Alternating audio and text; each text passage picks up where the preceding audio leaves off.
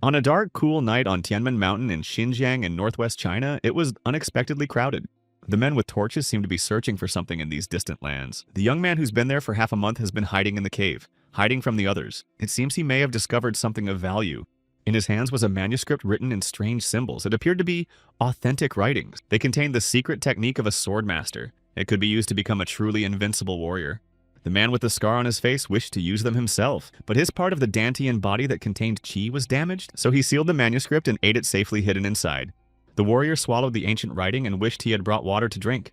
That's when he was called out. It turned out that someone had missed him and was looking for him. It was the head of the Golden Dragon clan and a member of the martial arts alliance named Mo Yong-su with Elder Beck Wiyang. They guessed that the blood cult spy had found what they were all after. The man turned to them and said that the manuscript was hidden in a safe place. He would gladly give it to them if they kept their promise. The elder clarified whether it was true that the warrior wanted to get rid of the bloodworm that was in his chest in exchange for the manuscript. However, they had no need to fulfill this request. Mo Yong-su took up his sword. Even if the man was rid of the bloodworm, he was not destined to live in peace because there was nowhere to go back to. It was Seo Un-hui of the Shining Earth clan. When Kai raged in his body and Dantian was destroyed, the warrior was banished. 10 years ago, he was kidnapped and placed in the chest of a bloodworm. From that moment on, he was forced to submit to the blood cult. Seo Un-hui didn't expect them to know everything about him. He tried to negotiate with them somehow. Only Mo Yong-su had no intention of doing so and pointed his sword towards the warrior. He only needed the ancient records. The young man replied that the manuscript was hidden in a secret place that only he knew about. Seo Un-hui insisted that the head of the Golden Dragon clan help him in exchange for the writings. All he wanted to do was just to live his life in peace. The warrior didn't want to belong to any clan. Hearing this, the elder laughed. He noted the young man's cunning. At that instant, Mo Yong-su pierced through Seo Un-hui's body. He smiled, assuming that the manuscript was inside his body. In panic, the warrior cried out in pain. Could it be that they were not going to fulfill the terms of the treaty from the beginning and wanted to destroy him? Seo Un-hui couldn't stand on his feet and fell backwards right onto the stone floor. Smirking, Mo Yong-su said that he was destined to die back when he became a spy. Along with Seo Un-hui's flesh, the sword also pierced the ancient scroll hidden inside him. When the killer realized this, he was horrified. He couldn't let the writing be lost. Suddenly, he saw blue fire enveloping Seo Un-hui's body. It was consuming the warrior, but no one felt the heat. As he sank into oblivion, Seo Un-hui closed his eyes and lost touch with reality. He only hoped that he would be reborn to a different fate. Suddenly, the warrior felt a chill on his face. Someone had played a trick on him by splashing cold water on his face while he slept. As Seo Un-hui jumped up and awakened from his sleep, he heard the laughter of two powerful and strong guys standing right in front of him. The young man had no idea where he was. The body belonged to him, but there were no scars, cuts, or burn. This was where they called him a pathetic donkey. Seo Un-hui recognized that painfully familiar voice. They were brothers Sung Jabek and Sung Woohyun, the self-proclaimed Hunan Dao. They were once destined to become the black and white ghosts of the blood cult. Seo Un-hui wondered why they were so young. He was also so young. He looked at himself in the mirror in surprise. Sung-ja Bayek with a bucket in his hands asked what his comrade was so surprised about. Thinking that Seo Un-hui was drunk, one of the Hunan Dao kicked him in the back. The young man fell off the bed he was sitting on. The brothers bent over him and demanded some money. At first, Seo Un-hui thought it was just a dream, but now he was in real pain. He stood up and grabbed Sun Woohyun by the chest and asked him what date today was. He got nervous and tried to pull away.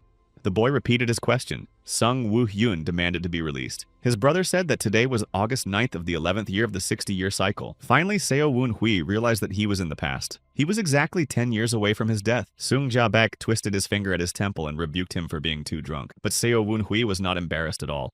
On the contrary, he happily threw his arms around Sung Woohyun's neck and hugged him. He thought that his comrade had gone crazy and tried unsuccessfully to break free from his embrace, because Seo Un-hui's clothes were wet and cool. At that time, masked men were approaching the settlement. They clearly had bad intentions. They knocked on houses, disturbing the sleep of civilians, and took their lives in cold blood. The villains spared neither old men nor women. Many innocent people fell at their hands that day. Seo Un-hui was looking through his things. He was sure that he had a chance to save himself, and he couldn't let it go. Sung Woohyun kept trying to get money from him, but the guy didn't seem to hear him. Seo Un-hui told the brothers to run away right away. Then Sun Jabek clenched his fists, intending to force him. Finally, Seo Un-hui found the Sword of Sodom among his belongings. It was the only thing that reminded him of his mother. He was very sorry when he lost it, but now it was as if fate had given him a chance to get this memorabilia back. Suddenly, Seo Un-hui heard someone screaming. It wasn't coming from outside, but from inside his head. Poor guy almost went deaf. Turns out his brothers heard him too. It was a cry for help. The young man realized that it was time to get out of here or they would be in trouble. The twins looked out the window. From their reactions, something unimaginable was happening there. They were confused and didn't know what to do. Seo Un-hui pushed them aside to see what was going on. Seo Un-hui looked out through a gap in the shutters and saw the people of the blood cult carrying out their judgment. There were almost no living inhabitants of the settlement left on the street. It was truly a horrible sight. On this day, Seo Un-hui was going to be kidnapped. The brothers did not understand what was happening outside and asked who all these aliens were. They wondered if their settlement had been attacked by bandits. Seo Un-hui explained that they were cultists and needed to run away from them right now. Sung Woo-hyun and Sung Jabek couldn't believe their ears because they all thought the cultists didn't exist for a long time. Seo Un-hui said he was leaving and left them with no answer. Even if they didn't manage to escape, they would at least become martial artists, which wasn't bad either. Seo Un-hui remembered that 10 years ago there were 4 of them. But who was the 4th?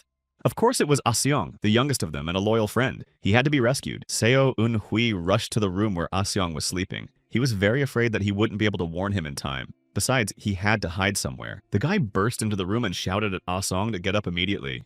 The frightened boy didn't even immediately realize who was here and what he wanted from him. Seo Un-hui grabbed his hand and dragged him along, promising to explain everything on the way. As he left the building, he said that the settlement had been attacked by cultists and they needed a good hiding place. They ran away, encountering people still alive on their way. And Sung asked why they ran to the center of the settlement instead of to the exit. But it was impossible to leave the center of the settlement because they were under siege. In that case, the boy suggested going back to the room and hiding in the closet. But Seo Un-hui objected that it would be too obvious. Those who hid in cupboards and large jars were very unlucky. They were immediately discovered and deprived of their lives. So the friends needed to hide where no one would look for them. But that wasn't so easy.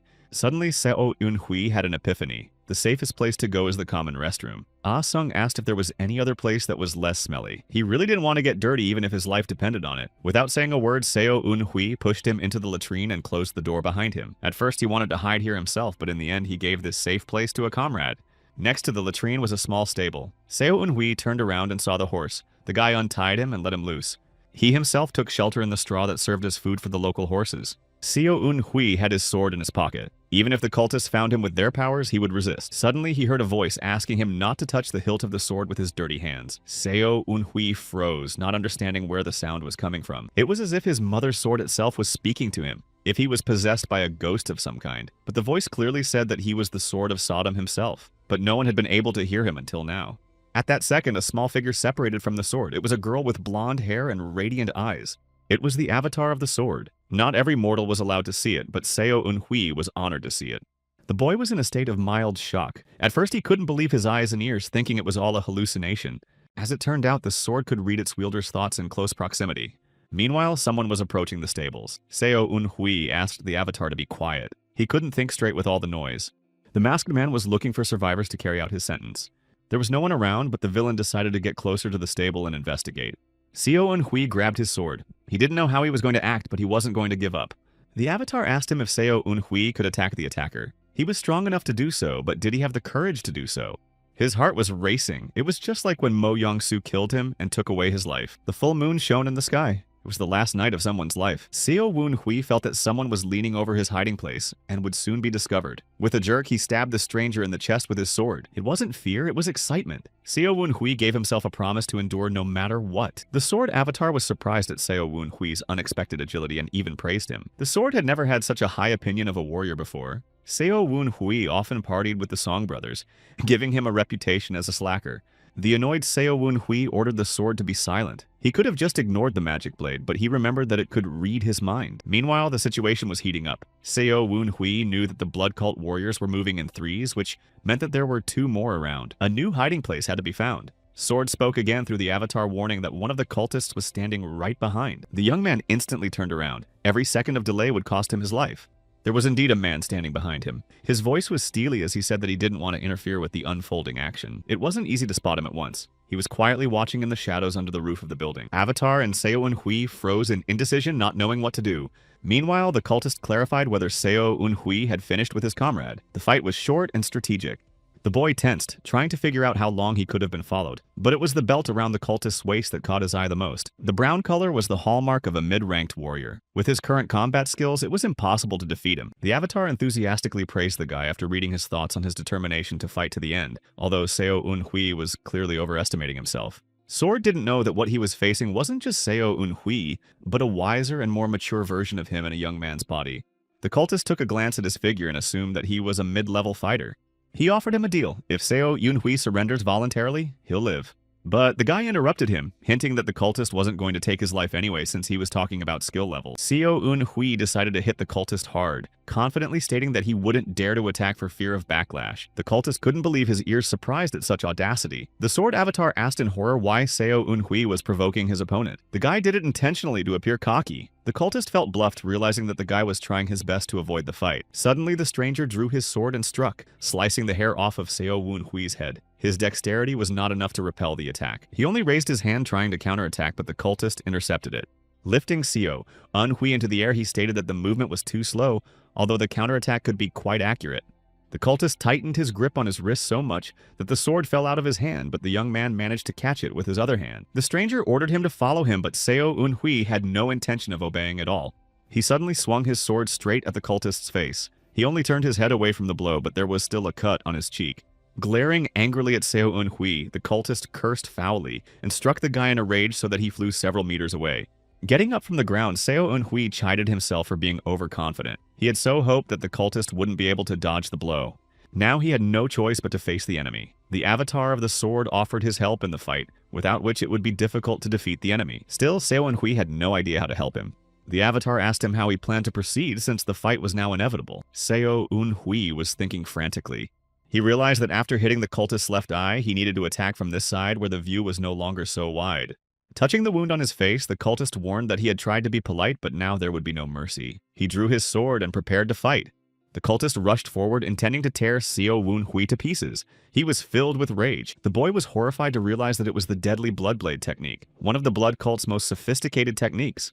The cultist's movements were so fast that Seo Yunhui could barely catch them. They were aimed at exhausting the opponent. While Seo Yunhui was pondering his defense, the sword avatar prompted him to strike from the front. Lightning following this advice, he blocked his opponent's sword. The cultist fell to the ground without expecting a fight. Seo Yunhui was surprised by this and stood still, waiting for further developments.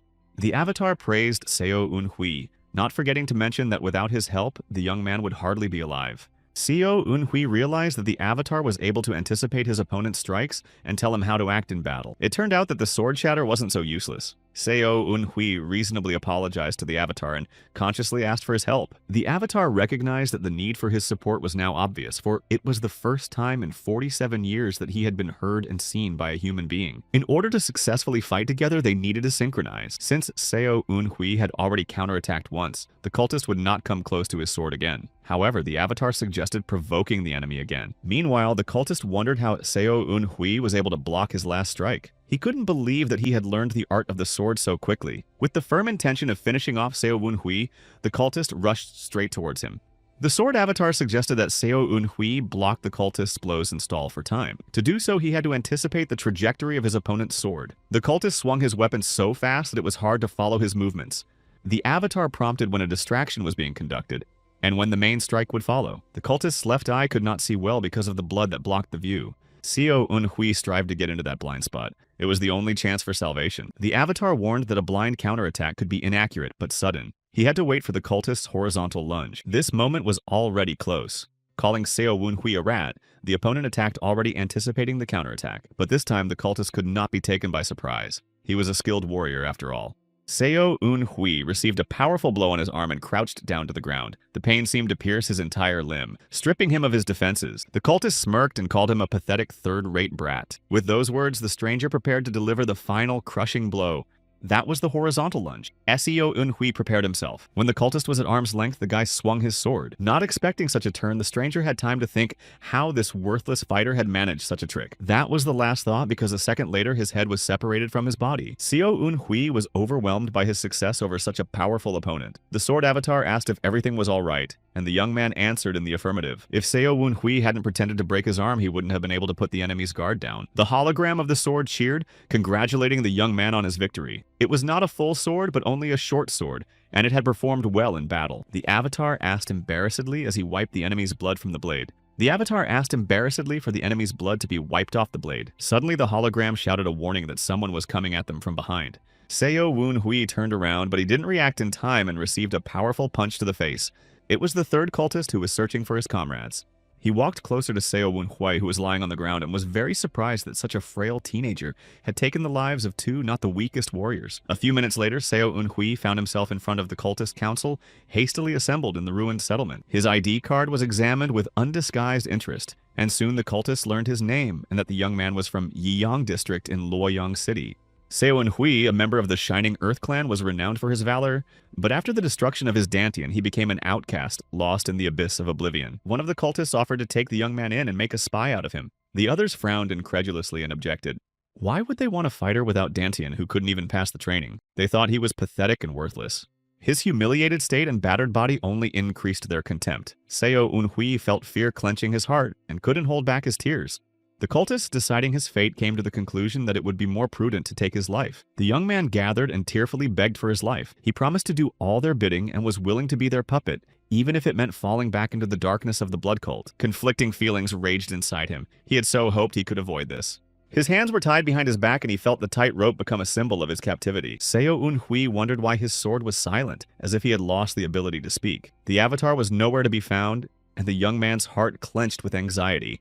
His gaze fell on the sword in the cultist's hands, and as he looked at it, the leader marveled at how such a loser had managed to take the lives of two of his fighters. Perhaps there was still a spark of his clan's heritage in him, but Seo Unhui realized that he could not escape serving the Blood Clan. He had to survive to organize an escape, but with each passing moment, this hope was becoming more and more elusive. Finally, the cultist captain spoke words that took the young man's breath away. They would not take him with them. The world collapsed in an instant. The unfortunate man desperately begged for mercy again. His voice trembled with fear and his eyes glistened with tears. But there wasn't an ounce of mercy in the eyes of the cultists. Only a cold determination to wipe his existence from the face of the earth. Seo Unhui was waiting for payback. A sword loomed over his head, ready to decide his fate at any second. There was no chance of escape left for the boy. He tried to find some way out, but in his situation, it was almost impossible. The cultist captain watched with a chuckle as Seo Unhui desperately searched for escape, like a hunted animal scurrying for shelter. Perhaps if he had begged more persistently, he might have escaped death. The young man did not notice that his efforts were only mocked. Suddenly, the sword of one of the strangers standing nearby caught his attention. Seo Unhui had seen it somewhere before.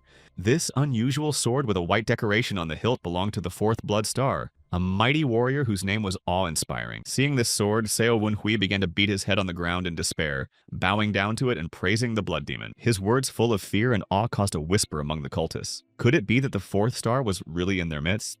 The captain, sensing the tension in the air, turned around and, seeing the powerful figure standing behind him, bowed to her in respect. In his past life, Seo Unhui had not had the honor of meeting any of the 7 honorable blood stars. However, he had heard legends that the leaders of the blood cult were able to disguise themselves as common warriors to stealthily observe units.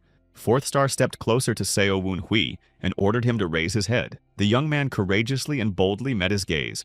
Before him stood Do Chanho, one of the blood cult's most skilled warriors whose name inspired fear and respect. He asked Seo Unhui how he managed to recognize his presence. Seo Unhui gathered his wits and replied that he recognized Du Changho by his sword. The white decoration on the hilt was a reminder of a faithful white stallion. Du Changho noted the young man's eyesight in surprise, but then his eyes became wary. Only a member of the blood cult could know this information. Seo Wunhui panicked. Suddenly, it was clear to him that what he was saying might cause mistrust. The situation was heating up and he realized that he would have to get out of it somehow and lie.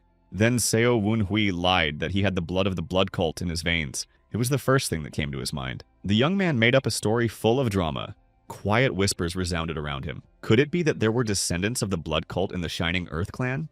He said that his grandfather had once participated in the Great Ortho-Heretic battle as a low-ranked warrior in the Blood Wolves unit. After being wounded, he began to wander in search of a safe place to settle with his daughter. So his grandfather ended up in Luoyang City, but his suffering was not over. His body and soul were scarred. The daughter had to become a servant of the Shining Earth clan. She met a boy there, and Seo Unhui was born. Du Changho stood in front of him, listening incredulously to this seemingly coherent story. His hand rested on the hilt of his sword. Seo Unhui could feel the tension rising in the air. The fourth star did not take his eyes off of him and ordered him to speak further. The boy panicked again but went on with the legend. When he was very young, his grandfather taught him martial arts and passed on all his wisdom. Seo Unhui continued to develop his story, outlining the harsh reality of his training. Every time he complained about the harsh conditions, his grandfather would bring up the captain of the Blood Wolf squad, No Juman, and his son No Sun Gu. These names were like symbols of strength and fortitude, and my grandfather emphasized that if the captain's son could endure such trials, then Seo Wunhui could too. Seo Eun-hui said that his grandfather warned him that the blood cult would get to them sooner or later. At that moment, he noticed Do Chang-ho's hesitation. A glimmer of confidence seemed to flicker in his eyes. Do Chang-ho leaned towards Seo Eun-hui. His gaze became serious. It seemed like he was about to ask some important question. But at this moment, the cultist captain couldn't help but interrupt their conversation, urging everyone not to believe a word this brat said. However, Do Chang-ho sternly reprimanded him for interrupting Fourth Star's speech. Seo Eun-hui was amazed at how Do Chang-ho instantly besieged the captain with a display of his power and influence. The captain, realizing his folly, bowed before him and begged for leniency. His pride had clearly been trampled. Do Chang-ho returned to his conversation with Seo Eun-hui. He understood that the young man had taken the lives of 2 cultists in self-defense. But he still had one question. Why didn't Seo Eun-hui reveal his true identity to the captain right away? He bowed his head and confessed that he was only afraid of being punished despite being a member of the blood cult. After these words suddenly burst into a ringing laughter that broke the ominous silence in the settlement. With a stern look once again, he said that he understood the young man's motives. Given that Seo Eun-hui's grandfather was a cultist, he was one himself. Do Chang-ho pointed out that they had just almost lost an important descendant of an ancient clan. He asked Seo Eun-hui to join the blood cult. The young man replied that he would honorably accept the offer. Seo Eun-hui felt disappointed as he said those words. He survived but still found himself trapped where old shackles and new obligations were woven into one tangled knot. Seo Eun-hui felt the ropes binding his arms loosen, releasing him from the weight of his captivity. He crouched to the ground and, unable to hold back a surge of emotion, began to praise the blood demon, calling upon its strength and power. Do Chang-ho, watching this scene, solemnly congratulated the young man for joining the blood cult. With these words, he turned to leave but stopped halfway. Since they had found a descendant of the ancient clan, Seo Eun-hui could now count on the fulfillment of his wish. Seo Eun-hui felt excitement and wariness creep into his heart. This could be a blessing or a trap. Thoughts swirled in his head, and he knew he had to use this moment wisely so as not to give away his true intention. He looked down and gathered his thoughts and said that he would like his short sword back. The words were quiet, but they hid all his pain and nostalgia. That sword was the only memory he had of his mother. Do Chang-ho was surprised when he heard this request. He didn't expect Seo Eun-hui to ask for such a thing. Fourth Star demanded that the captain hand him the sword. He hesitated, for the sword had the blood of 2 cultists on it. However, Do Chang-ho had already reached for his sword, prompting the captain to act faster. Not wanting to incur the wrath of his commander again, the captain gritted his teeth and complied. He handed over the short sword and the man finally took it in his hands. Do Chang-ho took the sword out of its sheath and began to scrutinize it. It was indeed a good weapon of fine craftsmanship. Do Chang-ho told Seo Eun-hui that he would have to pay for spilling the blood of 2 cultists. With those words, Do Chang-ho broke the blade of the short sword with just 2 fingers without expending any effort. At the same instant, Do Chang-ho, as if demonstrating his power, threw the rest of his sword towards Seo Eun-hui. The sword slammed into the ground right in front of his face with a thud, leaving a sense of tension and menace in the air. This seemed like a warning for the future so that Seo Eun-hui would use his weapon more judiciously from now on. Seo Eun-hui took hold of the hilt of the sword sticking out of the ground and looked at the Fourth Star carefully. Even though he had obtained the sword, suspicion from Do Chang-ho still hovered in the air. Meanwhile, the cultists began to leave the village. Seo Eun-hui realized that he had to join them. But first of all, he had to talk to the avatar of the sword. This connection to the sword was important to him. Feeling the cold metal of the sword in his hands, the young man felt joy that he had managed to retrieve Sodom's sword. But that feeling was replaced by anxiety when the enraged avatar appeared before him. His hair was shorter, making him look more intimidating.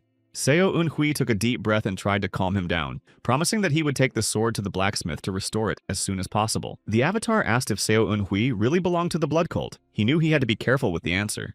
The young man replied that it wasn't quite true, but it wasn't quite a lie either. He said it with a balance between honesty and caution. Sword Avatar Sodom noticed that Seo Eun-hui was troubled for a moment. His gaze was filled with understanding and doubt. Seo Eun-hui gathered his thoughts and, looking at the avatar in the eyes, prepared to make a decisive move. Hoping that the revelation would make a difference, he confessed that he had come here from the future. Sodom tilted her head and looked at him incredulously.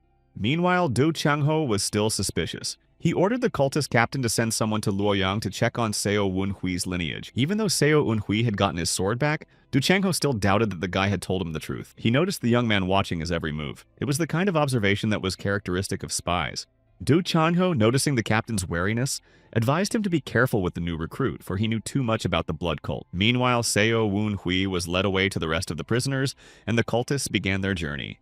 In the wagon carrying the survivors of the massacre, the mental dialogue between the sword avatar and Seo Eun-hui continued. Sodom still couldn't believe that Seo Eun-hui had traveled back 10 years after his death and gained the ability to see and hear her. Looks like he really was a descendant of the blood cult. Otherwise, how could he have such extraordinary abilities? The avatar seemed to be playing a joke on Seo Eun-hui. It looked like he had gone back 10 years to fall into the hands of the cultists again. If he had left Aseong and hid in the latrine himself, it might have gone smoothly. Those words hurt Seo Eun-hui. He couldn't leave Aseong in the lurch. Aseong was the only one who treated him with kindness in his past life. He saved Seo Eun-hui at the cost of his life, so he owed the boy a debt of gratitude. Sodom, continuing to push Seo Eun-hui to think with irony, asked if he was going to be an errand boy for the cultists again. After all, he now had an undeniable advantage. Seo Eun-hui thought about these words. He was aware of the many events that were about to happen. The other prisoners were resting around them, immersed in sleep, and none of them could hear the conversation between Sudam and Seo Eun-hui, for they were communicating mentally. Seo Eun-hui thought about his stay in the blood cult. He realized that he needed to learn various fighting techniques as much as possible in order to survive. This was his only chance to break free. However, with Dantian destroyed, his options were limited. The Avatar, sensing his confusion, replied that if he mastered Kai again, Sodom could teach him a martial art. It was a special short sword technique that required precision and surprise. At first, Seo Eun-hui brushed off the idea of learning a martial art with a short sword. In his mind, the concept seemed impossible. Sodom, sensing his distrust, was clearly angry. The short sword was not just a weapon, but a tool that required skill and precision. Seo Eun-hui realized that he had hurt the Avatar's feelings. He realized that despite his doubts, he had no choice but to listen to the lecture. Seo Eun-hui's hand suddenly lit up with blue fire and he froze, unable to move. The flames quickly engulfed his entire body, but he felt no pain. At that moment, he felt that he was in a different reality. There was no one and nothing around, only a vast space filled with silence. Seo Eun-hui tried to understand what was happening to him. His mind was flitting between fear and surprise. Suddenly, he heard a voice that seemed both near and far at the same time. The voice said that the universe would open with the acquisition of the Sword Heart. These words echoed in the void, and Seo Eun-hui penetrated his consciousness. A moment later, he was back in the wagon, surrounded by sleeping captives. The blue flames disappeared, but their heat was still felt in his body. Seo Eun-hui, still stunned by what had happened, turned to the Avatar. He asked if Sudam had seen the blue fire. Meanwhile, she was angry that Seo Eun-hui didn't listen to her martial arts lecture. She replied that she hadn't seen anything, and her voice was full of resentment and disappointment. Without waiting for an answer, Sodom turned away and hid inside the sword. Lastly, the Avatar said that he wouldn't bother Seo Eun-hui again until they arrived. However, the journey was long. The journey took almost half a month. Lying on the straw, Seo Eun-hui thought about what had happened. His hand looked ordinary, but there was an unknown power in it that he hadn't realized before. He began to slowly examine his fingers, trying to remember the moment he came across the secret writing. Seo Eun-hui, still immersed in thinking about his hand and searching for the blue flame, suddenly felt the cart come to an abrupt halt. He raised his head, and at that moment, the door to the wagon swung open, letting in the bright sunlight that blinded his eyes. A menacing voice that sounded like thunder ordered them to stand up and go outside. He also advised them to keep still, or they would be in trouble. The boy slowly stood up and rubbed his eyes as he walked outside. As soon as his eyes adjusted to the sunlight, he realized he was in the Valley of Blood. He was ordered to line up with the other prisoners. Seo Eun-hui looked at his companions, among whom he saw several anxious faces. The sword avatar appeared and asked in a sleepy voice what was going on here. It was one of the blood cult bases that also served as a training camp for kidnapped children. In front of them stood a stern-looking man with a sullen expression. His name was Gu Sung-woon, and he was the person in charge of training at this camp. Seo Eun-hui suddenly heard a familiar voice calling him from behind. He turned around and saw Ji-baek and Woo-hyun grinning at him. They made fun of him, saying that even though Seo Eun-hui tried to escape, he still ended up here with them. Seo Eun-hui felt joy fill his heart at the sight of familiar faces, despite the fact that they were all in such a terrible situation. Ji-baek noticed that Seo Eun-hui's hands weren't tied and looked at him curiously. He asked his comrade about it. The young man, realizing that this was not the right time for explanations, replied that it was a long story and now was not the time to discuss it. Captain O, standing on a dais with a stern expression on his face, began to speak, urging the captives to listen to him carefully. Behind him was a rostrum, and his voice was loud and commanding. When he counted to 5, the prisoners would have to run to this podium. Whoever fails this test will be punished immediately. Some of the captives, panicked, began to ask Captain O to untie them. Seo Eun-hui, sensing the rising tension, immediately started running ahead of the others. The twins tried to understand what was going on and shouted for Seo Eun-hui to tell them what to do, but he had already left them far behind, rushing towards the podium. Ji-baek and Woo-hyun followed Seo Eun-hui and looked around as they ran. They were horrified when they saw that those who hadn't escaped were being massacred.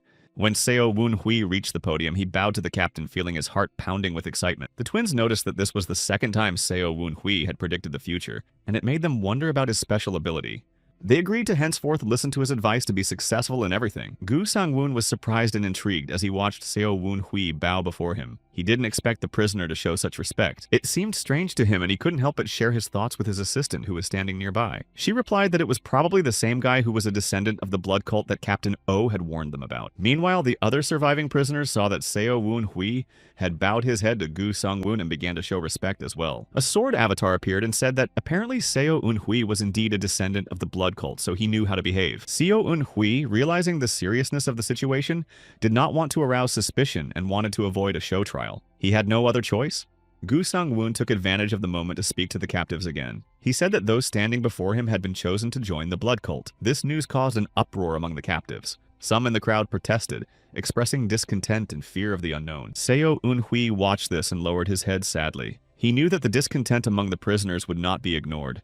It wouldn't be long before there would be a show of punishment for those who dared to object. He wanted to protect his comrades, but he didn't know how. Sodom was filled with anxiety and fear. She could not believe that the disgruntled could be taken away right in front of the other prisoners. At the same second, a cultist walked up to the troublemaker from behind and without saying a word struck him directly on the head. It was unexpected and cruel. This was how the blood cult instilled obedience and fear. There were shrieks in the crowd and people recoiled, realizing that this could happen to anyone. Sudam wondered how Seo Woon Hui could survive in such an environment. She couldn't imagine how she could obey orders that could cost her life. The young man, noticing her surprise, sadly replied that he was just trying to survive by following the instructions without thinking about the consequences. At this moment, Gu Sung Woon, standing on a dais, proclaimed the beginning of the initiation ceremony. Looking over the crowd, he singled out Seo Woon Hui and ordered him to come closer.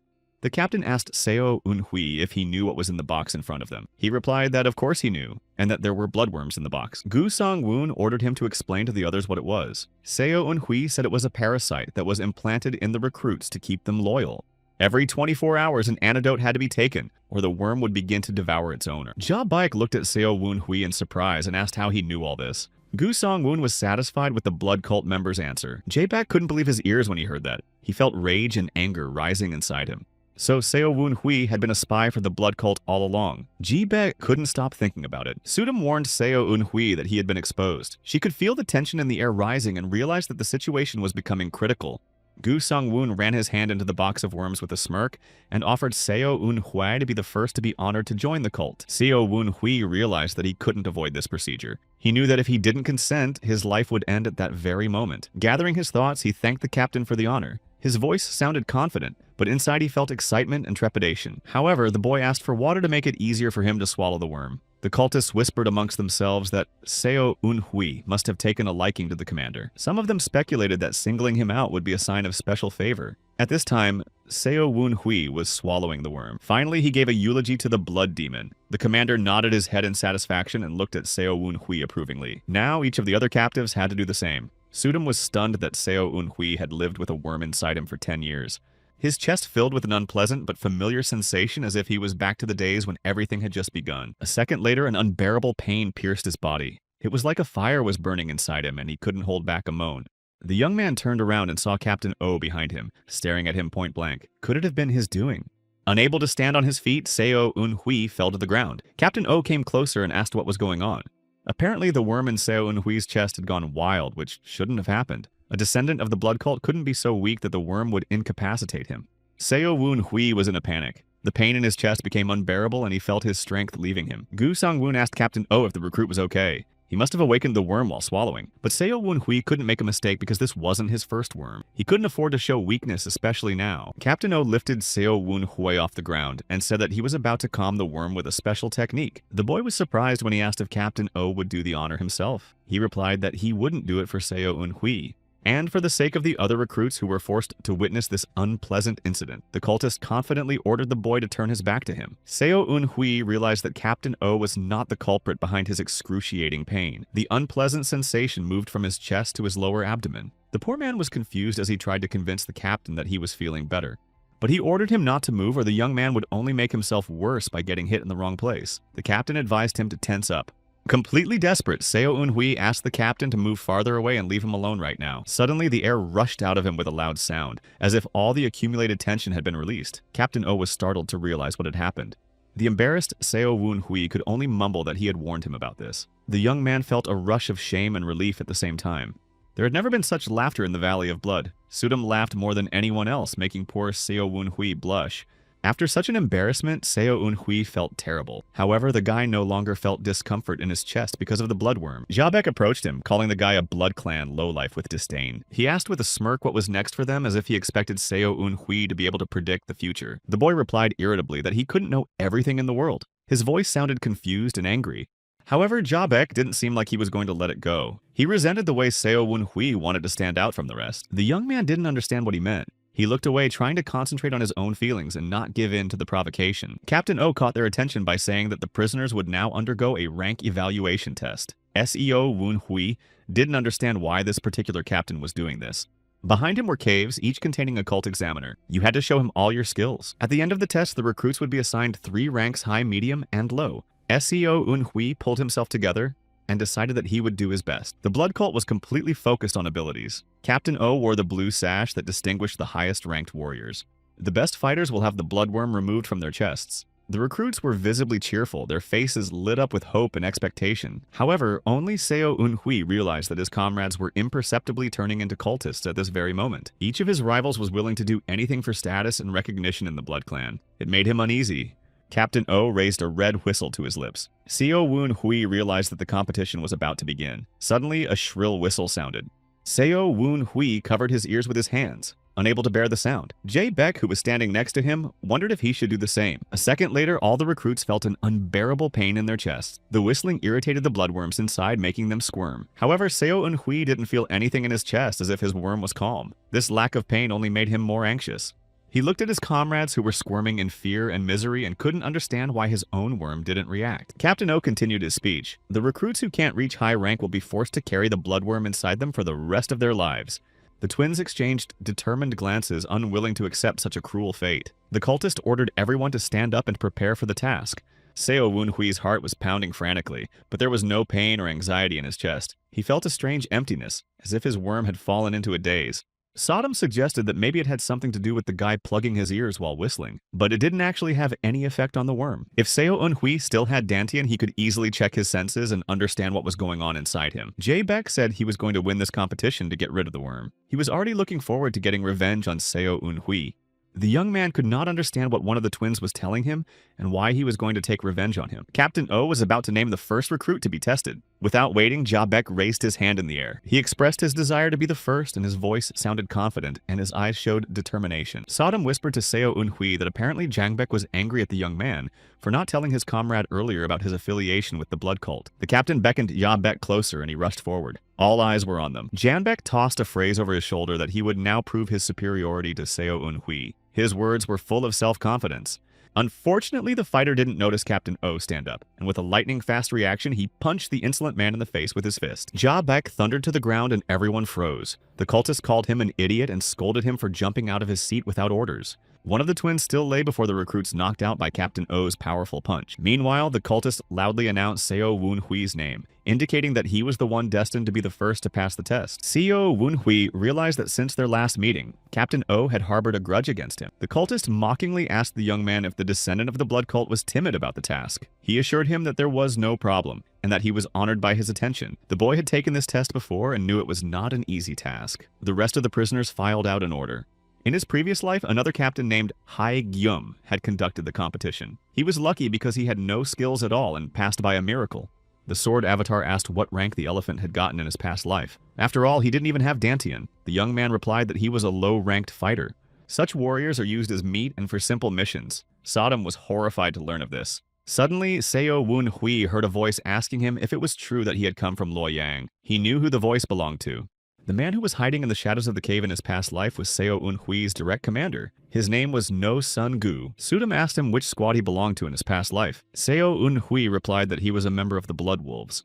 The man repeated his question. Seo Eun-hui realized that this was Captain O's way of trying to set up a confrontation. The young man gave his name and confirmed that he belonged to the Shining Earth clan from Luoyang. He also said he heard about Captain No Sun Gu from his grandfather. The captain threateningly said that it was a blatant lie. Unveiling his sword, the cultist added that there had never been a person of the same description as Seo Eun-hui's grandfather in his squad.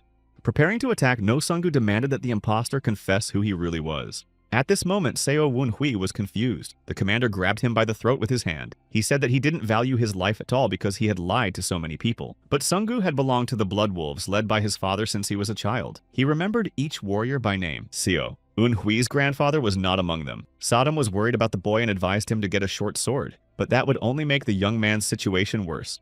He wanted to talk first and settle the matter peacefully. Still holding Seo Un-hui by the throat, the commander drew his sword with his free hand and prepared to strike. Sodom warned him of an impending attack. The boy still had to use his short sword in self-defense. However, the commander's sword skill level was much higher. Seo Un-hui couldn't keep up with his quick movements. Seeing the young man's intention, the commander kicked him in the chest. The boy flew to the opposite wall of the cave.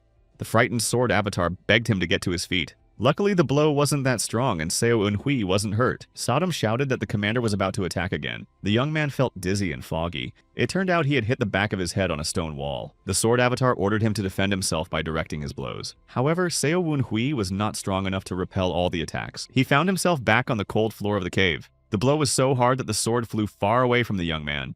But Sung-gu kept beating him. Finally, he stepped his foot on Seo Un-hui's chest and ordered him to answer who he was. The boy was glad for the brief respite. He decided to hit a nerve with the captain. Seo Un-hui reminded him of his long-lost sister. The man was surprised that the recruit had managed to find out so much information about him. However, everyone knew that his younger sister was long gone. Seo Un-hui shouted that Seo was alive. That was the name of the commander's sister. She was kidnapped but survived. The body that was found and presented to her family was not hers. The boy offered to negotiate. The captain glanced at the short sword Sodom had nearby. The man was surprised that this recruit knew his sister's name. It didn't seem like a bluff. He stuck his sword next to Seo Un-hui's head, but Sung-gu was willing to listen to him. He asked where Seo was now.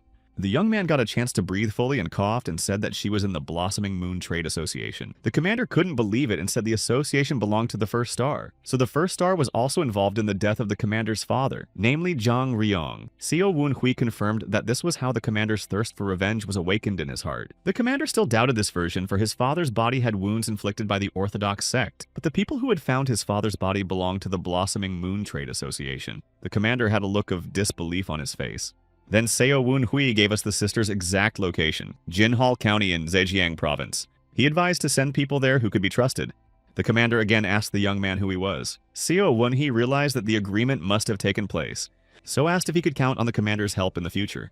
The commander threatened that if it turned out that the guy had lied to him, he would be immediately beheaded. Seo Un-hui replied that he didn't need to lie because he had already swallowed the bloodworm. He hoped that the captain would be able to find his sister. The man promised that he would consider him his benefactor for life if his sister was found. Seo Un-hui thanked the commander for the honor. After all, the commander was a fair and wise man. He handed the boy a plaque indicating his rank. He was given a medium rank. The captain explained that Seo Un-hui had blocked his attacks twice, which meant he was not a bad fighter. He also promised to support his legend about his grandfather. The captain realized it was a lie because he never told him his grandfather's name. Seo Un-hui admitted that he was lying. Even so, the captain trusted him. The young man took his short sword and left the cave with Sodom. She was glad that the battle had a successful outcome. The commander thought about how this strange guy had managed to keep his composure all this time. He seemed experienced despite his slowness. Perhaps someone or something was helping him. However, Seo Un-hui didn't have any negative emotions toward him, more like the opposite. At that time, Captain O ordered the next recruit to prepare for the test. He ordered those who had already completed the task to split up according to their rank. Jae-baek was surprised that Seo Un-hui had gotten the middle rank. Sudam and Seo Un-hui laughed joyfully at his naive expression. A squad of mid-rank recruits followed Captain O. Jae-baek couldn't figure out what Seo Un-hui was doing among them. Could it be that he was so honored by his affiliation with the blood cult? Jae-baek promised to try his best to beat Seo Un-hui. The boy sighed sadly. Why was everyone around him trying to get in his way? He had only been in the Valley of Blood for a few days and already made enemies. Even Captain O was always looking over his shoulder. Apparently, Seo Un-hui made the man very nervous. When the Bloodwolf squad leader confirmed Seo Un-hui's origin, Captain O became very angry. Sodom reminded the guy of the episode with the tainted air, which made him uncomfortable again. The sword avatar asked what he was going to do next. First, he needed to find a way to restore his Dantian. Seo Un-hui had once heard of a healer who could cure any ailment, but everything had a price. There was no telling what he would ask for in return. The divine healer was to visit the Blood Valley in 10 days. However, there was nothing to pay Seo Un-hui with. Sudam said that the poor young man had nothing else but a short sword. Was he really going to give it away? The sword avatar came at the boy with his fists. Seo Un-hui defended himself as best he could against the small hands. Jae saw the guy fighting the air and wondered if he should follow him. Seo Eun-hui wanted to find a medicinal plant and pay him back. He knew what kind of plant the healer needed and also knew where to find it. Sudam smiled, pleased at how clearly Seo Eun-hui had thought of everything. Given the circumstances, the young man hoped to succeed in the blood cult. Suddenly, the travelers saw dead bodies of people lying on their way. Captain O ordered everyone to stop. He cried out in horror, trying to understand what had happened here and who had done it. Suddenly, everyone saw a powerful, huge man standing in front of them dressed in a tiger skin. He was holding some guy by the neck. Seo Eun-hui heard the stranger say that these brats were no good. Captain O menacingly asked the man who he was. The man looked into the crowd and said that the new assholes had finally arrived. He walked up to Captain O and hit him with such force that the poor guy flew far away. When the captain got to his feet, he immediately ordered the recruits to retreat and drew his sword. A stranger's hand stopped him. Ordering him to stay out of his way, he easily tossed the captain aside. Seo Eun-hui and the others were terrified. If this man could easily take out the captain, he could take out any commander. The boy had never encountered a warrior of such a high level in his previous life. Jae somehow thought the captain was dead. The stranger clapped his hands, causing a gust of wind so loud that Seo Eun-hui could barely stand on his feet. The clap was so loud that everyone around him covered their ears. The man said frustratedly that perhaps these bastards were nothing if a simple clap had demoralized them. Sodom tried to bring Seo Eun-hui to his senses in a panic. His eardrums seemed like they were going to burst. His ears were bleeding and he felt dizzy. Suddenly, the boy felt a warmth in his chest. At this moment, the ringing in his ears stopped and his wounds recovered. Seo Eun-hui heard shouting behind him and turned around. He saw that Song Woo-hyun was lying on the ground, and his brother rushed to the attack. He seemed to be the only one who could withstand the clap. The man laughed loudly and kicked Jae, who was running toward him, in the head. Woo-hyun approached his knocked-out brother, trying to bring him to his senses. Sudam asked Seo Eun-hui if he could move. The boy himself realized that it was not safe to stay here, but then a stranger in a tiger skin noticed him. The young man immediately rushed away but was caught and kicked. He then lost consciousness. After a while, the cultists found Captain O lying on the ground and several injured recruits. He woke up and told how someone had knocked him out with a single blow. Captain O described his appearance, mentioning his uncombed hair and tiger skin as special features. Gu Sang-woon questioned him, clarifying that he had understood correctly that a certain person had mutilated and stolen the prisoners. Captain O confirmed it. From the description, the stranger looked like Elder Hae Akon. He was one of the 4 supreme elders of the blood cult who lived in the 6 Blood Valley. His eccentricity was legendary. At this time, Seo Eun-hui woke up in Haya-chan's dwelling and looked around without finding his short sword. Hae Akon laughed and showed him the short sword he was holding. The elder was surprised that Seo Eun-hui, with his broken dantian, could withstand such an attack and even woke up first afterwards. He was clearly anticipating the fun. The 2 cultists set out to find the recruits in the Elder's lair. Climbing up the cliff above Captain O took the blame for the cadets' kidnapping. Gu Sang-woon assured him that it would be difficult for any warrior to compete with the Elder. The captain was concerned about the fate of the recruits.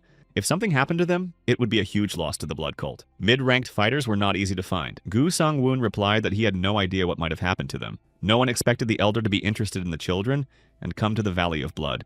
When they were about to reach Gu Sang-woon's abode, he warned Captain O to choose his words carefully when speaking to the Supreme Elder. He has a reputation for being the most unpredictable head of the cult. When they were at the entrance of the abode, Gu Sang-woon got down on one knee and swore an oath to the Blood Demon. Then he introduced himself, giving his name and rank.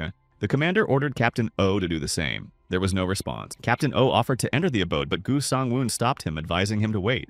Suddenly, from the depths of the abode, something flew straight towards the commander. He reacted in time to defend himself with his sword. The man noticed that it was only a seed from an apple. At that moment, an elder's voice came from the darkness and praised the commander for his dexterity. Gu Sang-woon replied that he didn't deserve such high praise because he was just an insect to a skilled craftsman like Elder. The Elder asked the travelers if they had come here for the abducted children. The commander nodded, explaining that they intended to raise these children to be worthy warriors of the blood cult. The Elder said he had no intention of harming them. These guys seemed pretty good and promising, so he was going to teach them a couple techniques while they were in his abode. Gu Sang-woon was astonished at this news because Elder Hae had never taken on any disciples. Something was not right here. However, the commander said he understood and congratulated the Elder for accepting the students. But the Elder explained that he had taken the children to brighten his loneliness. Gu Sang-woon immediately apologized for his ignorance. Captain O stared at the Elder in confusion. Training under such a great master could change the fate of any new recruit. Seo Eun-hui could not be allowed to be trained by him. The captain asked for permission to speak to the Elder. He said that one of the cadets named Seo Eun-hui had a damaged dantian. Gu Sang-woon looked at him without understanding why he was saying that. Captain O said that such a cadet was unworthy of being trained by an Elder. At the same second, the captain was hit in the forehead by an apple thrown at him by the Elder. The blow was so powerful that the man did not hold on and flew down the cliff with a scream. Elder, he asked rhetorically why the man spoke his opinion when no one asked him to. After all, he had chosen these cadets himself. Then he said that he had been in a bad mood since morning and ordered the uninvited guests to leave. Gu Sung-woon immediately turned around and headed towards Blood Valley. He was disappointed that they had lost the promising twins. He planned to send Seo Woon-hui as a spy to the Martial Arts Alliance. When the guests left, the elder said how noisy they were. Seo Woon-hui realized that the black and white demons were trained in battle techniques just by the elder, but he couldn't understand why he was among them now. Haya-chan said he was hungry and ordered Seo Woon-hui to get food in 4 hours. The guy thought he'd misheard. I wonder if he was hired to fetch food.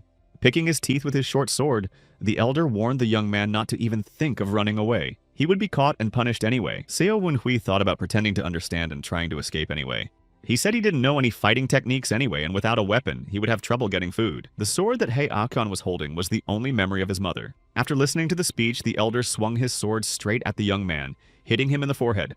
Hei Achan noted the young man's cunning and said that he didn't need such a useless knife anyway. The boy thanked the elder. Sodom appeared and expressed her displeasure at Hayakon's misuse of the short sword. In the meantime, the elder struck his fists at the unconscious twins, thus trying to bring them to their senses. Seo Woon-hui thought they wouldn't last long. Hei Akshan picked them up by the scruff of the neck and dragged them towards the exit. He turned around and said he wanted to eat some meat. In the same second, he disappeared along with the twins. Seo Woon-hui didn't realize what had happened right away. He stepped out of the cave into the light and only now realized that he was on top of a cliff. The boy was terrified. After all, it would take him at least 4 hours just to get downstairs. Seo Woon-hui lamented the impossible task. He risked incurring the elder's wrath. Sodom asked him to look at something off to the side. The young man saw Hayakon jumping from rock to rock with the word monkey holding the twins in his hand. It was pointless to run away because it was impossible to hide from such a dexterous and strong master. After pulling himself together, the boy decided to climb down. He came to the cliff and hung on his hands and feet. Even though Seo and Hui was afraid of falling from a height, he decided to do his best. Suddenly, the ledge he was holding onto with his hand fell off, and the young man flew downward. Fortunately, he managed to grab onto a branch and was not badly hurt. Without Dantian, he had a hard time. The sword avatar wondered how he had managed to survive such a fall. Seo Woon-hui once again lamented his unlucky fate. Sodom laughed at the joke of his quick descent. The annoyed boy shouted at her, promising to beat the crap out of her. However, it was still a long way to the ground. He just hovered in the middle of the path. When the 4 hours were up, Hei Akon looked for Seo Woon-hui hanging on a rock. He was so hungry and angry that he was ready to take the life of anyone who came under his hot hand. The boy couldn't think of anything better than to say that he missed the elder. Hei Akon had never heard such nonsense in his life. The task was failed and severe punishment followed. Seo Woon-hui desperately tried to descend the cliff in less than 4 hours, but was unsuccessful. Soon he ventured on a desperate escape but was caught and punished again. After 2 months, Seo Woon-hui became a strong and agile fighter. But the most important thing was that he finally learned how to hunt. Sodom has consistently supported him, giving him strength and inspiration. Today, he proudly caught 2 rabbits. Suddenly, there was a loud noise behind him, and Seo Woon-hui felt his heart beat frantically in his chest. Elder Hei's appearance was always exciting. His stomach rumbled with hunger, and he decided to find Seo Woon-hui without waiting for him to show up. The boy presented him with 2 rabbits. However, it was too little for 4 mouths. Hei said that 1 eater would have to be gotten rid of. Seo Woon-hui didn't have time to do anything before he was hit on the head with his fist. The poor man woke up in a painful, suspended state on a cold rock. Today was clearly not his day. Seo Woon-hui had been living as a slave for 2 long months, worrying endlessly about what the cruel elder Hei might do. Against all odds, risking everything, he tried to survive in these brutal conditions. But no matter what the result, he was invariably punched in the face. Seo Woon-hui often lost consciousness from the beatings and came to his senses tied up and hanging on a branch like a limp doll. When the young man was first strung up, he was violently nauseous, but now his exhausted body had learned to bear this humiliating ordeal patiently. But suddenly a familiar voice called out to him and he jumped in surprise. It was Ja Baek, who looked like he'd been through hell himself. He and Woo Hyun were also beaten mercilessly. Ja Baek came to get Seo Woon-hui to tell him that the elder wished to see him. Sodom couldn't hide her surprise as the young man usually hung on much longer. Seo Woon-hui was terrified of what awaited him. In the abode, Elder Hai-sun suddenly ordered him to take off his clothes. Seo Woon-hui couldn't believe his ears, so he asked again. Receiving an affirmative answer, he took off his shirt, exposing his muscular torso, which had undergone changes in the constant struggle for survival. The physical form of the fighter satisfied the elder, and he noted with satisfaction that the young man had benefited from the foraging for food, and now something more awaited him. Turning to Ja Baek, the elder demanded that he now begin to get food for everyone. The twin tried to protest but received a crushing kick to the face so that he flew out of the cloister. The man instructed Woo Hyun to prepare food while he was away. Elder He grabbed Seo Wun-hui by his clothes, and without warning, he began to rapidly jump from one rock to another. The young man's heart was racing with fear. He asked if he could walk, but the man sharply cut him off and told him to shut up. The new recruit had to learn basic movement techniques through practice. With those words, the elder let him go, and Seo Wun-hui fell into the icy river. Almost reaching the bottom, he desperately swung his arms to float to the surface, overcoming the icy cold chilling his entire body. When he saw the elder on the bank, he indignantly asked why he had thrown him into the river. Elder He laughed and explained that he was taking the recruit to his mentor, so it was impossible to appear in front of him like this. Seo Wun-hui couldn't believe what he was hearing. It sounded like mockery.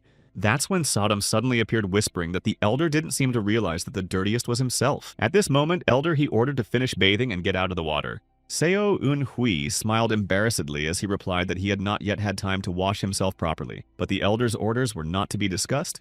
When they reached the waterfall, they passed through its powerful streams and found themselves in a secret cave. It was clearly inhabited by someone who did not wish to be discovered. Sodom began to fantasize that some handsome martial artist might be lurking here. Seo Wun-hui doubted that Elder He could have had an adequate friend. Most likely there was an equally insane character living here. Finally, the man stopped and solemnly announced that they had arrived. In the depths of the cave, Seo Wun-hui noticed a mysterious, dark silhouette. The elder turned to the young man and ordered him to pay his respects to his mentor. The guy obeyed and knelt down on one knee and paid his respects to the blood demon with seriousness, giving his name and rank. Sodom embarrassedly explained that his mentor was unlikely to be able to answer him. The young man looked up.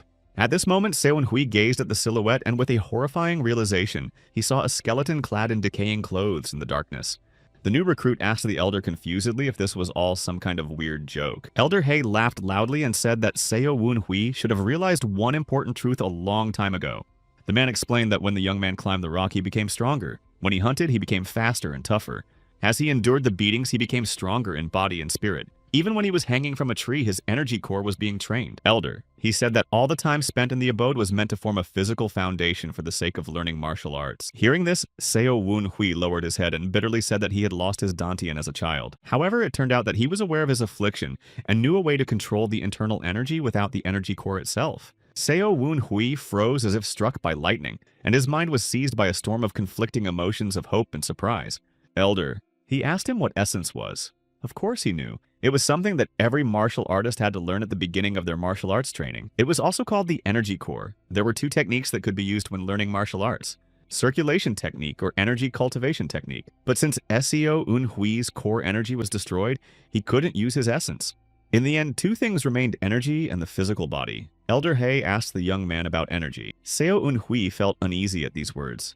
He seemed to know what he was talking about. He told what few people knew. He pointed to the young man's heart. At the center of the recruit's chest was the innate core energy.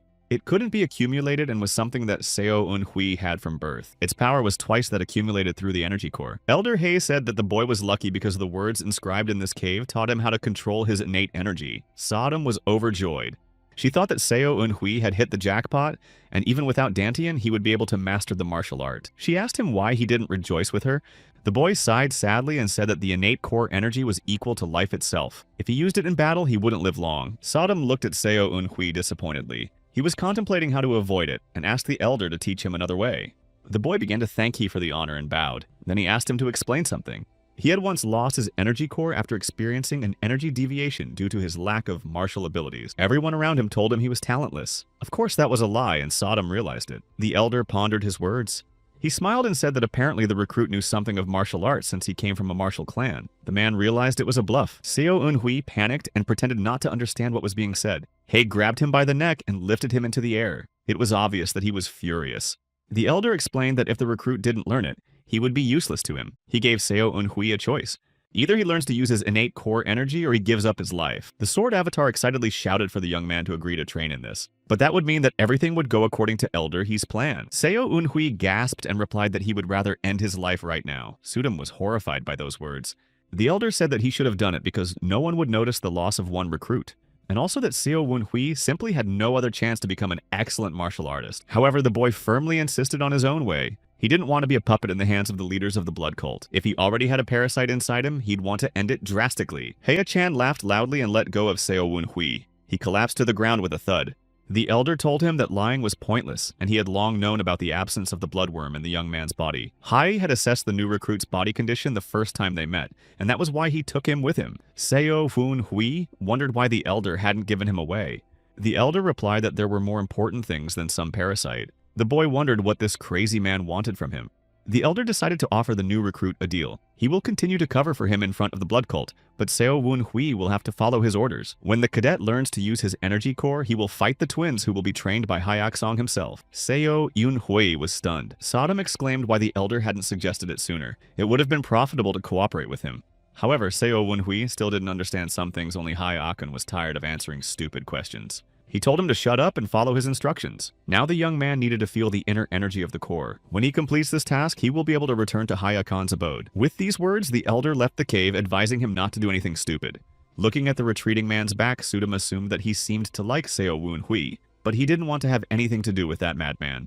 He turned to the writing scrawled in front of the skeleton. But if it were that simple, no one would need a master to teach. Hyakon, silently and gracefully moving by leaps through the forest, very much hoped that he was not mistaken about this cadet. After reading the message, Seo Eun-hui had an epiphany. It said that if one could learn the technique completely, one could stop the innate core from being consumed. Sodom was glad to hear it. Unfortunately, the last part of the message, which contained the most important information, was missing. Seo Woon Hui was disappointed that this unfortunate skeleton had died before he could write the most important secret.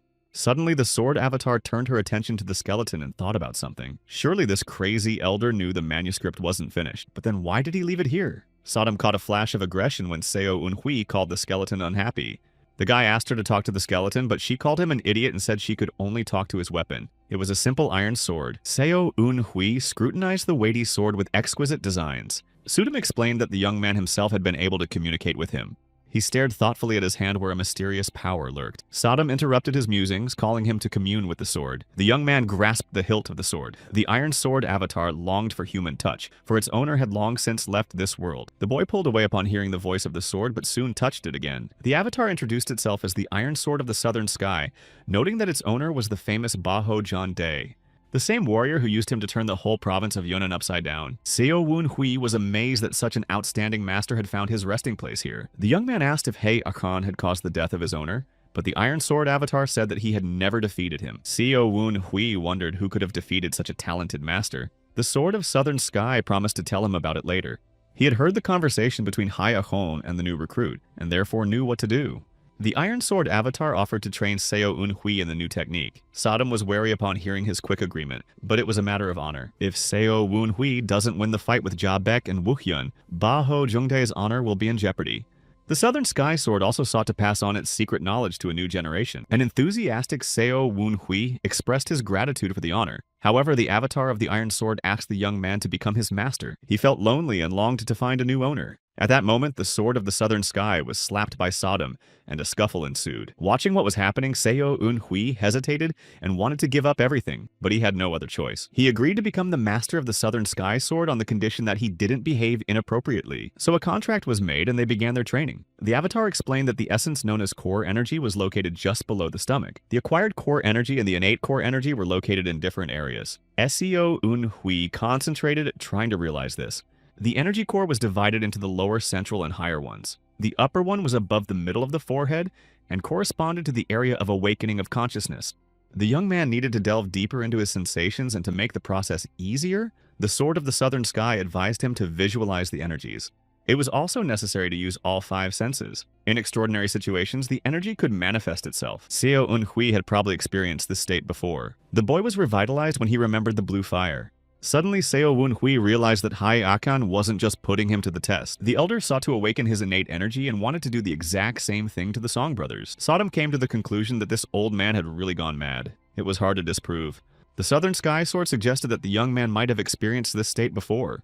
He just needed to remember that situation and the emotions associated with it. Seo Woon Hui began to go through all the troubles that had happened to him.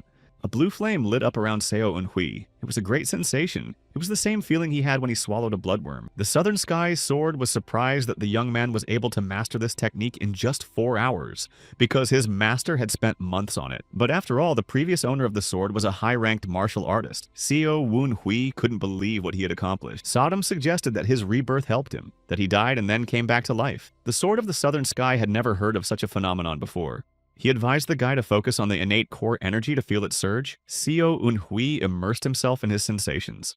If he mastered this technique, he could increase the size of the energy essence and thus make it stronger. The young man already felt that it was of sufficient size. With the acupuncture point on his forearm, he could conduct the main energy through his heart. The Southern Sky Sword advised him to test his strength by hitting a rock that was nearby. Seo Woon Hui felt uncertain. Sodom reassured him, saying that even if his arm was damaged, he could repair it with his innate energy.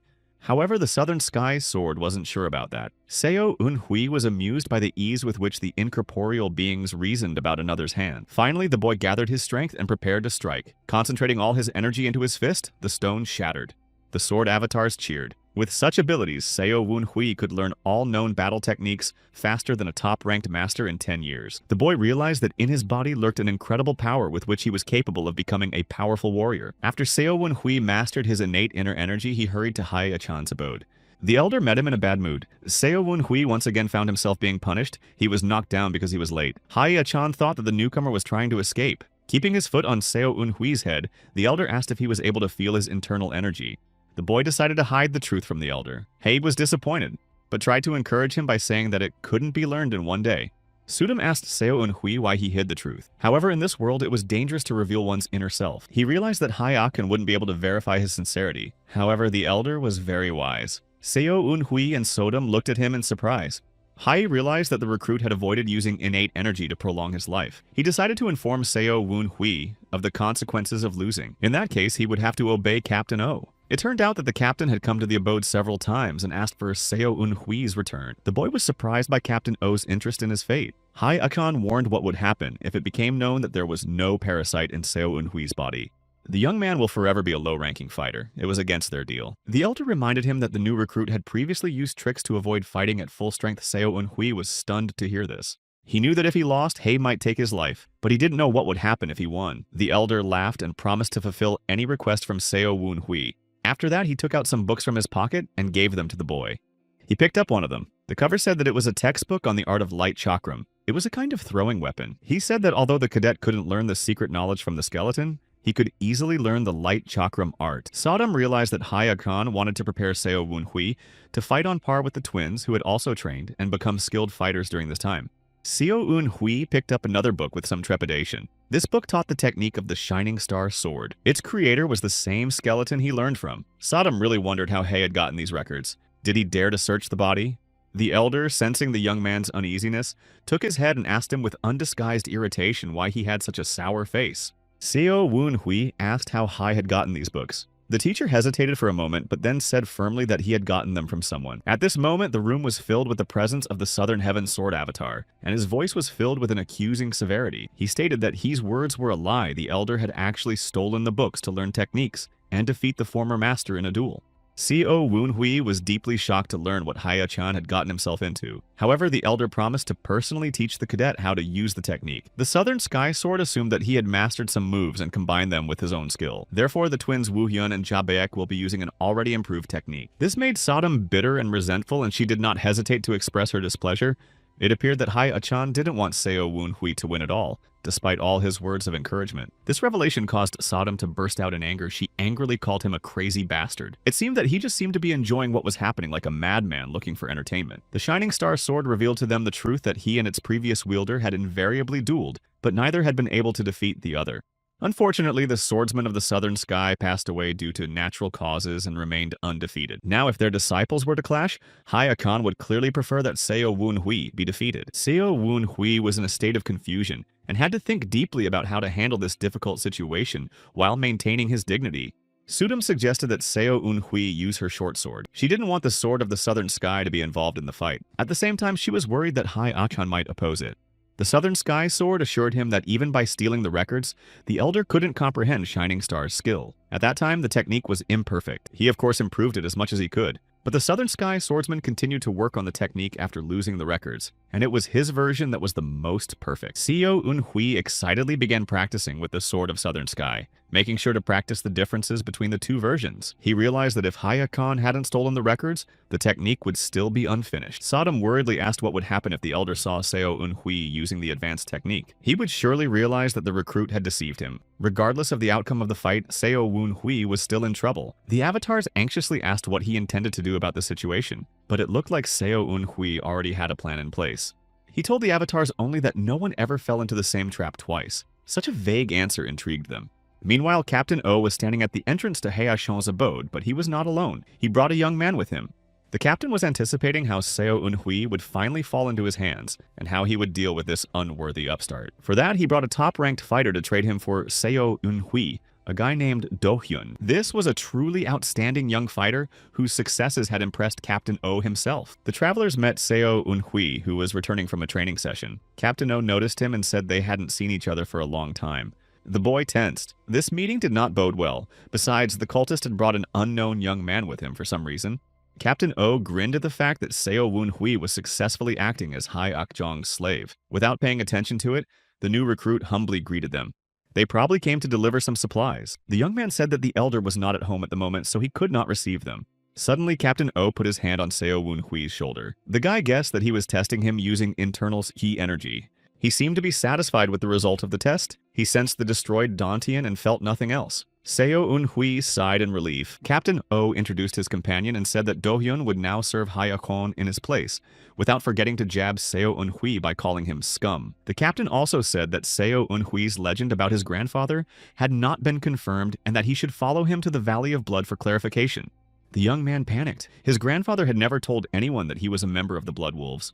He also doubted that Hayakon would accept Do-hyun as a disciple. Captain O was furious at such an insolent statement. He had ordered Do-hyun to teach the upstart a lesson and decided to take full responsibility for the consequences. He stepped aside in anticipation of the spectacle. Do-hyun looked down at Seo Eunhui and warned him that he had nothing against him, so he asked him not to be offended, even if it hurt a lot. Without another word, Do-hyun swung his fist straight at Seo Eunhui's head, but he deftly dodged the blow. Captain O clearly didn't expect such a leap of faith from a mid-ranked fighter. Do-hyun was also surprised, to say the least. It was because he was trained in the Blood Cult's basic fighting technique, while Seo Eunhui possessed the Shining Star technique, which was considered more advanced. At that moment, a furious Hayashon appeared out of nowhere, displeased that someone had attacked his student. Do-hyun smelled something wrong. The last thing the poor man saw in his life was the elder's angry face. He broke the poor man's neck with a slight movement of his hand. Even Seo Eunhui didn't expect this. The beatings he had endured for months were nothing compared to this. Hayakon then took on Captain O. The elder took him by the head and questioned who he was, although it wasn't the first time he had seen him. The frightened captain gave his name and reported that he was serving under Commander Gu Sang-woon, but Hae was not satisfied with this answer.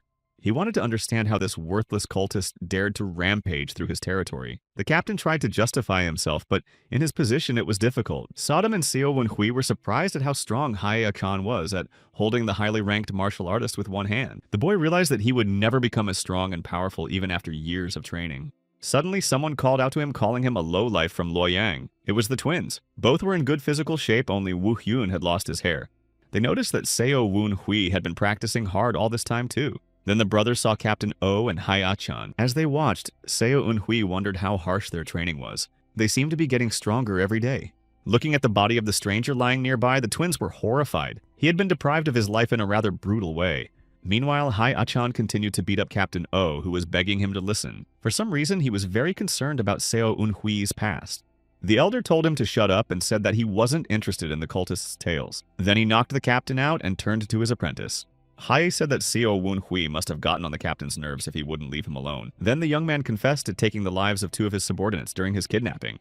Jae Baek and Woo Hyun were stunned by the news. The elder replied that his subordinates were idiots like himself and therefore deserved their fate. It was the law of nature. Hae ordered the brothers to lower Captain O down the cliff and throw him nearby. The brothers obediently obeyed and hoisted the breathless body on their shoulders. When he was alone with Seo Eunhui, the elder said that he was in a bad situation. Captain O was like a stray dog. Once they got their fangs into their prey, they'd never let go. There was little chance the captain would forget about him. Seo Eunhui couldn't find anything to say to that and decided to help Jae Baek. Only Jae Baek didn't need any help. He lifted Captain O's body with ease and carried it without feeling any heaviness. The boy watched silently as Ja Baek jumped off the cliff. One of the brothers moved exactly like Hayachan. Seo Eunhui was not able to do that, and he was disappointed that the elder hadn't taught him the technique. Sodom recommended that he find something similar in the records Hai had given him. Among them was a body easing technique that could help with this. Sword of the Southern Sky said that he couldn't teach Seo Eunhui how to move on the rocks as well as the elder because it was Hai Atkan's personal development. After hearing this, the furious Sodom attacked the Southern Sky sword with her fists. She was furious at its uselessness. Seo Eunhui began his descent down the cliff far inferior to Ja Baek's skill and keeping slightly behind. Down, one of the brothers threw Captain O's body to the ground and contemplated the fact that it might be worth finishing him off. He's been visiting too often. Seo Woon Hui finally came down and found Ji Baek doing something strange. He asked him to help him immobilize Captain O because that was what Hai Akan meant. Ji Baek needed to vent his anger somewhere. Seo Woon Hui realized that Ji Baek was going to break the captain's legs. However, they couldn't let that happen because they didn't want any trouble, especially since even so, Captain O wouldn't get behind Seo Woon Hui and would get even angrier at him. At that moment, the cultist opened his eyes and realizing that the guys were deciding his fate without saying a word, he kicked Ja Baek in the face. Calling the young man a fucking bastard, Captain O rose from the ground and came to his senses fully. Ja Baek paid the price for not using acupuncture points to disarm the man. The captain's eyes were bloodshot and he said that now they would both regret not finishing him off when he passed out. Captain O attacked Seo Woon Hui with fury. The young man, who was prepared and collected, met him with determination and prepared to repel the onslaught. Captain O was confident in his victory. He knew that Seo Woon Hui didn't have Dantian and that gave him a significant advantage. However, Seo Woon Hui suddenly blocked his powerful hand punch, and Captain O's confidence shook with surprise. At this critical moment, Seo Woon Hui pulled out the Southern Sky Sword. His eyes lit up with determination, and with incredible strength, he wounded Captain O. This strike was the culmination of all his inner energy put into every drop of effort and passion for martial arts. The Avatar watching the fight was impressed but told him not to let his guard down, reminding him that Captain O was a first-class fighter. Captain O, dumbfounded by Seo Woon Hui's power, suddenly realized that his initial assumptions were wrong. He sensed no inner energy in his opponent, and this discovery shook him to the core. Gathering his strength, he rose to his feet, ready to continue this intense battle full of surprises. Seo Woon Hui jumped above the ground as he prepared to deliver another devastating blow, his body floating in the air. Captain O instantly reacted by deftly dodging with a donkey somersault, and his insecurity only increased. He couldn't understand where Seo Woon Hui had gotten this power from, and in his heart, he realized that this young man needed to be dealt with right now. After all, he could be a real threat in the future. Captain O, feeling a surge of rage, said that the recruit was finished, and his eyes lit up with fire. At that moment, the knocked-out Ji Baek seemed to wake up. He struggled to get up and saw Seo Woon Hui and Captain O fighting, and was very surprised. They fought as equals like two lions, and there was not a single hint of weakness in this fight. The Sword of the Southern Sky, filled with energy, was supporting and encouraging Seo Woon Hui in battle, as if he was a living inspiration to its wielder. Captain O realized that Seo Woon Hui's battle skill level was far above the average rank, and it made him wary. The Sword Avatars advised Seo Woon Hui to try a protracted fight to exhaust his opponent, and he took that advice to heart. At this time, Ji Baek didn't wait for the moment to attack Captain O and shouted for Seo Woon Hui to get out of the way. Captain O slapped Ji Baek across the face with all his might, ordering him to stick in line behind Seo Woon Hui. He was determined to deal with him. However, Ji Baek was also a good fighter and fought just as well. Seo Woon Hui and the Sword of the Southern Sky watched the fierce fight with interest. Ji Baek, who was used to being beaten by Hai Achan, warned Captain O to get ready to receive another round of kicks. After receiving a powerful blow to the face and losing some of his teeth, Captain O didn't give up and spat blood in Ja Baek's face, and it fueled his anger. Captain O called Ja Baek a stubborn bastard and gathered all his internal energy in his left hand and punched him with force. This diverted his attention, and Seo Woon Hui realized that this was the perfect moment to attack. Grabbing the iron sword, he quickly bypassed Ja Baek and used all his agility to nail Captain O to a tree. However, this was not Captain O's last blow. He clutched Seo Woon Hui's hand and threateningly said that he was going to break it. But Seo Woon Hui didn't hesitate to use his free hand to pull out the short sword. He activated the 8 lightning strike technique, preparing to take the life of Captain O. At this moment, the tension reached its peak. However, Captain O was able to repel the blow. It was as if he was laughing at Seo Woon Hui. Even with his arm pierced by the short sword, the cultist had not lost his strength. Seo Woon Hui realized that his level was not enough to defeat Captain O, and this feeling of hopelessness was weighing on him. Captain O smirked at the guy, saying he didn't expect his techniques to be over so quickly. At that moment, Ja Baek, and unwilling to give up, shouted to Seo Woon Hui to try and pierce Captain O's head with the short sword. But Captain O, who had that sword sticking out of his hand, resisted it as best he could and begged for mercy. Ja Baek sprinted and kicked the hilt of his sword and drove it into the cultist's head. Captain O's eyes closed forever and his body collapsed, devoid of life. At this moment, the Southern Sky Sword reminded Seo Woon Hui that without Ja Baek's help, it was unlikely that he would be able to deal with Captain O. Ji Baek angrily called Captain O a goddamn bastard for his insolence. Spitting in the man's face was too much for him. It was the first life he took, but he didn't even realize the gravity of it. Ji Baek told Seo Woon Hui that he owed him his life. Seo Woon Hui looked at Ji Baek in disbelief. Ji Baek knew about the upcoming fight between them, and his confidence in victory was evident. He intended to become Hai Achan's official disciple, and the elder had already promised him that. Everyone realized that the outcome of the fight would affect their lives. Jae-baek gave Seo Eun-hui a friendly hug and said that as far as he knew, Seo Eun-hui would also get something as a reward for winning the fight. Seo Eun-hui advised him not to talk as if Jae-baek had already won, but one of the twins was too confident. Then Seo Eun-hui proposed a bet. The loser would have to become the winner's servant. However, Jae-baek did not agree and hurried back to the elder's abode. Seo Eun-hui was left alone with Captain O's body, not knowing what to do with it. A young man summoned the avatar of the Southern Sky Sword. He decided to find out if Hai Akan's body easing technique was more advanced than the Shining Star technique. Perhaps Seo Eun-hui should have tried to learn from Hai Akan, who was unrivaled in the art of movement. Jae-baek reported to the elder that he had fulfilled his assignment. Hai Akan praised him and asked why the recruit had come alone. The twin answered him that Seo Eun-hui was too slow and would arrive here in about 40 minutes. He was so worthless that he couldn't learn the speed technique. The elder in his usual manner took Jae-baek's hand behind his head and asked why his breathing was labored.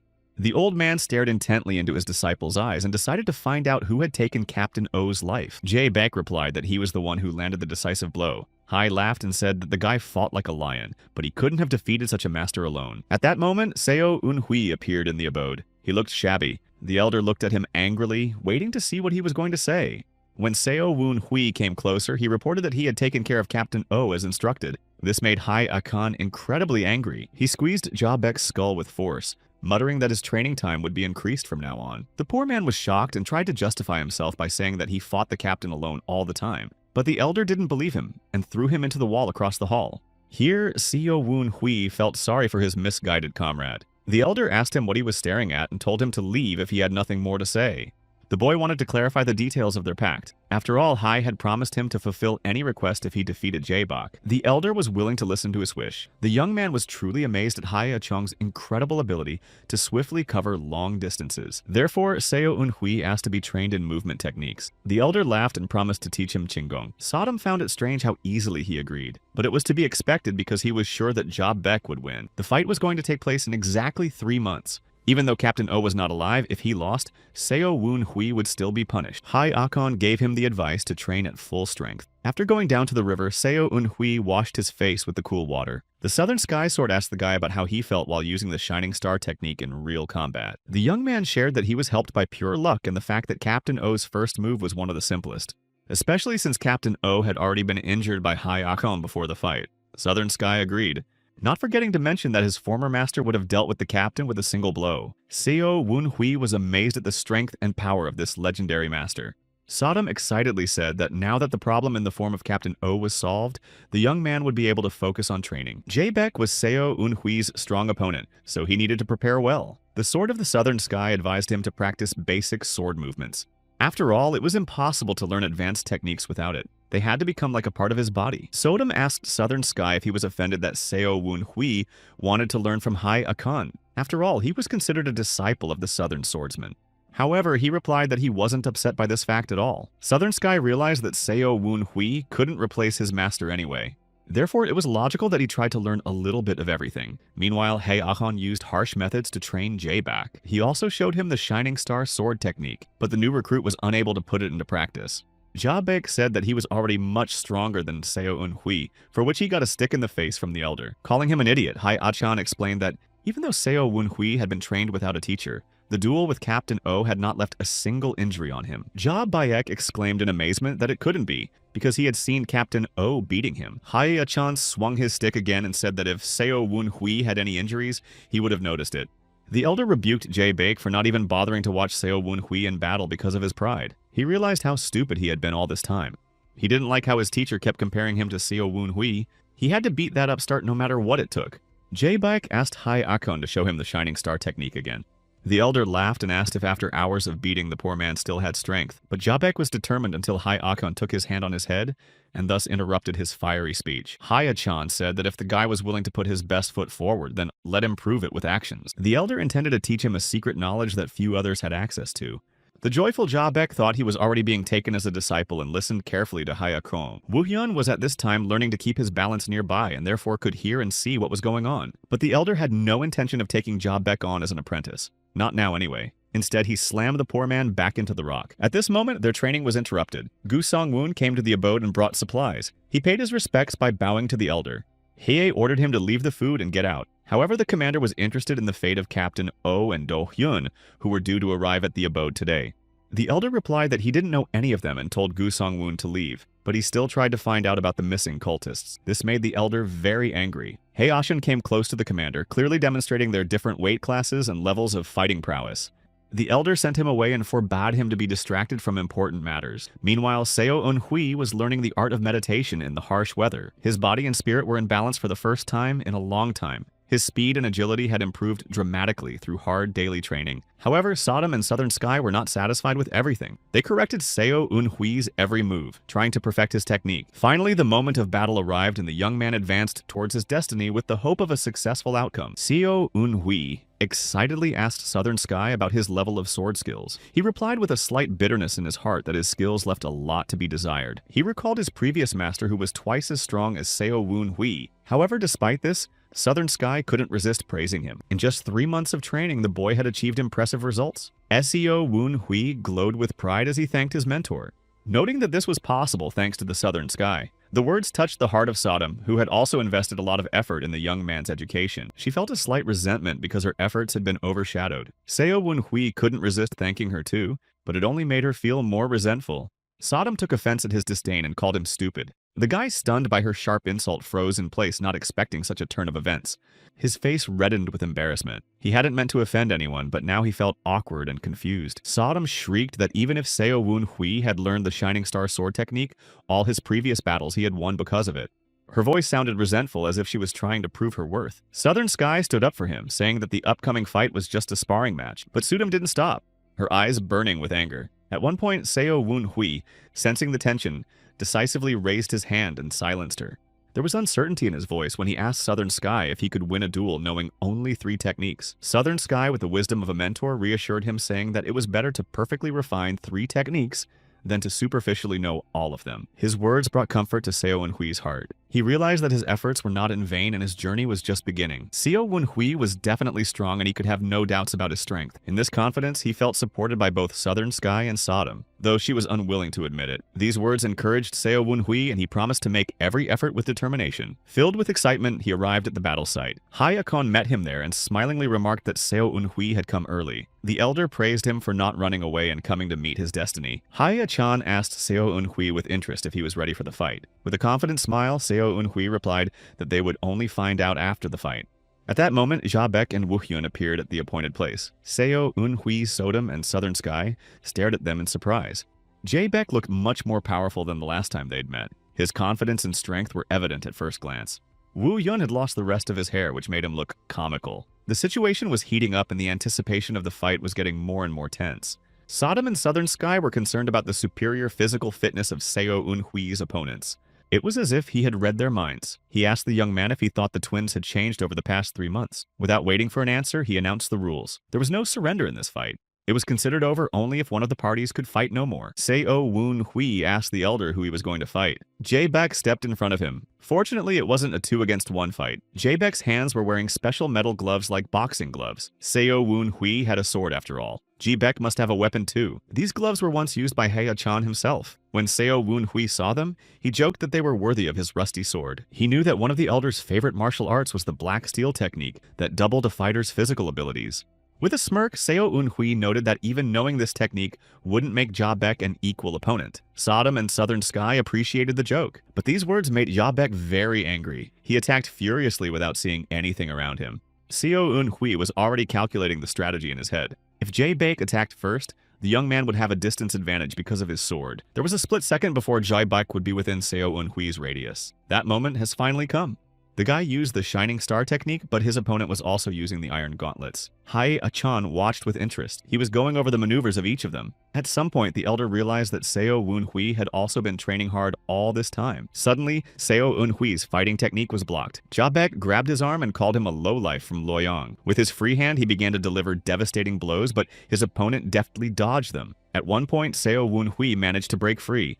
Rising up on his hands, he charged at Jabek's face with his foot. This maneuver allowed him to increase the distance between them. He was dumbfounded by the move. Seo Eun-hui said that Jae-bek's internal energy couldn't have increased so quickly. He probably drank some kind of magic elixir. Jae-bek replied that he was just practicing hard. Only that was a lie and Seo Eun-hui knew it. No doubt Haya-chan was helping him. Looking at Jae-baek now, Seo Eun-hui already knew that in 10 years he and his brother would be among the strongest warriors of the blood cult. Cultists had a lot to contribute to their formation. Now Seo Eun-hui simply had to win this fight. In one lightning-swift sword motion, the young man wounded his twin brother deeply. Jae-baek cried out in pain. Not a single muscle on Haya-chan's face did not flinch, but a fire was burning inside him. He didn't expect the situation to turn out this way.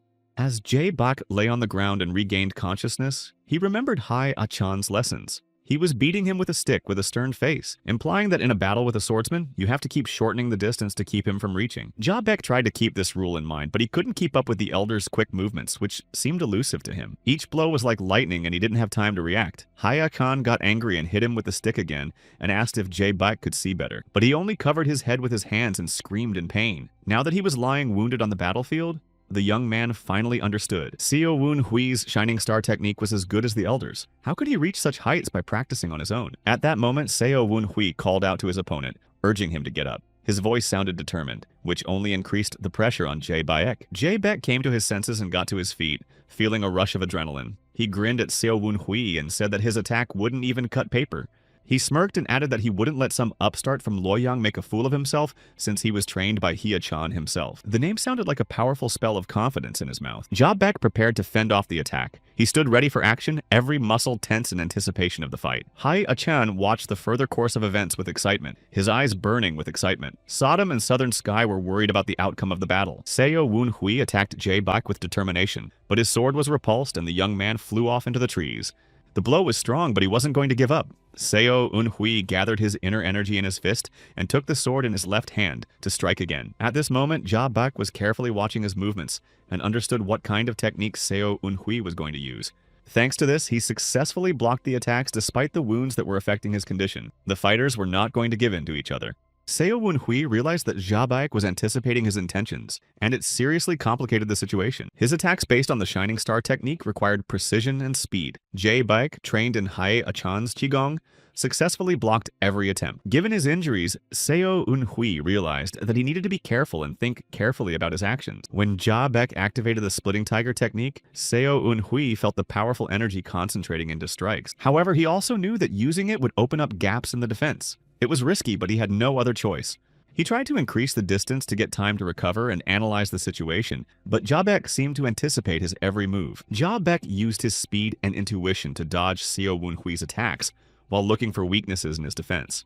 At this moment, he decided that there was no point in being distracted by Seo Eun-hui's sword. Instead, he focused on striking at Seo Eun-hui himself. Every moment could be decisive and the tension between the fighters was growing. Both rivals realized that the outcome of the battle depended not only on strength, but also on intelligence. Seo Eun-hui was tired and breathed heavily. His body felt the effects of the intense struggle. At this moment, Jae-baek, seeing his opponent's vulnerability, decided to attack. He punched Seo Eun-hui in the stomach, and he flew away a few meters away in great pain. Jae-baek cheered as he felt that he was close to victory.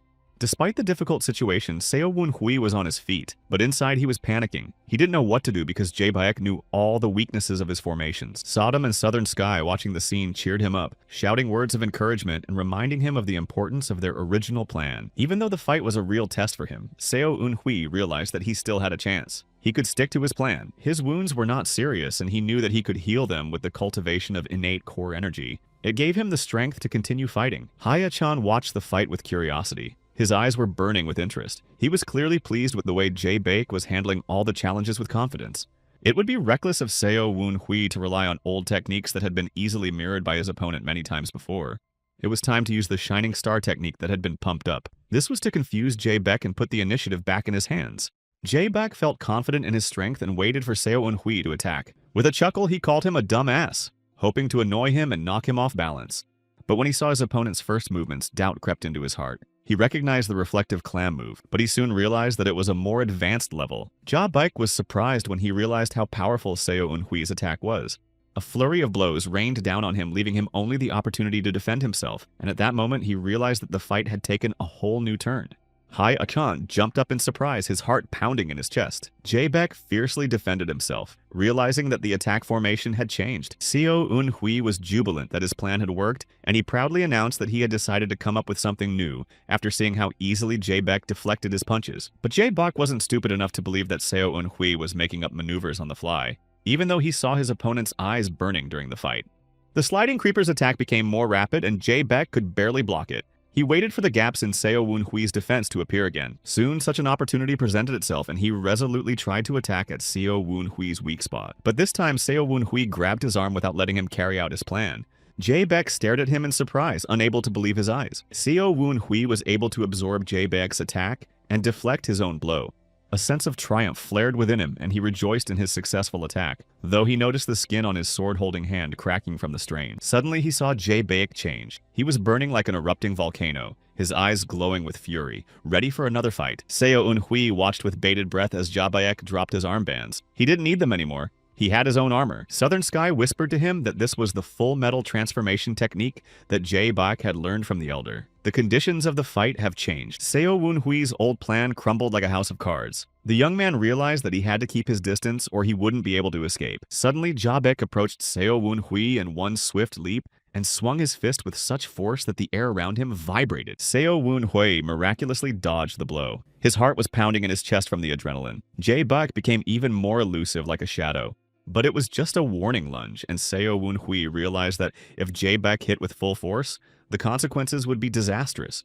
Gathering all his determination, Seo Woon-hui prepared his sword, his hands trembling with tension, and he looked for a moment to turn the tide of the battle. But Jia Beck seemed to have become invulnerable. His confidence and strength radiated an aura of invincibility. Seo Woon-hui felt anxiety coming over him. In the middle of the fight, when his strength was exhausted, he noticed that Jia Beck was not only attacking, but also playing with him. With each new movement, Jia Beck became more and more confident. His aura dominated the battlefield and filled the entire space. Seo Woon-hui was on the verge of despair when Jay Beck grouped up and threw himself at him like a stone. At the last moment, he mustered all his strength to repel the blow. His reflective clam technique worked, but he could feel Jia Beck recovering like a predator ready for the final throw. Gathering his wits, Jia Beck used the illusion of an explosion, and it was so unexpected that Seo Woon-hui almost lost his concentration. He tried to block the attack, but the world around him turned into chaos. Distinctly feeling his heart pounding in unison with the frantic rhythm of the battle, he noticed that Jia Beck was looking for his weaknesses. When Jia Beck tried to strike Seo Woon-hui, he felt his opponent's sword meet his strength. And at that moment, when all seemed hopeless, he noticed something unusual in Jia Beck's appearance. The veins on Jay Beck's body were swollen and his skin was hanging in shreds, as if his body was on the verge of tearing. Seo Woon-hui looked at his opponent anxiously. His heart clenched with worry. He asked if Jay Beck was all right, but he said angrily that it was none of his business and attacked again. Southern Sky warned Seo Woon-hui that things were getting dangerous, and he felt the tension rising. He knew he wouldn't be able to hold on much longer, but it wasn't about him now, it was about Jia Beck. Southern Sky remembered how Hai Achan had used the metal transformation technique. His body was becoming invulnerable at that moment. However, Sung Jia Beck looked shabby. This technique exceeded his body's capabilities, and Jay Beck could die. This thought made Seo Woon-hui feel uncomfortable. He didn't want him to die. Seo Woon-hui realized that in this situation, his own survival depended on the decision. He had to stall for time to exhaust Jay Beck. But in doing so, his rival risked paying with his life for his insane power, and the thought tore him up inside. A battle between the desire to win and fear for his opponent's life was brewing inside him. Seo Woon-hui was on the verge of despair when he felt his sword wound Jay Beck's chest. But the joy of victory was quickly replaced by panic. Jay Beck, ignoring the pain, grabbed the blade of his weapon with his bare hands. Seo Woon-hui frantically thought of what to do. His opponent swung his other hand, and Seo Woon-hui clenched his teeth and suddenly put his hand out to meet it. This maneuver took Jay Beck by surprise, and his eyes widened in bewilderment. Even Hai Achan watched tensely and froze in anticipation. Sodom, standing to the side, shrieked in horror, not understanding why Seo Woon-hui let his opponent get so close to him. Southern Sky, realizing Seo Woon-hui's intent, said that he was trying to bring Jay Beck into the spirit duel by mixing his aura with his own innate energy. Sodom was surprised at his recklessness, but Southern Sky explained that Seo Woon-hui knew how to cultivate Shining Star energy.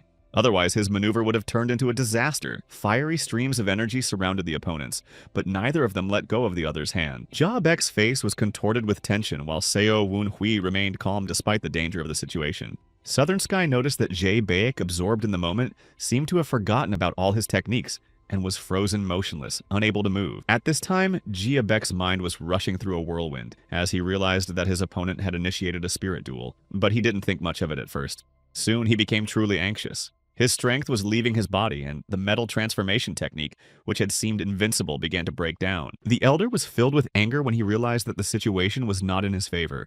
Unable to watch calmly any longer, the elder intervened and separated the fighters. Seo Eun-hui and Ja Baek flew apart, leaving behind clouds of dust. Once on the ground, Seo Eun-hui asked the elder why he had interfered. He Achan replied with a smirk, stopping them before they had completely used up their innate energy. Folding his arms across his chest, he said with slight disdain that they could not defeat each other, and therefore the duel was cancelled. Then Seo Eun-hui asked in confusion and bewilderment what the outcome of the fight was. Was it really a draw? His voice shook with frustration and anger. However, the elder, instead of answering, asked why the guy didn't use the secret recording technique he had given him. Seo Eun-hui replied with pride and determination that he was not so reckless as to resort to such techniques. His emotions were raging inside him. The guy irritably stated that Hai Akon was a man with enough experience to use those records. He was sure that the elder knew all the nuances and weaknesses of the Shining Star technique perfectly, but when he heard Hye-chan's laughter, his confidence was shaken. The elder said with disdain on his face that he understood why Seo Eun-hui had changed the technique, but he didn't believe that the young man could think of such a thing on his own. Hae Akjong's question about who told him this caused Seo Eun-hui to burst into indignation. He replied that no one would dare to enter this land. The elder said that he saw the new recruit's limit. It was just a trick. Seo Eun-hui deliberately showed the weaknesses of his techniques. He didn't want to arouse suspicion, however. Seo Eun-hui couldn't help but exclaim with bitterness in his voice. Did Hye-chan think that the true creator of the Shining Star technique would leave it unchanged after seeing the flaws in his design? The elder was angry. Seo Eun-hui felt the blood boiling in his veins. Hye-chan suddenly realized that the young man was listening to the advice of the Southern Sky Sword, but the elder said aloud that there was no winner in this fight. Seo Eun-hui couldn't contain his emotions and became indignant. He shouted that if he had a little more time, he would have won a clear victory. Only Hye-chan was hard to convince. Even Ja Baek's body nearby, plunged into unconsciousness, was unable to sway his opinion. Seo Eun-hui sincerely felt that the fight was unfair. His words sounded like the cry of a soul full of resentment and anger. Seo Eun-hui only had basic energy cultivation skills, while Ja Baek was learning techniques from Hai Akon. He had a complete understanding of the weaknesses of the opponent's technique. In addition, Ja Baek had drunk some kind of elixir that boosted his internal energy. Hye-chan even gave him his armbands. Despite all of this, Seo Eun-hui felt that he was on his way to winning the fight for the sake of losing. He felt like a pawn in Hye-chan's game. The elder would not allow the battle to be fought if their forces were equal, and this thought only fueled Seo Eun-hui's anger.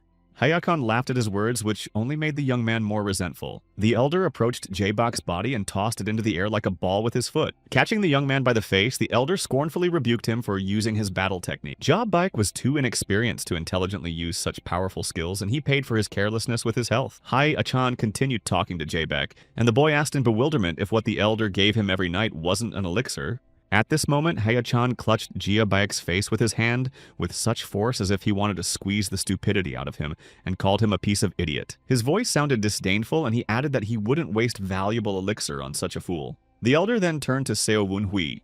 He explained that he hadn't taken disciples for a long time, but decided to reveal his metal transformation technique to the Song brothers. Their bodies were perfectly suited for this. The two of them had a high blood circulation rate, and their bodies stored internal energy faster. Hye-chan didn't hide the fact that this technique could have ruined them. To balance the negative effects, he gave the brothers velvet tree bark extract. At Seo Eun-hui's disposal was the Southern Heaven Iron Sword, which although ancient, was still superior to any ordinary sword. Jae-bak couldn't go into the battlefield empty-handed, so Hye-chan gave him the armbands. The Southern Sky Sword avatar confirmed the elder's words. Hye-chan laughed again, his laughter sounding like a mockery as the duel had actually been arranged so that he himself would win. The recruits were indeed his pawns, and this realization caused Seo Eun-hui to have mixed feelings. However, that did not change the fact that he had lied to the elder. For this reason, there was no winner in the fight, and the fight was considered null and void. Hye-chan said that these pawns were now to become his disciples. Seo Eun-hui was stunned when he heard this, and a glimmer of hope shone in his eyes. They would become the disciples of the elder. Hye-chan felt sorry for throwing away such sturdy and talented guys, and it emphasized his wisdom. The elder saw the potential in these new recruits, and Seo Eun-hui, full of gratitude, thanked Hye-chan heartily for this honor. He felt a surge of pride realizing that his skills acquired with the help of Sodom and Southern Sky had been accepted by the elder as an innate talent. The avatars cheered him up because being able to hear them was a real talent. But at the same time, Seo Eun-hui realized that it was too early to relax. Seo Eun-hui was determined to ask the elder to teach him the metal transformation technique. However, Hye-chan wisely replied that his body was unlikely to bear such a load. Instead, the elder offered to help develop his sword skills, which was just as important. At this moment, Hye-chan asked if Seo Eun-hui knew that the technique he used in battle was developed by a swordsman from Yunnan province.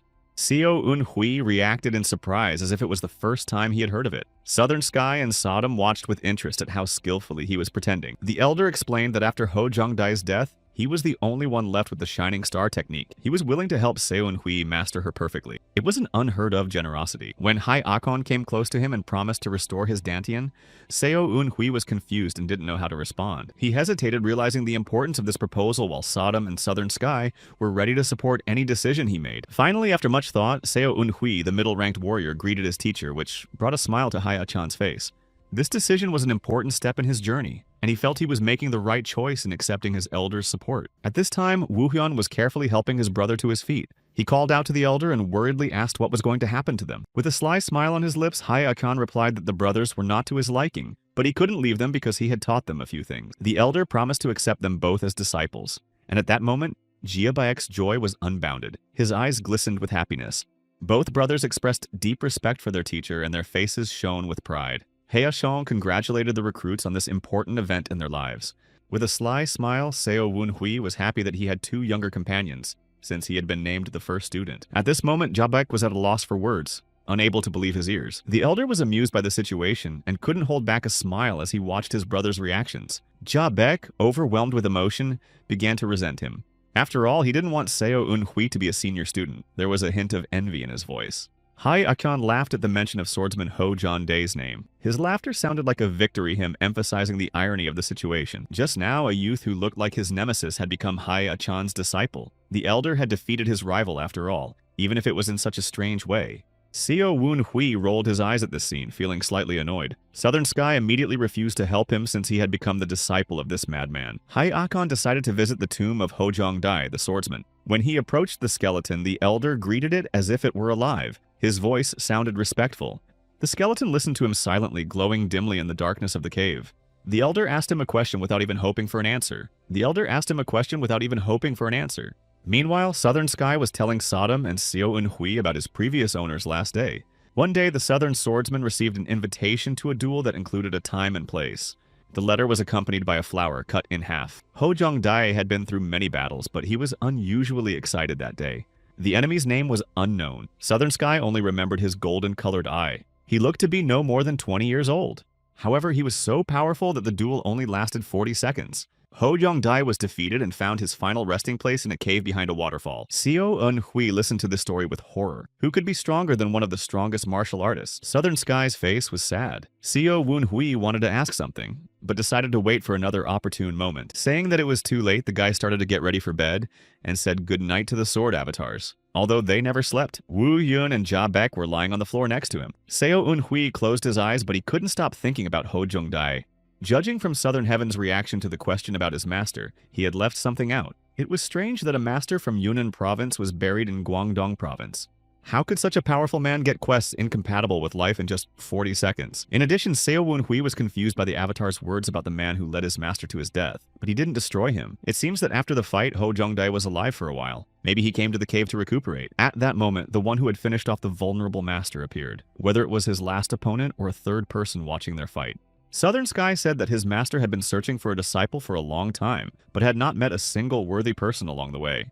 Since he had no successor, it meant that the one who took his life had become the sole bearer of the unique Shining Star technique. Seo Eun-hui recalled the gruesome injuries on the skeleton, broken jaw, arms, and legs. It was cruel, and a cold wave of horror crept into his heart. A single thought tormented him. It could only be because he wanted to solely master a unique martial arts technique. The villain probably forced the swordsman to write down the method of cultivating innate energy, and then destroyed the most important part with ruthless cruelty. Seo Eun-hui clenched his teeth and felt anger and despair building up inside him at these terrifying thoughts. Unwittingly, he himself had become Ho Jong-dae's successor and the owner of his sword. How painful it was for Southern Sky to watch his master being tortured. These memories were too much of a burden for the Avatar, and Seo Eun-hui decided not to touch on the subject again to avoid adding to the pain. Meanwhile, Sodom tried to elicit the villain's name from Southern Sky, but he promised to tell her later. Sodom sympathized sympathetically. Her eyes filled with warmth and concern as she patted him gently on the shoulder. She was sure that Seo Eun-hui didn't understand anything. Sodom promised to change the topic immediately to keep South Sky from asking. Southern Sky caught Seo Eun-hui's reaction and realized that the guy suspected something. Sodom, noticing his wariness, asked how he realized it. Then Southern Sky replied that sometimes words are not necessary, for there is a special bond between the sword and its master based on understanding and feeling. These words hurt Sudam and caused a storm of emotion. She considered herself to be Seo Eun-hui's main sword, and couldn't accept that someone else could take that place. Full of rage, Sodom pounced on Southern Sky and started pounding him to express her jealousy. Their fussing woke up Seo Eun-hui, who opened his eyes. He stood up and noticed Hai Akan, his teacher, who was watching with a disgruntled expression. Seo Woon-hui greeted the teacher, but instead of the expected response, he received a fist to the head, causing him to feel the usual sense of resentment. Akan started scattering the students, scolding them for being lazy. His voice sounded stern and commanding. Suddenly, the boys noticed a huge cauldron and a bag of food. Hai Akan said happily that this was the first time he had taken students, so it was an occasion to be celebrated. Laughing, the elder added with a mischievous twinkle in his eye that until they had finished all their drinks, no one would go to bed. The students looked at Haya-chan with curiosity and delight. Each of them dreamed of being the first to taste this mysterious drink. The party was clearly a success, and the atmosphere was filled with laughter and joy. The next morning, Seo Eun-hui yawned and walked out of the abode. It was snowing and the cold wind was stinging his cheeks. Jae-baek came out after him and asked curiously what Seo Eun-hui was doing. He asked how his comrade was feeling. Ja-baek's cheek was swollen from the bruise he'd received from the elder during last night's drinking. Remembering Hai Akan telling the guys about how he was once rejected by a woman, Jae-baek couldn't help but laugh and got what he deserved. Seo Eun-hui smiled remembering this funny incident, and felt the fun of last night still hovering in the air. He asked Jae-baek with a wry smile why he addressed him formally. After all, Seo Woon-hui was Hai Achan's senior apprentice. With a serious expression on his face, Jae-baek reminded Seo Eun-hui that he owed him a favor. In the fight with Captain Oh Jae-baek, Seo Eun-hui was a great help, but Seo Woon-hui slyly reminded him of the bet. The one who had been defeated in yesterday's fight was to become the winner's slave. The boy, with a touch of sarcasm, offered his comrade a choice of 3 options. Either Jae-baek calls him senior from now on, or he calls him master, or they would fight again. Ja-baek's throat was dry with excitement. Coughing, he said with some embarrassment that he was ready to call Seo Eun-hui senior. Seo Woon-hui pretended not to hear and asked him to repeat it louder. Jae-baek obeyed with an inner protest, even though his pride was swelling. It seemed to him that his internal energy was more powerful than Seo Woon-hui's, and it gave him a feeling of injustice. Sodom chuckled at Ja-baek, who didn't know that Seo Eun-hui was actually restraining himself in the fight with him, and that only added fuel to the fire.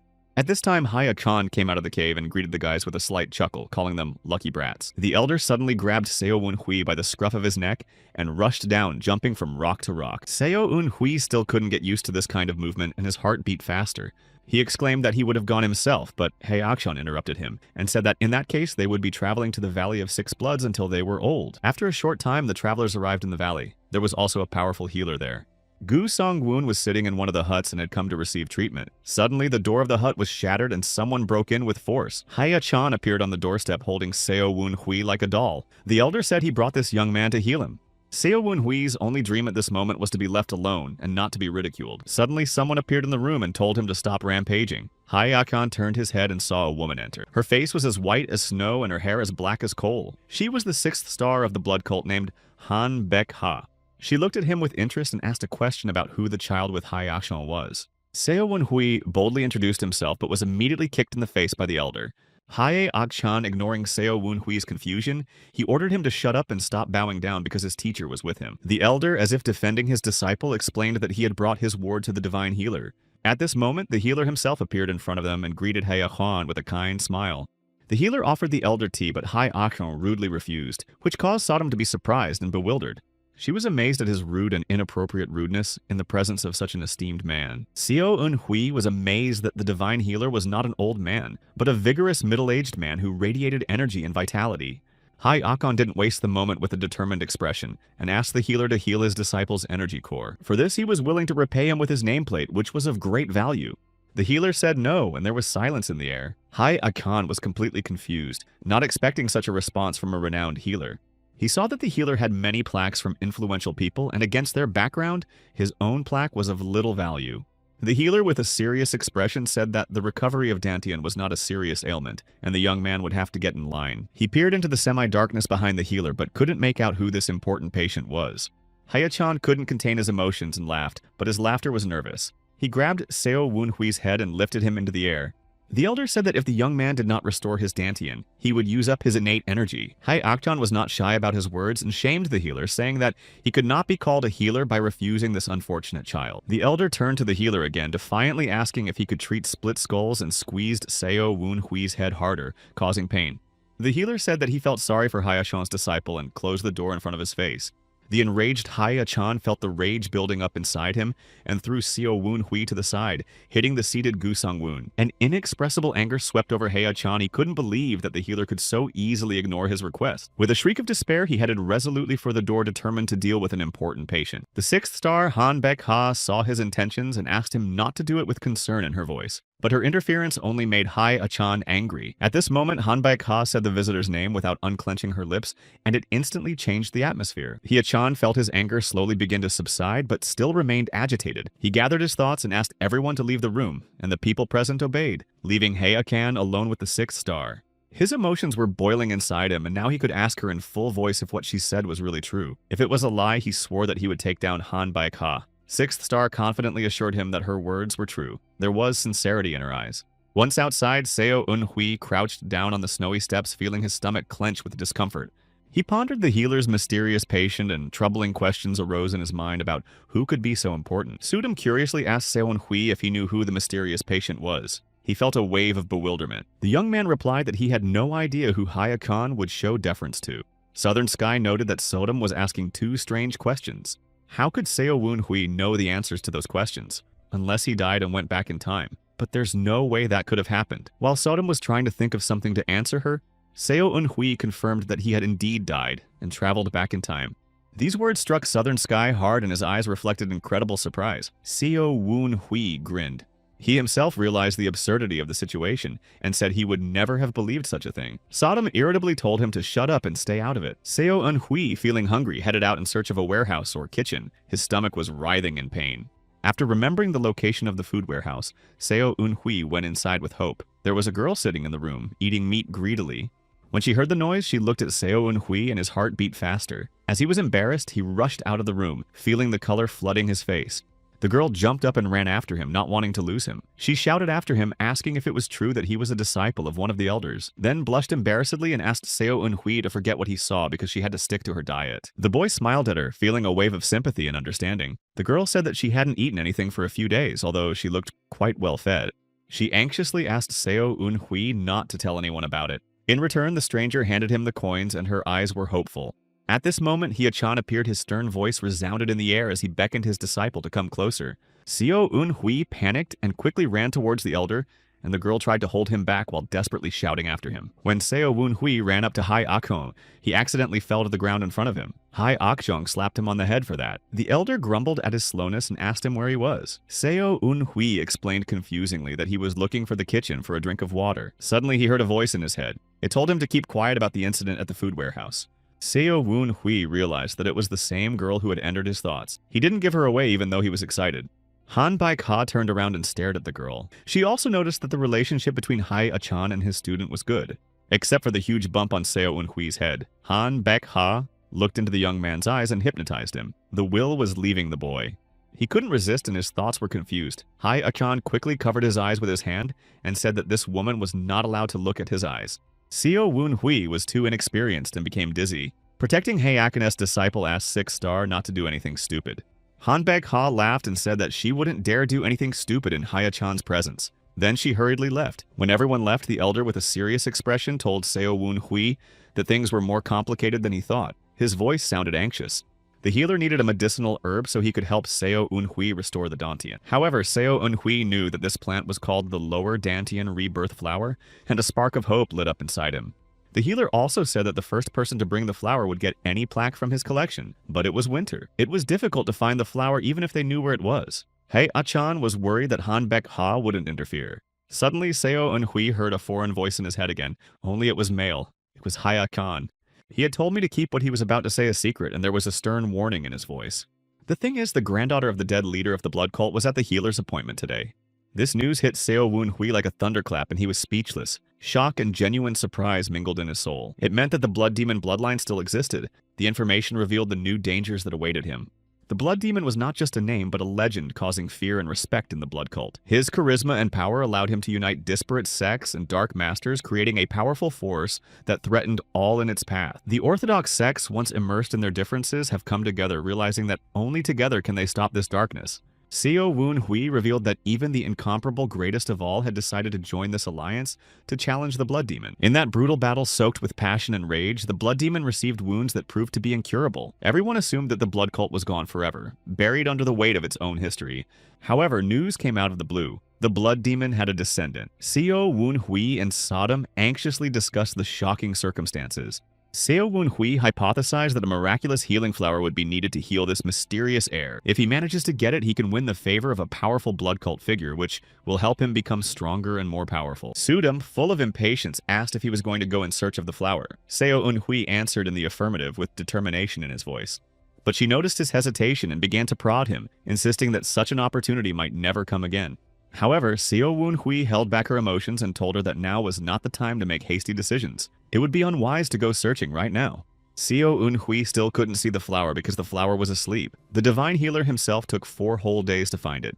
But the young man knew one important detail. When the sun went down and all the people dispersed, he was going to go on a search. His heart was beating impatiently as if in anticipation of something great. Suddenly, Southern Sky called out to him and urged him to turn around. At that moment, he felt someone's gaze on him and his heart sank. Anxiety squeezed his chest as he realized that someone was following him. It was the same girl that Seo Woon Hui ran into at the food warehouse.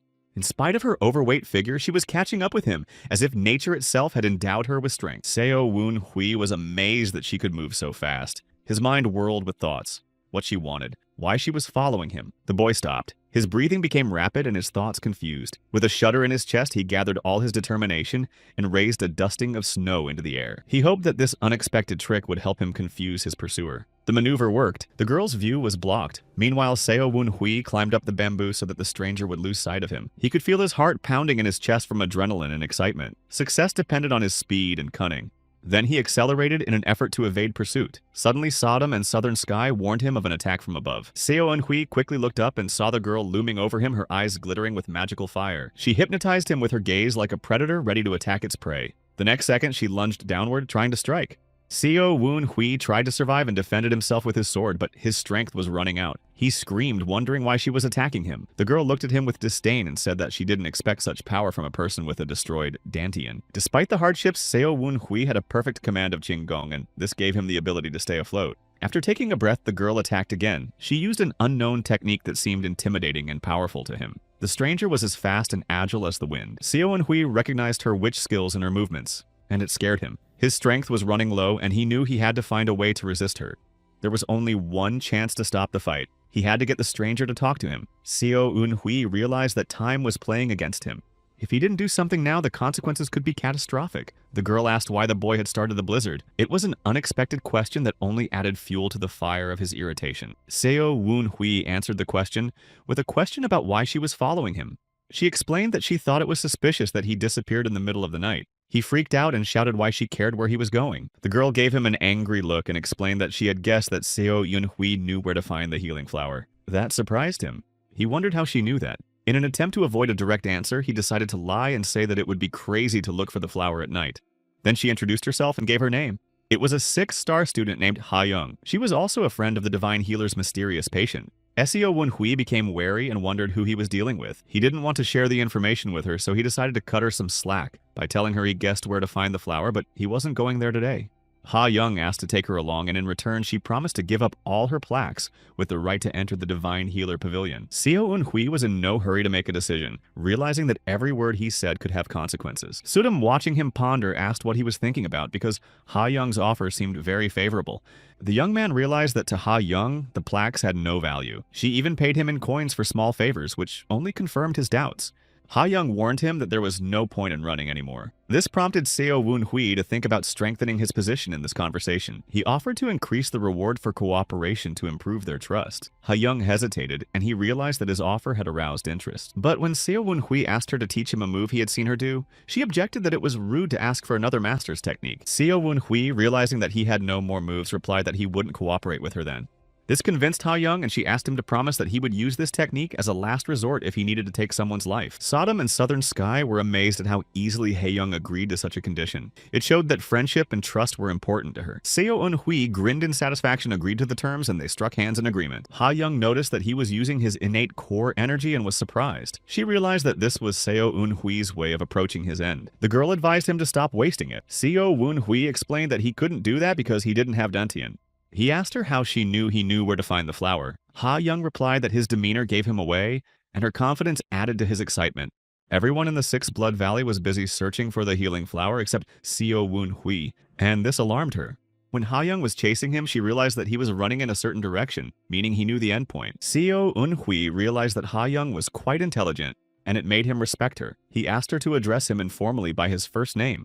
This hurt Ha Young, who was not older than him and was a student, although her ego was a little hurt. Finally, they reached the cliff and Seo Eun-hui said that they would have to go down. His voice sounded firm even though his emotions were raging inside him. Ha Young asked if he'd told anyone about the incident in the cafeteria. The guy assured her that he hadn't talked to anyone about it. Even though he didn't get his coins, then he would now get something more valuable, and there was hope in his voice.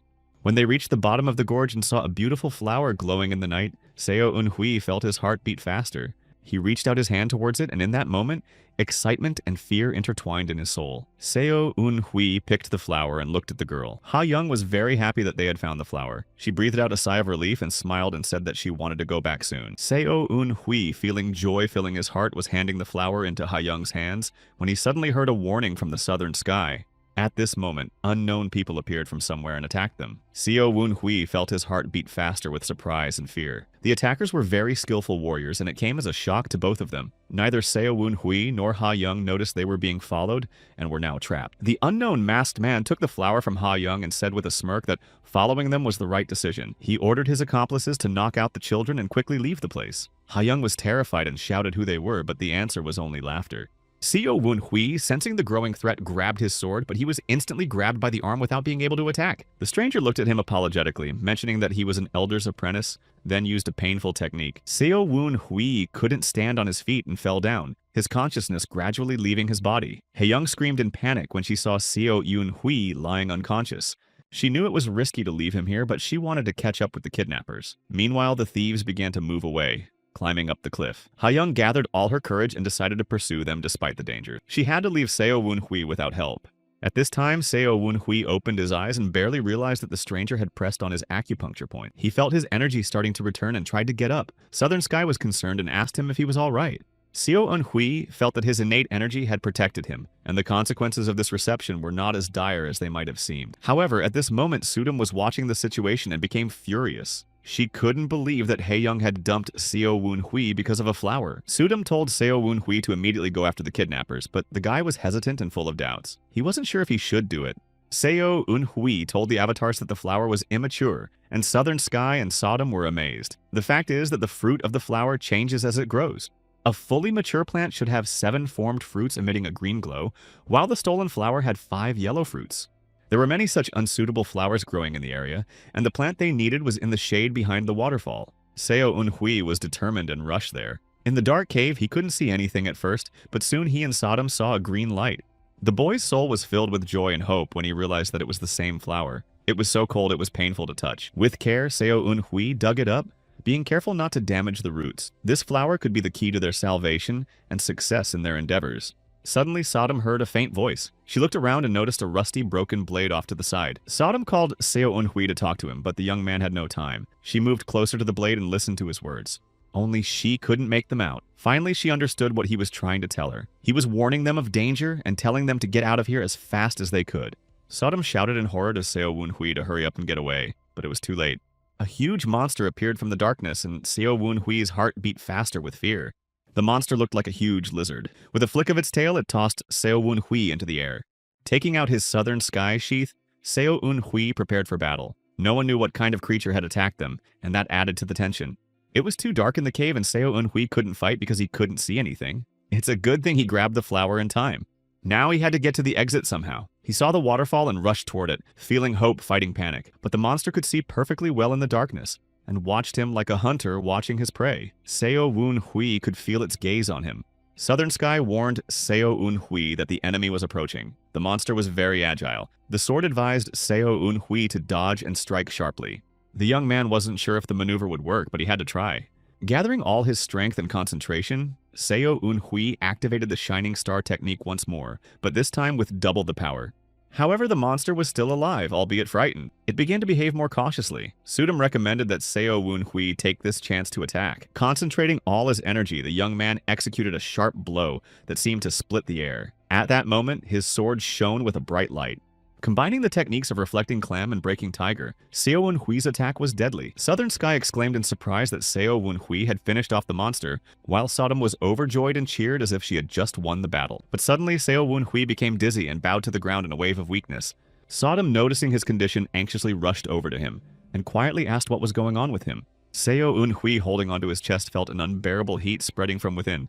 His heart beat faster with fear when he realized that the monster was poisonous and had managed to wound him. The poison was rapidly spreading through his body like a stream of fire, and his internal energy could not handle this threat. His whole body was on fire, and he realized that time was running out. With each passing second, hope was slipping away, and he struggled with panic. Seo Un-hui was frantically thinking, but the clarity of thought was leaving him. Panic gripped his mind, and the heat inside him seemed unbearable. He had to think of a way to quench this blazing fire. The only thing he could think of was to eat the healing flower. He swallowed some of the flour and his throat felt cold as if he'd drunk a bucket of ice water. It became harder to breathe. Fear gripped him. The heat and frost were tearing his body, causing unbearable pain. Sodom noticed his condition and told him to mix the two states. Seo Un-hui had to take control of his internal energy. It was impossible to hesitate. He couldn't die so foolishly without accomplishing his mission. The young man gathered his thoughts through clenched teeth and calmed down. He managed to take control of what was happening and stabilize his mind. Suddenly, he felt his body glow with a blue light. Seo Un-hui saw the constellation of the Big Dipper on his arm and his heart grew warm. Seo Un-hui heard the voice that had spoken to him the first time he saw the blue flame again. It distracted him and he lost his concentration. Suddenly, his body began to tear from the inside and Seo Un-hui screamed in pain. Every cell in his body was fighting itself and fear gripped him. The two forces within him were in confrontation and it was causing him unbearable suffering. The voice told him not to interrupt the circulation of energy. Southern Sky advised to channel the two energies into the same direction with the internal flow, and Seo Un-hui realized that this was his only chance. He tried to listen to their words and focus on what needed to be done. Seo Un-hui visualized his innate energy as a lake. The two streams represented the two rivers that made their way to the lake. He visualized these rivers merging into one. Seo Un-hui concentrated on his sensations and how freely the energy flowed. Finally, the storm inside him subsided. The young man felt very good and his body was filled with lightness. He sighed with a smile when Sodom asked him if he was all right. The boy replied confidently that the trouble was over and that he had been helped by the Southern Sky. Sodom was very surprised at this and asked if she had heard correctly, but Seo Un-hui was sure it was his voice he heard. Sodom explained that the sword of the Southern Sky was too far away, so he couldn't hear it. The recruit felt that the heavens had opened up to him and now he could hear the voice of the Southern Heaven from a distance. He walked over to the sword and grasped the hilt. Stars flashed on his hand. He felt the magical energy filling him. Sodom was jealous that there was a connection between the Southern Sky and Seo Un-hui. Seo Un-hui came closer to the monster's remains and looked at it curiously. Southern Sky made a suggestion. The creature might have been immortal, but it was injured. Seo Un-hui suddenly stumbled and fell into the ravine, causing Sudam to worry. She asked him again how he was feeling, to which he confidently replied that he was fine. The voice of the Southern Sky sounded in his mind again.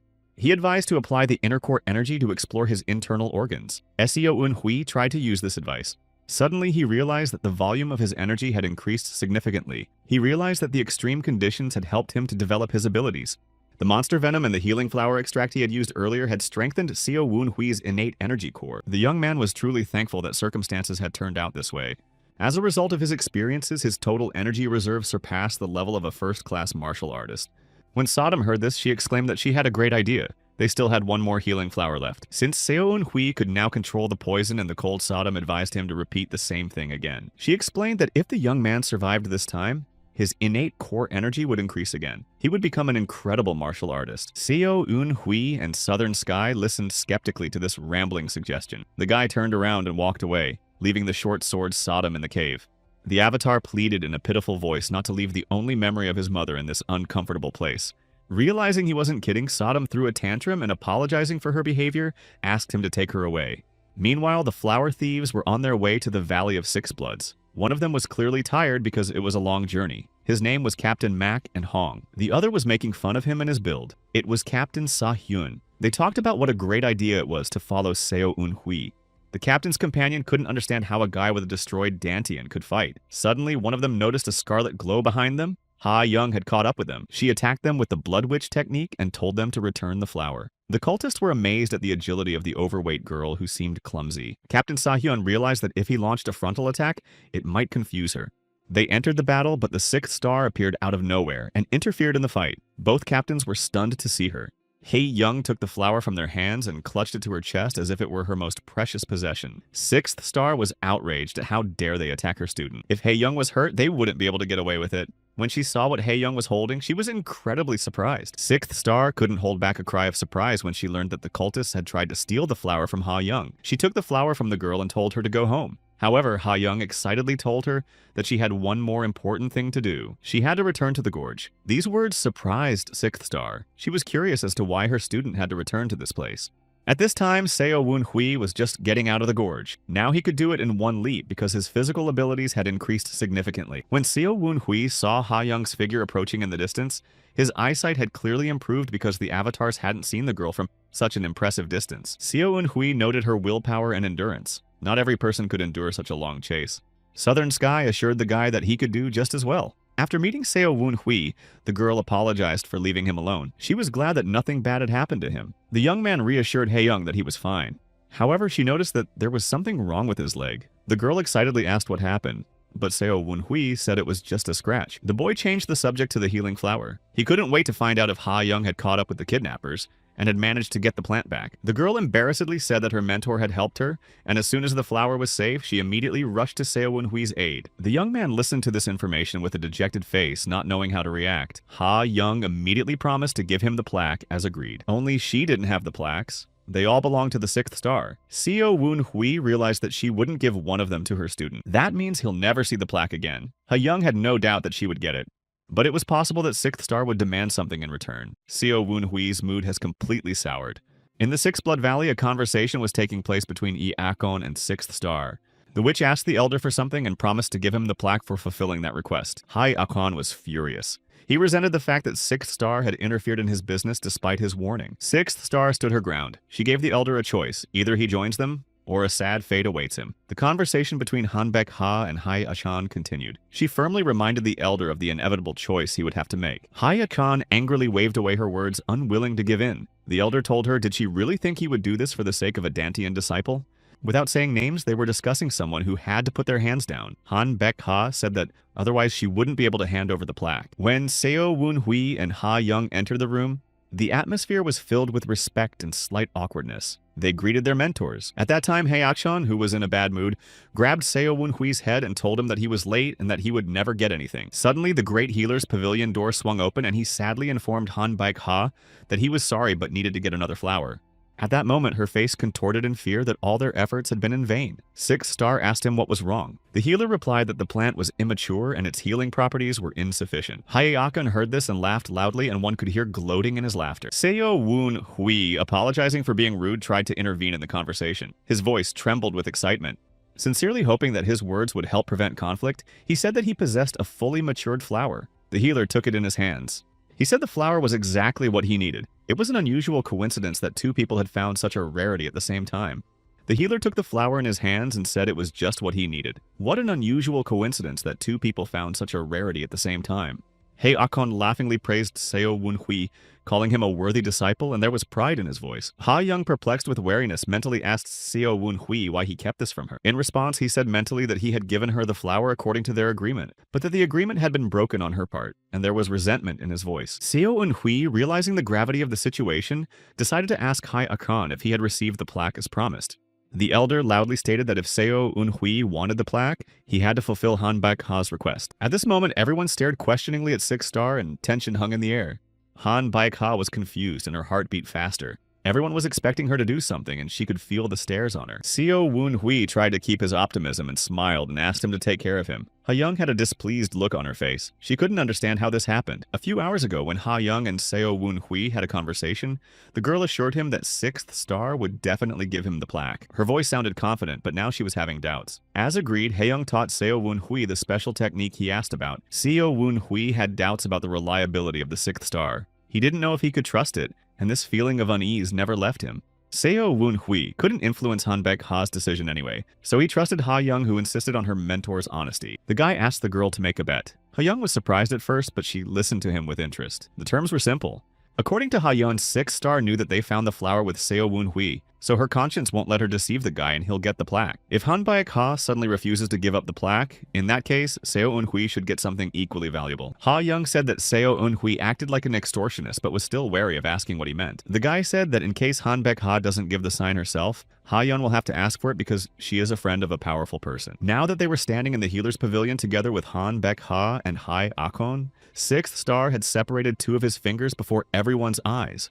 The people present were dumbfounded by such a bold act. Han Baek-ha sincerely apologized for treating Haya-chan with disrespect. Han Baek-ha humbly said that a whole hand would not be enough to atone for this guilt, but she needed the hand to fulfill important duties.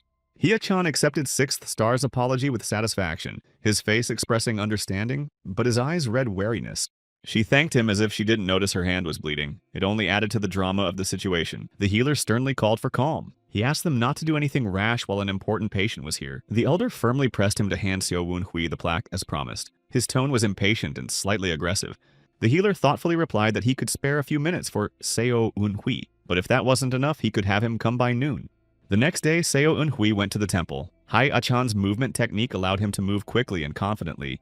Suddenly, Sodom, being close by, decided to ask him about Ha-young. Why did everyone around him treat her like that? She couldn't understand what was so special about her. Sodom believed that under Ha-young's influence, some people were changing their opinions to the opposite, and it alarmed her a lot. She noticed how coldly the girl watched her mentor Han Baek-ha as she lost her fingers. Seo Eun-hui agreed with Sudam and said that maybe the girl isn't just a student, and maybe she isn't who she says she is. Sudam then suggested that Ha-yeon was the daughter of the 6th Star, but Seo Woon-hui confidently said that she was the granddaughter of the Blood Demon. This news shocked the avatars, and they stared at him in surprise. South Sky asked how Seo Woon-hui had guessed it, not believing his ears.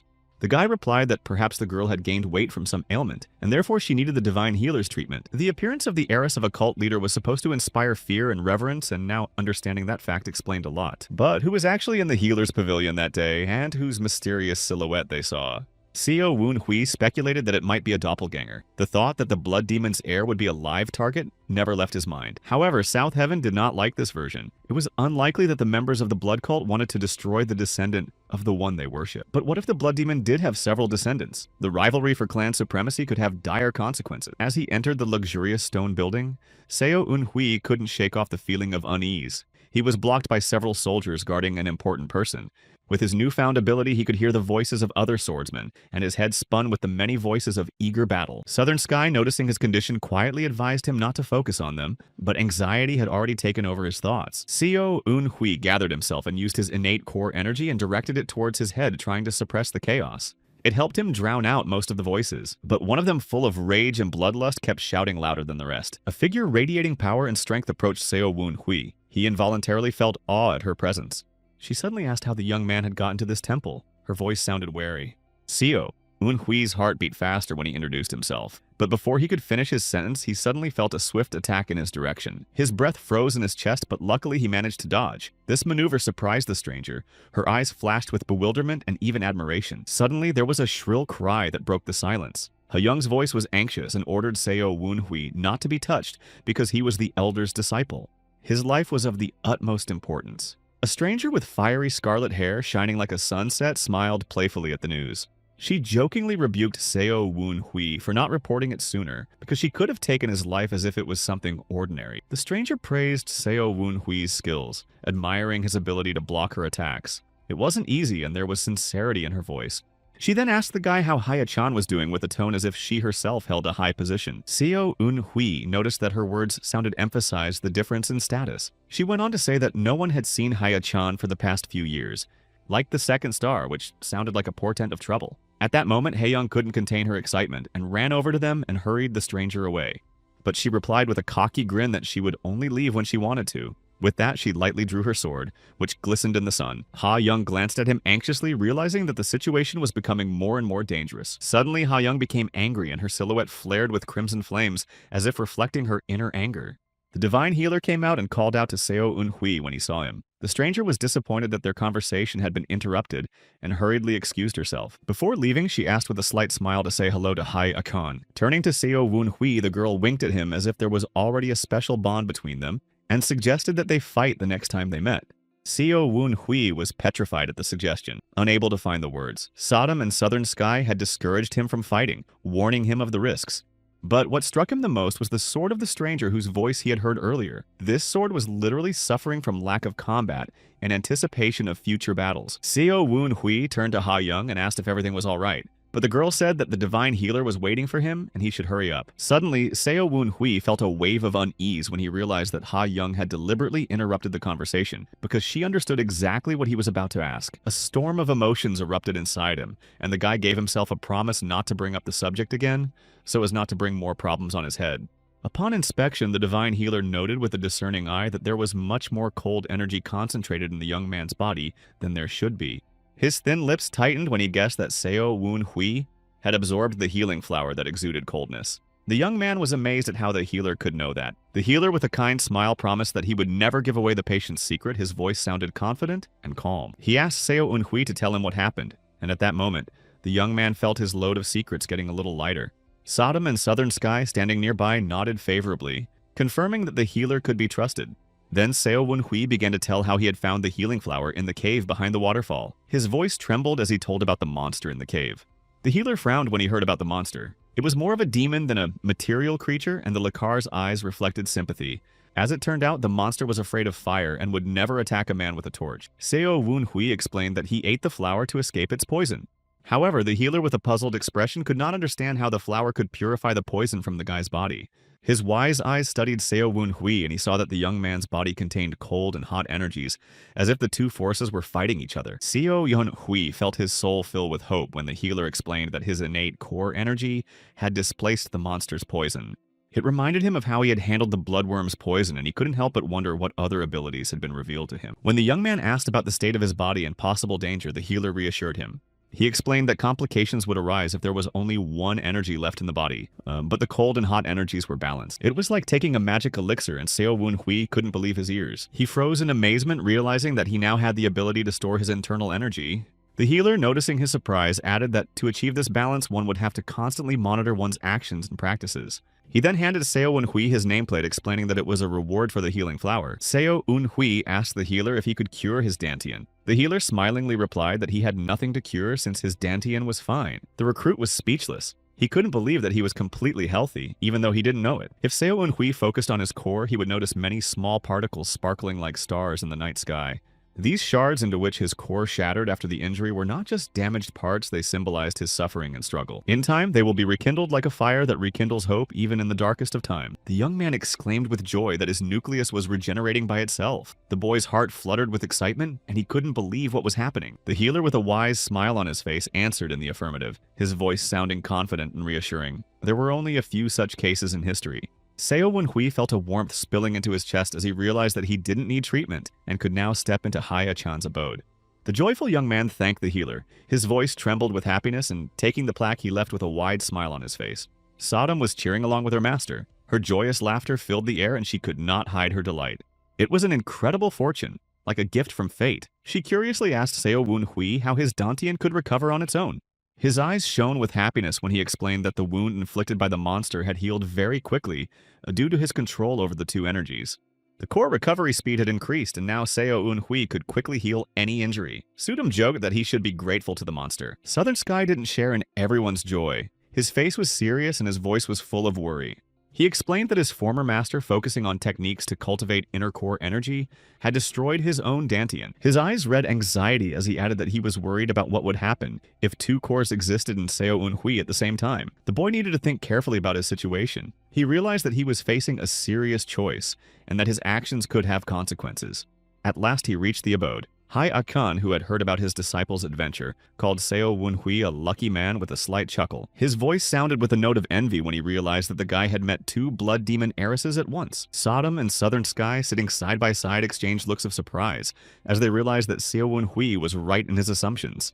Hai Achan said with a deep sigh that Han Baek-ha was right. The elder would have to take sides in this confusing conflict. Flames of memories lit up in his eyes as he recalled the times when the cult head was incredibly powerful. He spoke with awe about how he led not only the blood cult but also an entire community of orthodox sects, inspiring his followers. Hye-chan couldn't hide his sense of despair when he said that defeat was inevitable. Too many forces had united against the blood demon. The feeling of losing the meaning of life made him wander for a long time in search of a new purpose. He finally found a new meaning in life: victory over the Southern Swordsman. Seo Eun-hui listened to the story and felt his own heart fill with understanding. He realized that Hye-chan wasn't so crazy. However, Hye-chan couldn't ignore the blood demon seeds that were so diligently sprouting into beautiful flowers. The elder slowly turned to Seo Eun-hui and asked what the young man would do in his place. Seo Eun-hui thought about it for a moment. He looked at the elder carefully and suddenly realized from his gaze that he had already made a decision. Seo Eun-hui's answer was no longer necessary. He said he could just watch the flowers bloom. But if that wasn't what Hye-akan wanted to do, then it was worth devoting himself to preparing the fertilizer. Memories of his past life surfaced in his mind again, and the young man remembered how Hye-akon didn't take sides. But now the elder said that they would need even more strength. Seo Eun-hui didn't expect to hear this and was literally stunned. The elder confidently told him that it didn't matter which side he was on because he would need fertilizer anyway. Hye-akan looked at Seo Eun-hui seriously and said that the new recruit had 6 months to become a captain. The guy realized that the future is changing right now, and every step he makes now will determine not only his fate, but the fate of everyone around him. Seo Eun-hui could only speculate what might happen to Hye-akan after the blood cult was restored. In the future, the elder will be given clear instructions for action, but he will not follow them. It would be against his nature. But such behavior would lead Hye-akan to a clash of interests and a duel with Jin Gyu. It was one of the 8 strongest masters who was also known as the Flame King. In that battle, Hye-akan lost his arm and suffered other injuries, but that was not to happen until 6 years later. Sodom said that this future might not have come to pass because the elder had decided to remain neutral and not to increase his power. Seo Eun-hui realized that things were already taking a different turn. He used to be a low-ranking cadet. Now he had become an elder's apprentice and seemed to have established contact with the blood demon's heirs. Every move he made next could change everything. Southern Sky said that the young man's present carries a lot of possibilities. If Hye-akan got close to the top of the blood cult, it would be a great start for Seo Eun-hui. He was now faced with the task of becoming the captain. A guy had to learn how to absorb yin and yang properly, and also the innate and internal energies must exist in harmony in him. Sodom asked Southern Sky if he knew any cultivation techniques. He replied that he knew the technique used by the Southern Swordsman, but as a result, he destroyed his own dantian. In order for Seo Eun-hui's blood to circulate faster, his veins needed to be strengthened. Suddenly, the boy had an epiphany. He knew how to do it himself, but without the avatars, he would never have figured it out. It was a full metal transformation technique. Seo Eun-hui hurriedly found Ja Baek and asked him to show the technique. He and Woo Hyun were busy practicing together, but the man said that Hye-achan had expressly forbidden him to tell him anything about the technique. Seo Eun-hui explained that if the elder was in the abode right now, he would have asked him. The young man decided to annoy Ja Baek. He said he just wanted to build a relationship and bond as equal disciples of the elder. Seo Eun-hui turned around to leave, but Ja Baek grabbed his leg, dropping Woo Hyun. The twin brother knew that Seo Eun-hui's core had recovered. In his case, it was strange to learn only one technique. Ja Baek was willing to show him metal transformation, just to be on the same level as him. Seo Eun-hui's ploy worked. With a sly smile, he agreed to let go of convention and call him an equal. After 3 days, Seo Eun-hui managed to speed up the flow of energy within himself. But at the same time, the guy felt a strong rush of blood to his head. He remembered the time when Hye-achan would hang him upside down. However, Ja Baek and Woo Hyun could bat like that. Seo Eun-hui's body wasn't as strong as theirs. That's why Hye-achan didn't teach him this technique. Suddenly, Seo Eun-hui felt someone's presence. An unfamiliar girl stood behind him and greeted him. She said that 6 Star sent her after him. Seo Eun-hui had no choice but to follow her. At 6 Star's residence, he met up with Han Baek-ha, who was surprised by the bet made with Ha Young. After all, she was offering her nameplate as a prize as well as the Divine Healer plate. Seo Eun-hui tried to make excuses, but Han Baek-ha interrupted his speech, saying that Ha Young couldn't be present for the meeting right now. 6th Star held out the sign to him, and the boy saw that the 2 fingers she had lost earlier were back on her hand. Sodom suggested that the healer was able to heal her arm. She joked about whether he could put the severed head back on. Suddenly, Han Baek-ha grabbed his wrist and her eyes lit up with scarlet fire. It was a mysterious technique that he couldn't fight back. The 6th Star's internal energy was penetrating Seo Eun-hui. He screamed, trying to stop it, but Han Baik-ha told him to be quiet. She felt that the guy had used up far less innate energy than expected. Seo Eun-hui didn't understand what she was getting at. Finally, it stopped. The sixth star let him go and pointed to the herbs that had been prepared for the young man. He had to take it and use it to restore Dantian. Han Baik-ha advised him to keep the plaque from Haeyoung because it was very precious. Seo Eun-hui realized that sixth star, even as a skilled martial artist, hadn't noticed that the guy's Dantian was fine. He wanted to leave the place quickly, but he was unable to do so. Suddenly, Han Baik-ha offered the young man a bet. He was surprised and intrigued by this unexpected offer. Sixth star calmed him down by saying that she wouldn't take Haeyoung's nameplate. She just wanted to take revenge for her student. Seo Woon-hui, assuming that this matter would not end well, asked sixth star to take it back. However, as a winnings, Han Baik-ha offered to teach him something. Seo Eun-hui became wary. He wondered what it could be. But the young man didn't want any more trouble. He said he wasn't worthy of such a high honor. Only sixth star didn't seem to hear him. Han Baik-ha asked the guy to talk to his teacher Hai Akun in case she won. Sixth star wanted him to reconsider his decision. Seo Woon-hui was amazed at her cunning. Han Baik-ha seemed to be trying to get the elder on her side by any means necessary. Sodom was prompting the young man to accept the offer. For him, the deal was favorable in any case. Even if he lost, he had nothing to lose because he was used to being beaten by Hai Ak-jong. Seo Eun-hui decided to clarify what the argument would be about. A girl appeared from behind Han Baik-ha and greeted the guy. She looked pleased as if she was happy to see him. Only Seo Woon-hui didn't remember her for hurting the girl's ego. It turned out that they had come to the Valley of Six Bloods together when the cultists stole the children. Seo Woon-hui smiled embarrassedly as he was more concerned about his own fate. Han Baik-ha introduced her new student, whose name was Dam Ye-hwa.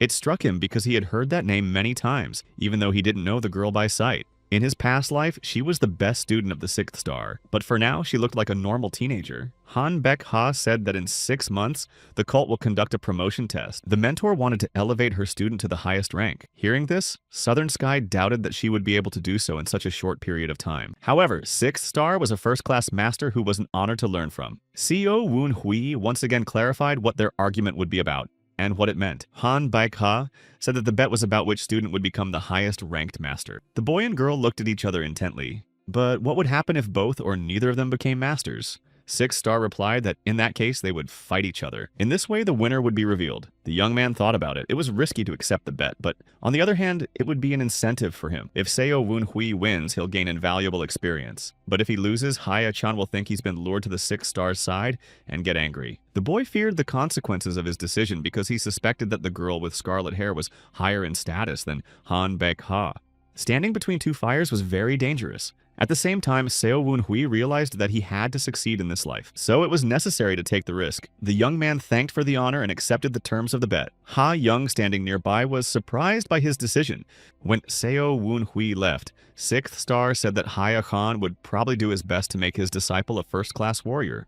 When Dam Ye-hwa heard that, she panicked. She didn't know that this guy had become an elder's disciple because he had made a fool of himself at the initiation ceremony. Ha Young said carefully that as far as she knew, Seo Woon-hui didn't make a bet if he wasn't sure about something, so it was foolish to underestimate him. However, sixth star was confident in Dam Ye-hwa's talent and her extraordinary abilities. The girl hesitantly promised she was up to the task, though tears glistened in her eyes. It's been 6 months. In the Six Bloods Valley, a real battle had broken out. It was a test for rank advancement. Young warriors full of ambition fought in the ring, demonstrating their skills. Gu Sang-woon stood next to his assistant and watched them with interest. He was pleased to count 37 middle-ranked warriors. It was an impressive result that was encouraging. The 6 disciples were preparing for the test for the top rank. There was no second chance for the losers because Gu Sang-woon remained adamant. The first stage of the test required participants to practice the basic technique known as the Blood Demon Fist. Then they had to group together to demonstrate their teamwork. Those who successfully passed these stages received a low ranking. The middle-ranked warriors had a new challenge ahead of them. They had to learn how to use the internal energy that had been accumulating for 10 years. The task for them was simple, but at the same time difficult. They had to strike the peace stone with their fist. Only a strong warrior could leave a mark on it. Those who passed this test opened the door to the next stage where new challenges and great trials awaited them. Next came a fight with a middle-ranked warrior. In the fight, the participants had to endure at least 30 attacks, demonstrating their resilience and skill. In case of victory, the cadet was awarded a middle rank, which opened new horizons. However, for those who could not pass this test, there were no exceptions. Gu Sang-woon, with a hard expression on his face, advised those who failed the test to channel their anger into practicing their skills to come back next year. Gu Sang-woon's assistant ruthlessly offered to punish the defiant cadet who dared to show weakness. But the commander didn't see the need to do so. There was a cold calculation in his eyes and an understanding that everyone had to go their own way. And at this crucial moment, The test to obtain the highest rank began. Hai Akon and his disciples walked majestically and menacingly towards the arena, their figures inspiring respect and their confident steps showing their strength and preparedness. Gu Song-woon was astonished. He hadn't expected to see them here. The moment their gazes met, Hye-chan smiled at him with a slight hint of arrogance. The captain stammered and spoke to the elder. He tried to explain that his apprentices would easily get the middle rank, but there was one obstacle. Hye-chan, with an unwavering expression and a shrewd gaze, told him not to beat around the bush, but to say straightforwardly what the matter was.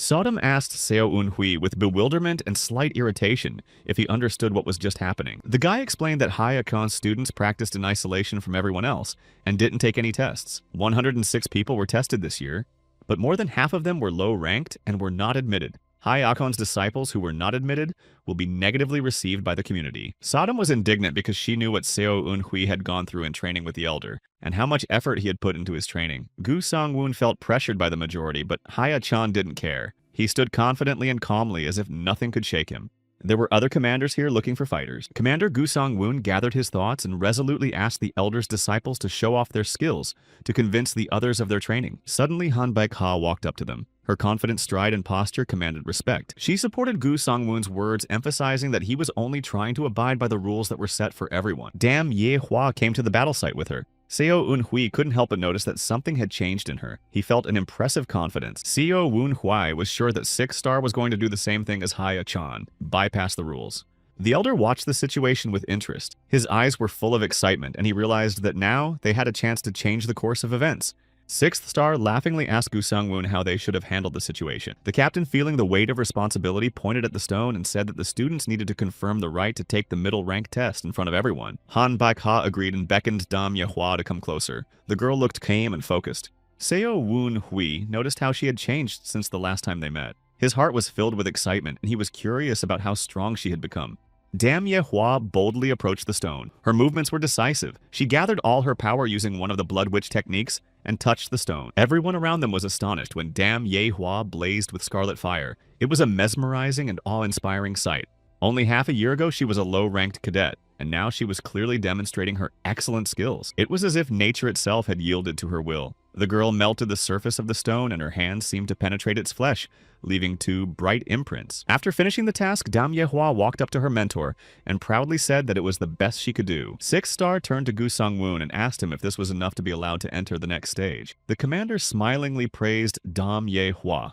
He said that she was a really talented student and worthy of going to the next stage. Seo Un-hui was impressed by the girl's strength and determination.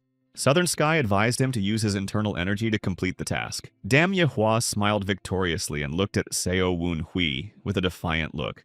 It was like she was teasing him. Seo Un-hui was calculating how much internal energy he would have to expend to complete the task, and his thoughts were preoccupied with it.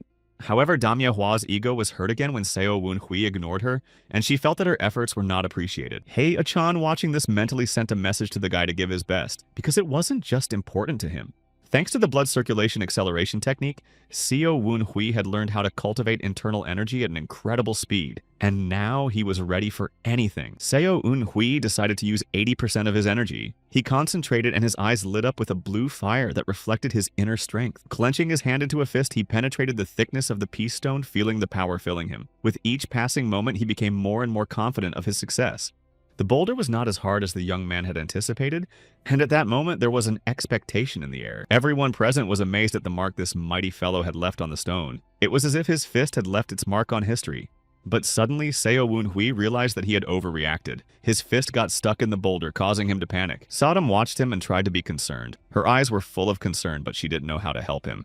Seeing this, Ja Baek grinned with slight disdain. He decided to break the stone and show this fool how to pass the test. His twin brother began pounding on the peace stone. His blows were full of rage and a desire to tear it to pieces. Even though he had managed to damage the top layer, Seo Un-hui's hand was still sticking inside the stone. He could feel the adrenaline filling him mixed with anxiety. Suddenly, without saying a word, Woo-hyun sprinted up and hit the rock with his bald, trained head. It was unexpected and even comical. For the first time in the history of the blood cult, the peace stone split in 2, and there was silence. It was as if time had stopped. Everyone present was shocked. Their faces expressed bewilderment and admiration at the same time. Heye Akon laughed at the top of his voice, and his laughter rang out like thunder. His disciples were the ones who had rubbed everyone's noses in it, and he felt proud of them. Gu Songwon was impressed and recommended that they prepare for the middle rank, but Seo Wunhui objected to him. They came here to be promoted to the highest rank and become captains. His voice was unwavering in its desire and determination. To obtain the highest rank, one had to fight a top-ranked master and withstand 12 of his attacks. Watching the bouts, Sodom noticed that the masters were fighting at half strength. Hai Akon advised the disciples to take their time and see what the masters were capable of. Suddenly, the elder looked at Seo Wunhui sternly and held his head. Pointing at Han Baek Ha, he asked the boy if he had made a bet with the 6th star. South Sky whispered to the boy that he noticed Han Baek Ha's excitement. Seo Wunhui didn't expect the elder to talk about betting, so he was confused. However, Han Baek Ha smiled the most luscious smile. It was part of her cunning plan to sow doubts in Hei Akan about Seo Wunhui so that he would suspect the disciple of collusion. There's a reason Seo Wunhui was talking to Ha Young. Hei Achan lifted the young man's head and shook it in the air, asking if they had argued to change his mind. The elder slapped him on the head for Seo Wunhui's adventurous behavior. With a smile, Hei Akan told his disciple to show what he could do. Captains of the blood cult wore blue belts as a badge of honor. You could become a captain by serving and showing yourself to be a good leader, or by accomplishing some serious mission. But there was another way. Fight 2 high-ranking captains with swords and defeat them in less than 100 blows. There were rumors that Hayakon's disciple was good at fighting, and everyone was interested in his technique. Sodom and Southern Sky were cheering Seo Wunhui on before an important fight. He had to show how well he had mastered the Shining Star technique. The young man had to fight the top-ranked warriors Dae Jun and Ho Yun. They were giving him disorganizing thoughts. In spite of that, the young man greeted his partners politely. Gu Song-woon announced the start of the fight. Dae Jun and Ho Yun rushed forward to attack. Seo Wunhui skillfully defended against the attackers. Southern Sky helped him react in time to the strikes. His opponents were amazed at his ability to block attacks without even turning to look at them. They saw Seo Wunhui as a worthy warrior. It was not for nothing that he endured Haya-chan's endless beatings. The elder trained his disciples with extreme cruelty. Suddenly, Dae Jun changed his strategy. He diverted the cadets' attention while Ho Yun used one of his powerful sword techniques against Seo Wunhui. His sword and the Southern Sky clashed in a strike blazing with green and blue light. An even greater force could be used to respond to the powerful strike. But what if the opponent used the soft sword technique? Seo Wunhui successfully used his usual techniques. One of his favorites was the slithering sword. His skills amazed his opponents, but they only saw him as a teenager. Underestimating the cadet, Ho Yun lost his guard and was wounded by the short sword. Against Shining Star's advanced technique, none of the cultivators knew any techniques. One of the deadliest techniques of this technique was the Rising Dragon Sword, which Seo Wunhui had mastered to perfection. After confusing his opponents, he struck first with this powerful strike, and then completed his attack with the Meteor Strike. The blade of the Southern Sky sword was so close to Dae Jun's face that he saw his reflection in it. Walking over to Ho Yun, the guy asked him to stop the bleeding so he could retrieve his short sword still sticking out of the wound. The warriors lost this fight to the elder's young apprentice and recognized him as an equal. The stunned observers of the fight cheered. Seo Wunhui was able to defeat top-ranked fighters in just a few minutes, and he didn't even need 100 punches to do so. Gu Song-woon, who didn't expect such a turn of events, couldn't say a word. It was very strange because Hayakan was a master of fist-fighting. He couldn't train a disciple to be an excellent swordsman, especially since it was rumored that Seo Wunhui's dantian had been restored by the healer only half a year ago. How could he master such a complicated technique so quickly? Han Baek Ha, who was watching the fight, was no longer so sure that she would win the bet. Hai Akon's techniques were aimed at increasing the power and physical capabilities of the body, but his disciples' techniques were of a completely different profile. Seo Wunhui was being trained by someone else. The young man approached the elder to pay his respects, and Hai Akon praised him for his excellent fight. Looking at Seo Wunhui, he was reminded of his sworn friend Swordsman of the Southern Sky. Dam Yehua asked Han Baek Ha for permission to take the captaincy test. She was hurt by how easily Seo Wunhui was able to pass the test. The girl hoped to repeat his success. 6th Star let Dam Yehua try her hand at it with the hope of a positive outcome. But unfortunately, the girl overestimated her capabilities and was defeated. Haya-chan and Seo Wunhui watched Jae-baek's fight with tension. The fight was becoming more and more exhausting. Jae-baek, who could barely stand on his feet, continued to fight the two captains as if he had lava in his veins instead of blood. He had already made 60 lunges, each of which was full of power, but victory still eluded him like a ghost. Southern Sky, watching the scene sympathetically, said how unlucky Jae-baek was. His words echoed in the heart of Haya-chan, who couldn't take his eyes off of his disciple. Her voice was sweet yet full of hidden sarcasm when she complimented his students. Hai-achan, however, took it as a mockery.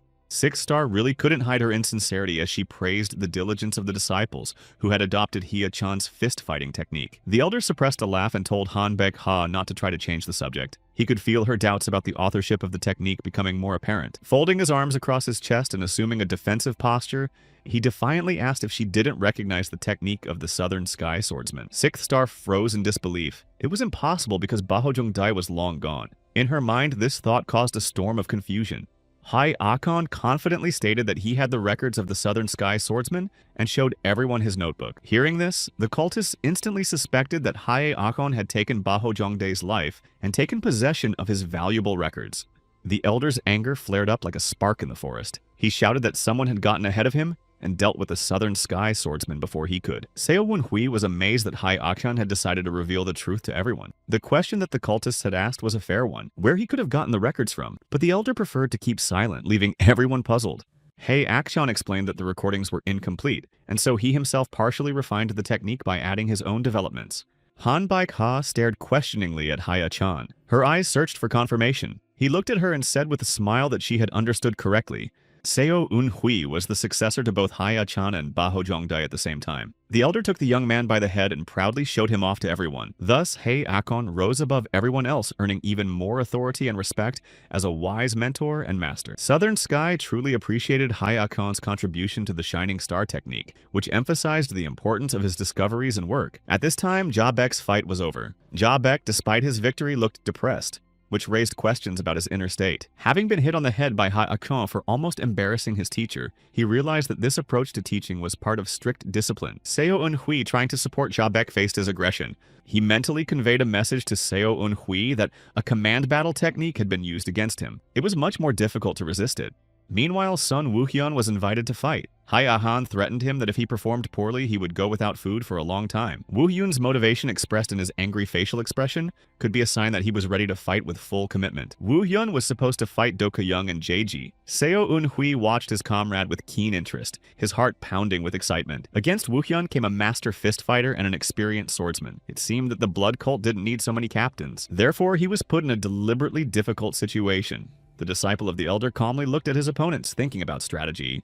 Gu Song-woon commanded the fight to begin, and at that second, Woo-hyun swiftly walked right up to Do-ka-young. Woo-hyun clutched his skull with his hands with such force that it felt like it was going to crack. The scream of pain that came out of his opponent's mouth was like thunder. Letting go of his head, Woo-hyun turned around to Chae-ji, who was trembling with fear. His eyes were full of terror. After such a spectacle, Chae-ji himself surrendered without a fight, realizing that he didn't stand a chance. A smile of triumph and relief shone on Woo-hyun's face. He had passed the test and received the coveted rank of captain. His dream had finally become a reality. Seo Won-hui was stunned, unable to believe his eyes. Hai Akon laughed heartily. He was so proud of his disciple that he was overflowing with pride. But Ja Baek was clearly disappointed. His soul was racked with envy and resentment. Bart, who had recently been on his team, had beaten him. Gu Song-woon confidently led the disciples into the main pavilion of the Six Blood Valley. There was excitement and anticipation in the air. Han Baek-ha headed there as well. Sodom noticed that one of the students was looking at Seo Won-hui strangely and squinted intriguedly and whispered to him about it. Seo Won-hui turned around and his heartbeat increased. He saw Ha-young. She looked completely different, and a light shone in her eyes. Sodom didn't even recognize her at first. It looked like Ha-young's illness had really receded and she looked slim and healthy. Watching this, Sudam joked with a slight smile at how quickly Seo Won-hui recognized Ha-young, implying that her image had captured his heart. At this moment, Ja Baek, clearly preoccupied with what was happening, grudgingly asked Hai Akon why they were all going to the main hall. The elder replied that they had the most important part of the task ahead of them. The captains had to recruit a team. They approached the wall on which the signs were attached. The atmosphere around them was tense and excitement was in the air. The selection ceremony began. Sodom curiously asked what that meant, and Seo Un-hui explained in detail that what was happening now was the assignment of new warriors to positions. The plaques had the names of the fighters who passed the test. The captains had to rank them. The captains had to take the ones they liked for their team. Seo Un-hui felt sad when he thought about his past life. He had joined the Blood Wolf Squad because he had been assigned to the Blood Wolf Squad on a residual basis. It was also a kind of competition, but the outcome of the competition would decide a lot. Hai Akon could also choose his own fighters. He was given the right to do it first, and his eyes lit up with excitement. At that moment, everyone was waiting with bated breath to see how the story would unfold. Hai Achan asked what rank of warriors he should start with. He was told that he should start by selecting middle-ranked candidates. There was a tension in the air that could be felt physically. The elder drew his finger across the wall, concentrating on the plaques he needed. The 27 plaques hanging above this line were boldly appropriated by Hai Akhan. He shocked everyone with this prank. Han Baek-ha couldn't hold back a gasp of surprise. Her eyes widened in surprise.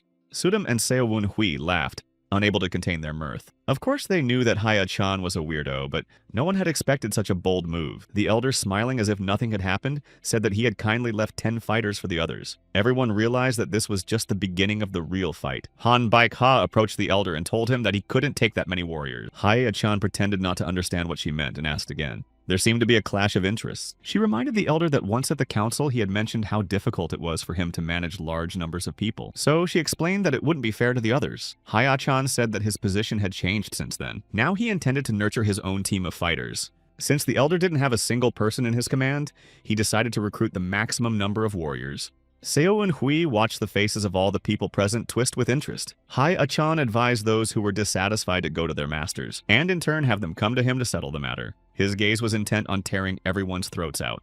Sixth Star had nothing to object to this and gave in. The other commanders also agreed.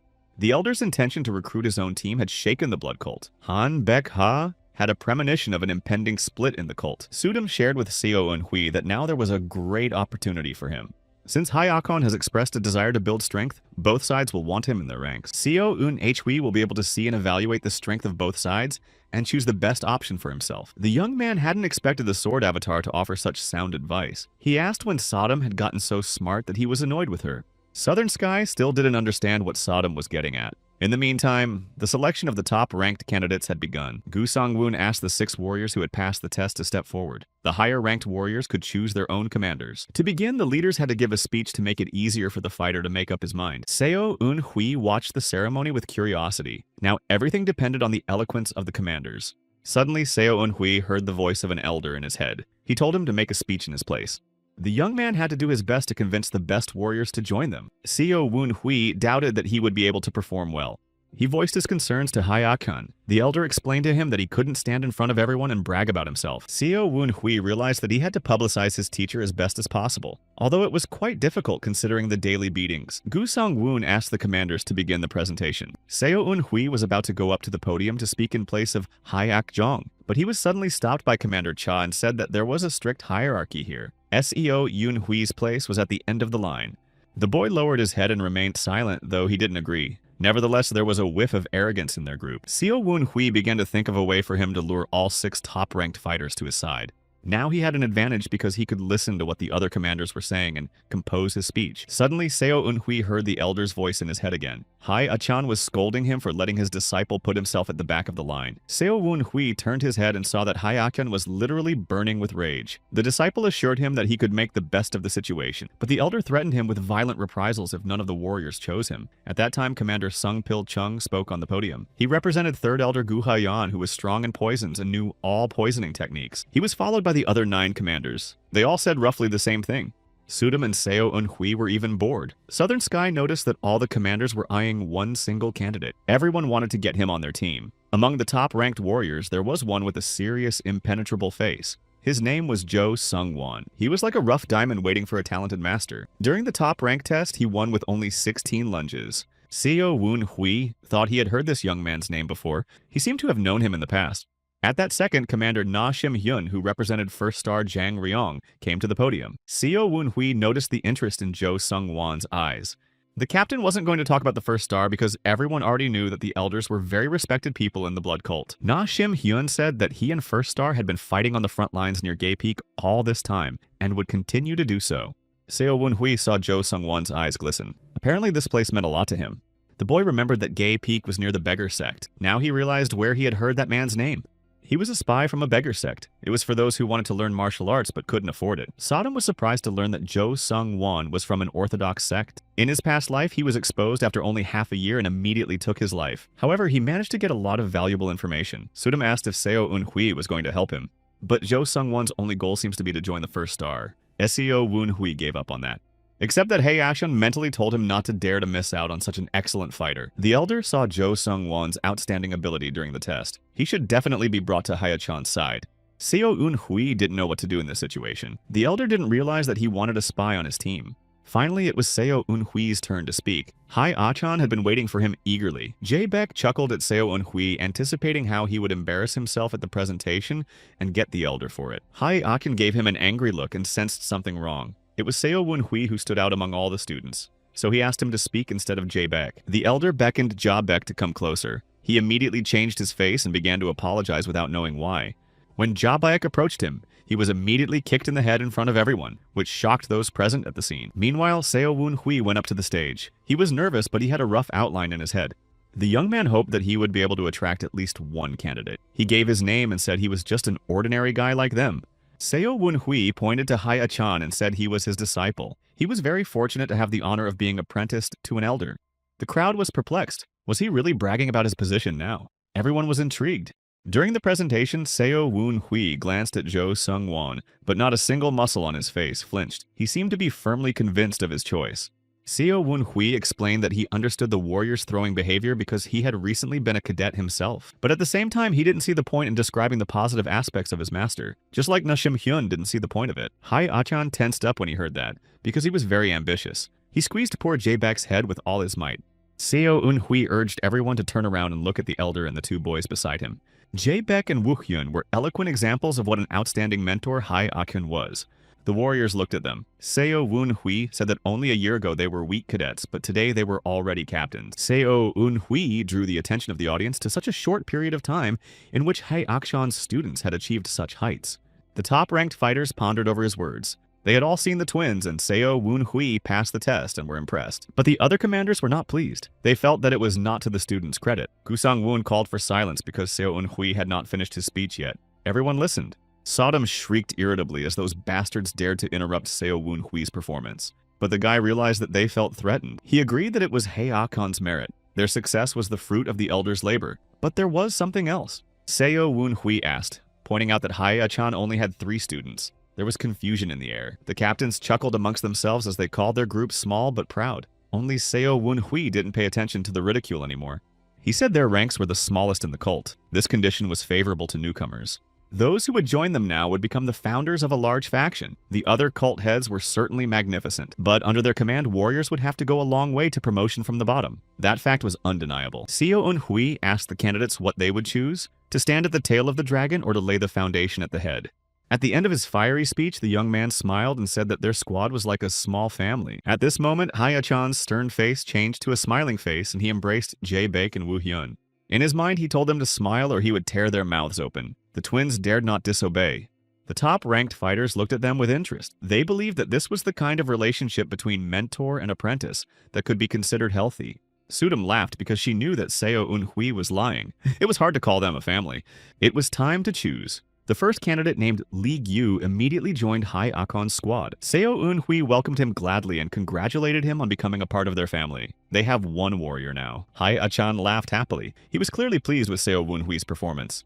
A second top-ranked warrior approached Gu Sang-woon to voice his decision. Seo Woon-hui really hoped that he would choose their team too. You could see that the fighter was hesitant. The other captains had gotten into his head and insisted on choosing their faction. Seo Woon-hui realized that his chances were not high since the best blood cult captains were present. Suddenly, he heard his name. The top-ranked warrior, Hamun-chan, also expressed his desire to learn from Hai Ah-chan and asked to join their team. Jae-baek and Woo-hyun continued to smile, hoping that they would get less beatings now. The next candidate was Jo Sung-won. He was firmly on his way to the squad under first star. Seo Woon-hui realized that this one fighter was worth 5. However, he didn't know how his presence in the team would affect them. Each of the captains wanted to get their hands on Jo Sung-won. He was like a glass of precious wine with poison in it. Meanwhile, he approached Na Shim-hyun and was about to swear an oath to him. Seo Woon-hui kept his eyes on him. At that second, Hai Ah-chan got into his head and ordered him to lure Jo Sung-won to their side. He didn't care how he did it. Seo Woon-hui had no choice. He didn't want to incur Hai Ah-chan's wrath. There was only one way to get Jo Sung-won's attention. He knew better than anyone what a spy's greatest fear was. Every spy fears being discovered. Seo Woon-hui entered Jo Sung-won's mind and called him a beggar. He looked at the young man as if he didn't know what he was talking about. Then Seo Woon-hui said that he was aware that Jo Sung-won came from a beggar cult and was aiming to join the First Star Army. Jo Sung-won tensed up and mentally asked what Seo Woon-hui was trying to accomplish. He didn't say anything, but the look on his face made it clear. Na Shim-hyun had already extended his hand to welcome the new fighter, but Jo Sung-won came up with Seo Woon-hui and bowed to him.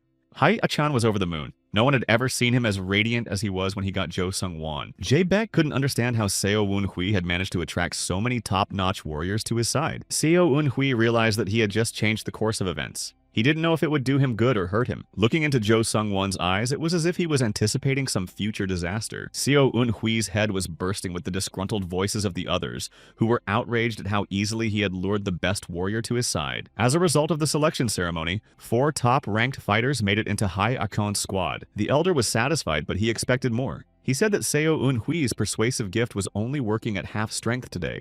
Jae-baek smiled gloatingly, anticipating the moment when Seo Eun-hui would get his head kicked in. Seo Eun-hui was tensing up as he waited for the reprisal.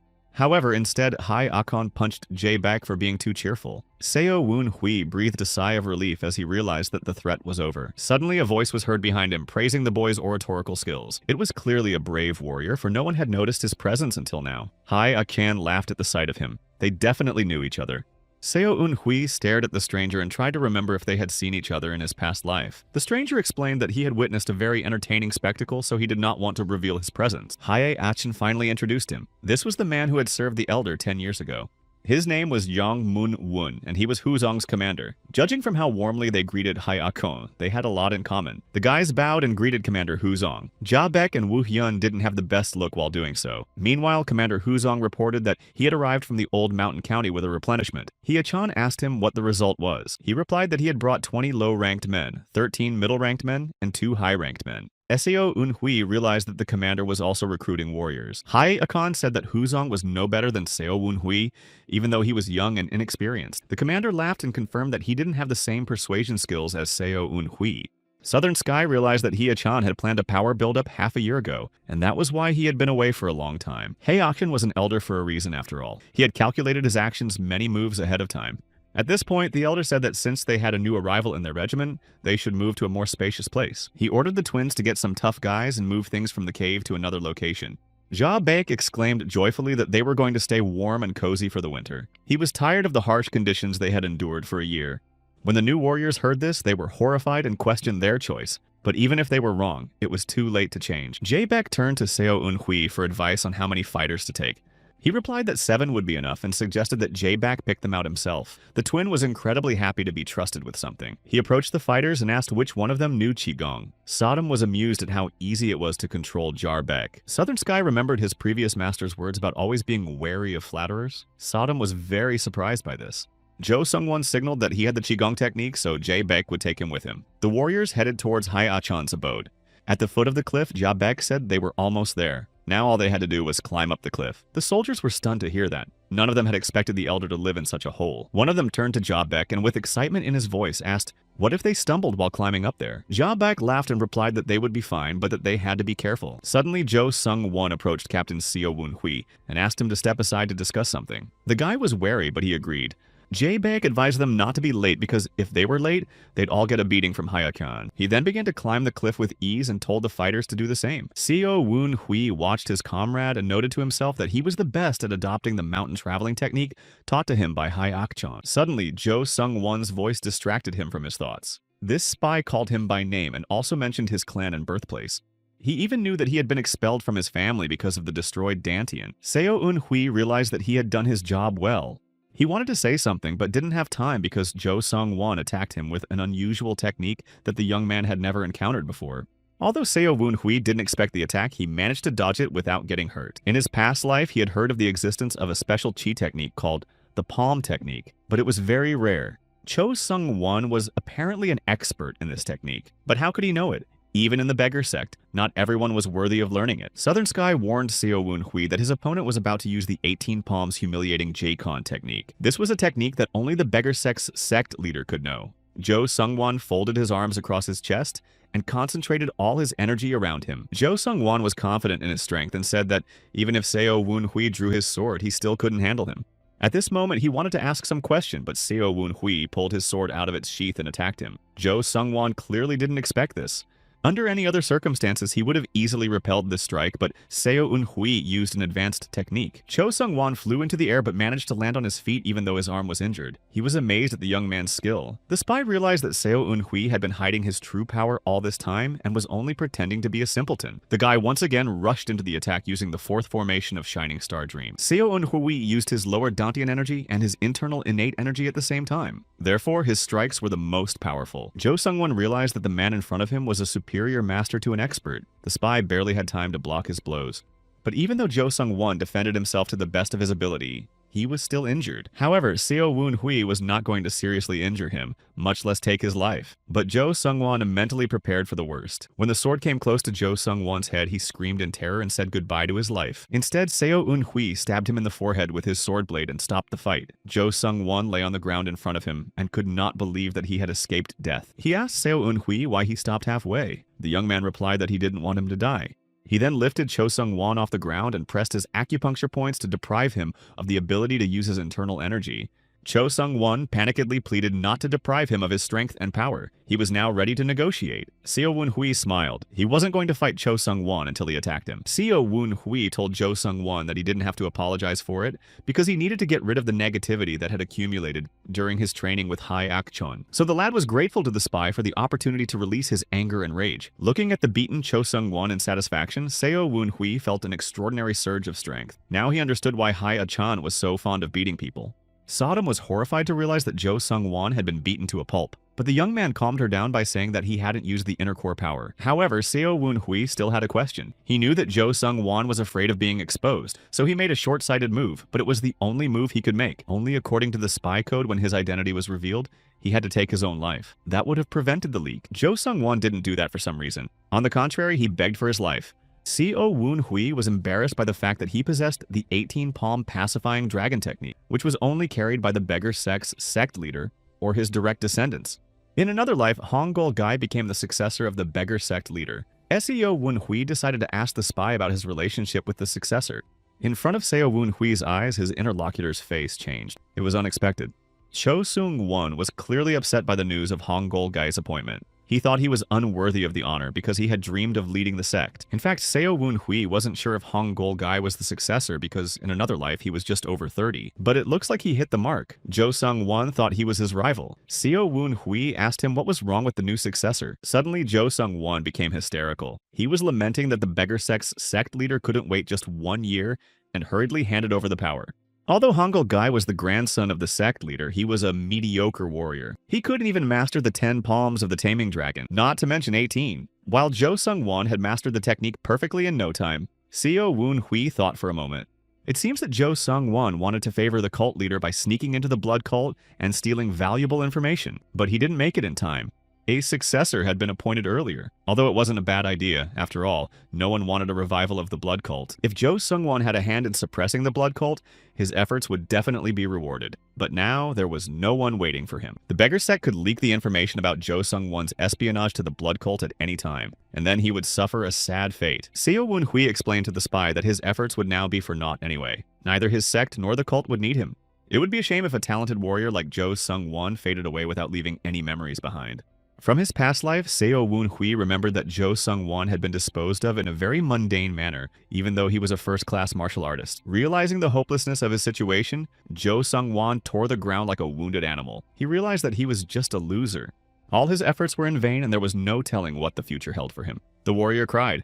He had no hope of keeping his promise. Seo Woon-hui understood him perfectly, because he had been in that situation himself. He felt sorry for Jo Sung-won. If he was originally going to get more information out of him, he wanted to help him now. Seo Woon-hui said that the spy has the most valuable thing a person can have. It's his life.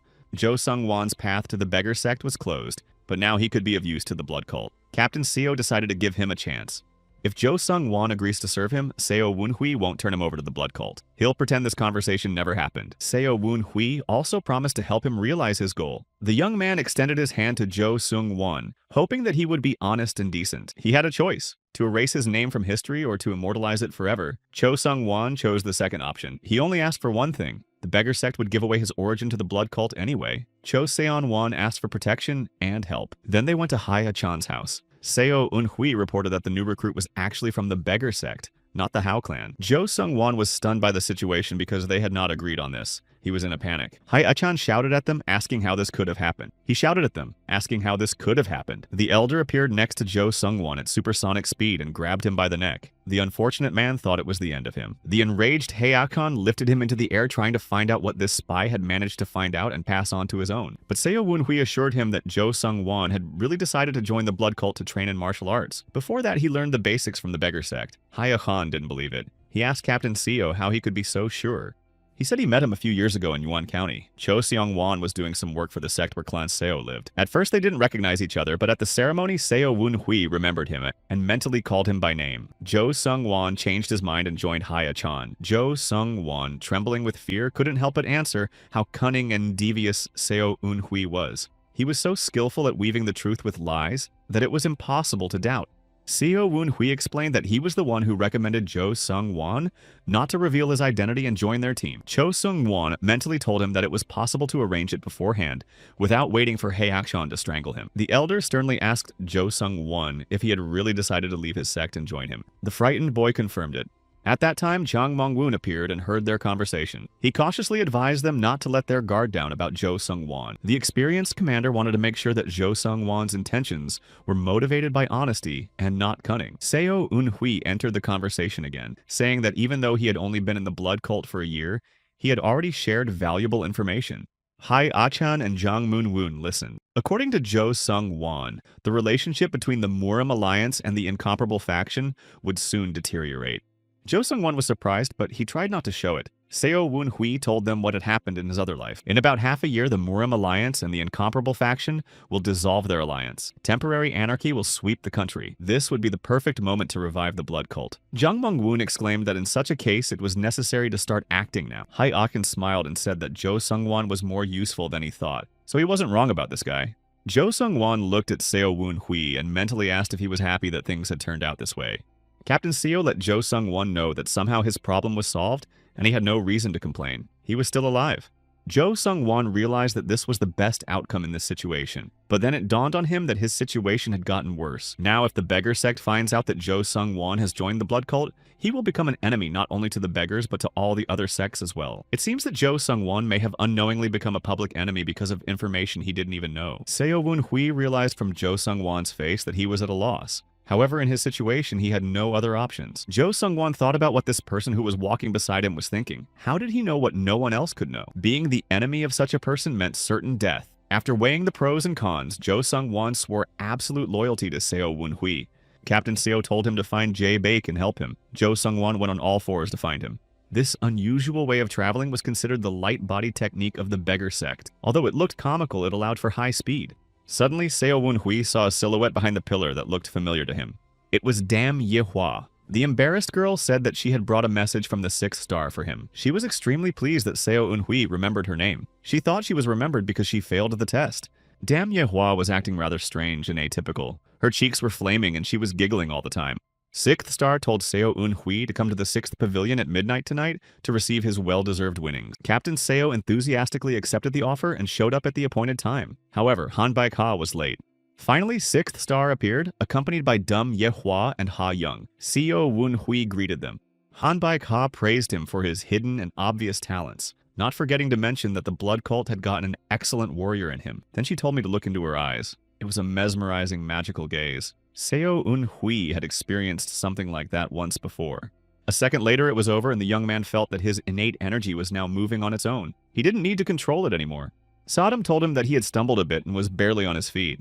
Han Baik-ha said that Seo Woon-hui was more powerful and capable than everyone thought. He was able to withstand her illusion twice. 6th Star decided to teach him one of her tricks. She told him that 20 years ago she had wandered into a secret temple of an unknown deity. It was there that she learned this skill. Because of it, the people nicknamed 6th Star the Blood Witch. Sudam was amazed at how beautiful Han Baik-ha looked. Seo Woon-hui guessed she was about 35 years old.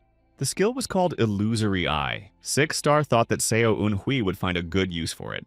The technique allowed you to temporarily plunge your opponent into the power of illusion. A person with a clouded mind could unconsciously carry out any orders. Seo Woon-hui realized that this technique was very dangerous and useful. The world of martial arts is a place where a single moment can decide the entire outcome of a battle. If you successfully apply this skill, your opponent will be completely vulnerable for a while. But not everything was so rosy. A slight physical contact was enough to awaken a person from the illusion. A soft sound could also bring him back to reality. The technique did not work on mentally stable people and warriors using innate energy. It required tremendous concentration to use this technique. Seo Woon-hui realized that it would be difficult to use this technique during a fight. Han Baik-ha asked him if he had changed his mind about learning. Captain Seo confirmed the agreement and asked to get started soon. Although the technique had many conditions, it was useful to Seo Woon-hui anyway. Apparently, many people knew about her and feared her. Even Hai Aken covered Seo Woon-hui's eyes with his hand the first time he met Sixth Star. Han Baik-ha mentally explained the principle of the illusory eye to him. The skill was more like a spell. Seo Woon-hui had to use a lot of brain power to understand the intricacies of it. The Sixth Star herself learned the technique by finding records in an ancient temple. Illusory Eye had 4 levels of skill. The first level was capable of weakening the opponent's mental state. Particularly sensitive people could even lose consciousness. The second level allowed to control the captured person and make him fulfill various whims. And the third level caused visual hallucinations in the victim. Little was known about the fourth level because the recordings were cut off at that point. The illusion of this level was so realistic that all 5 senses were activated. Han Baik-ha didn't even know how it worked. Sudam was frustrated by the lack of crucial information, but Seo Un-hui didn't care about that. He wanted to learn it anyway.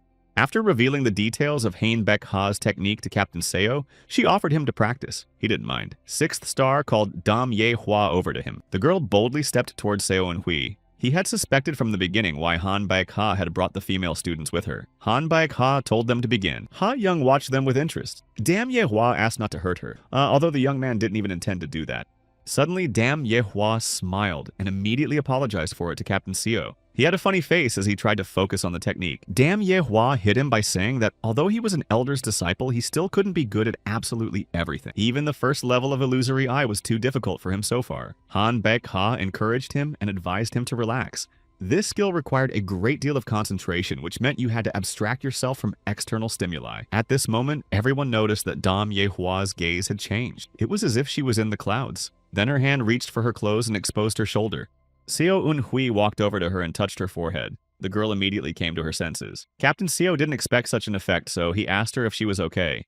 Han Baik-ha froze in astonishment as she sensed that this guy had just used the second level of the Illusory Eye. Seo Un-hui panicked and began to deny his effect on the girl. But Sixth Star didn't believe that Dam Ye Hua was suddenly hot and decided to take off her clothes. The girl was embarrassed to realize that she was standing naked. Dam Ye Hua hurriedly began to wrap herself in her clothes, while Seo Un-hui didn't know where to turn in shame. But Sodom praised him, saying he was a good man. Only the boy really didn't have any such thoughts. He just wanted to master the second level of the skill and besiege her. Sodom asked what he envisioned in such a case. Seo Un-hui embarrassedly replied that he just imagined Dam Ye Hua dancing naked under the moon. This made Han Baik-ha very suspicious. After all, she had only mastered the second level of the skill after 20 years of effort. This guy had unprecedented strength and power. She immediately asked Seo Un-hui how he did it. He explained that he was just imagining things, that's all. Sixth Star didn't stop. She asked what exactly he was thinking about and how he was thinking, how he formulated the thought. An argument ensued between them. At that moment, Ha Young decided to end the argument. She said that it must have been an accident and Seo Un-hui really didn't know how it happened. Either way, their goal had been accomplished and they could return. Han Baik-ha agreed with her student. The terms of their bet had been fulfilled, which meant there was nothing more to keep them here. Ha Young summed up that today was a bad day to talk. Seo Un-hui looked at her and thought she was going to say something, but changed her mind. Ha Young gave him a stern look as she left and mentally called him a pervert. Captain Seo's heart instantly fell at his heels. Ha Young was disappointed in him. There was hardly anything that could sway her opinion now. It was time to settle in for the night. Sudam asked Seo Un-hui if he knew where the girls were going in such a hurry. As he entered the room where Jae Baek and Woo Hyun were already sleeping, he thought about the fact that he had demonstrated Han Baek-ha's mastery of the second level of technique for a reason. When Jae Baek heard the noise, he asked where Seo Un-hui had gone when he woke up. He didn't want to tell him, so he lied that he was breathing air outside. But Ja Baek wasn't dumb enough to believe it.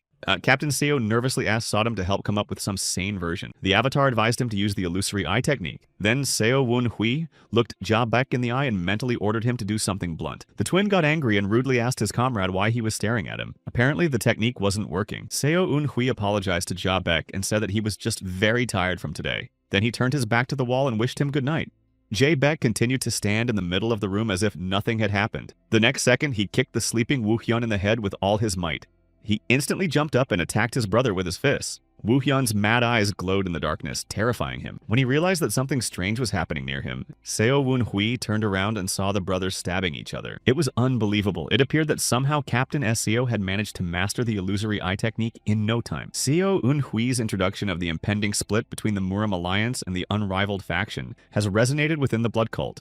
9 days later, the news would spread to Jiangxi province. In another 4 days, it would spread to all branches of the cult. The second elder summoned his best commander to give him valuable instruction. They were talking about how it was probably time for a revival of the blood cult. The commander was enthusiastic about the news. The elder decided to go to the Valley of Six Bloods with 2 disciples. Their names were Kyum-won and Yun-jae. As he was about to depart, he dropped the phrase that the cult was divided and needed to be reunited for the sake of revival. The commander was surprised by the elder's decision to go to the Six Blood Valley, but he didn't let on. He knew that the elder was attracted to Baek Hee-yong, but apparently there was more to it than romantic interest. Meanwhile, Seo Eun-hui had been practicing his illusory eye skill for 4 days now. The subjects were all the people around him. The first level was easy for him, but it didn't work on everyone. Jabaek and Woo-hyun were good at it the first time. However, even they were only affected for 5 seconds. It was impossible to influence them for longer. When Seo Woon-hui first tried this technique on Dam Ye-hwa, he could have not stopped her. She would have woken up after a few seconds. What's more, those who are exposed once become immune to it.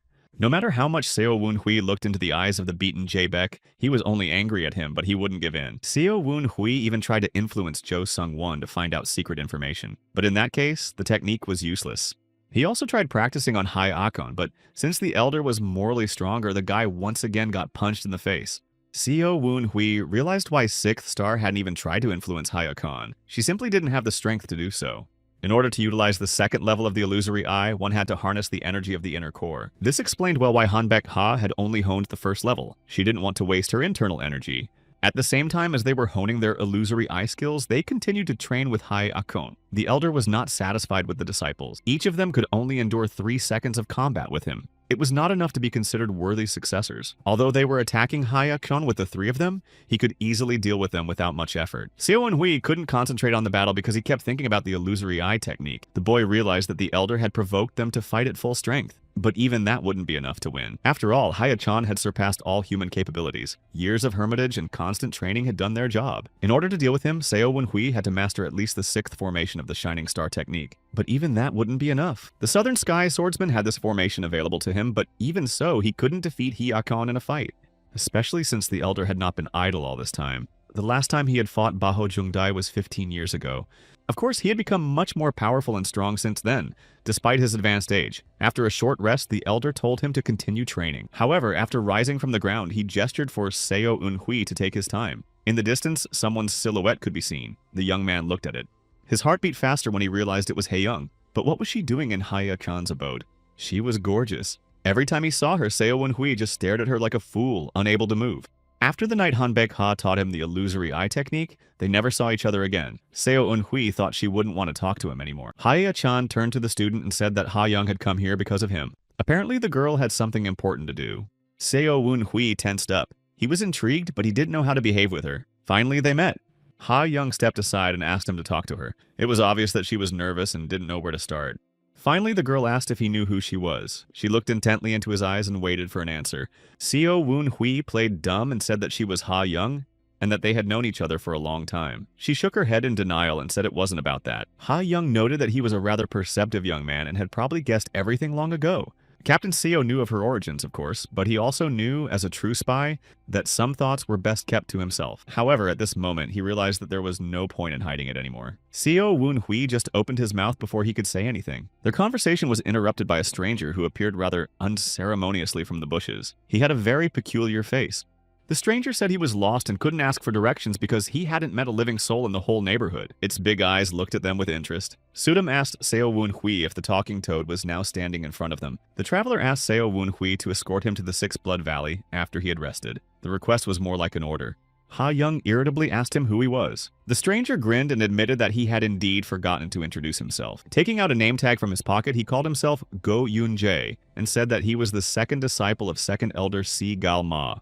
Suddenly, Seo Eun-hui remembered that he had heard this name in another life. It was one of the most ruthless warriors of the blood cult. People called him Toad the Swordsman because of his ugly appearance. Naturally, he spared no one because of this offensive nickname. Seo Eun-hui bowed and greeted him, saying that he was the first disciple of 4th Elder Hai-akon. At these words, Go Yoon-jae's already huge eyes grew even bigger. He had heard about Seo Eun-hui and didn't expect to see him here. Suddenly, without saying a word, Go Yoon-jae attacked Captain Seo, hitting him sharply with his sword but not hurting him. The young man didn't have time to block the blow. Go Yoon-jae smiled wryly and said that his teacher had told him to avoid Seo Eun-hui because he was no better than anyone else. Seo Woon Hui wasn't hurt, but still felt Go Yun Jae's strength. The second elder was an excellent martial artist and taught his student well. While Captain Seo was thinking about what technique he should use, Young decided to deal with the situation. Her body was engulfed in scarlet flames. Young resolutely asked the traveler why he had attacked them and what it all meant. Go Yun-jae grinned and said that she should have introduced herself immediately, even though he had already realized that she was a 6-star disciple. With a lustful glance at Young, he mentioned that he had heard that all of the Blood Witch's disciples were beautiful. This enraged Seo Woon Hui, and he was about to tear the arrogant boar to shreds. Looking at this, Go Yun-jae called him a noble protector of girls and told him to demonstrate what he was capable of. Without conspiring, Seo Woon Hui and Young simultaneously decided to use the illusory eye on him. Suddenly, the menacing voice of Akchon was heard as he expressed his desire to take a look at Go Yun-jae's martial skills. The elder approached the traveler and hit him in the face with his fist so that he flew back a few meters. However, he was not allowed to fall. A man appeared behind him and used his internal energy to stop Go Yun-jae from falling. The man thanked the master for his help and stared angrily at Akon. Seo Woon Hui looked at the man who had come to help Ham. He seemed to be extremely strong. Apparently, this was the second elder Zigal Ma. His appearance literally radiated power and confidence. Gazing intently at Akon as if they hadn't seen each other for ages, Zigal Ma greeted the elder. Folding his arms across his chest, Akon assumed a defensive stance and greeted his old acquaintance. He hadn't seen Zigal Ma in 4 years.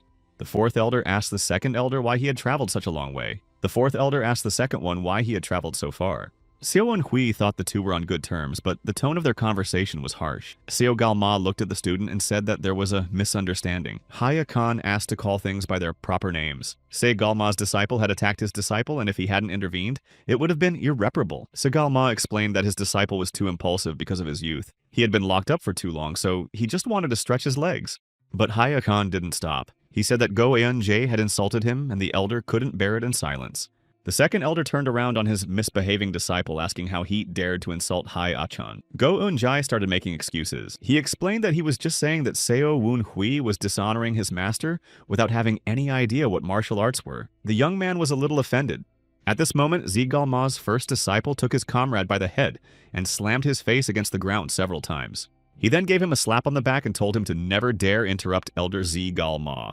Ho Kyum-won apologized to Akon as an elder and bowed to him. The fourth elder looked at him angrily but accepted his apology. Even though Ho Kyum-won was more well-mannered, he was still cunning and devious. Sudam asked Seo Eun-hui if this warrior would be famous in the future, but the boy didn't know. Ho Kyum-won probably lost his life before the young man appeared in the cult. The humiliated Go Eun-jae sat on the ground holding his head. Ho Kyum-won must have taught him a good lesson. They were probably feuding.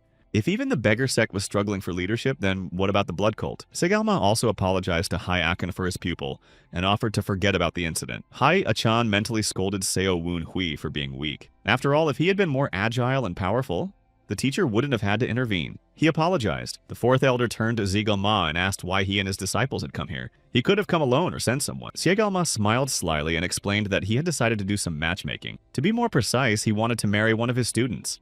Nodding towards Young, the second elder said that she would make a fine wife for any of his disciples. Seo Woon Hui was stunned at the insolence of having Young here. It all seemed very strange. The girl felt like a helpless puppet unable to say even a word. In the Six Blood Valley, Akon and Segal Ma and their disciples, as well as Sixth Star and her apprentices, sat down at the negotiation table. Achan was furious when he heard about the purpose of Segal Ma's visit and could not calm down. The second elder's insolence angered him. Segal Ma, radiating calmness, explained that for the sake of the blood cult's cohesion, it was necessary to avoid conflict right now, and one of the blood demon's heiresses should have given up the throne in favor of her sister and engaged in the continuation of the family. Han Baik-ha and her students could barely contain their emotions. Young was furious because her fate was being decided without even asking her opinion. The fourth elder shouted at his comrade in a frenzy. How could he allow such a thing considering the noble origin of the mistress? He didn't understand what the blood demon heiress had to sacrifice herself for. Did it guarantee her safety? Achan was so angry that he was ready to kill a Segal Ma for disrespecting him. His eyes were on fire, and his inner energy filled the entire hall. Everyone present felt the weight of his energy. No one could breathe, let alone move. Seo Eun Hui saw the true power of his teacher and realized his greatness for the first time in his life. One Segal Ma said calmly that he had come here in peace, not to fight. He hinted at what Akon already knew. The Bloodstars and the First Elder had already sided with Baek Hyung and prophesied her to be the ruler of the cult. The Third Elder didn't give an answer, but he leaned towards the majority opinion. Akon himself had not taken sides yet. Segal Ma asked Han Baek-ha if anyone had expressed support for Baek Ryung-ha, that is the second heiress of the Blood Demon. Sixth Star remained silent. She had nothing to say. Her students were silent as well. Even Hae-young-ha, who was Baek Ryung-ha herself, but hid her name. Meanwhile, Segalma was thinking about what would happen if he too joined the majority. In that case, Baek Ryung-ha's life would be in danger. Hae-achan exclaimed in fury. Did Segalma really think he was blackmailing all of them? It was unthinkable. At this moment, Zigalme himself was already angry. His body flashed with purple fire. He shouted that he would never harm a blood demon descendant. Han Baek-ha decided to intervene in their argument. She yelled at both of them to stop arguing in front of the young lady. Suddenly, a woman's voice was heard in the room. He addressed the elders, calling them Uncle He and Uncle Zai. It was the blood demon heiress. Everyone saw a mysterious silhouette behind the screen. Han Baek-ha and the female students turned to face him.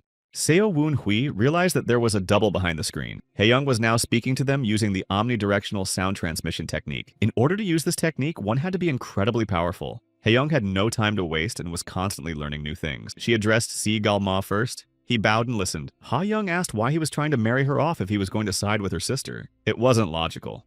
The second elder replied that now that they were all going through the reorganization of the cult, the strongest heir should be at the head. Suddenly, Ha-young asked him if he thought she was weaker than her sister. It was very unpleasant to hear that. However, Segalma was not embarrassed in the least. He apologized and admitted that he really felt that way. His goal was to keep Hae-young safe and to continue the family. If Ha-young gets married and quickly gives birth to a successor, she will become more powerful and stop Baek Hae-hyang's sweep. Seo Eun-hui saw sense in his words. This move could really help unite the blood cult. Only Hae-achan was still against it. He exclaimed why it was Segalma's students who had to take Ha-young as their wives. He started accusing the second elder of selfish motives. He was planning a wedding to get closer to one of the blood demon's heiresses. Segalma laughed in response, asking who then could be more worthy than his pupils. Hae-achan resented his arrogance. The other elders openly supported Baek Hae-hyang, so only Segalma and Hae-achan remained. The second elder glanced over his shoulder at Ja-baek and Woo-hyun and said that the choice was already obvious. Jae-baek was offended, but he kept his mouth shut to avoid getting into an argument. Woo-hyun didn't seem to care at all. Hye-achan laughed loudly. He too felt that the choice was clear only in favor of his disciples. Pointing at Go Yun-jae, the fourth elder asked everyone whether this rancid face was worthy of the young mistress. Only Hye-achan knew Segalma too well and realized that he was acting solely for his own benefit. His two disciples didn't pursue Han Baek-ha and her female students for nothing. They tried to talk her into getting married. In the next second, Hae-achan grabbed the uncomprehending Seo Woon-hui by the scruff of his neck and lifted him up from his seat. Segalma apologized to Six Star for his student's behavior and proposed Kim Won, who was smarter and stronger as a groom. However, Hae-achan was not about to give up. He called out to Segalma and asked why only his disciples were worthy of such an honor. With these words, he showed Seo Woon-hui to everyone and added that he was worthier and better than the second elder's disciple. Seo Woon-hui was stunned when he heard this. His frantic heartbeat seemed to be heard by everyone present. Segalma and Hae-achan burned each other with their gazes as each of them considered their own disciple worthy. The second elder proposed a duel to the fourth. Their pupils will have to fight. The winner will be the young lady's bridegroom. Hae-achan was only willing to do this if the duel was fair, because Seo Woon-hui had only been training for a year. Neither of them had to tap into their internal energy. All this time, Hae-young was frantically thinking about what to do. The girl didn't understand why these people were deciding for her whether to marry or not. Something had to be done. The elders negotiated the terms. The battle was to be fought with swords. If one of them lost a limb, he should have no claim. Han Baek-ha urged them to be prudent because the young lady had not yet spoken her mind. It was rude to discuss her fate without asking for her consent. At that moment, Hae-young said that she agreed to these conditions. She surprised Sixth Star by saying that. However, Ha-young also had a condition. Everyone fell silent as they listened to the young mistress with curiosity. She said her spouse shouldn't be weaker than her, so she'll fight too. Ha-young will fight the winner. Hae-achan laughed and supported this venture, but that wasn't all. Ha-young asked what would happen if her condition wasn't met. Suddenly she would win this fight. Segalma froze, not understanding what she was getting at. He finally realized what the girl wanted. It would be foolish to expect Ha-young to fulfill the terms of their agreement if he won. The young mistress asked them to swear that if she won, the elders would side with her. It was a very wise move on her part. Hae-achan laughed as usual and recited the oath. He was amused by this situation. Segalma hesitated. He didn't plan to do so, but he hoped for a double victory for his teachings and finally agreed. Seo Woon-hui noted Ha-young's wisdom to himself. She was able to take advantage of a situation that was not favorable to her. There was a reason the girl aspired to be a leader. She clearly had leadership qualities since she didn't let the elders decide her fate. Han Baek-ha has decided to once again solidify the terms of the fight to eliminate any misunderstandings. His first student, Ho Kyum-won, spoke on behalf of Segalma. His face was confident and unruffled. Hae-achan's representative was Seo Woon-hui. He was a little worried, but it was too late to back out. He knew that his teacher would destroy him if he refused. It was impossible to use the internal energy, so the fighters would seal it with exposure to acupuncture points. It had to be done by a master from the opposing team. Those were the rules. The sixth star announced that the battle would be fought with swords. The duelist could be injured or killed. Ho Kyum-won and Seo Woon-hui agreed to these conditions. The outcome of the fight could change the fate of each of them. Han Baek-ha ordered the warriors to disperse to different corners of the room. The elders watched the conditions carefully. Seo Woon-hui realized that his opponent was much stronger and more experienced than him. He was able to take away the guy's limbs without blinking an eye. Hae-chan mentally told his disciple that this fight was unlikely to end in his favor. Seo Woon-hui laughed nervously. But then the fourth elder ordered him to use the hidden skills he had mastered. His life was at stake. Seo Woon-hui pretended not to understand, but Hae-chan told him not to pretend to be a jackass, because his skills had long gone beyond the top rank. The fourth elder was an experienced warrior, so he only needed to look at the sword mark to determine the level of the fighter. In the end, Hae-chan said that Seo Woon-hui had to win at all costs. The guy knew it himself. The young man suddenly realized that apparently he wasn't so good at hiding his secret skills and knowledge. The fourth elder warned him that it was not too late to back out. He saw that the opposing forces were not equal. Seo Woon-hui was stunned because Hae-chan didn't like to lose. Did he really care about his disciple? He didn't want him to be maimed or killed. The stern Hae-chan didn't want to show his sentimentality to anyone, so he mentally yelled at Seo Woon-hui. He said that victory was unlikely. At last the disciples and elders were ready to fight. There was a tense silence in the hall. Ho Kyum-won decided to scare his opponent and said that if he didn't surrender without a fight, he was likely to leave here without a hand. But Seo Woon-hui was prepared for any outcome. Together with Sodom and Southern Sky, there was a small hope of victory in him. Smiling wryly, Ho Kyum-won bared his sword and prepared to attack. Seo Woon-hui did the same. Both of them waited for the signal. Suddenly, Han Baek-ha loudly announced the start of the fight. Everyone present tensed up. Not even a second later, Seo Woon-hui used a technique from the Shining Star technique and instantly moved from one end of the hall to the other. Ho Kyum-won didn't have time to block the blow and screamed in unbearable pain. Seo Woon-hui separated his arm with a single blow. Putting the sword blade against Ho Kyum-won's neck, he asked him if he recognized his defeat. Se-galma's disciple tried to clamp the wound with his remaining hand. Go Eun-jae opened his already huge mouth in horror. He could have been Ho Kyum-won right now. Jae-baek was genuinely happy for his comrade Seo Woon-hui. Woo-hyun didn't understand what had happened at all. But Se-galma understood perfectly well and suspected his opponent of dishonesty. He exclaimed that it could not be called a duel. After all, Seo Woon-hui used dark arts, so the strength of the fighters wasn't equal. The second elder noticed that when the rivals met their gazes, Ho Kyum-won hesitated, feeling influenced by Seo Woon-hui. Hae-chan said that everything was fair. When lives are at stake, all means are good. They all belong to an unorthodox sect. Se-galma's excuses looked ridiculous. At this moment, he didn't hold back his anger and attacked Hae-chan. But the fourth elder was no less strong and agile, so he managed to block his strike. Two powerful forces collided, crushing everything in their path. Hae-chan laughed wickedly. He was ready for a fight because it had been so long since he and Se-galma had fought. The second elder flashed his eyes, not even intending to retreat. Each of them was willing to do anything to defend their interests. But then Han Baek-ha intervened. She said that instead of blaming Seo Woon-hui, Se-galma should have started with her, because it was the sixth star that taught the young man the illusory eye skill. Se-galma replied that there was a reason why he felt familiar with this technique, but in such a case, the duel was all the more unfair. Han Baek-ha assured him that no internal energy was needed to use this technique. Only mental power was required. Sudam asked Seo Woon-hui if it was true. The guy replied that it wasn't. Han Baek-ha hadn't progressed beyond the first level and couldn't know that. Somehow she had tried to calm the conflict, and Seo Woon-hui was grateful to her for that.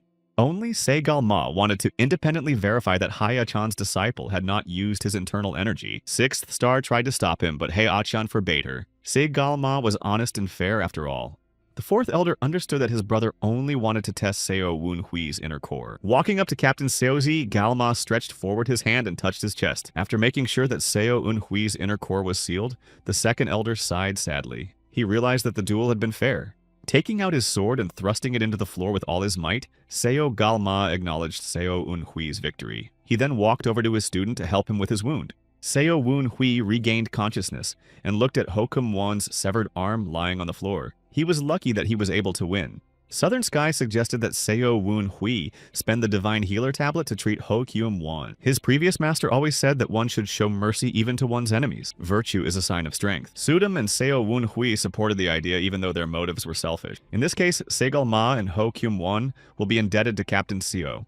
Se-galma bowed to the blood demon heiress and said that he was amazed at her wisdom, so she had envisioned this outcome from the beginning. Hae-young's cunning allowed her to gain the support of two elders at once. Her thought process was admirable. Seo Woon-hui suspected something wrong, but he couldn't intervene. Hye-chan stopped him by touching his shoulder. The elder then unblocked his acupuncture points. The atmosphere was heating up.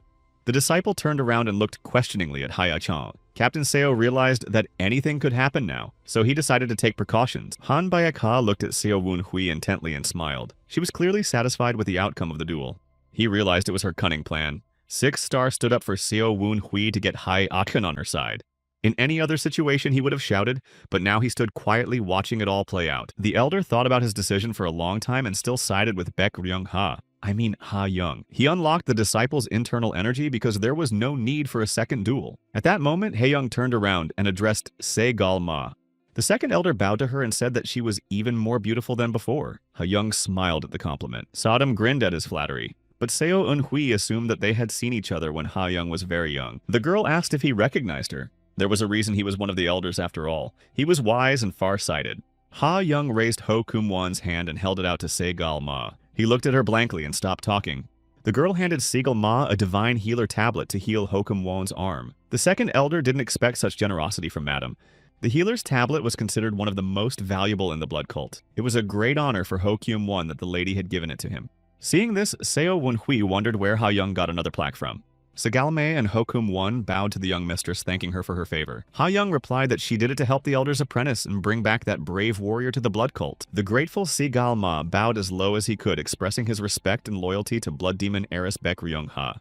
The girl smiled, thinking about how fortunate everything turned out for her. Her fate was hanging by a thread, and now she was in charge of other people's fates. Seo Woon-hui saw Hye-chan bowing his head to Madam as well. However, he advised the teacher not to rush into it. Hye-chan whispered and asked him what he was up to. Captain Seo explained that it wasn't over yet because there was a second duel ahead. Mentally, he asked his mentor to hand him the initiative in dealing with the matter. The guy was sure that the situation could be maximized. Hye-chan agreed with him. Walking up to Ha-young, the young man made an oath to the blood demon and asked to listen to him. Boldly looking into the eyes of the young mistress, he requested a duel with her. It seemed crazy, but he must have had a plan in his head. Hye-chan was stunned when he heard that. What was that Seo Eun-hui up to? Even Jabaek and Woo-hyun stood there as if struck by lightning. Han Baek-ha couldn't hold back a cry of surprise. No one understood why Seo Eun-hui had done that. Walking up to him, Ha-young mentally asked why he had requested a duel with her. What was the point of it now? The girl looked into his eyes, waiting for an answer. At this moment, Seo Woon-hui answered the question with a question. Didn't Ha-young think he was a worthy husband? After all, that was her condition of marriage. These words stunned the young mistress. She froze in amazement, not knowing how to react. Seo Eun-hui looked at her confidently and boldly, waiting for a decision. At least now he wouldn't look like a coward in this situation. The embarrassed Ha-young blushed and stammered and replied that a duel wasn't necessary, unless he really intended to marry her. However, Seo Woon-hui nonchalantly said that he was only following her conditions. After all, if she wins the fight, she can get everything she wants. The girl was biting her lip with excitement, but time was running out. She had to give some kind of answer. Ha-young saw Seo Woon-hui use the illusory eye on Dam Ye-hwa and Ho Kum-won with her own eyes. Naturally, she was afraid of him. Finally, the girl smiled sweetly and accepted the challenge. Then she mentally asked Captain So what he really wanted. Seo Woon-hui smiled contentedly as he anticipated his victory. Southern Sky had warned him of the danger of the situation. Meanwhile, Han Baek-ha told the elders to seal their acupuncture points. Ha-young and Seo Woon-hui continued to mentally negotiate. The boy only wished for one thing. If he won, he asked for the young mistress's patronage for Hye-chan and his disciples. They were in troubled times, so he wanted to protect himself and his inner circle. This meant guaranteeing a pardon for any misdemeanor. Ha-young listened to him carefully and replied that she didn't have that kind of power, but she could guarantee the safety of Hye-chan and Seo Eun-hui. Captain Seo walked over with Se-gal-ma to block his acupuncture points and told Ha-young that he agreed to her proposal. The girl approached Hye-chan to do the same. Seo Eun-hui asked her where she got the second divine healer tablet from. Ha-young replied that Han Baek-ha got the plaque for the immature flower she brought. But since Seo Woon-hui got it, it was his plaque by right. It turns out that Seo Eun-hui won 2 plaques. Han Baek-ha took one instead, but later gave it up in favor of Ha-young, and the second one was given to him by the physician. The young mistress apologized to him for not handing it over sooner. The young mistress apologized to him for not handing her over earlier. But now Ha-young had given it to Ho Kum-won, so she had to repay Seo Woon-hui somehow. The girl promised to discuss it later. Se-gal-ma, who sealed Seo Woon-hui's acupuncture points, threatened to kill him if he dared to use the illusory eye on Ha-young. He was so angry that he was even willing to crush the guy's skull if Hye-chan wanted to stand up for him. And so Ha-young and Seo Woon-hui were ready for a fight and stood opposite each other. Hye-chan laughed and asked him what it was all for. Did Hae-young really like him that much? The guy was embarrassed and couldn't find anything to say. The fourth elder mentally told Captain Seo that he hoped he was being reasonable, even though he didn't know what Ha Young and Seo Wun-hui were talking about. The young man looked at the teacher. He looked at the teacher with confidence and calmness. Han Baek-ha announced the start of the fight. Everyone present froze in anticipation. Hae-young closed her eyes. The young man thought that she was safe from the effects of the illusory eye, but he didn't intend to use it. After a moment, she approached him with the speed of the wind and struck a blow, but Seo Wun-hui managed to deflect. He was amazed at her speed and agility. Hundreds of thoughts ran through his mind, for he couldn't hurt the girl, but he couldn't give up on her either. While he was thinking about it, Ha-young slapped him with a resounding slap. It was unexpected. The man with the sword received a hand to the face from the girl. Seo Wun-hui grabbed his cheek that was flaming from the blow and stared at Ha-young. Noticing his confusion, the young mistress engaged in hand-to-hand combat, striking her opponent's head with precision blows. Seo Wun-hui was amazed at the girl's extraordinary strength. Her movements were so refined that he didn't have time to dodge her attacks.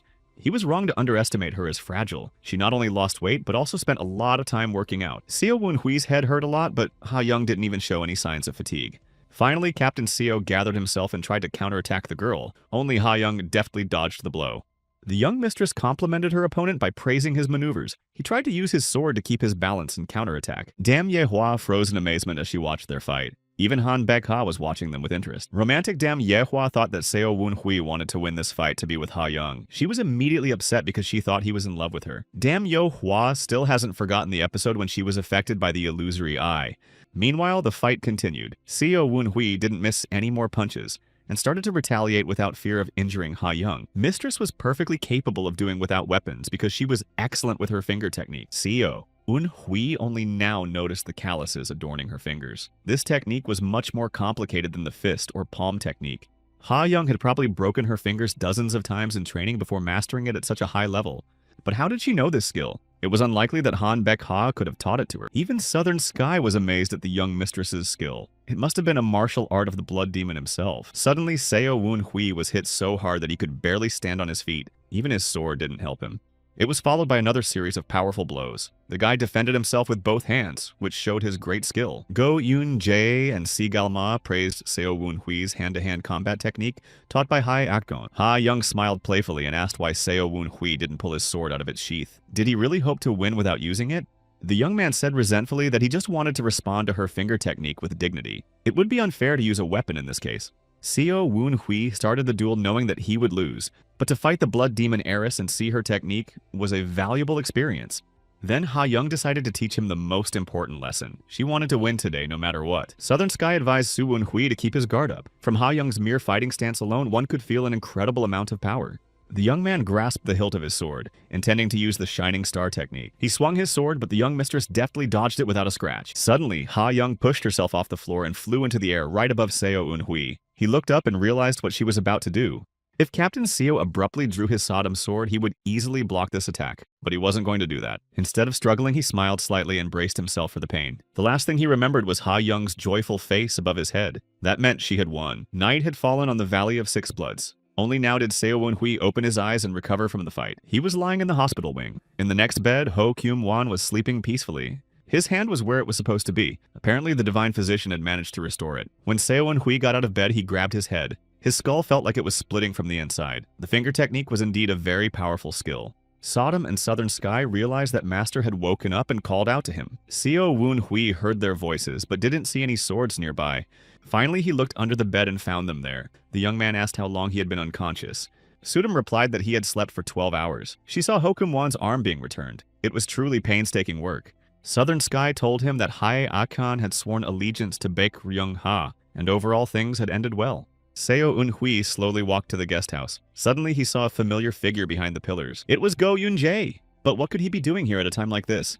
Under the cover of darkness, Sodom and Seo Wun-hui lurked behind a pillar and watched. With an experienced eye, Seo Wun-hui determined that Go Yun-jae was moving like a skillful spy. He used the stealth technique. Se Galma's apprentice was acting too suspicious, and Seo Wun-hui decided to follow him. When they reached the forest, Go Yun-jae looked around. Not noticing the surveillance toad, the swordsman pulled some sort of small bag out of his shoe. Taking out the gray dust from it, Go Yun-jae scattered it in the wind in 4 directions. Pulling out his sword, Seo Wun-hui shouted at him what he had done. Go Yun-jae obviously didn't expect this. Loudly asking who was here, he turned around to Seo Wun-hui and also drew his sword, preparing for a fight. Seo Wun-hui knew what this powder was. It was called Thousand Li Pursuit Flavor. Sodom and Southern Sky looked at each other. They knew that it was a special powder whose odor could spread very far away. If it is scattered, other people using a special artifact or a sniffer dog can easily find the place. Go Yunjae said with a wry smile that sometimes it was better to know less but live longer. Apparently he was a spy. That's a saying Seo Eunhui didn't know, but he knew another one. Walking on thin ice can cause you to fall through. Toadstool noticed that Captain Seo was alone. That was probably why he hadn't attacked yet, because their forces were unequal. Seo Eunhui noted to himself that his opponent had quickly assessed the situation. He was not stupid and had been trained in espionage. When he attacked Go Yunjae, he was met with a decent response. Segalma's disciple was much better with a sword. It became clear during the day, that's why Seo Eunhui decided to change his tactics. He noticed that Go Yunjae was without a shoe. After telling him to put on his shoes right away, Seo Eunhui tried to use the illusory eye technique. But this technique didn't work on Segalma's pupil. The Toad swordsman knew that his internal energy was higher than Seo Eunhui's. That means Haya-chan's disciple can't hurt him. Go Yunjae made fun of his rival, calling him a stupid dog. Seo Eunhui was tired of listening to him and called him a toad, knowing full well that it was the word that would make his opponent mad. Go Yunjae's face instantly changed. His huge eyes glittered in the darkness, and he immediately attacked Seo Eunhui with his last words. Go Yunjae attacked Seo Eunhui with his sword, but Seo Eunhui dodged the blow like the wind. Time stood still as Seo Eunhui waited for a moment and retaliated with a sharp strike. Go Yunjae dodged again, but the tension was rising like a storm. Go Yunjae gathered himself and his sword slashed through space like a bolt of lightning. The blow was accurate. Seo Eunhui was knocked to the side like an autumn leaf caught in a gust of wind. Go Yunjae declared his superiority with a smirk that had a shadow of mockery in it. He asked what Seo Eunhui was going to do. Was he going to run away? Seo Eunhui did not give in to the provocation and resolutely replied in the negative and adopted a fighting stance. Go Yunjae tensed up in preparation for another strike. But the one that came from Seo Eunhui wasn't just powerful, it was as powerful as a starburst. Seo Eunhui used the Shining Star technique to perform the Shattering Tiger technique. Go Yunjae realized that his opponent was more experienced than he thought. A chill of uncertainty ran down his spine. A mistake could be costly. It was a battle of spirit as well as physical strength. The enraged Go Yunjae realized that Seo Eunhui's skills surpassed the top rank level. He realized that his opponent was hiding his true abilities. Seo Eunhui pointed out with a slight chuckle that this was a prime example of what could happen when someone underestimated an opponent. Pointing his sword towards Go Yunjae, Seo Eunhui said a wise saying about hiding a third of your true abilities. Sodom watching grinned and noticed that Seo Eunhui was actually hiding half of his true skills. Go Yunjae gritted his teeth in anger as he heard this. His patience broke and he ran away. However, Seo Eunhui was not going to leave him without pursuit and soon rushed after him. Go Yunjae tried to buy time by using the tip of his sword to pick up the ground and toss it between him and his pursuer. This maneuver caused Seo Eunhui to hesitate. He didn't immediately realize what the ruse was, but his allies Sodom and Southern Sky quickly warned him that it was a diversionary manipulation. Without wasting any time, Go Yunjae attacked Seo Eunhui again, preparing to make a new breakthrough in their tense confrontation. Several short knives flew at him. Seo Eunhui swiftly flipped through the air like a bird, avoiding the sharp points of the short knives that whistled in the darkness. As he landed on the ground, he heard the familiar voice of Sodom telling him to hurl the short sword forward with determination. In the same instant, Seo Eunhui threw the short sword Sodom towards his opponent, like an arrow released from a bow. In the darkness, Go Yunjae looked around, not realizing where his opponent had disappeared to. Seo Eunhui didn't see him either, but Sudam sensed the presence of the enemy. She pointed out the direction to attack. Concentrating, Seo Eunhui used the Southern Sky Sword, which Sodom had used to determine where to strike. At this crucial moment, he decided to use the 6th formation Shining Star technique. Never before had he used Chuga's revolving sword technique, and now his heart was beating in unison with the rhythm of the battle. Go Yunjae could barely stay on his feet as the powerful energy of Seo Eunhui's attack swept over him like a wave ready to sweep away everything in its path. Finally, Go Yunjae's strength ran out and he was thrown back a few meters like an unwilling puppet. With his back, he plowed the ground, leaving a deep mark on it, reminding him of his defeat and the fact that even the strongest can fall. Seo Eunhui finally recovered from the powerful attack. The blue light left from the Shining Star technique framed his figure in the night. At this moment, Go Yunjae, rising from the ground, questioned who Seo Eunhui really was, and how he managed to dodge the hidden knives. Seo Eunhui pulled the short sword out of the ground, pointing to his forehead, joked that he had a third eye that helped him see what was hidden. Go Yunjae jumped up to continue the fight, but Seo Eunhui stopped him, saying it was time to end it. Seo Eunhui realized that Go Yunjae was in a difficult situation as a spy. He was left with two choices. He was left with two choices to flee or to take his own life, the second option being more preferable for the spy. Go Yunjae hesitated for a second but brought the sword blade to his neck. His gaze was clearly determined.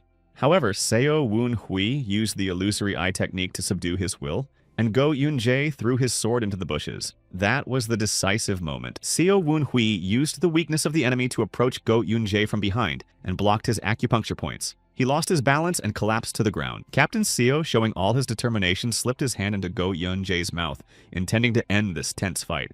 Seo Woon-hui took out a tiny scarlet object and made sure it was a poison capsule tied to Go Yun-jae's teeth. This insidious ruse of spies allowed them to get away with it at the most critical moment when no sword was at hand. However, Seo Woon-hui knew that such a demise would be long and painful, and he couldn't let that happen. The startled Go Yun-jae cried out in panic, asking how Seo Woon-hui knew about the capsule. Captain Seo grinned. He couldn't tell the truth. The spy wouldn't have believed it anyway. The truth was too implausible for someone who had chosen the path of betrayal. With the rage that was previously suppressed in him, Seo Woon-hui struck Go Yun-jae's head, and he collapsed as if he had fallen into an abyss. After gathering his thoughts, Seo Woon-hui loaded him onto his shoulder, feeling the weight of the traitor's body pressing down on him. He headed towards the Valley of Six Bloods. Suddenly, a resounding gong sounded like the herald of an impending storm. The Six Bloods Valley became alarmed, and Seo Woon-hui's heart raced. He remembered how Go Yun-jae had used the Thousand Li Pursuit fragrance, and a cold fear ran down his back. His associates recognized their location. It was only a matter of time before they arrived. In another life, the Valley of the Six Bloods was also uncovered, but not so soon. Segal Ma and his disciples shouldn't have been here, and Go Yun-jae was supposed to remain undisclosed. In another life, Ho Kyum-won was supposed to be killed by Go Yun-jae, but now everything was going wrong, as if fate had decided to play a cruel joke on them. Suppressing his panic, Seo Woon-hui felt the need to act flare up inside him. He quickened his steps as he felt the threat approaching. There was panic and turmoil in the Valley of Six Bloods. Everyone left their beds in a hurry, not knowing what to do. Ja Baek and Woo Hyun couldn't find Seo Woon-hui anywhere. Their gazes were full of fear and worry. Segal Ma, too, felt a growing uneasiness as his eyes searched through the crowd for disciple Go Hun-jae, who had suddenly disappeared in this mad rush. As if out of nowhere, Captain Seo appeared. His figure stood out vividly against the chaos. Go Yun-jae's body hung lifelessly on his shoulder. Heye Achan didn't hold back his irritation and rushed over to Seo Woon-hui to ask him where he'd been missing for so long. Seo Woon-hui, feeling the rising tension, gently placed Go Yun-jae on the ground. He prepared to explain his absence, but at that moment, several warriors from Segal Ma's retinue swung their swords at him in disbelief. Ha Young addressed the warriors and gave out valuable instructions. She said that there were at least 100 strangers approaching the Valley of Six Bloods from the mountains. At this time, Gu Sang-won put Seo Woon-hui to his neck and asked him where he was and what he was doing under the cover of darkness. The commander explained that if the guy could not give a clear explanation for his absence, he would be taken into custody. Seo Woon-hui calmly told Gu Sang-won to open the sole of the boot of the unconscious Go Yun-jae. The commander clarified that he had heard correctly. What did Second Elder's disciple's shoe have to do with it? Seo Gal-ma stared at Seo Woon-hui in confusion. Finally, Gu Sang-won bent down to Go Yun-jae's shoes and actually found some kind of bag of white powder in the sole's stash. Bringing it to his nose, the commander smelled a familiar scent. It was the scent of Thousand Li's Pursuit. He was very experienced and had uncovered spies many times himself. Se Gal-ma and Ho Kyum-won were stunned at the sight of this. Their supporter simply couldn't be a traitor. Han Baek-ha and Ha Young looked at each other. It was clear how their location had been discovered, but they didn't know who had invaded their domain yet. Ja Baek and Woo Hyun whispered warily, not knowing what was going on. They had never encountered this powder before. At that moment, Seo Woon-hui took out a poison capsule from his pocket and presented it to Gu Sang-won. He examined it carefully.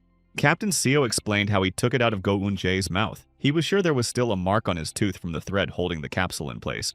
The second elder cried out in panic that this simply could not be. His disciple was not a spy. This cast a shadow on Segal Ma himself. But Gu Sang-won checked Go Yun-jae's teeth and verified that the spy was indeed wearing a capsule on his tooth. His gum was swollen from wearing the thread for so long. Such proof could not have been faked in advance. Segal Ma went to the commander to find out how he knew about all this. Gu Sang-won explained that he himself had been a spy in the Murim Union for a short time. None of the people present knew about it. Even Seo Woon-hui heard this fact from the commander's biography for the first time. In this way, he was able to regain his confidence. Han Baek-ha and Ha Young ordered the warriors to lower their swords and release Seo Woon-hui. Gu Sang-won approached him and asked how he knew about specific things like the capsule and the Thousand Li Pursuit fragrance. Of course, Seo Woon-hui couldn't tell the truth that he was a spy himself. So he said that he woke up after the duel and went to the guest house. On the way, he met Go Yun-jae, sneaking around in the dark, and thought his behavior was too suspicious. Then he decided to follow him and saw Go Yun-jae scattering some powder in the forest. But Gu Sang-won interrupted him with a question. He asked why Captain Seo had attacked Go Yun-jae. Wasn't it better to release his inner energy and summon help that way? Seo Woon Hui replied that in that case, Go Yun-jae would have noticed him and tried to escape, so he decided to fight him himself. Gu Song-woon was surprised and asked how he could win the fight, because Go Yun-jae was much stronger and more experienced. He couldn't come up with a decent excuse, so he said he threw a short sword at the spy while he was putting on his shoes. If Seo Woon Hui hadn't done that, there's no way he would have been able to neutralize Go Yun-jae. The body of the second elder's disciple did indeed have such a mark on it. Seo Woon Hui had left it during the battle. Gu Song-woon walked over to Seo Woon Hui and touched his shoulder. With this gesture, he supported Captain Seo, who might not have survived the fight with the spy. The commander's face was good-natured and calm. He advised the young man not to take any more risks for his ambitions. Gu Song-woon was probably proud of him because thanks to Seo Woon Hui, they found out about the upcoming invasion and uncovered the spy. Ha Young gave Captain Seo a heartfelt thank you. After all, they had learned about the attack in advance and had time to prepare for it. Hayakon also praised his disciple. He called Seo Woon Hui brave and courageous. The embarrassed guy said thank you and thought that thanks to a happy accident, he had become a hero to everyone. Suddenly, Se Galma knelt down in front of Ha Young and apologized for his now former student. He didn't see him as a traitor. Ha Young asked him to stand up and said that no one had accused him of anything. Now they had to hurry and look for a way out of their surroundings. Se Galma's responsibility for this incident was something the young mistress was going to discuss later. Haya-chan happily stroked Seo Woon Hui's head with his huge hand and said that he had done the right thing. It turned out that everyone in the Six Blood Valley was waiting for the absent Seo Woon Hui and Go Yun-jae. The fourth elder couldn't leave without his best student. He then cast a glance at the spy lying nearby, and Seo Woon Hui saw his internal energy begin to flow out of Go Yun-jae. The disciple of the second elder shouted throughout the valley. Captain Seo realized that Se Gal-ma had just destroyed his energy core with his gaze. In this way, he disowned his former student and punished him for his betrayal. Ha-young probably should have been pleased with the gesture, but when the girl turned around, she ordered him to be mutilated where the veins ran. It was cruel but fair. Sigalma followed her orders. Ha-yeon was the true heir of the blood demon, and she was no stranger to cruelty. As they left the Valley of Six Bloods, the cultists set fire to destroy it. Standing on the cliff, Hayakon and the others watched the valley die. Ja-baek was sorry to leave this place and wept. After the Spartan cave of Hayakon, where he had lived for a year, the valley was the most comfortable place. After the fate of the spy was decided, the cultists began to discuss an escape plan. They had to retreat carefully and at the same time.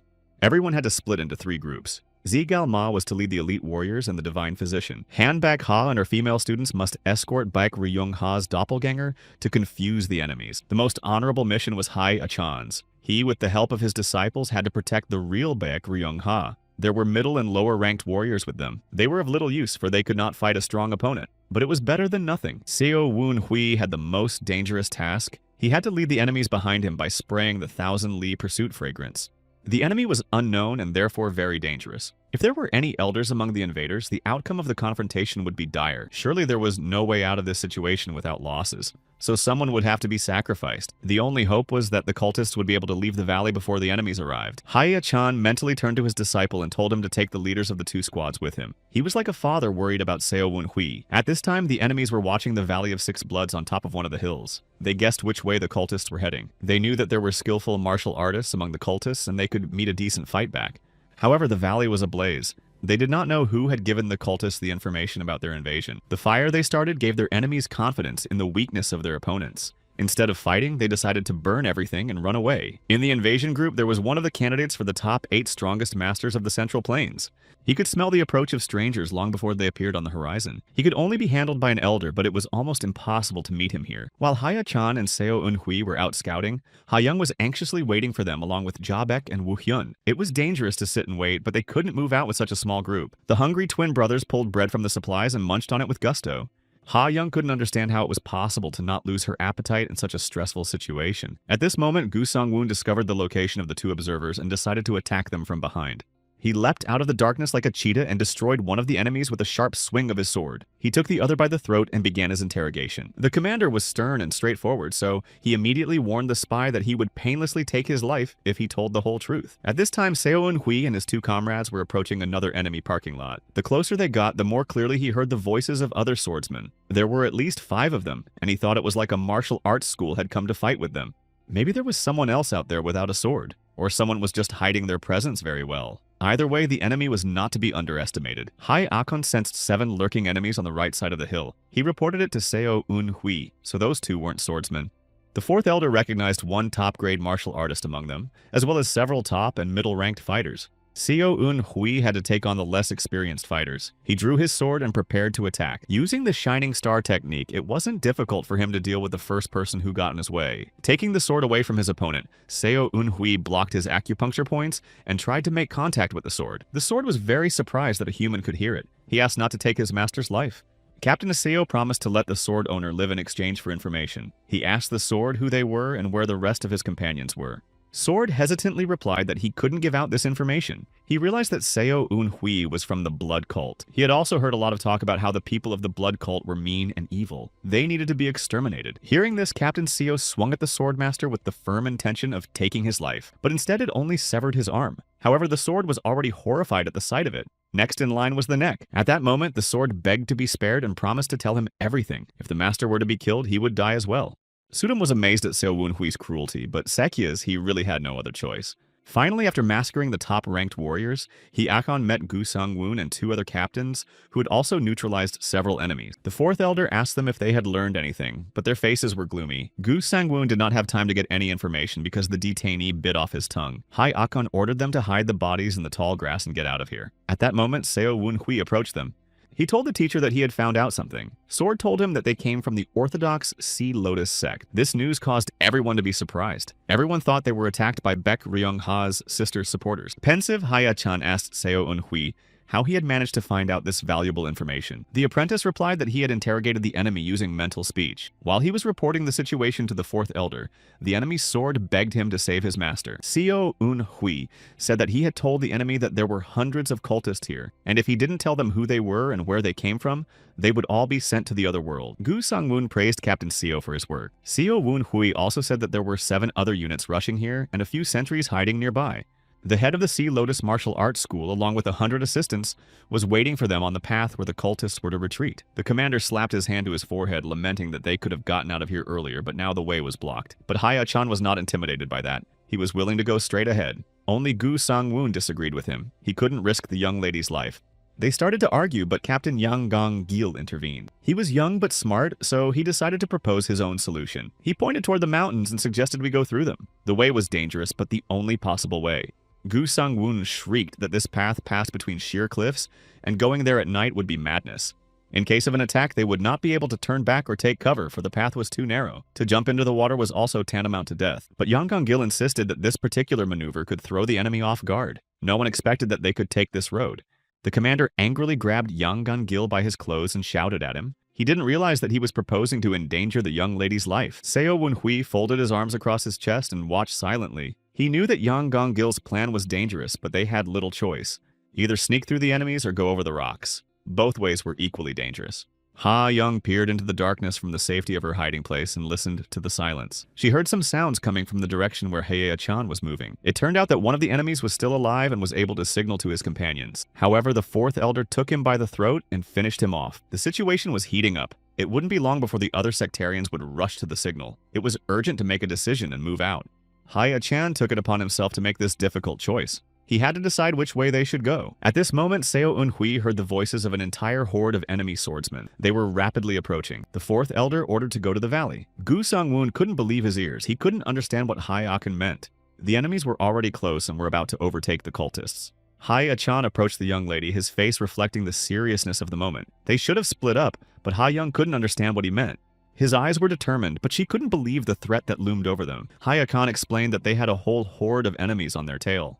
The 4th elder was going to take half of the fighters and confuse the enemies, but Ha-young couldn't escape the feeling of unease. Seo Un Hui listened to this conversation and realized that Hye-chan was preparing to face his enemies, including the Sea Lotus sect elder. The name sounded like a sentence and anxiety gripped his heart. Ha-young panicked and cried out that she didn't want Hae-kyung to give up his life for her. This sincerity awakened a sense of responsibility in Hyakyona that he could not ignore. He told his disciples to protect the mistress at the cost of their lives, and his decision sounded like an order. At the council, a meeting place was chosen. It was a cabin in the forest, hidden from view, which Jang Mong-woon had prepared. Hye-chan mentally left Seo Un Hui in charge, as if handing over the reins to him on this stormy night. There was confidence and hope in his voice as he asked his disciple to take care of the others. For Seo Un Hui, it was like a thunderclap. The 4th elder addressed him personally, and his heart filled with pride and awe. Hye-chan finally spoke words that were a true light in the darkness for his disciple. He said he thought he was the smartest of his students.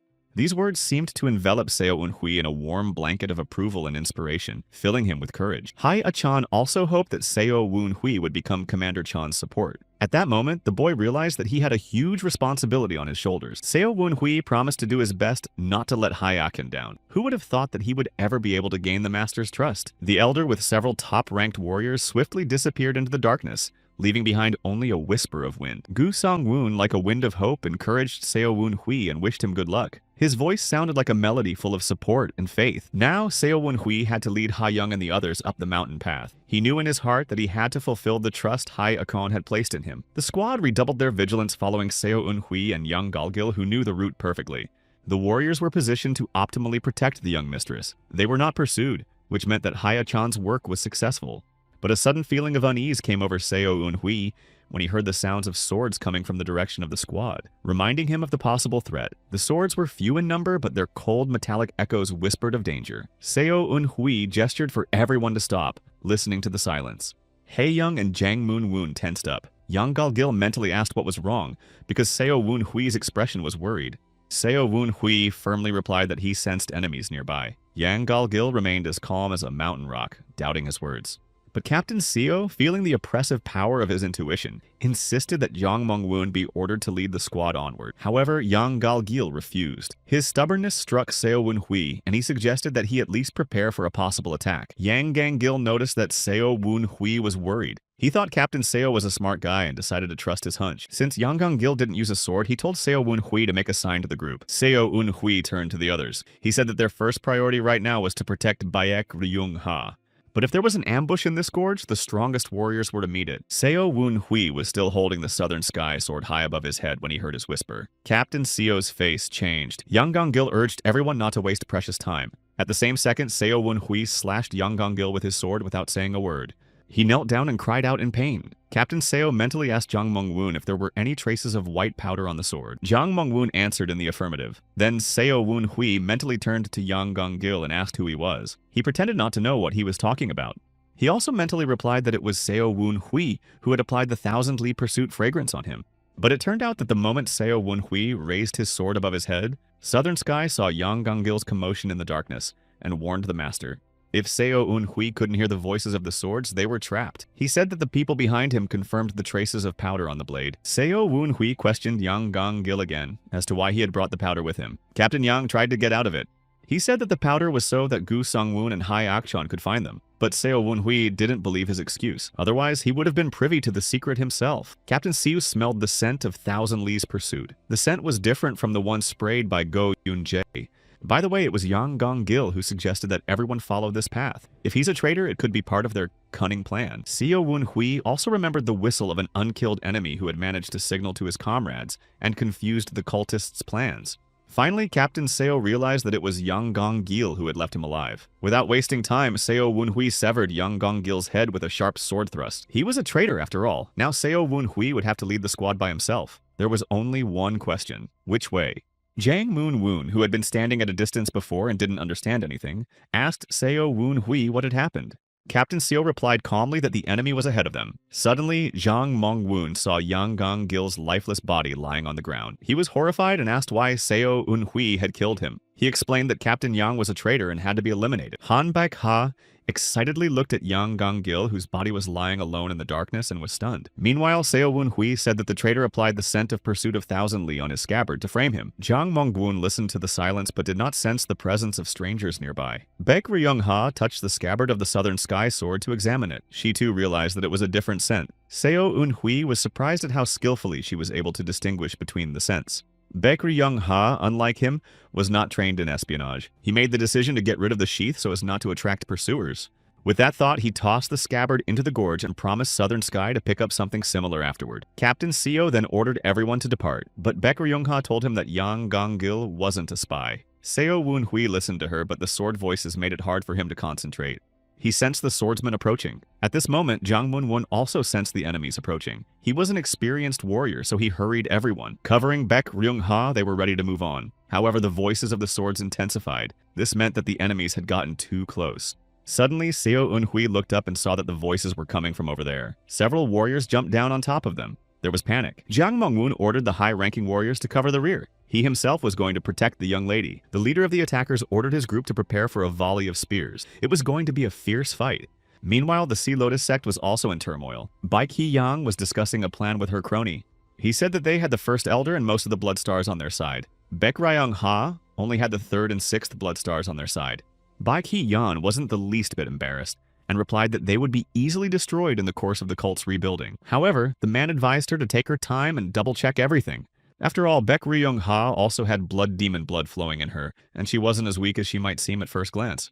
He also reported that Segal Ma was favorable to Bai Qi-yang, but could change his mind at any time. If Hai Akan joins him, the power distribution will be almost equal. There was no way they could let that happen. Sister Bai Qi-yang hoped to win Hai Achan over to her side, but she didn't know how to do it. After all, he had ignored all of her letters. However, Bai Qi-yang's crony had one idea about it. Before, Hai Akan had nothing to lose, but now he had Seo Wun-hui to manipulate him. A fierce battle broke out in the gorge. One of the enemy's spears hit Zhang Mengwun. The two captains who were beside him at that moment were astonished at the charge of power with which the spear was launched. Seo Wun-hui panicked because even Commander Zhang Mengwun and the top-ranked warriors couldn't handle this spear. They were facing top-notch masters capable of taking out 3 people with a single blow. Seo Wun-hui noticed a masked man on a rock ledge throwing a spear. He was as strong as the blood stars. Captain Seo was thinking frantically. He could end his life here but buy some time for Baek Ryung-ha to escape. Or he could have saved himself if he'd given it his best shot. Sodom shouted at him to save his life. She didn't want to die with her master. Seo Wun-hui hesitated. After all, he was a stranger in the blood cult and never wanted to be in it. The young man looked towards the mountain river. If he jumped in, he wouldn't have survived. The height was too high and the river was too fast, but there was still a chance. Meanwhile, someone from the enemy faction asked if there was a girl named Baek Ryung-ha among them. Seo Wun-hui didn't know what to say. The leader of the group said that if this girl was not among them, they would all be deprived of their lives. However, if Baek Ryung-ha was among them, they would still be alive if they gave her away. The cultists were silent, so the enemies realized that Baek Ryung-ha was here. Suddenly, Commander Zhang Mengwun took out a spear from his body and stood up to fight. Apparently, he was willing to stand to the last man for the young lady's life. Seo Wun-hui thought that at this rate, they would all die here. He mentally told Zhang Mengwun that he would delay the enemies so that the others could escape. But the commander did not agree to this arrangement. Only Seo Wun-hui did not listen to any objections and resolutely came forward with his sword. If something suddenly went wrong, he was ready to jump off the cliff. The group leader demanded that Baek Ryung-ha be released before his mood turned sour. Seo Wun-hui asked him why they were following them. The aliens didn't look like people from the Murim Alliance. Zhang Mengwun couldn't hold back a cry of surprise. After all, he thought that these people came from an orthodox sect. The leader was embarrassed, but after a moment he said that they came from the Murim Alliance. But then why did they need Baek Ryung-ha? Seo Wun-hui explained that the Alliance's goal was to destroy the entire blood cult, and this group demanded that only one person be extradited. But the leader couldn't find anything to say to that, so he changed the subject. He said that there were Alliance men all over the place, so the cultists had to hurry up and make a decision. Seo Wun-hui asked him if he had avoided meeting people from his own alliance since he had told them to hurry. Captain Seo told him about how he had disarmed Yangon Gil and that he had been found in possession of the powder. But this thousand-li pursuit fragrance was different in scent from the one used by the enemies of the cultivators. Seo Wun-hui questioned whether Yangon Gil was their supporter, but the leader wasn't going to enter into negotiations. He was sure that Baek Ryung-ha was here now. Captain Seo made sure that there were no more spies among them. The leader realized Seo Wun-hui's ploy. He tried to stall for time and asked who sent them. Was it Madame Baek Hee-hyang or one of her subordinates? Jia Baek and Wu Hyun were stunned when they heard his words, so they were attacked by the cultists. The leader of the enemy group threw a spear at Seo Wun-hui in a rage, but using his innate core energy, he was able to stop the spear. Catching it with his bare hands, Captain Seo launched it back. The enemies scattered. At that second, Seo Wun-hui turned to his squad and told them to run. The leader dodged the attack and marveled at the power of this brave young man. Simultaneously with that thought, he decided to destroy Seo Wun-hui with the first of his squad. The man charged the spear with more energy and threw it at the young man again. Seo Wun-hui was afraid. He had already regretted playing the hero. However, the spear stopped a centimeter away from Seo Wun-hui's face. He froze in surprise. Suddenly a voice sounded in his head saying that the guy had been holding up pretty well all this time. It was Segal Ma. Seo Wun-hui honestly didn't understand what was going on right now. Baek Ryung-ha came up to him and thanked him for his courage, but why didn't she run away? The girl said that thanks to him she made sure that there were no more spies among them, and Han Baek-ha was here, but how did they all end up here? It dawned on Seo Wun-hui that they had been around the whole time, watching the group. They wanted to know if there were other spies among them. Meanwhile, the enemies were trapped. They saw that Segal Ma was on Baek Ryung-ha's side and panicked. The leader gave the order to retreat. The group was too weak to compete with the second elder and the sixth blood star. But then Hai Akan appeared and jumped at them like a tiger. The fourth elder looked intimidating with his eyes glowing in the darkness. There was no retreat now. Hei Akon presented their master's head to the enemies. He said that no one could stop him. He threw his head into the cliff and underwent a full metal transformation. The panic in the enemy group increased. The fourth elder, flashing a white-toothed smile, warned that their heads were about to fly off the cliff. One of the opponents swung his sword at Hei Achan with fury, not realizing who he was facing. Like a hunter, Hei Achan didn't hesitate for a second and grabbed the sword's sharp blade with his bare hands. His opponent's gaze filled with bewilderment and fear. He had not expected such a desperate act. Taking the sword away from his enemy, Hyakon easily threw him into the bottomless gorge where he disappeared into the silent abyss. Then, with brutal determination, he grabbed his enemy by the leg and lifted him into the air like a puppet, playing his ruthless game. With all his might, Hyachan slammed him against the rocky ground, and at this moment, time seemed to stand still. He dealt with a living man as if he were nothing more than a pathetic insect, leaving no chance of escape. Seo Wun Hui thought that seeing how their comrade had died, none of the enemies would dare to attack Hyakan now. It was as if he had become a ferocious monster ready to tear apart anyone who dared to approach. The leader of the group, seized by insane courage and thirst for revenge, ordered everyone to fall back with the determination to fight on his own. It was unclear what he was hoping for by approaching the fourth elder and defiantly calling him a wild beast right in his eyes. With burning eyes and a defiant laugh, he boldly declared that he had always dreamed of fighting Hyachan. This insolence only fueled Hyachan's rage, and he swung his fist at his opponent like a volcano ready to erupt. However, he blocked the punch like a stone wall with ruthless power, stopping Hyachan's fist with both hands. At this moment, when the fists clashed, the tension between the rivals only increased. Hyakon, realizing the strength of his opponent, jerked his arm away and prepared for the next round. The leader, unwilling to yield, repeated his move and attacked again, but their clash only emphasized how experienced and strong both were.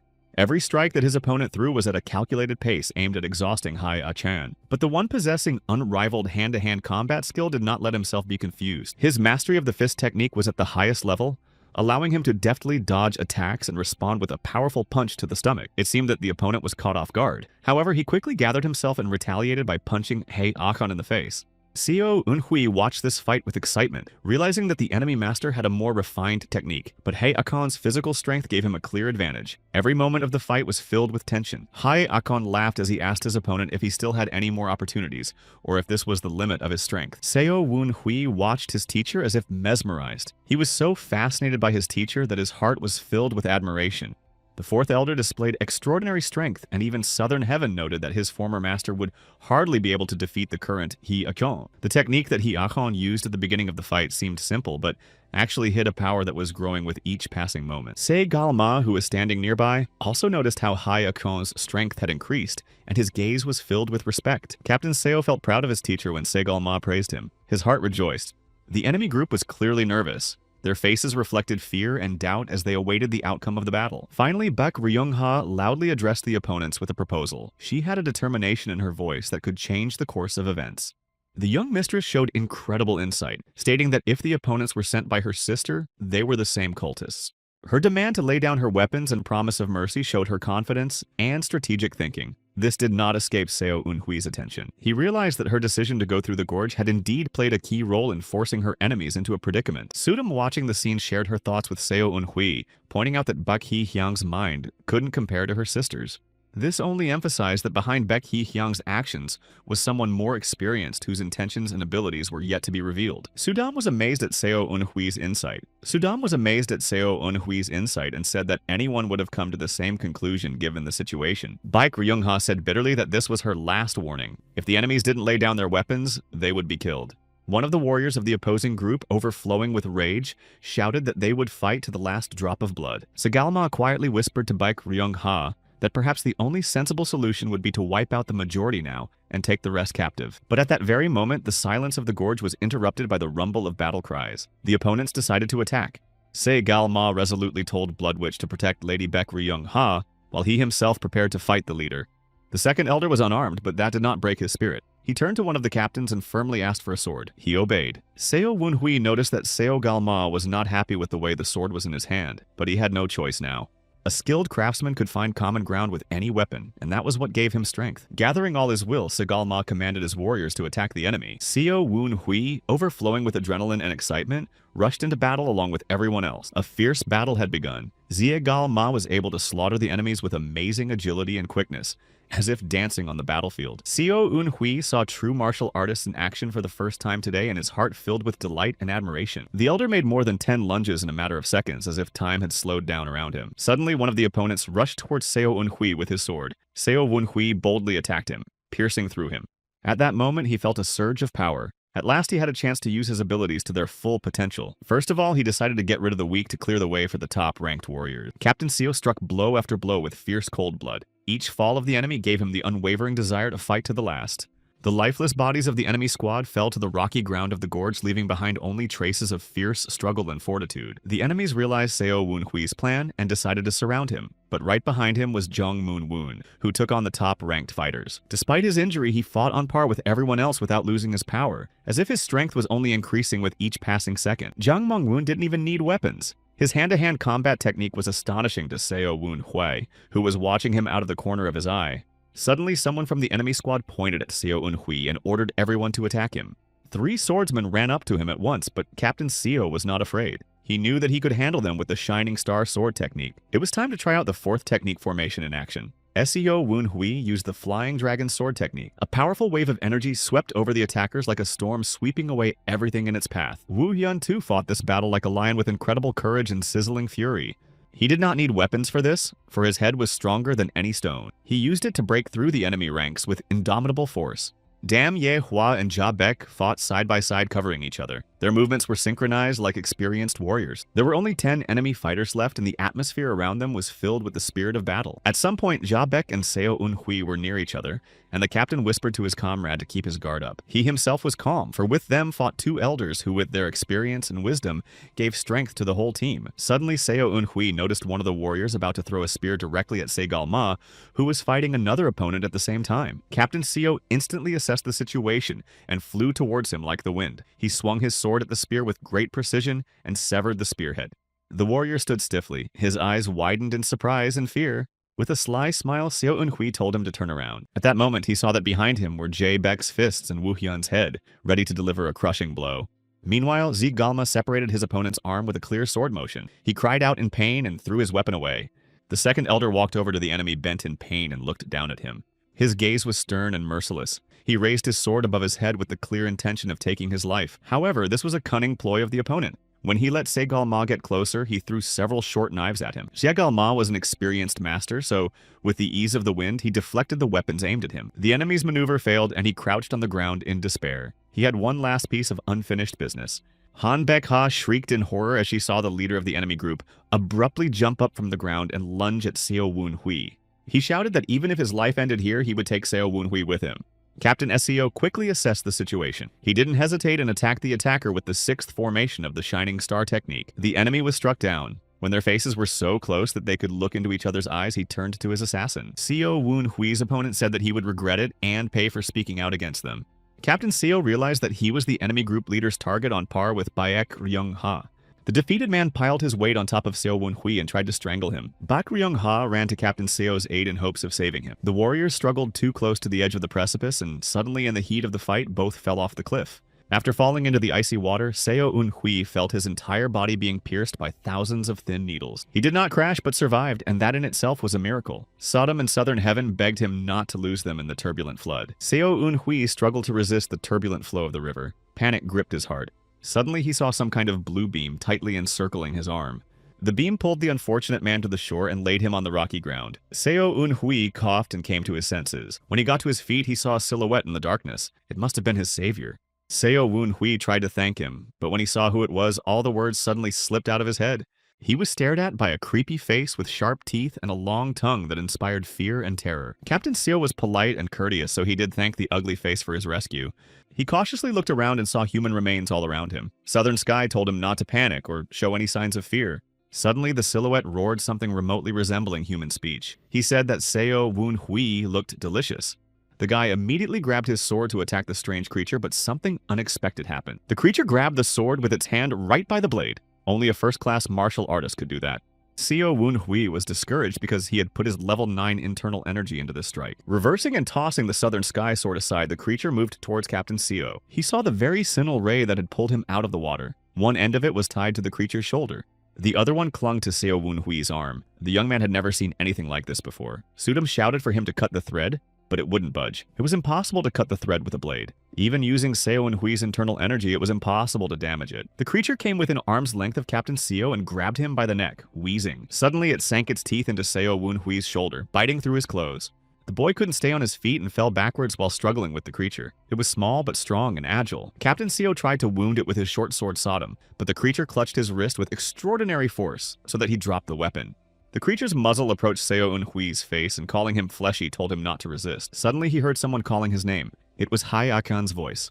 The fourth elder had gone in search of his disciple, so it was necessary to give him a sign somehow. Seo Wunhui called out to his master with his last strength and sucked in more air into his chest. Then he was hit in the face and lost consciousness.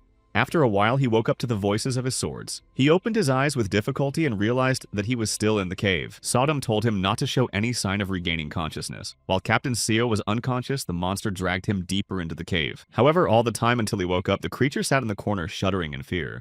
Seo Wunhui began to reason. His opponent was clearly a master of some kind of martial arts. He was missing an arm and had unprecedented power.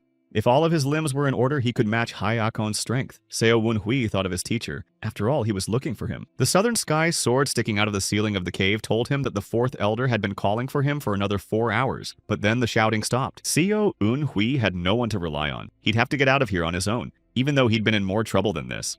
The boy realized that the creature was frightened by Hai Achan's screams. The fourth elder must have made it so terrified that it couldn't move. Any martial artist should know to block an opponent's acupuncture points to disarm him. But the creature didn't. Suddenly it moved. Its squeaky voice echoed in the cave, saying it was hungry. In the darkness, there was a rustling sound as if someone was dragging a heavy bag on the ground. Seo Eunhui realized that the monster had no legs. It crawled closer and closer to him. Then the creature released a blue beam that wrapped itself around Captain Seo's arm. The guy's blood ran cold. It was like nothing he'd ever encountered in his previous life. Seo Eunhui concentrated and gathered all of his innate core energy and channeled it with a punch straight into his opponent's ribs. The monster blocked the blow with unexpected agility by holding Seo Eunhui's fist a few centimeters away from his ribcage. However, the young man had anticipated this, so he changed the trajectory of his arm in a second and attacked the solar plexus area. The monster howled in pain and flew back a few meters. While he was confused, Seo Eunhui ripped out the blue ray tied to his arm. It was enough to reach the Southern Sky sword and rescued it from the captivity of the stone ceiling. In the next second, Captain Seo tried to attack the creature with his sword, but it defended itself with a blue ray. Finally, the monster asked where Seo Eunhui had learned how to control the inner core energy. His gaze fell on the sword Southern Sky. The creature seemed to recognize the sword and was surprised to see it. Captain Seo released the monster and decided to have a dialogue with him. The guy said he was the successor to the swordsman of the Southern Sky. This news made the creature laugh. It clearly didn't believe that the swordsman of the Southern Sky could have a successor. Suddenly, tears sprang from the monster's eyes. It lowered its head and fell silent. Seo Wunhui was discouraged by this turn of events. He decided to ask the name of his tormentor. He answered that his name was Han Ji Sang. That name seemed familiar to him. The Southern Sky sword avatar appeared to listen to the conversation. He was surprised that Han Ji Song was still alive. It was the Assassin King's soaring blade. He was the one who stole the records of the Southern Sky swordsman's martial arts. It was when Ba Ho Jung Dai was injured after a battle with an unknown enemy. Han Ji Song was the type who was used to stabbing people in the back. Suddenly, the creature bowed to Seo Wunhui and asked for an opportunity to repay an old debt. The boy hesitated and lost his guard for a second. It was enough for Han Ji Song to envelop him in a blue beam. Seo Eunhui unsuccessfully tried to break free while the monster approached him. He put his one hand on the young man's head and said he would repay the debt, and he didn't need anyone's consent to do so. His eerie eyes glittered frighteningly in the darkness when he said that the celestial point was the best point to absorb the innate core energy. Next, he ordered the uncomprehending Seo Eunhui to concentrate. His hand was still resting on Captain Seo's head. Suddenly, he felt a powerful surge of energy. It was as if he had been struck by a bolt of lightning. Han Ji Sung was pouring his innate core energy into him. But why would he do that? Assassin King Soaring Blade Han Ji San was once the best human fighter in the Central Plains. He was rumored to be an outstanding martial artist. However, it was after his failure that he became famous. Han Ji San was so bold that he decided to attack Jin Kyung, one of the 8 strongest masters of the Central Plains. Despite his loss, he came out of the fight alive, making him a living legend. And now this defeated master in a dark cave littered with human bones was transmitting the energy of his inner core to Hai Akon's disciple. Seo Wunhui felt that his own energy was very similar to this. It seemed like they were learning the same cultivation technique. Han Ji Song said that the reasons for this action might seem too complicated because they were both true and false. At this moment, Captain Seo realized that his Shining Star technique had just reached a new level. Previously, he didn't have enough energy to level up. Southern Sky, watching this, explained to the young man that he was very lucky. Starting from the 4th level, it would be impossible to go higher without enlightenment. Seo Eun-hui had never felt better than he did right now. His innate energy had increased by an amount equal to 6 years of cultivation. Sodom and Southern Sky sincerely congratulated the host for successfully gaining relics. He was now only 1 level away from the mastery of the Southern Sky swordsman. When it was over, Han Ji-sung retreated into the darkness of the cave and fell into slumber. Seo Eun-hui wanted to thank his benefactor in some way, but he did not respond or move. Sodom assumed that he had left this world, for he had just given the young man all his inner energy. Southern Sky urged the host not to feel pity for the creature. He had done many bad things in his life. Captain Seo asked him to tell him everything he knew about Han Ji-san. 15 years ago, he had started hunting the swordsman of the Southern Sky. But even with his skills, it was very difficult to catch such a master by surprise. But one day, the moment came. After the battle with the unknown master, the Southern Sky swordsman was very vulnerable. He intended to rest and replenish his strength in an abandoned cave. That's where Han Ji-sung found him. He offered the swordsman a deal. The assassin was eager to learn the skills of Baho Jung Dae. The swordsman realized that he didn't have long to live. He was willing to train Han Ji-san, provided that he would also train a worthy warrior. Thus, the swordsman of the Southern Sky passed on his experience to the assassin king. But after a while, he paid dearly for this mistake. The disciple raised his sword at his teacher. Han Ji-sung broke Baho Jung Dae's legs so that he could no longer leave the cave. But at that moment, the very person that the Southern Sky swordsman had fought with not long before appeared. He paid no attention to Han Ji-san and only looked at Baho Jung Dae's broken legs. The Assassin King didn't even flinch because he was confident in his strength, and now he had the technique of the Sword of the Shining Star. Only he didn't have time to do anything because the stranger had severed his legs with a single blow, so he foolishly made his own life a living hell. The stranger cold-bloodedly destroyed his central energy core and threw him off the cliff. Looking at Han Ji-san's lifeless body, Southern Sky was surprised that this person was still alive. He was sure he was finished, but fate had brought them together once more in this cave. The sword avatar turned to Seo Eun-hui and said that he could do with Han Ji-sung as he saw fit. The young man knew what he was talking about. After all, the Assassin King had harmed his former master, but at the same time, he had helped his current master. Suddenly, Han Ji-san, who looked as if his life had long since left him, woke up and asked how long he had been like this. Seo Eun-hui decided that this was a good time to say thank you. He closed his eyes and put his hands together.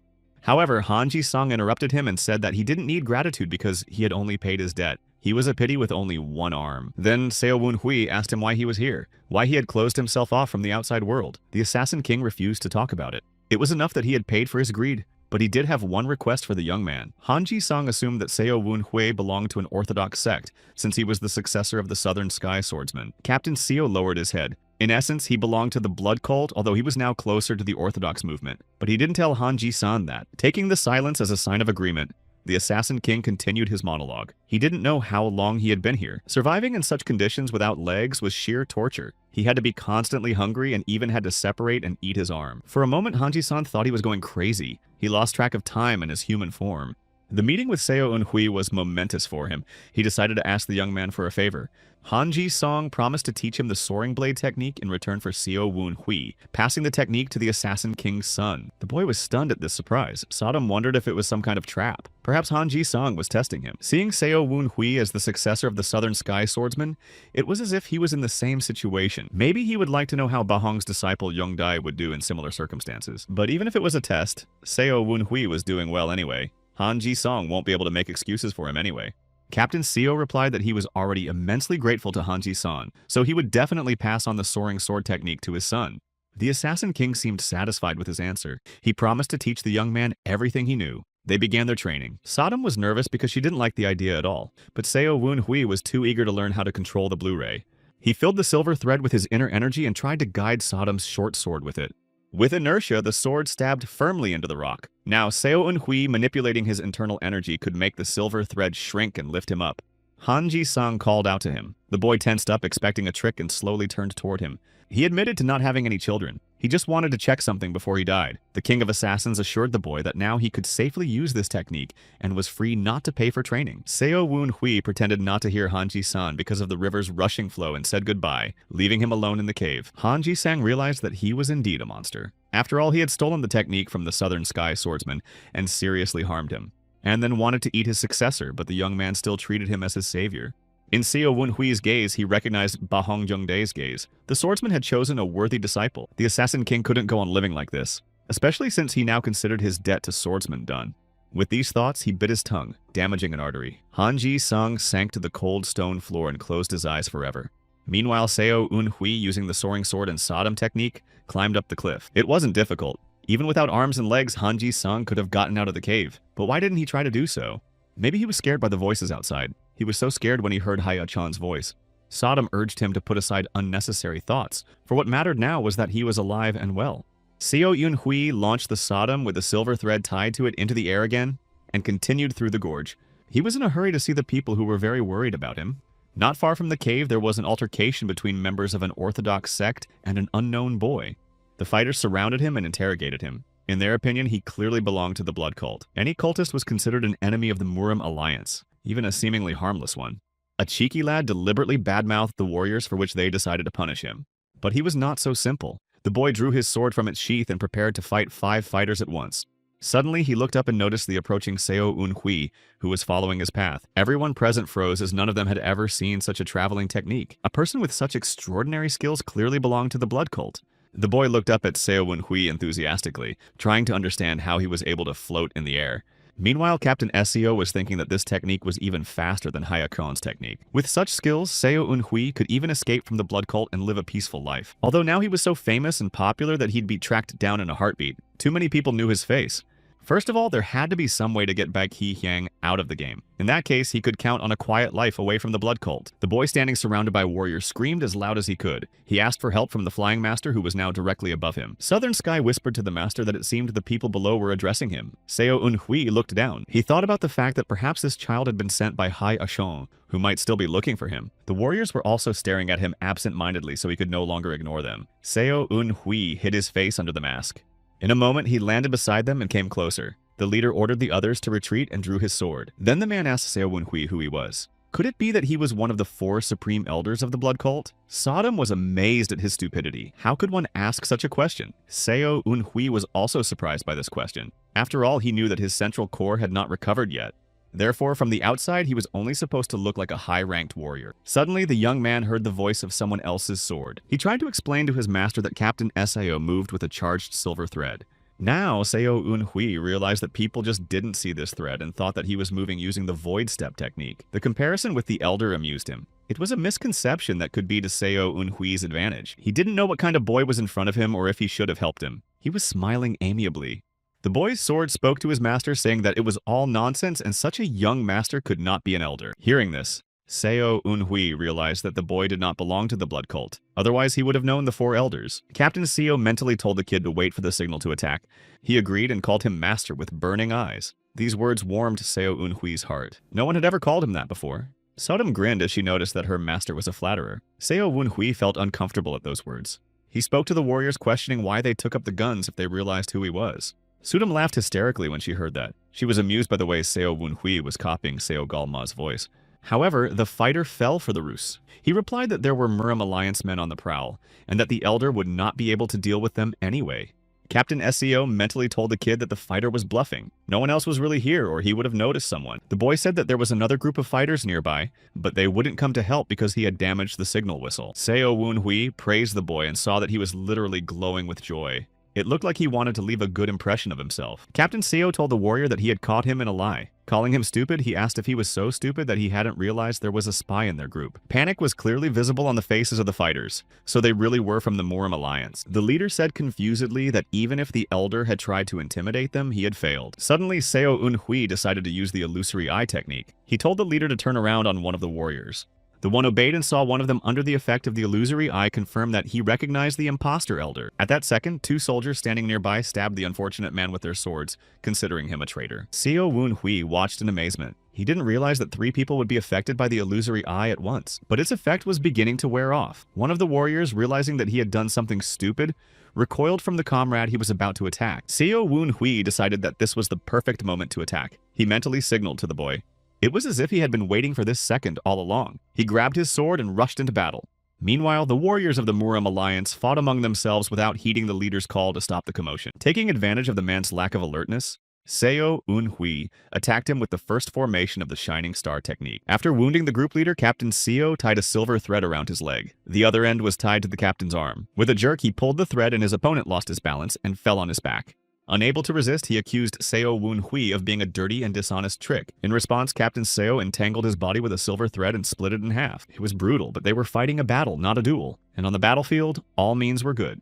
When Seo Woon-hui and Sodom turned around to fight the rest of the group, they found no one. They were all defeated by a frail teenager with a sword. It was unexpected.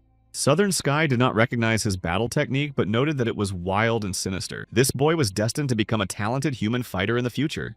The boy gratefully folded his arms on his chest to thank his benefactor, but Seo Woon-hui pointed his sword at him. Captain Seo sternly asked the boy who he was and how he could know that Seo Woon-hui was a member of the blood cult. He smiled and replied that he wasn't sure, but now he had confirmation of his words. He said it had been his dream to join the blood cult. Seo Woon-hui looked at the boy and his weapon carefully. The sword said that they were looking for the elders of the blood cult. The kid knelt down in front of Seo Woon-hui, hoping that the self-styled elder would take him with him and accept him into the cult. Sodom noticed how his voice trembled. It was as if he deliberately wanted to make it rougher, and his body looked fragile. Captain Seo agreed with her. The boy was probably very young or a girl in disguise. However, Seo Woon-hui still couldn't bring someone he doubted into the blood cult. The captain had no right to recommend anyone at all. But this boy stood up to the Murim alliance and prevented their faction from calling for reinforcements. He still managed to make a good impression. Seo Woon-hui understood the young man's intentions but insisted that he give his name. He replied that in the cult, fighters should be judged by talent. But Captain Seo explained that he should have realized whether the boy could be trusted or not. Suddenly, South Sky interrupted their conversation and said that there were about a dozen people heading this way. They were most likely warriors of the Murim alliance. The boy noticed Captain Seo's excitement. He asked him what was wrong. Seo Woon-hui replied that he could smell a group of fighters approaching. They had to hurry. The captain put his finger to his lips, asking for silence. Although he didn't understand why the elder was afraid of ordinary warriors, he still obeyed the order. Seo Woon-hui ran away thinking that he should have kept the silver thread less bright. It made him too conspicuous. Turning back, he saw that the boy was running right behind him. His internal energy was at the level of a top-ranked warrior. I wonder where he came from. The boy mentally told him that he now sensed a squad of fighters approaching as well. It looked like there were at least 2 strong masters among them. Seo Woon-hui was amazed at his insight. It was likely that they had already been discovered and one of them was about to catch up with the fugitives. Captain Seo mentally told the boy so. There was no point in running any further, for they had been spotted. Ordering the young warrior to attack on cue, he turned around. The boy and Seo Woon-hui attacked their pursuer at the same time, but the pursuer easily repelled the attack. There was so much power in his retaliatory strike that Captain Seo's bones cracked. Suddenly, he recognized his attacker. Seo Woon-hui gestured for the boy not to fight and removed the mask from his face. It was Sagal Ma who looked at the guy in surprise. He didn't even hope that Seo Woon-hui could have survived. The second elder put his hand on his shoulder and greeted him. Sagal Ma thought he would never see him again. Meanwhile, the young warrior lowered his head disappointedly and said in a sad voice that he thought his savior was the elder. Siagalma pointed his sword towards the boy and ordered him to immediately answer who he was. He was very confused by the stranger's voice. Captain Seo decided to stand up for the kid. He explained that he had met him on his way to the Valley of Six Bloods, and together they had neutralized a Murim alliance unit.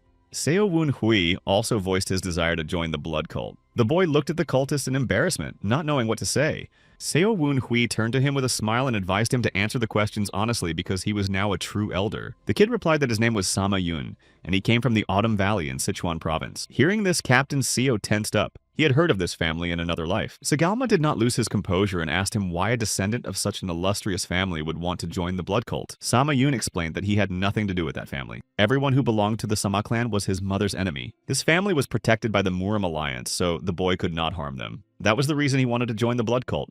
Captain Seo listened intently to his story. Sodom asked him why he was so tense. Could it be because the boy's fate reminded him of his own? But there was something else. Seo Woon-hui knew that there were many people in the Central Plains who had the surname Sama, but in the Sichuan Autumn Valley, there was only one such person. His name was Sama Chak, but he was popularly called the First of the Four Evils or the Sword of the Evil Moon. That name was terrifying. He once carved up an entire martial arts school in southeastern Sichuan overnight. Their allies joined forces to attack Sam Chak's residence.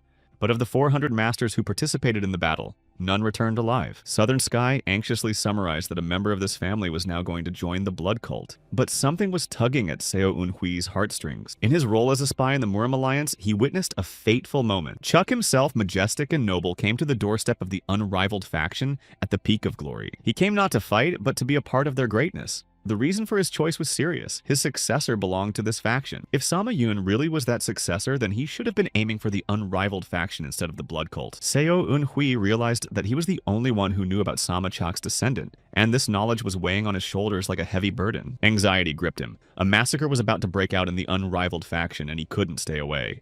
Yoon Sama could be the trump card that would help Baek Ryung-ha take control of the blood cult. The pressure on Seo Eun-hui was increasing by the minute. He realized that his decisions could affect the fate of many. Se Gal-ma asked Sam Yoon why he was hiding his face. If he really wanted to join the blood cult, he shouldn't have any secrets. Sama Yoon's hand peeled off the mask that so resembled a human face, and at that moment, Se Gal-ma's eyes rounded with surprise. Underneath the mask was a beautiful girl, and at this moment, she showed her true face. Yoon herself was eager to be recognized for her skills. Sudam watched the scene and marveled at her beauty. This girl was even more beautiful than Baek Ryung-ha. Seo Eun-hui was shocked by this discovery and was speechless at the incredible beauty that shone before him. Se Gal-ma thought about it and mentally asked Seo Eun-hui how he was going to deal with the girl. The decision was now up to him. Seo Eun-hui thought about it, remembering what important information he knew. Yoon herself was the daughter of one of the four evils, and that made his choice difficult. If Se Gal-ma knew about this, he would never have agreed to accept her into the blood cult. It would be too risky for everyone involved. Looking into the girl's pleading eyes, Seo Eun-hui began to question his decision. She looked so cute that his heart fluttered at the sight of her. He mentally turned to her and her face was transformed, radiating hope. But Seo Eun-hui realized that he couldn't just help for free. He asked her what she could offer in exchange for her help. Yoon herself, not understanding his intentions, just stared at him in bewilderment. At this moment, in the temporary shelter of the blood cult, the surviving cultists were gathering to leave. The air was permeated with tension. Hai Achan sat in the back of the shelter. His heart was filled with sadness at the loss of his disciple, and he felt a heavy bitterness seize his soul. In an hour, they would have to leave this place, but the thought of it seemed unbearable to him. Gu Sang-woon came to remind Hai Achan of this, but Hai Achan was in a trance and didn't hear him. His gaze was tired and full of longing. Baek Ryung-ha noticed this and put her hand on Gu Sang-woon's shoulder. She let go of him and decided to try to convince Hai Achan herself. She approached the fourth elder and sat down beside him. Her voice was soft but determined. Baek Ryung-ha said that Se Gal-ma is still searching and doing her best to find Seo Eun-hui. Despite his sadness, Hai Achan nodded sadly, realizing the need for action, and rose to leave the temporary shelter. The fourth elder sadly thought that if Seo Eun-hui was destined to die, then he was powerless. His heart clenched in pain. Time was running out and they needed to leave the shelter in a hurry, but with every passing minute, his anxiety only increased. Suddenly, a joyful Gu Sang-woon rushed inside. He shouted that Seo Eun-hui had been found. At that moment, Hai Achan's heart beat faster. He ran outside, not believing his ears.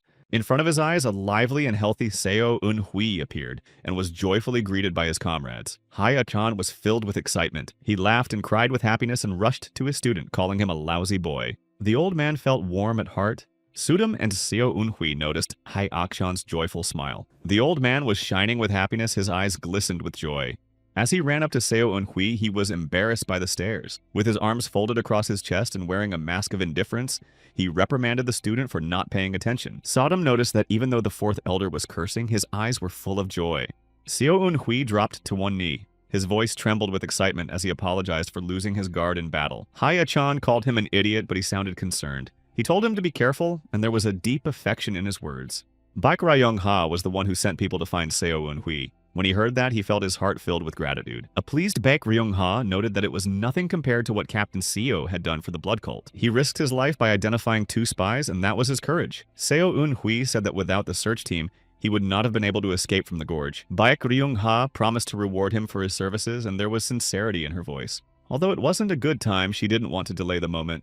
The young mistress felt proud of Seo Eun-hui's accomplishments, and made the fateful decision to promote him. The boy froze in surprise as he realized that he was now the vice commander of the squad. A feeling of elation flared up inside him. Sodom was happy for her master, for he had risen from the bottom of the cult hierarchy to a prestigious military position. Achan couldn't contain his laughter from being happy for his disciple. He felt proud of his success. However, Han Baek-ha reprimanded him for laughing loudly because there were enemies around. The situation called for caution. Seo Eun-hui bowed to the young mistress to express his respect and gratitude for her support and trust. The vice commander was second in command after the commander and had 3 smaller units under him. It was an exciting time for Seo Eun-hui, who was just beginning to feel his power and responsibility. There were now to be 3 captains under his leadership, and that gave him confidence. However, Jabeik wasn't particularly thrilled with the idea of subjugating Seo Eun-hui, which made the young man slightly uneasy. But the vice commander had other candidates, such as Jo Sung-won, who could be a reliable ally. Suddenly, Baek Ryung-ha noticed that Seo Eun-hui didn't come alone and curiously asked who it was. Seo Eun-hui's heart beat faster when he thought of Sama Yoon, who would make a great second captain. Segalma explained to Baek Ryung-ha that this girl dreams of joining the blood cult and is an enemy of the Murim alliance. This intensified the young mistress' interest. Baek Ryung-ha was amazed by the skillful mask on the girl who looked like a boy. It created an atmosphere of mystery and intrigue. When the young mistress asked her to remove her mask and Sama Yoon appeared before them, everyone froze in amazement at her ethereal beauty. Ja Baek and Woo Hyun rounded their eyes in shock. Even Dam Yehua couldn't hold back a cry of surprise. Yoon Sama modestly lowered her head and said her name. She bowed to Baek Ryung-ha and thanked her for the opportunity to join the blood cult. The young mistress cast a fiery glance at Seo Woon-hui. He felt the same aura that he had felt during their duel. Southern Sky made it clear to him that it was jealousy. His previous owner was a connoisseur of the female soul. He said that for a woman, the situation when her man lavishes attention on a prettier woman is very unpleasant. Seo Eun-hui couldn't believe that Baek Ryung-ha was jealous of him. It was unexpected. Hye-ah-chan mentally laughed at Seo Woon-hui and said that he didn't waste any time in getting such a beautiful woman. Seo Yoon-hui was embarrassed. He asked the fourth elder to let Sama Yoon join them. Only before that, he had to share valuable information with the teacher that only he knew. Hye-ah-chan listened with interest. Vice Commander Seo reported that Sama Yoon's father was none other than ominous moonsword Sama Chak. Hye-ah-chan shrieked in horror when he heard this. He asked his disciple what he had gotten himself into and why. One day, people from eastern sects came to Seo Eun-hui Yeon's hometown to ask for help from the Seo clan. They said that someone had exterminated all their friends between Guizhou and Hunan. That villain was Sword of the Ominous Moon Sama Chak. People asked for help in finding the ruthless bastard and punishing him. Soon they knew his name. His residence was in Autumn Valley. The members of the Orthodox sects, including Seo Eun-hui's father, ambushed him, but none of them survived. Except for one thing. Hye-ah-chan listened to Seo Eun-hui's story with a pensive face. The survivor was his father. No one knew about it because it would be an embarrassment to the Seo family. It was all a lie, but Seo Woon-hui had to lie to get out of it in front of Hye-ah-chan. The fourth elder praised him for his caution and wits. Looking at Sama Yoon, Hye-ah-chan asked the student what he had in mind for her. After all, she would essentially become a time bomb. But Vice Commander Seo explained that if they could get close to her, they would acquire a first-class warrior on their side. Only Hye-ah-chan didn't jump to conclusions. If Sama Yoon had been a tidbit, someone would have taken her over long ago. Seo Woon-hui was not intimidated by this. He had studied Hye-ah-chan's character well, so he knew how to soften him up. He mentally told the teacher that if he was against it, then they could just reveal her identity and chase her away.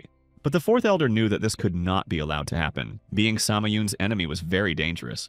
At that time, Seo Woon-hui suggested avoiding the risks and yielding Sama Yoon to second elder Se-galma. After all, she would join the blood cult anyway. Hye-ah-chan looked at Se-galma, who hadn't heard this conversation, and smiled good-naturedly. It was impossible to give in to him. Seeing this, Seo Woon-hui was pleased at how cleverly he had convinced Hye-ah-chan. He wouldn't give up a fighter like that for anything. The fourth elder reluctantly agreed to take Sama Yoon into his care. Surely Seo Woon-hui would also take responsibility for her. At this time, Baek Ryung-ha accepted Sama Yoon into the blood cult. The only thing left was to determine who would take care of her. Se-galma was the first to express his wish, but Han Baek-ha was also willing to take Sama Yoon in. She could use such a talented girl in her squad. Hye-ah-chan said loudly that he would like to take Sama Yoon in too. He really hoped that Seo Woon-hui wasn't wrong in his judgment. Everyone around them was wondering what the fuss was about. This did not happen even during the selection ceremony. The Blood Star and the two elders were competing for the young fragile girl as if she was an unrivaled martial artist. Baek Ryung-ha was dumbfounded by the number of applicants. She decided to let Sama Yoon choose. The girl became animated and her face blushed. She thanked the lady for the honor. Seo Eun-hui ran up to Seo Eun-hui and hugged him, and Sama Yoon expressed her desire to be in the same squad with him. The boy didn't know where to put himself because he was embarrassed. Baek Ryung-ha was surprised at the decision, but she didn't object. From now on, Sama Yoon will obey Vice Commander Seo's orders. He asked Seo Woon-hui if she was right to choose him. He hesitated and said yes. Seo Woon-hui hesitated and said yes. Baek Ryung-ha's voice came into Seo Eun-hui's head. She told him that he should be happy because he was chosen by such a beautiful girl. Seo Woon-hui was stunned by those words. Tong Baek Ryung-ha scared him. Sudam laughed at him, saying that his fate was already sealed. Vice Commander Seo still hoped to remedy the situation, but Sodom told him it was useless. Everyone present at this scene looked at Seo Eun-hui with a fiery stare. Out loud, Baek Ryung-ha said that the matter was settled, and Sama Yoon would go with Seo Eun-hui. Baek Ryung-ha told everyone to get ready to leave. Seo Eun-hui was nervous that the young lady called him by his rank instead of his name. Meanwhile, Sama Yun ran up to him and asked if she was successful in her choice. Seo Woon Hui didn't know what to say so as not to offend the girl. Sudam made a joke of him by asking him if he was a eunuch by any chance. After all, Sama Yun was the owner of an incredible beauty. Jae-baek interrupted their conversation and turned to Sama Yun. Smiling sweetly, Jae-baek gave his name and introduced himself as Junior Captain Vice Commander Seo. Sudam was amused by the situation, but Seo Woon Hui forbade her from making fun of Jae-baek. After all, he just wanted the girl to like him. Seo Eun Hai realized that beauty wasn't everything. The most beautiful girls in Murim had high status and made many demands on their social circle. He watched with a smile as Jae-baek tried to impress his new friend. However, the twin brother pointed towards Seo Woon Hui, asking why she chose to be with this vice commander. After all, she had quite a wide range of mentor choices. Yun herself said that Seo Woon Hui was the only person she already knew. That's why she chose him. She smiled happily at Seo Eun Hui and asked if she had answered Jae-baek's question correctly. Seo Eun Hui said that she should have chosen the second elder given her goals. Looking at Si Gal Ma, the girl whispered that he was too intimidating. She said he reminded her of her father. Jae-baek told her that their master was also very scary. At that moment, Hai Akon appeared and shouted at them to stop talking. He told them to get ready to leave immediately. Jae-baek immediately obeyed, running away with his heels blazing. Yoon herself said to Seo Woon Hui with a laugh that it looked like Jae-baek wasn't kidding when he called their mentor scary. Seo Eun Hui smiled slightly and replied that this was exactly what he was trying to convey to her. 2 weeks later, there was an interrogation at the Blossom Moon Trade Association on Gay Peak. A bound and wounded fighter reported that the mission had been a failure. His entire unit was wiped out. Suddenly, the man who was interrogating him touched him with his hand. The warrior cried out in unbearable pain. Jang Ryong, who was interrogating him, said that he was told to answer only the questions asked and not to talk too much. The fighter told him that was not the agreement, but the First Blood Star was adamant. He insisted that the mission was a failure. His hand burst into flames and he touched the fighter again, causing him pain. The warrior screamed, begging for the torture to stop. Baek Hee-hyung watched this with a bored look. The fighter yelled that he had not been warned about Sigalma's presence in the enemy squad. They also needed to kill Seo Eun Hui. Finally, his screams died down and his lifeless body collapsed to the floor. Baek Hee-hyung threw her sword a centimeter away from the First Blood Star's head. The sword slammed into the floor with a resounding sound. Baek Hee-hyung said that what she heard was not what she expected. Jang Ryong bowed to her and said that there had been a misunderstanding. The lady became animated and asked him to repeat his words. The First Star said with sadness in his voice that he had promised her to bring the fourth elder to their side. Baek Hee-hyung was beginning to get annoyed. After all, his words turned out to be empty promises. Jang Ryong apologized to her with excitement in his voice. He realized that their plan didn't work because of Seo Eun Hui, but when Madam found out about it, she became even more interested in Vice Commander Seo. A year ago, Madam told me about the time she had a crush on the guy who blocked her punch. It was Seo Eun Hui. No wonder Baek Hee-hyung wanted him on her side. Especially since he was a guy, it was a mistake to target him for destruction. The plan was to destroy Haya-chan's disciple to break him. Baek Hee-hyung said that this was a strange situation. Realizing that he had angered the lady and that she was many times stronger than him, Jang Ryong drew his sword. He was willing to give his head as payment for failure. Baek Hee-hyung grinned. She said that his head wasn't worth such a small thing. Suddenly, a messenger burst into the hall. He brought the news that the unrivaled faction had broken its alliance with the Murim Alliance. The First Star cried out in surprise. But the mistress calmly accepted the news, saying it was to be expected. Drawing her sword, she realized that the time had come. After fleeing from the Six Blood Valley, Hai Akon stopped in Jiangku County. After his decision to support Baek Ryung-ha, he made this place his main base. After the union was dissolved, the power struggle within the blood cult gained momentum. Baek Ryung-ha has been wandering for the past 10 years. She had avoided meeting her sister, but now with the 2 elders and the 6th Blood Star on her side, she decided to act. Baek Ryung-ha sent letters to the 3rd Elder and the 2nd Blood Star. Meanwhile, Seo Woon Hui was training the disciples introduced to him. To begin with, he ordered them to climb the peak and then descend back down. The students looked tired. Seo Eun Hui remembered his training with Hayakon and smiled. Suddenly, Jae-baek and Woo Hyun walked up to him. Jae-baek said that Seo Eun Hui is being searched for and he should go with them right away. Seo Eun Hui appointed Sam Yoon as the captain of the squad. He ordered her to lead the training in his absence. She was happy to try her best deserving of his favor. Yoon herself was pleased that he trusted her. She immediately went about her duties. Yoon herself was a stern captain. At this time, a reply came from the 3rd Elder and the 2nd Blood Star. They made the same demands. 2nd Star replied that he wasn't ready to obey someone whose abilities he wasn't sure of. Elder Gu Jae-yang replied that he would side with whoever confirmed his right to rule in the traditional way. Seo Eun Hui seemed to be beginning to realize why the 3 of them had been called here. They were to go to the main residence of the Murim Alliance. The main goal was to retrieve the relic hidden there. It was the Blood Demon Sword. Seo Woon Hui was skeptical of this mission. The Blood Demon Sword was an ancient relic as well as a symbol of the cult's power. About 20 years ago, this sword was lost during a battle when its wielder was mortally wounded by a blood demon. The Marima Alliance placed this sword as a trophy in the center of their base.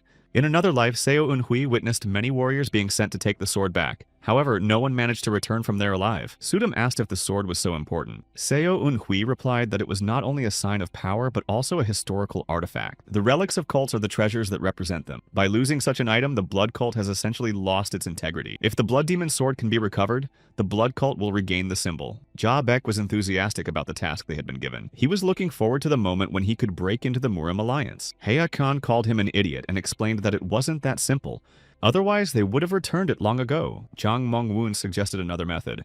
Haya-chan asked Seo Eunhui why Third Elder and Second Bloodstar had mentioned this sword. Everyone looked at Seo Eunhui. He replied that he wasn't astute enough to know about it. However, he had 3 theories. The first was that they couldn't say no directly, so they set an impossible condition. Baek Ryung-ha asked him about the second version. Seo Eunhui said that maybe they asked about the sword to give Baek Ryung-ha a chance to prove herself. Ja Baek supported this theory and nodded his head. Finally, he made a final suggestion. Perhaps it was a trap. Those two could have been on Baek Hee-hyang's side, and it could have been an attempt to get Baek Ryung-ha to position the main forces where they needed to be.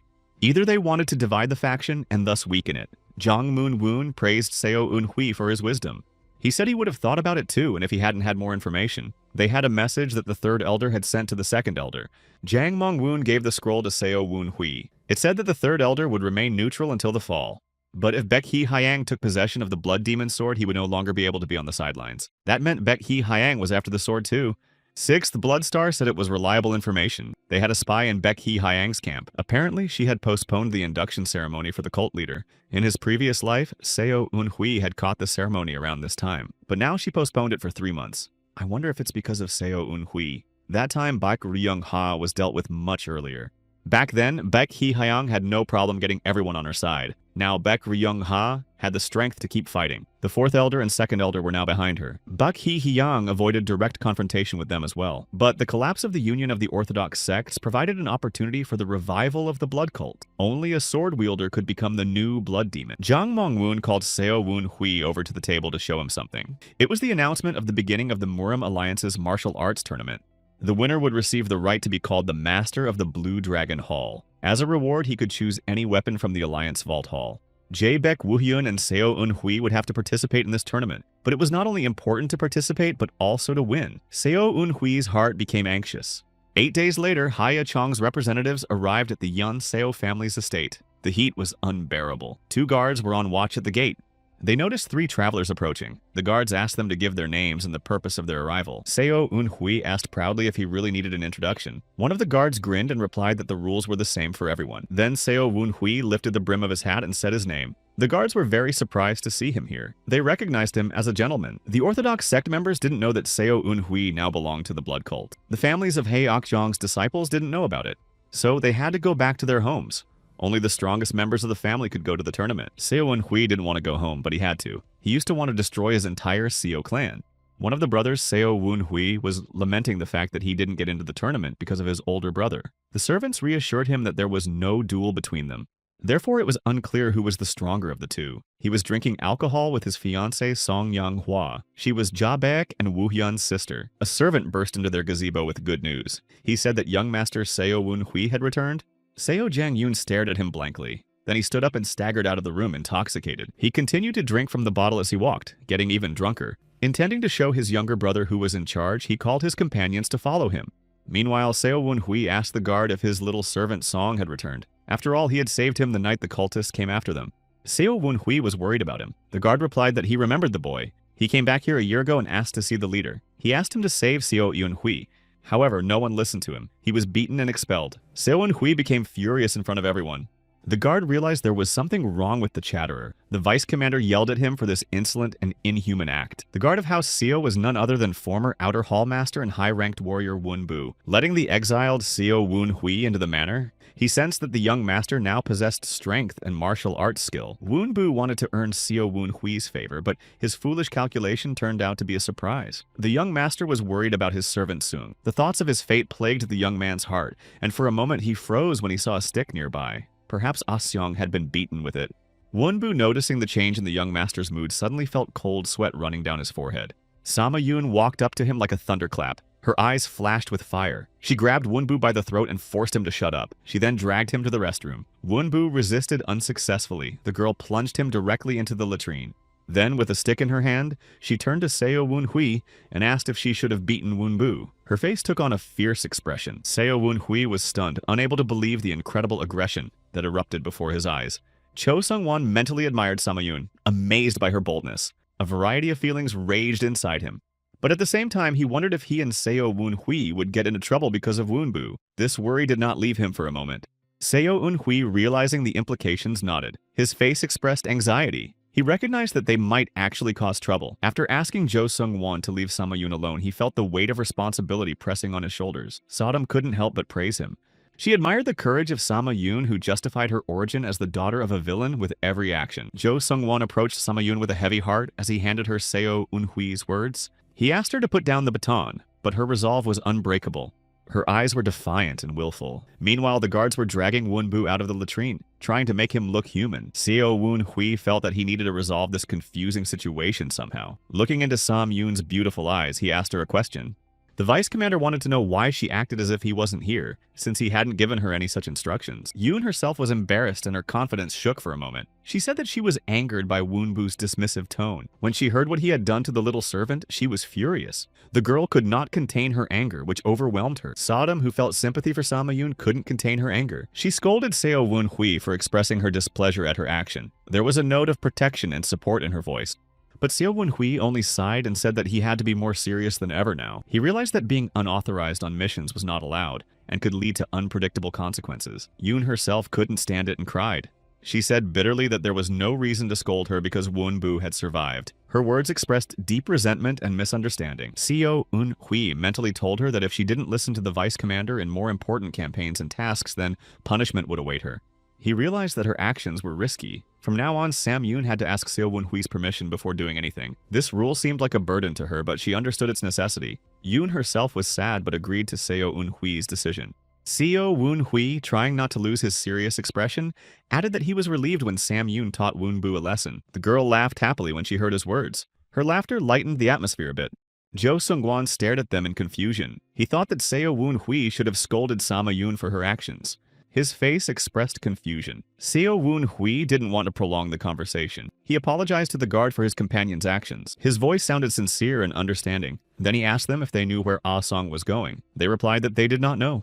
Seo Wunhui sadly said that Ah-sung had probably been abandoned in the middle of the road. It was hard for him to realize that his friend might be in trouble.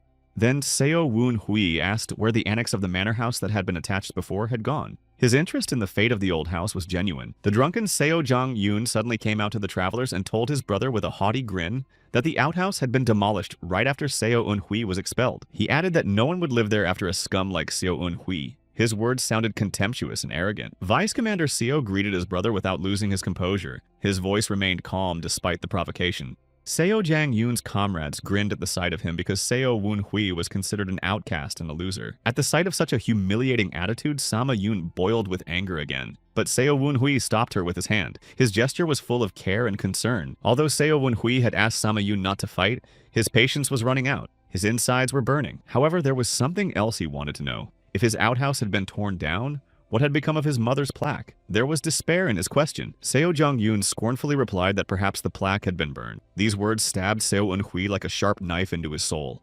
He used to be afraid of Seo Jong-yoon, but now he only saw him as an infantile upstart. Now, Seo Wunhui's confidence has increased 100-fold. He said that the guys hadn't changed at all since the last time they met. Seo Wunhui also said that he had always envied their carelessness and daily idleness.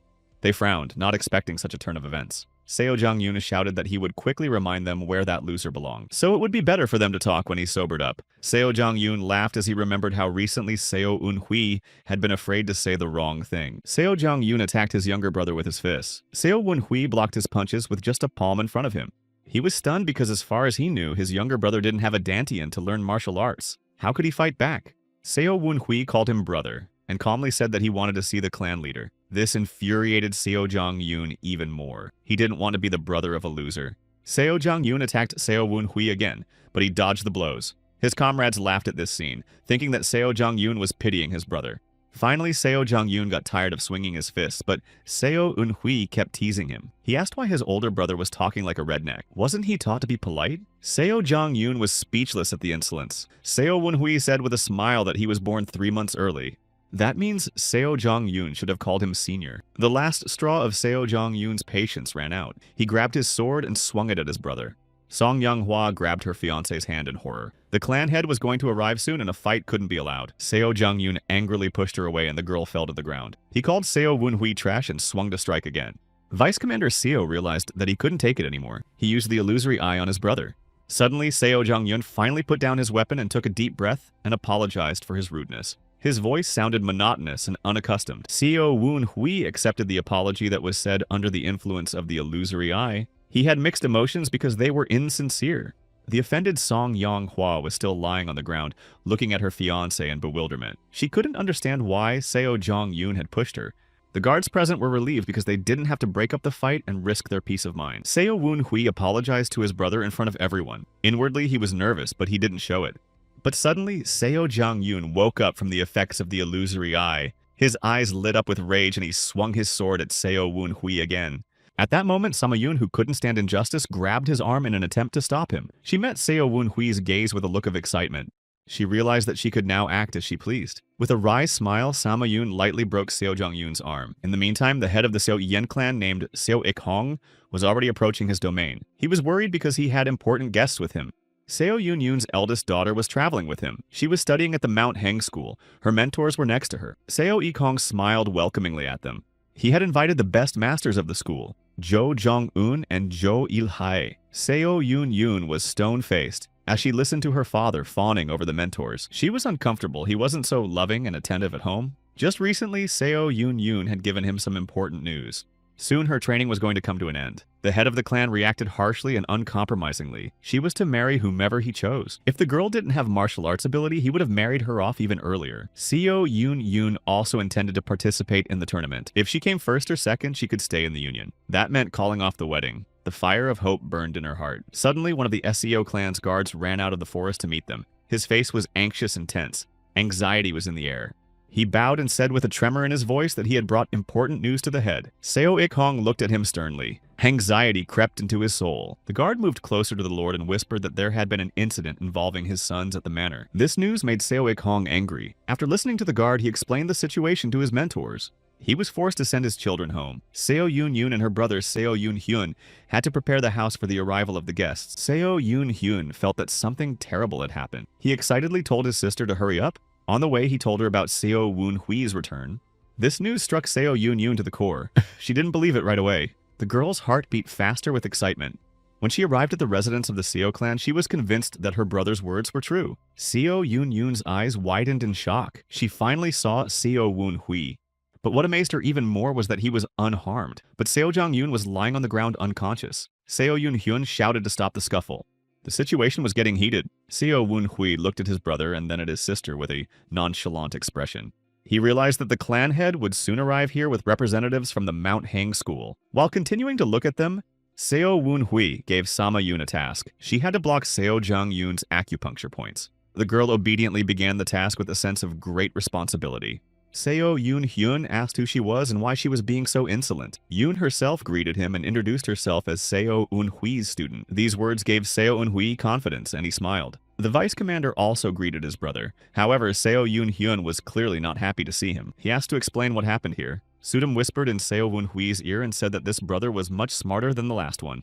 Seo Eun-hui explained that their brother was drunk and was very upset to see him. There was tension in the air and everyone was waiting to see what would happen next. Seo Yun-hyun took a defensive posture and said that even if their brother was drunk, it didn't give Seo Eun-hui's student the right to spread her hands. Yun herself countered with anger in her voice that she wasn't going to watch her teacher get stabbed with a blade. At this moment, Seo Eun-hui mentally ordered her to keep her cool. Seo Yun-hyun called Seo Eun-hui an arrogant freak and mentally asked who he thought he was. But Vice Commander Seo asked him to speak aloud.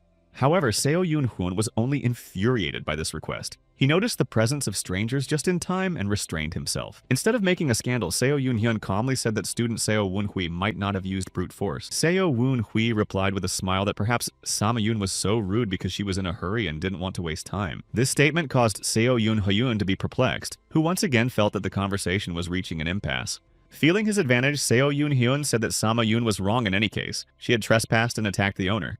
Seo Yun-hyun expected that the witnesses to the conflict would be on his side, and that gave him confidence. But what he didn't realize is that they've been here since the scuffle started.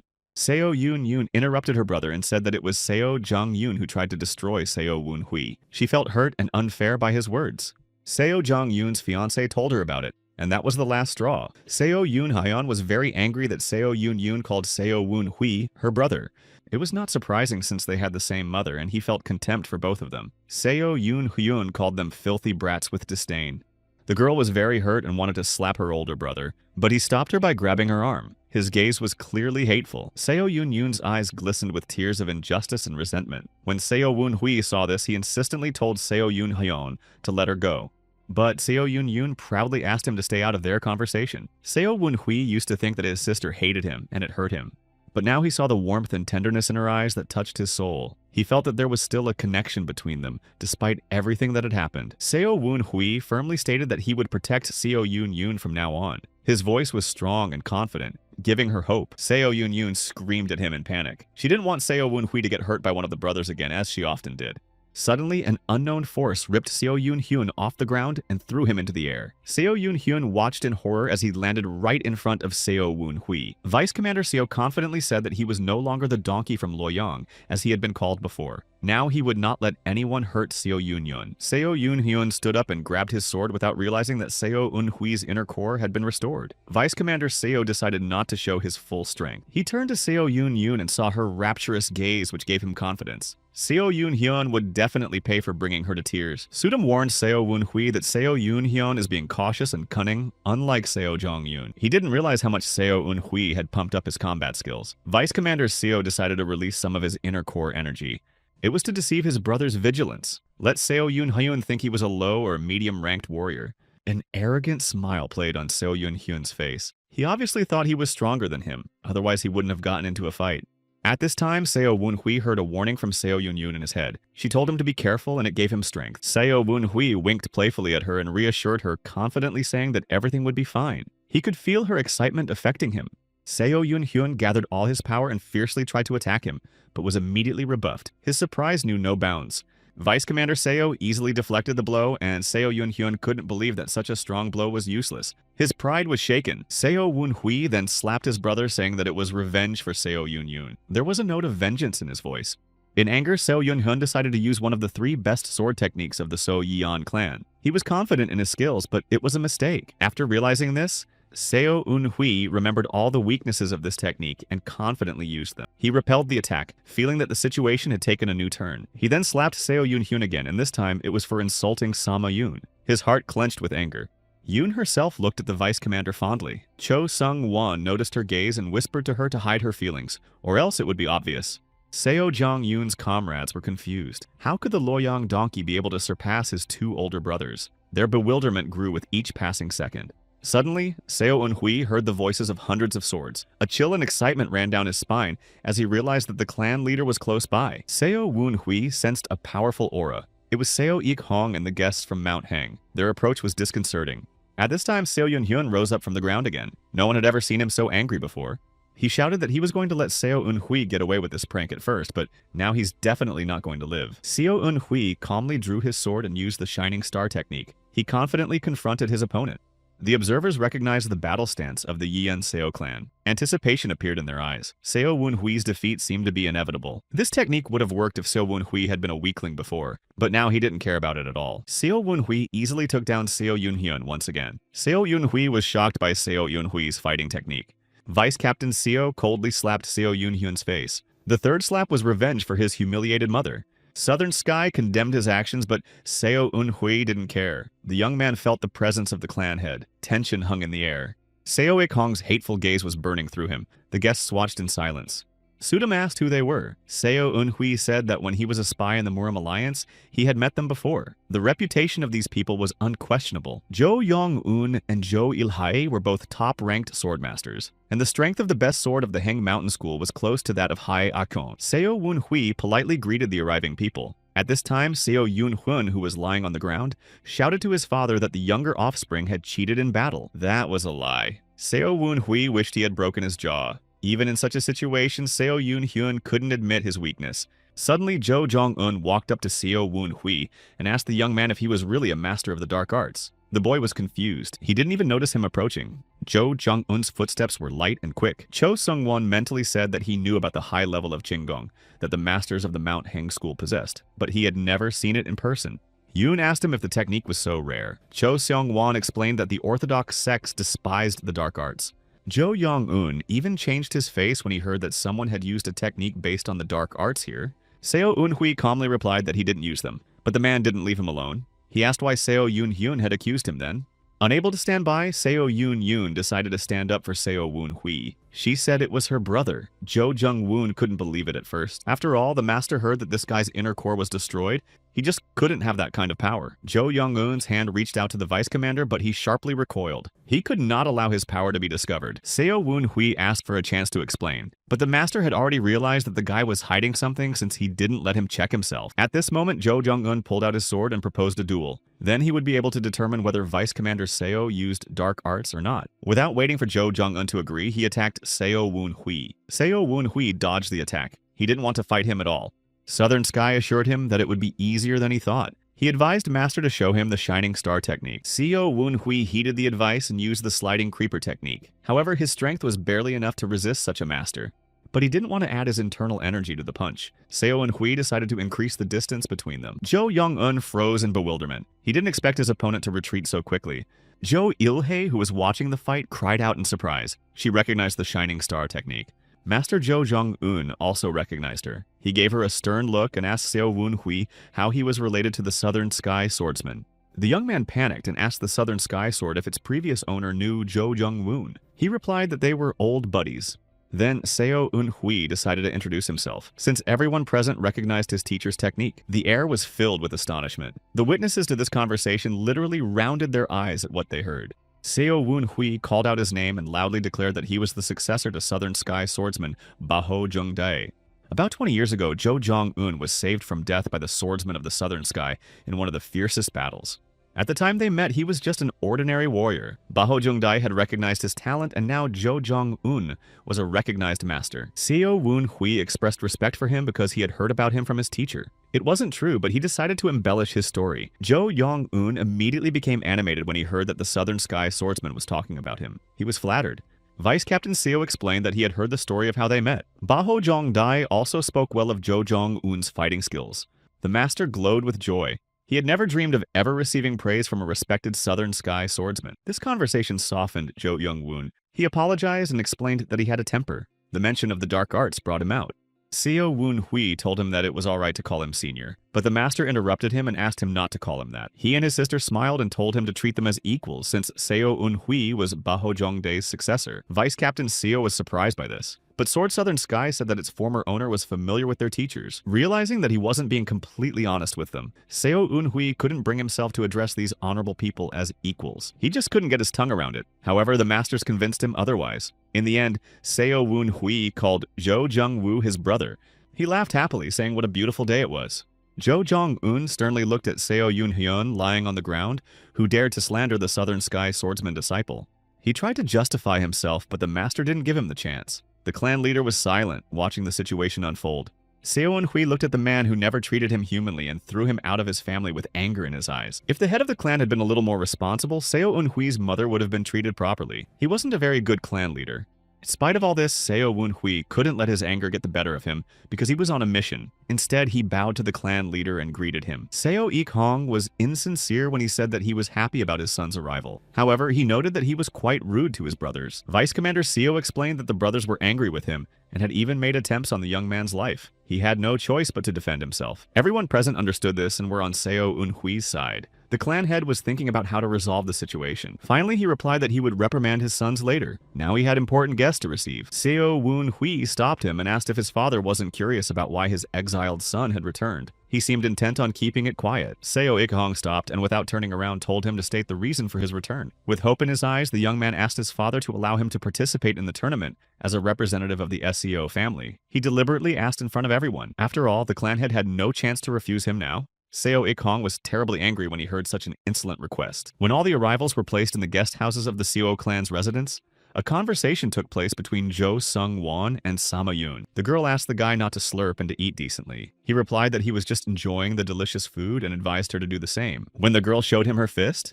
Jo Sung-won instantly remembered what she had done to that guard. He immediately began to eat more carefully, but she was very nice to Seo Eun-hui. Yoon herself called him brother and asked him if he had eaten enough. When Jo Sung-won saw this, he mimicked her and made a funny picture of the girl and immediately got punched in the face. Sudam and Seo Eun-hui, meanwhile, were discussing how things would work out in the future.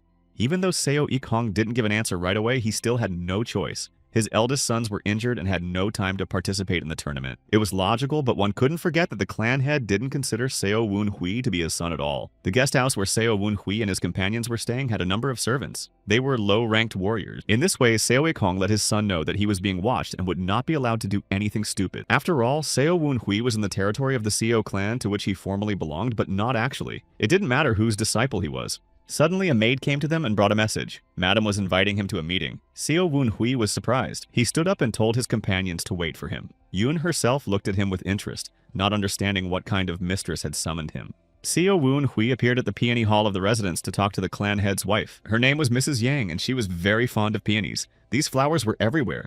The buds only bloomed once a year, and today was the day. Seo Eun-hui felt sick just looking at those flowers. How he longed to burn it all down along with Mrs. Yang, whom he hated with all his heart. The lady was a middle-aged woman who still had some remnants of her former beauty. She ordered everyone to leave and left them alone with Seo Eun-hui. The guy got suspicious, wondered what she was up to. He had some thoughts about the topic of their conversation, though. To begin with, Miss Yang congratulated him on becoming a disciple of the Southern Sky swordsman. But of course, she didn't call the young man for that. Mrs. Yang didn't like to beat around the bush, so she decided to get straight to the point. Suddenly, she knelt down in front of Seo Eun-hui and said that she was ready to apologize hundreds of thousands of times. The woman begged him not to take away Seo Eun-hyun's place in the tournament. Seo Eun-hui realized that she was trying for her son. However, no apology would be enough to make up for the slaps and insults Seo Eun-hui had received throughout his life. Mrs. Yang offered him money to live comfortably or matchmaking help if he wanted to get married, as long as he didn't participate in the tournament. Seo Eun-hui was confused. He had never seen his stepmother like this before. The name of the Southern Sky swordsman must have affected her attitude so much. He turned around to leave and said he would pretend this conversation never happened, but Mrs. Yang grabbed him by the edge of his clothes. She looked at him with eyes full of tears and asked him not to be so cruel. The woman asked what he wanted. Seo Eun-hui angrily replied that she could restore his mother's memorial plaque and recognize her as his official wife. Mrs. Yang was horrified and speechless. Of course she couldn't do such a thing, and Vice Commander Seo knew it. In addition, he asked to pray daily at his mother's tombstone for 10 years. This was too humiliating for Mrs. Yang. The woman asked if it was a lie or a trick, whether Seo Eun-hui would really refuse to participate if she met these conditions. He sat down so he could see his desperate mother's eyes and said he was touched by her sincerity, though not wholeheartedly. He bent toward her and asked in a whisper if this was what she expected. That's what she would have done if she were in his shoes. Seo Eun-hui called her a fucking bitch. Mrs. Yang clung to the young man in a rage and shouted at him for daring to behave like that to her. The boy would always remember the day he lost Dantian. Then Lady Yang's maid brought him an elixir, which Seo Eun-hui naively drank, the qi raging in his body toward the boy's core. Everyone knew it was Mrs. Yang's doing, but no one did anything about it. And now she's asked that same boy not to take a place in the tournament. Seo Eun-hui stood up and told the lady not to dare to call him out for such nonsense anymore. He snatched the edge of his clothes from the woman's hands.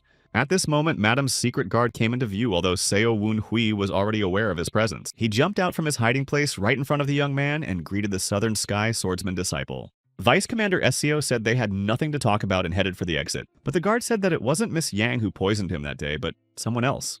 The boy stood in the doorway for a moment. He decided to listen to him. The guard went on to say that it was he who had poisoned the boy. Seo Eun-hui was immersed in memories. When he was 8 years old, he couldn't swallow pills yet, so he took medicine in the form of a solution. That was the case that time too. The potion brought by the maid caused his ki to surge and ruptured his dantian. From that moment on, Seo Wun-hui was labeled as scum. His future was cut off. Vice Commander Seo asked the guard if he really had a hand in this. He replied that he had served Lady Yang before she was married. She gave the servant's life meaning and they became very close. The guard couldn't bear to see his mistress suffer because of Seo Wun-hui. So the servant decided to deal with him himself. Seo Wun-hui looked at him in horror. How could he even raise his hand on a child? The guard repented for his action and asked that he not blame Miss Yang. He was willing to suffer any punishment for it. The stepmother, who was watching, shouted that it was all a lie. The servant was just protecting her and was actually following orders. She was well aware that she might lose a loyal guardian. She wouldn't have been hurt herself anyway. But the servant didn't stop. Each of them tried to convince Seo Wun-hui of their guilt. He finally said that he was touched by the servant's intimacy with Miss Yang. He even felt a little embarrassed and ashamed of the situation. Seo Wun-hui stretched an insincere smile and said that he would feel like a terrible person if he didn't do anything. He approached the mistress with a look of hope in his eyes. The woman was silent, catching his every word. Suddenly, Seo Wun-hui slapped her with all his might. Madame Yang fell to the ground to the startled cries of her servant. Vice Commander Seo nonchalantly said that he was the victim of their friendship, so he didn't see any difference in who poisoned him. The servant was also kicked. Mrs. Yang was furious and grabbed her face, which was burning from the blow. She shouted that after this prank, the tournament would be over for him. Seo Wun-hui calmly said she could do as she pleased, but in return he will tell everyone how the clan head's wife poisoned her 8-year-old stepson. The guests from Mount Heng School would be the first to know about it. Mrs. Yang shouted in rage, how dare he threaten her. Suddenly, she saw Seo Wun-hui approach the guard and touch his chest with his hand. Smoke billowed from the body. The woman was horrified and asked what he had just done. Seo Wun-hui replied that he had just destroyed his dantian. That was the payment for the atrocity. With these words, he threw some kind of ball to Mrs. Yang. She caught it and asked in surprise what it was. The capsule contained poison. The stepmother wondered if he expected her to accept him in her right mind. But Seo Wun-hui replied that she would have to do it. Otherwise, he would take the servant to the clan leader and tell him that he had found the culprit of his ruined dantian. Miss Yang asked him if he didn't realize what this could lead to. Then the Seo clan would clash with her own family. Many will die in the massacre. Seo Wun-hui smiled happily and said that it would be the most wonderful news in the world. Mrs. Yang's face contorted with a grimace of genuine fear. She didn't think that her stepson had become so cruel. Seo Wun-hui walked out of the peony hall having 2 signed confessions from Miss Yang and her servant. The papers were sealed with their personal seals. It was a guarantee that they would never go against him. Sodom was pleased with the outcome of this meeting. She asked what the host was going to do next. It was impossible to sit idly by. Seo Wun-hui thought that the masters of the manor had already gathered in the meeting hall. A meeting was already in full swing there. Some people were wondering how the donkey from Luoyang had managed to become a disciple of the Southern Sky Swordsman. On the one hand, this fact was not confirmed by anything. But on the other hand, he was recognized as an equal to the master from Mount Heng. At that time, Seo Wun-hui, Sama Yun, and Zhou Sung-won entered the hall. The vice commander greeted the masters, being a polite young man. But none of them were in a hurry to greet him. He reprimanded them, asking if they were still in their chairs. Those who were embarrassed remained silent, but some rose from their seats to greet him.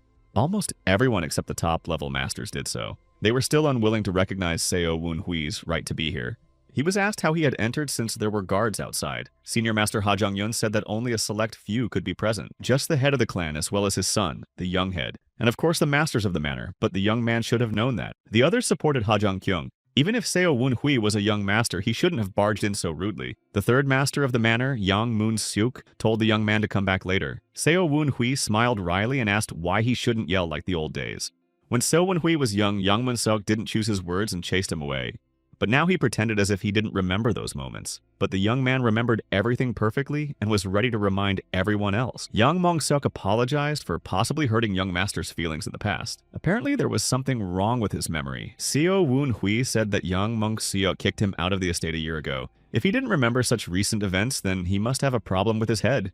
Maybe Yang Moon-seuk was no longer fit to be the master of the manor, and it was time for him to retire. At these words, Yang Moon-seuk's anger flared up in his heart. He asked what the young master wanted. If he wanted to stroke his ego, it was pathetic. Suddenly, Sama Yun decided to stand up for the teacher. She asked since when pointing out past insolence was revenge. Ha Jung-kyung shouted at her in anger. He was outraged that some scoundrel was interrupting an important meeting and speaking ill of the Seo family. Yun herself, losing the rest of her composure, mentally asked Seo Wun-hui for permission to deal with this man, but the vice commander forbade her to do so. Out loud, he told her to calm down by calling her Junior. Ha Jung-yun asked in surprise if this boy was also a disciple of the Southern Sky Swordsman. He immediately took back all his words and apologized to Sama Yun. After all, Baho Jung-dai's fame was very great.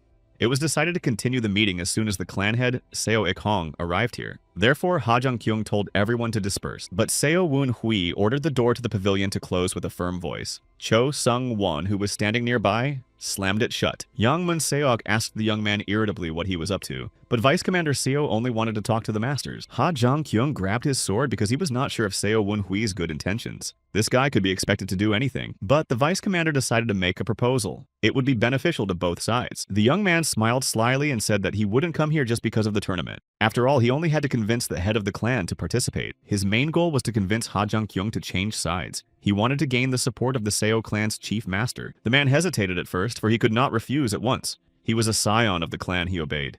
One of the rules of the Seo family was that the masters of the manor could challenge the clan head's decision on the representative's candidacy. Seo Woon-hui spoke from the position of the heir to the family, even though he was actually banished from the family. A year ago, he had been considered a waste of space by the very people who now stood before him. After his exile, Seo Woon-hui was known as an idler and a drunkard with no life experience and no future prospects. In front of them now was another Seo Woon-hui. He had a lot of life experience and was trained in the best fighting techniques. He was also a spy.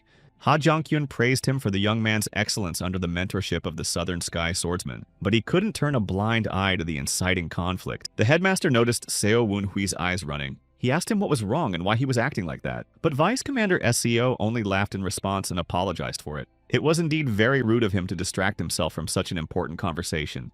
With those words, Seo Woon-hui hurriedly left the room. In the end, he said that if someone changes their mind, their door is always open. After Seo Woon-hui and his companions left the room, an aura of bewilderment hung in the air. The masters began to ask each other what had just happened. They were all witnessing some kind of performance. Suddenly, one of the masters said that he noticed Seo Woon-hui's running gaze and the movement of his throat. It meant that he was mentally talking to someone. It was obvious that someone here had made a deal with him. It was considered treason. Now it was up to him to find out who it was. Ha Jung-kyung told the traitor to confess, but no one confessed, because there was no traitor among them. There was a dispute among the masters, but Seo Woon-hui didn't really talk to any of them. He only pretended to sow doubt among them. Yang Mong-seok asked Senior Master why he was looking for a traitor among them, since he could have made a deal with Seo Woon-hui while he had his back to everyone. The shouts of swearing that were happening in the meeting room reached Seo Woon-hui, who had already moved a decent distance away. Jo Sung-won was amazed at how everyone respected the name of the Southern Sky swordsman. Some of them even defected to Seo Woon-hui's side because they respected him.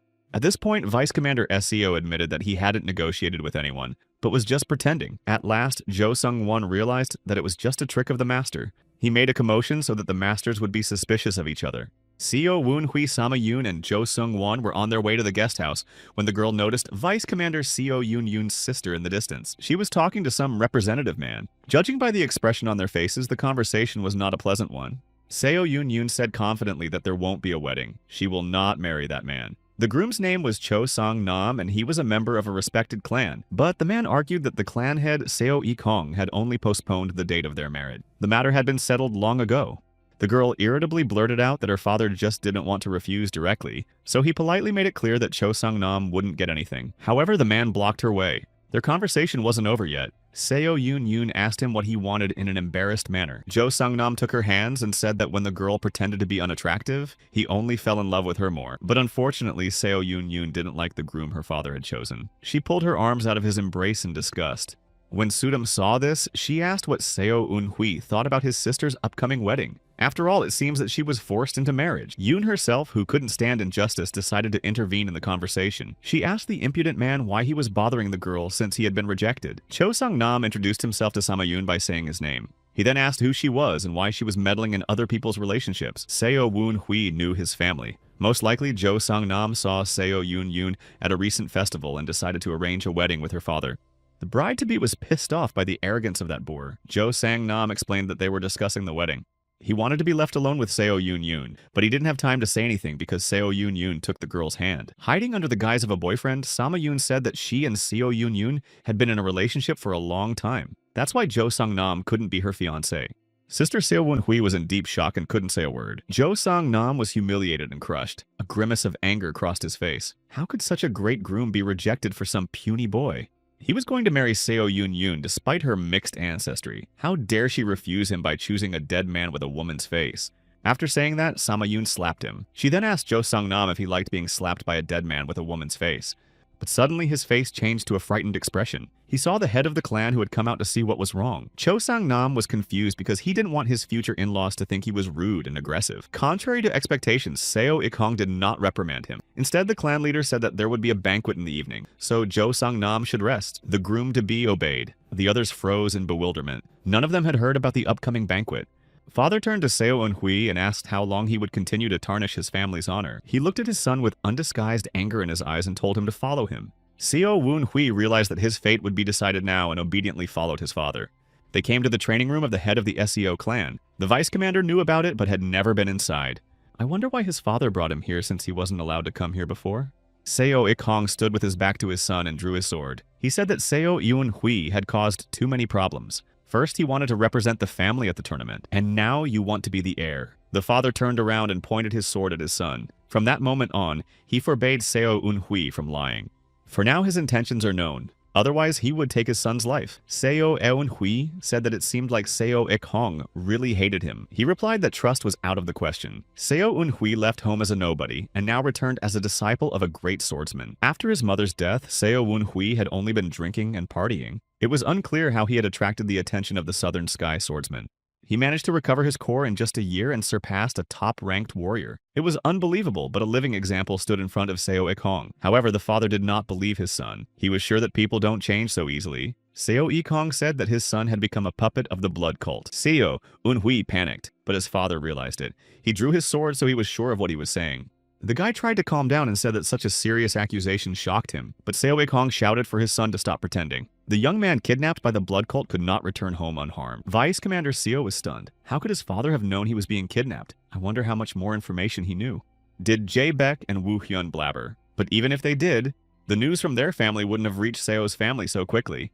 It could have been Baek Hee-hyang's plan, although she must not have known that Seo Eun-hui survived after falling into the river. The guy made his voice as calm as possible and said that he didn't know what he was talking about. Who could have started a rumor that Seo Eun-hui had been kidnapped? Father said it was Ah-song, his little servant, but he wasn't even allowed to meet the leader. The guards said he was beaten up and chased away. Seo Ik-hong replied that Ah-seong was his subordinate. Seo Eun-hui's heart was filled with emotion. He was glad Ah-seong was alive, but his chattering made the situation more complicated. So Ah-seong, who cared so much about Seo Eun-hui's mother and himself, was assigned to them by his father, but that can't be true. Seo Ik-hong must have been bluffing. Seo Eun-hui asked him where Ah-seong was now. But his father changed the conversation and told him to confess that he belonged to the blood cult. There was plenty of circumstantial evidence. He came home right before the tournament and demanded the right to represent the SEO family. Seo Ik-hong asked his son if he knew what the tournament was for. He had nothing to do with the breakup of the alliance with the unrivaled faction. The reason was that the blood cult was in action. Cultists had been lurking in the shadows for years, waiting for the right moment. Seo Ik-hong knew where they got their power from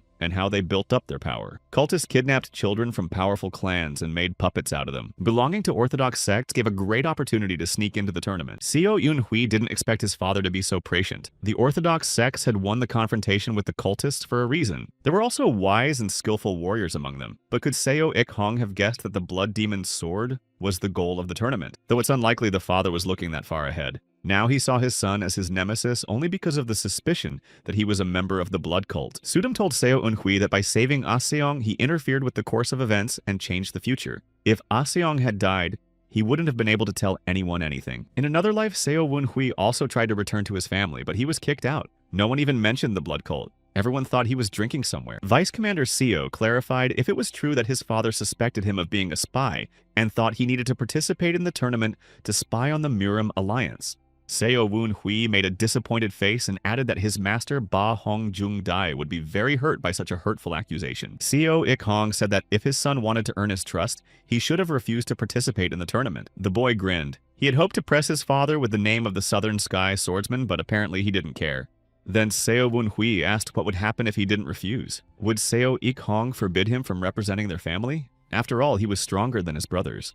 This made the clan head mad. He shouted that he wouldn't let Seo Eun-hui enter the tournament anyway. Then the young man accused him of hating himself, but Seo Ik-hong replied that the son was not qualified enough to participate. After all, to represent the family, one must know the family's fighting technique. So that's the reason the clan leader came up with. Allegedly, he didn't want to be represented by the offspring of a Southern Sky swordsman. Seo Ik-hong reiterated that if Seo Eun-hui was still true to the orthodox path, he would refuse to participate in the tournament. The young man allowed that he could have done that, but what would happen next? The clan head replied that in that case, Seo Eun-hui would stay in the family. He would be scrutinized and found out how he got his power.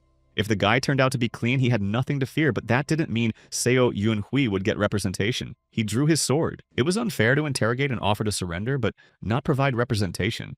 Asking an outside martial artist about his unique techniques was forbidden. Seo Eun-hui had no choice but to defend himself. Father and son crossed swords. It looked like a serious battle was about to break out. Seo Ik-hong was confident in himself and his strength. No matter what techniques Seo Eun-hui used, he couldn't be stronger than the clan head after a year of training. Seo Ik-hong's internal energy was at the highest level, but Seo Eun-hui was also a worthy opponent. He decided to use the lower Dantian and release 10th level energy. The punches of the head of the Seo clan were heavy. A great deal of weight had clearly been put into them, but thanks to his decent skills, he didn't lose any speed in the process. Seo Eun-hui felt that Seo Ik-hong was far superior in terms of energy. The father was at the peak of the highest level, and the son was only getting closer to him.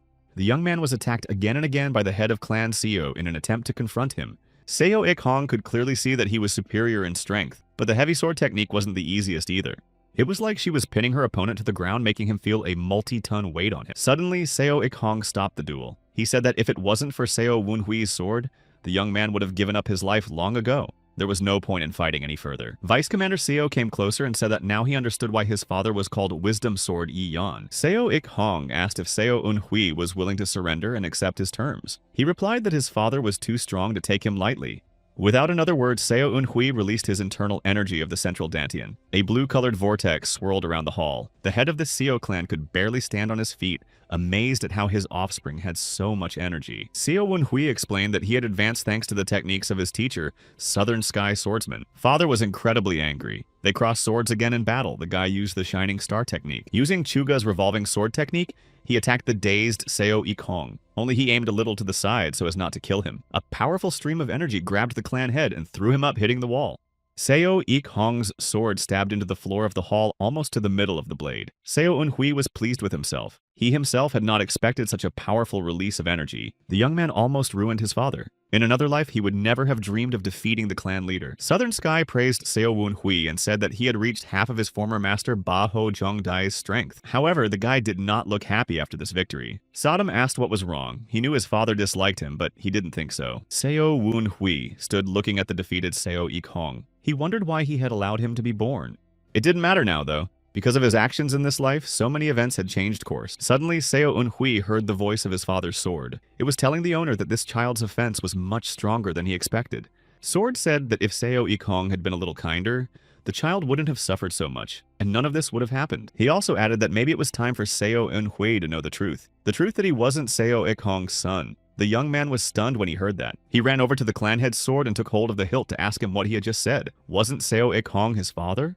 The sword was surprised that Seo Eun-hui could hear him. It was always like this when the young man let the swords know that they had been heard. Seo Eun-hui took the sword in his hands and said that he didn't hate him, but if he didn't tell what he knew, the young man would destroy his master. Sword sensibly reasoned that a few words for Seo Eun-hui would be too few, and he would probably consider them a lie. If the swordsman had been able to show the guy everything he had seen, then Seo Eun-hui would probably have believed him. Fortunately, they had this opportunity. Using the power of his inner core, Vice Commander Seo merged his mind with his father's sword.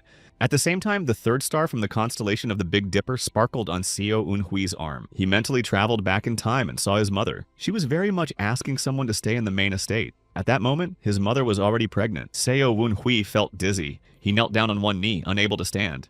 Sodom worriedly asked what was wrong with him. She had never seen Master like this before. Seo Eun-hui explained that he had just seen his mom. It was a scene that the sword had observed in the past. It turned out that he could show Seo Eun-hui his memories. The boy realized it was due to the fact that a third star had lit up on his hand. The sword asked him what else he wanted to see. Seo Eun-hui wished to see the face of the head of the Seo clan as he held the baby in his arms. The sword fulfilled that wish. In the flashback, Seo Ik-hong promised Seo Eun-hui's mother that he would consider this child as his own. His face was calm and friendly. He looked fondly at Seo Eun-hui's mother and told her to take care of herself and focus on regaining her health. She looked at him with gratitude and respect. Her beautiful eyes, though sad, radiated light. Seo Eun-hui realized that his mother and Seo Ik-hong were attached to each other. He wasn't just a benefactor to her. Seo Ik Hong's devotion and involvement won her over. The two young people fell in love. Seo Yoon became the fruit of their love. Taking Seo Woon-hui's sister in his arms, Seo Ik Hong didn't let her out of his arms. His face was adorned with a wide smile. Seo Woon-hui was the only child who didn't have Seo clan blood in him. Even Seo Yoon was only half his sister. When Seo Woon-hui was first born, Seo Ik Hong tried to be a good father to him, even though it wasn't easy. The older the boy got, the more annoyed Mrs. Yang became. She tried her best to distance Seo Ik Hong from her adopted son, but even so, he tried to take care of Seo Woon-hui and even had Ah Seong look after his wayward son. Ah Seong actually told Seo Ik Hong that the young master had been kidnapped by cultists. He begged the head of the Seo clan to save Seo Eun-hui. Seo Ik Hong once gave Ah Seong a family nameplate that he kept for emergencies. Seo Ik Hyun told the little servant to go to Mangok-ri and find the brothel Dark Proximity. He had to find the old man and give him the sign. Seo Eun-hui realized that his foster father had thus sought help from the intelligence organization of one of the unorthodox factions. But without waiting for an answer, Seo Ik Hong decided to act on his own. He sought out the spy himself and asked him to find Seo Woon-hui. He didn't spare any money, but as soon as the performer heard that he would have to deal with the blood cult, he immediately refused the assignment. The scout realized that Seo Ik Hong had allowed this to happen and was trying to rectify the situation, so he decided to give the clan head some advice. He said that if the boy was really in the hands of the blood cult, then his existence could be forgotten. Seo Ik Hong would have to accept it. Most likely it was after these words that clan head Seo decided that Seo Eun-hui was irretrievably lost. Sword said that Seo Ik Hong was not affectionate with anyone, much less a stranger's child, but he didn't try to shirk his responsibility. Seo Woon-hui couldn't understand what his concern was. After all, he had kicked the young man out of the house and was trying to get rid of Seo Yoon through an unwanted wedding. But the sword explained that Seo Ik Hong was trying to protect them. After the destruction of Dantian, there were bad rumors about Seo Eun-hui. If someone took his life, no one would say a word. That's why Seo Ik Hong kicked him out of the door. Otherwise, Madame Yang would definitely kill him. When Seo Yoon grew up, her father sent her to Mount Heng High School. Seo Ik Hong wanted to keep her from being bullied because she was talented and beautiful. Then she had to get married in a hurry to avoid being targeted by Madame Yang's aggression. Seo Woon-hui angrily ordered the sword to be silenced. He couldn't accept that Seo Ik Hong cared about him and his sister. If he hadn't neglected his duties, Mom would still be alive. A truly caring father would have kept the children close to him and protected them from Miss Yang. Then no one would dare touch them. Seo Woon-hui thought the clan head was a selfish man who didn't want to make life difficult for himself. He shouldn't have made any promises to his mother at all. At this point, the sword decided to end the conversation. He only wanted to explain to Seo Woon-hui the motives behind his master's behavior. However, he still needed representation from a family he had no connection to. The situation was worse than ever. The sword advised Seo Eun-hui to give the clan head what he asked for. In that case, Seo Ik Hong could change his mind in his favor. Right now, the clan head only possessed half of the family's mad destruction sword technique. This technique had been passed down by word of mouth, but Seo Ik Hong's father died prematurely during the battle and did not have time to pass on the second part of the technique to his son. However, Seo Eun-hui could teach him how to do that. The young man was speechless when he heard these words. Later, he rethought the words of the sword and walked over to the defeated Seo Ik Hong. He asked him why he had treated him so lightly. After all, Seo Woon-hui could have taken his life. But instead, he told the clan head to restore the energy circulation in his body. Seo Ik Hong, exhausted from his injuries, whispered that as long as Seo Eun-hui didn't prove that he wasn't involved in the blood cult, he wouldn't get any representation. The young man decided to explain himself to him. He confessed that he knew about his origins. However, he realized that Seo Ik Hong was trying to be a father to him. The clan head was horrified and asked him how he knew about it. Seo Eun-hui lied that he had realized it when he saw the way Seo Ik Hyun looked at his sons and him. The man suggested that Seo Woon-hui's mother might have told him about it, but he interrupted him by shouting at Seo Ik Hong not to mention her name. Lowering his eyes, the clan leader tried to explain to his adopted son that he had done everything he could for them, but Seo Woon-hui was unwilling to listen. He said that Seo Ik Hong's actions were just to pat his ego and convince himself that he was doing the right thing. The man said with pain in his eyes that he was trying to protect him and Seo Yoon. Even though he wasn't the most exemplary father to them, at least he tried. Seo Eun-hui started to lose his temper and grabbed his sword. He didn't consider it a defense to be expelled from his family and married against his bride's will. If Seo Ik Hong had kept his promise to his mother, then Seo Eun-hui wouldn't have kidnapped the blood cult. When the clan leader heard this, he became angry. He had just admitted that he belonged to the blood cult after all. Seo Eun-hui threw some object at his foster father and said that he was saved from the blood cult by his master. Seo Ik Hong caught the thrown object and realized that it was a divine healer tablet. The guy explained that it had been used to restore his Dantian. Seo Eun-hui said that his master was a good friend of the divine healer and asked him to help his disciple. But the head of the Seo clan was more comfortable thinking that his adopted son served the blood cult. He also doubted Seo Woon-hui's fighting skills. Nevertheless, the boy defeated his foster father in a duel. Suddenly, he decided to demonstrate the starting position of the Mad Destruction sword technique. Putting all of his inner energy into his strike, Seo Woon-hui showed Seo Ik-hong the 10th formation technique called Heavy Sword Slash. But how could Seo Woon-hui know this technique since he first saw it in a fight with Seo Ik-hong? The sword of the Seo clan taught him this technique. Taking the young man back to his memories when he was still wielded by Seo Ik-hong's father, the sword showed him the basic techniques. Seo Woon-hui felt every movement as if it were his own. It was as if he had made the memories of the sword his own. Sodom was surprised at how quickly Seo Woon-hui had mastered them. He hadn't expected it himself. After all, the heavy sword was very different from the quick sword. The boy asked the sword to show him the training again. He tossed a coin into the air and was once again transported into the body of the Seo clan's ancestor. Before he could even blink, the training session was over. Seo Woon-hui must have gained a new ability. The Southern Sky had told him that his master, upon reaching a certain point of mastery, could conduct imaginary training. They could be even more effective than the real thing. You just had to think about the technique and visualize the movements in your head. If practiced many times, the brain and body would memorize the technique. After visualizing the movements about 20 times, Seo Woon-hui could repeat them in reality. Now he understood the meaning of the phrase when sword and master merge into a single mind. Seo Woon-hui could communicate with the swords to gain knowledge of various techniques. When Seo Ik-hong came to his senses, his adopted son decided to show him what he had learned. Through the use of innate energy, he made the Mad Destruction sword technique even more powerful. Shocking the foster father to the core, Seo Woon-hui asked him if he thought his son was useless after something like this. Without waiting for an answer, the young man said that the divine physician charged an equivalent fee for treatment. It could be the favor of manuscripts or the secrets of martial techniques. Seo Woon-hui took out a piece of paper folded several times and showed it to him. The boy said with a smile that the divine physician had told him a secret. The head of the Seo clan probably only knew half of his family's technique. It was a hint that Seo Ik-hong asked his adopted son to teach him the second part of the technique. And of course, it was a very convincing lie. In the evening, a banquet was held at the Seo clan's estate. Seo Ik-hong greeted the guests with a smile, hiding his heartache from everyone. Seo Woon-hui watched him carefully and envied this ability in his heart. Suddenly, his thoughts were interrupted by Jo Jong-un. He came to the banquet with his sister and asked for permission to sit next to Seo Woon-hui. The guy would have been happy for such an honor, but Seo Ik-hong might have misunderstood this act. Jo Il-hai told her brother that there were seats prepared for them next to the clan head and led him there. In fact, Seo Woon-hui was afraid of getting drunk and saying too much, so he preferred to sit alone.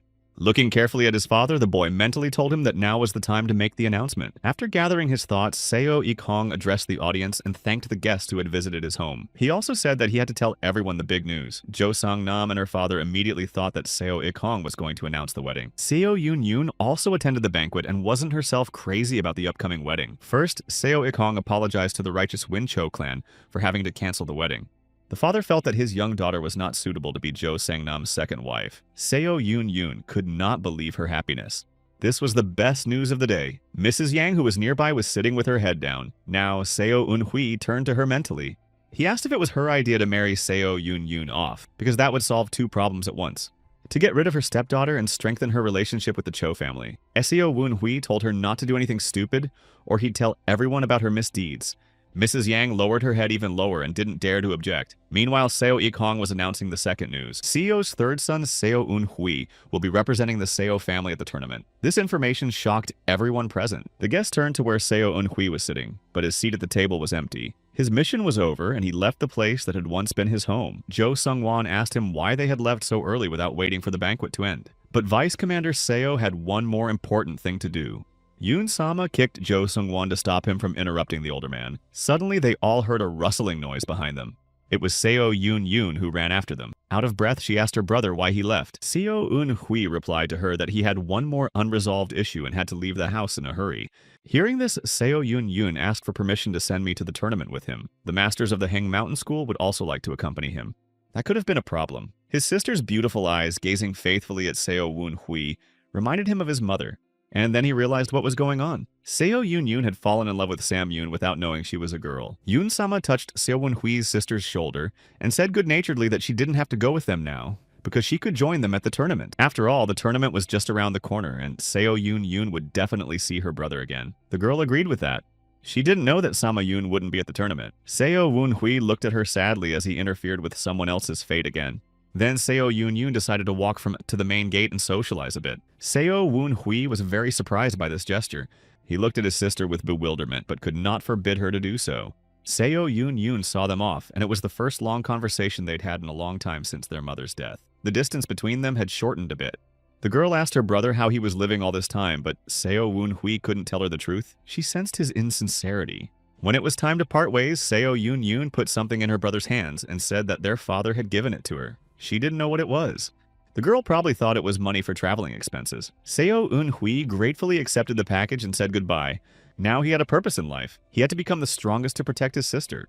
Jo Sung-won asked Vice Commander Seo where they were going in such a hurry, since it was still a long time before the tournament. The plan was for them to meet Jia Baek and Woo Hyun at the Chimen settlement and head to the tournament site, that is to Hubei, but Seo Woon Hui completed the task earlier than planned. Therefore, he decided to head to the dark proximity brothel. Jo Sung-won immediately became animated. The north of Hunan was crowded with unorthodox factions. But why would Vice Commander Seo want to go there? The answer was simple. He intended to find Ah Seong, who was as close and dear to him as Seo Yoon Yoon. Toward morning, the travelers stopped at a cave to rest. At the fire, Jo Sung-won asked Sama Yoon how her skin didn't wrinkle under the mask. She wore it around the clock. The girl said that her father made the mask and it was special. Jo Sung-won was amazed and said he wanted one. Seo Woon Hui chuckled to himself that if he saw Sam Yoon's father with his own eyes, he would be stunned with fear. After all, he was a famous human slayer. Meanwhile, Seo Woon Hui decided to see what his foster father had given him. The package contained a locket and a note. This item had once belonged to his mother. The item that Seo Woon Hui's mother brought to the Seo family was a locket with a crane spreading its wings. Neither Southern Sky nor Seo Woon Hui himself had ever seen this symbol before. It was not popular in Yunnan province. Usually families practicing martial arts chose a ferocious animal as a symbol. For example, a tiger or a wolf. But the crane symbolizing long life and elegance was not often used as a symbol. Maybe this locket belonged to the young man's real father.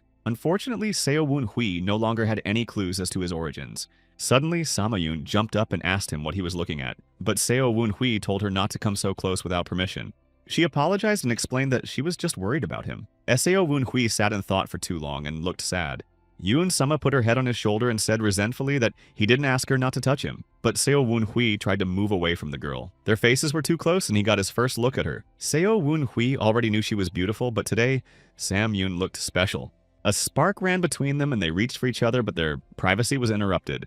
They had forgotten that Jo Sung-won was nearby. He coughed and said that he had hoped to sleep in a bed, but his hopes were not realized. Yoon Sama looked at him with hatred because that fool had ruined a special moment. And Seo Woon Hui said that they needed a good night's sleep. Jo Sung-won suggested looking for an inn nearby, but suddenly Sama Yoon jumped on him and started beating him up. Seo Woon Hui laughed at them. He knew that Jo Sung-won was deliberately provoking Sam Yoon to beat her up. Just think about it. They had such a beautiful woman next to them all this time, and only today did Seo Woon Hui realize that he was almost in love. Noticing his gaze on her, Sama Yoon smiled and asked why he was looking like that. Seo Woon Hui thought about how that gentle gaze could ignite while this fragile girl fought fiercely against her enemies. But he didn't say it out loud. He just said that nothing had happened. Sodom and Southern Sky tried to talk him out of it, advising him not to fall under the spell. Finally, they arrived at the dark proximity brothel. It was also the base of Hao's sect. There were 3 such bases. Sudam asked why there were so many. Seo Woon Hui explained that the sect didn't have one leader. Jo Sung-won felt uncomfortable here and asked Vice Commander Seo what they had come here for. After all, this place was full of martial artists who were unfriendly. But Seo Woon Hui assured him that they would be fine. A smiling girl greeted them at the brothel and inquired about the purpose of the travelers. Seo Woon Hui asked to go to the 2nd floor. You had to know the password to get to the sect leader. Seo Woon Hui said he heard that the liquor made by the leader was very good. He saw that the people who were upstairs watching from the balcony had noticed him. The girl smiled and warned Seo Woon Hui that only one of them could go to the 2nd floor. He knew that. Pointing at Jo Sung-won and Sama Yoon, Seo Woon Hui told the girl that these two would eat noodles while he was away. Jo Sung-won whispered to Sama Yoon that they should have ordered something more filling than noodles. There was no telling when they would be able to enjoy their meal again. As Seo Woon Hui walked up the stairs, he looked closely at the sect leader. The young man doubted whether he was the man from Seo Ik-hong's sword memories. Rising and looking into the older man's eyes, he greeted him. The old man said something about fishing hooks woven from poetry. It was also a password. Seo Woon Hui knew it and said the end of the phrase about the broom sweeping away all worries. The old man invited him to sit at the table. On the table there were tea ceremony utensils, but there were 3 cups. They symbolized the degree of difficulty of the request with which the person came. Seo Woon Hui had 2 small requests, so he poured tea into a bowl symbolizing low rank. The old man told him to tell him what he had come for. He recalled that the head of the Seo clan had come to him about a year ago and asked him to find his son. The sect leader immediately blurted out that he couldn't reveal the identity of the customers, but Seo Woon Hui told him that they both knew who it was. He only wanted to know where his little servant was. Seo Woon Hui told the old man Ah Sun's name, hoping to find out his fate. But the old man only laughed. Twirling his mustache, he said it was a funny coincidence. At first, the servant and the master were looking for the young master. And now the young master himself is looking for a servant. Seo Wun-hui realized that the old man knew who he was. Then everything was going according to plan. But since Seo Ik-hong had told the sect leader that his son was stolen by cultists, he was now sure that Seo Wun-hui was a cultist as well. We had to make him doubt it. The guy wanted to spread the rumor that he didn't belong to the blood cult. The cult leader had to help him. So Seo Wun-hui decided to tell him a made-up legend about how a martial arts master saved him from the cultists. The old man seemed to believe it. With a smile, he offered to exchange information with him. He would tell him about Ah Seong's fate, and Seo Wun-hui had to tell him about his master. The young man was embarrassed. The sect leader was asking him to reveal the information he was about to receive. But before talking about Master Seo Wun-hui asked to fulfill 2 of his requests. The old man agreed to fulfill them in exchange for information about the martial arts master who saved Seo Wun-hui from the cultists. The young man did not hesitate to say the name Baho Zhongdai of the Southern Sky Swordsman. Hearing this, the sect leader was speechless. After a moment, he knocked over the table along with the tea and attacked Seo Wun-hui. The guy wasn't ready for that. Preparing to defend himself, Seo Wun-hui asked the Southern Sky Sword if he knew this person, because the old man clearly knew its former owner. Vice Commander Seo realized that he was looking at a double. He probably wore the mask of a sect leader. The young man asked why he had attacked him. The old man said that the swordsman of the Southern Sky had disappeared 16 years ago, and there was no way Seo Wun-hui could have been his disciple, much less saved by him. The boy tensed up. The Hao sect had always maintained neutrality, but why did Baho Zhongdai's name piss off their leader? Several warriors immediately appeared in the room. Seo Wun-hui realized that he couldn't handle so many opponents. Panic settled in his heart. Suddenly, he saw a dark silhouette behind the wall. Someone was eavesdropping on their entire conversation. The old man mentally spoke to Seo Wun-hui and told him not to reveal his identity. He also asked if he knew the name Strong Arm Taming Tigers. Southern Sky realized that this was some kind of test. He gave a hint to Seo Wun-hui that this was the name of Gua Ken from Yunnan Province in Fuhu County. The old man also mentally praised him and said that he was indeed like a disciple of the Southern Sky Swordsman. Seo Wun-hui had to play along with him. Out loud, he told the boy to voluntarily reveal the truth about himself, but mentally he passed on the information that Yuk Hyun of the Pan family was behind the wall. He was as dangerous as the 4 evils. Yuk Hyun was not only famous for his skill, but also for his temper. He also lost an eye in a fight with Baho Zhongdai, so that's why the name of the Southern Sky Swordsman caused such a commotion. Seo Wun-hui sighed sadly. It seemed that trouble was literally stalking him. In this situation, Seo Wun-hui decided to act like he was caught in a ruse. Warriors approached him and led him somewhere. One of them reached for the sword of the Southern Sky. Seo Wun-hui mentally told them not to dare touch the sword. Otherwise, he would think that their intentions were not so pure. The guy wasn't going to let them leave him unarmed. One of the warriors hesitated, not knowing what to do, but he didn't touch his sword. Seo Wun-hui was led through the second-floor balcony. Jo Seung-won and Sama Yoon, who were sitting downstairs, saw him. The girl called out to him thinking something was wrong. He mentally told her not to make a fuss and to follow him silently. He assured her it was a diversionary act. Seo Wun-hui, along with the warriors, descended to the underground floor. Jo Seung-won and Sama Yoon followed them. He knew that Hao sect people were informants, but he didn't think that they could torture people in the basement. Jo Seung-won mentally asked Vice Commander Seo what was going on and what he was supposed to do. He told him to be on guard. Finally, they stopped in a bright room. Seo Wun-hui thanked the old man for being sensitive to his situation.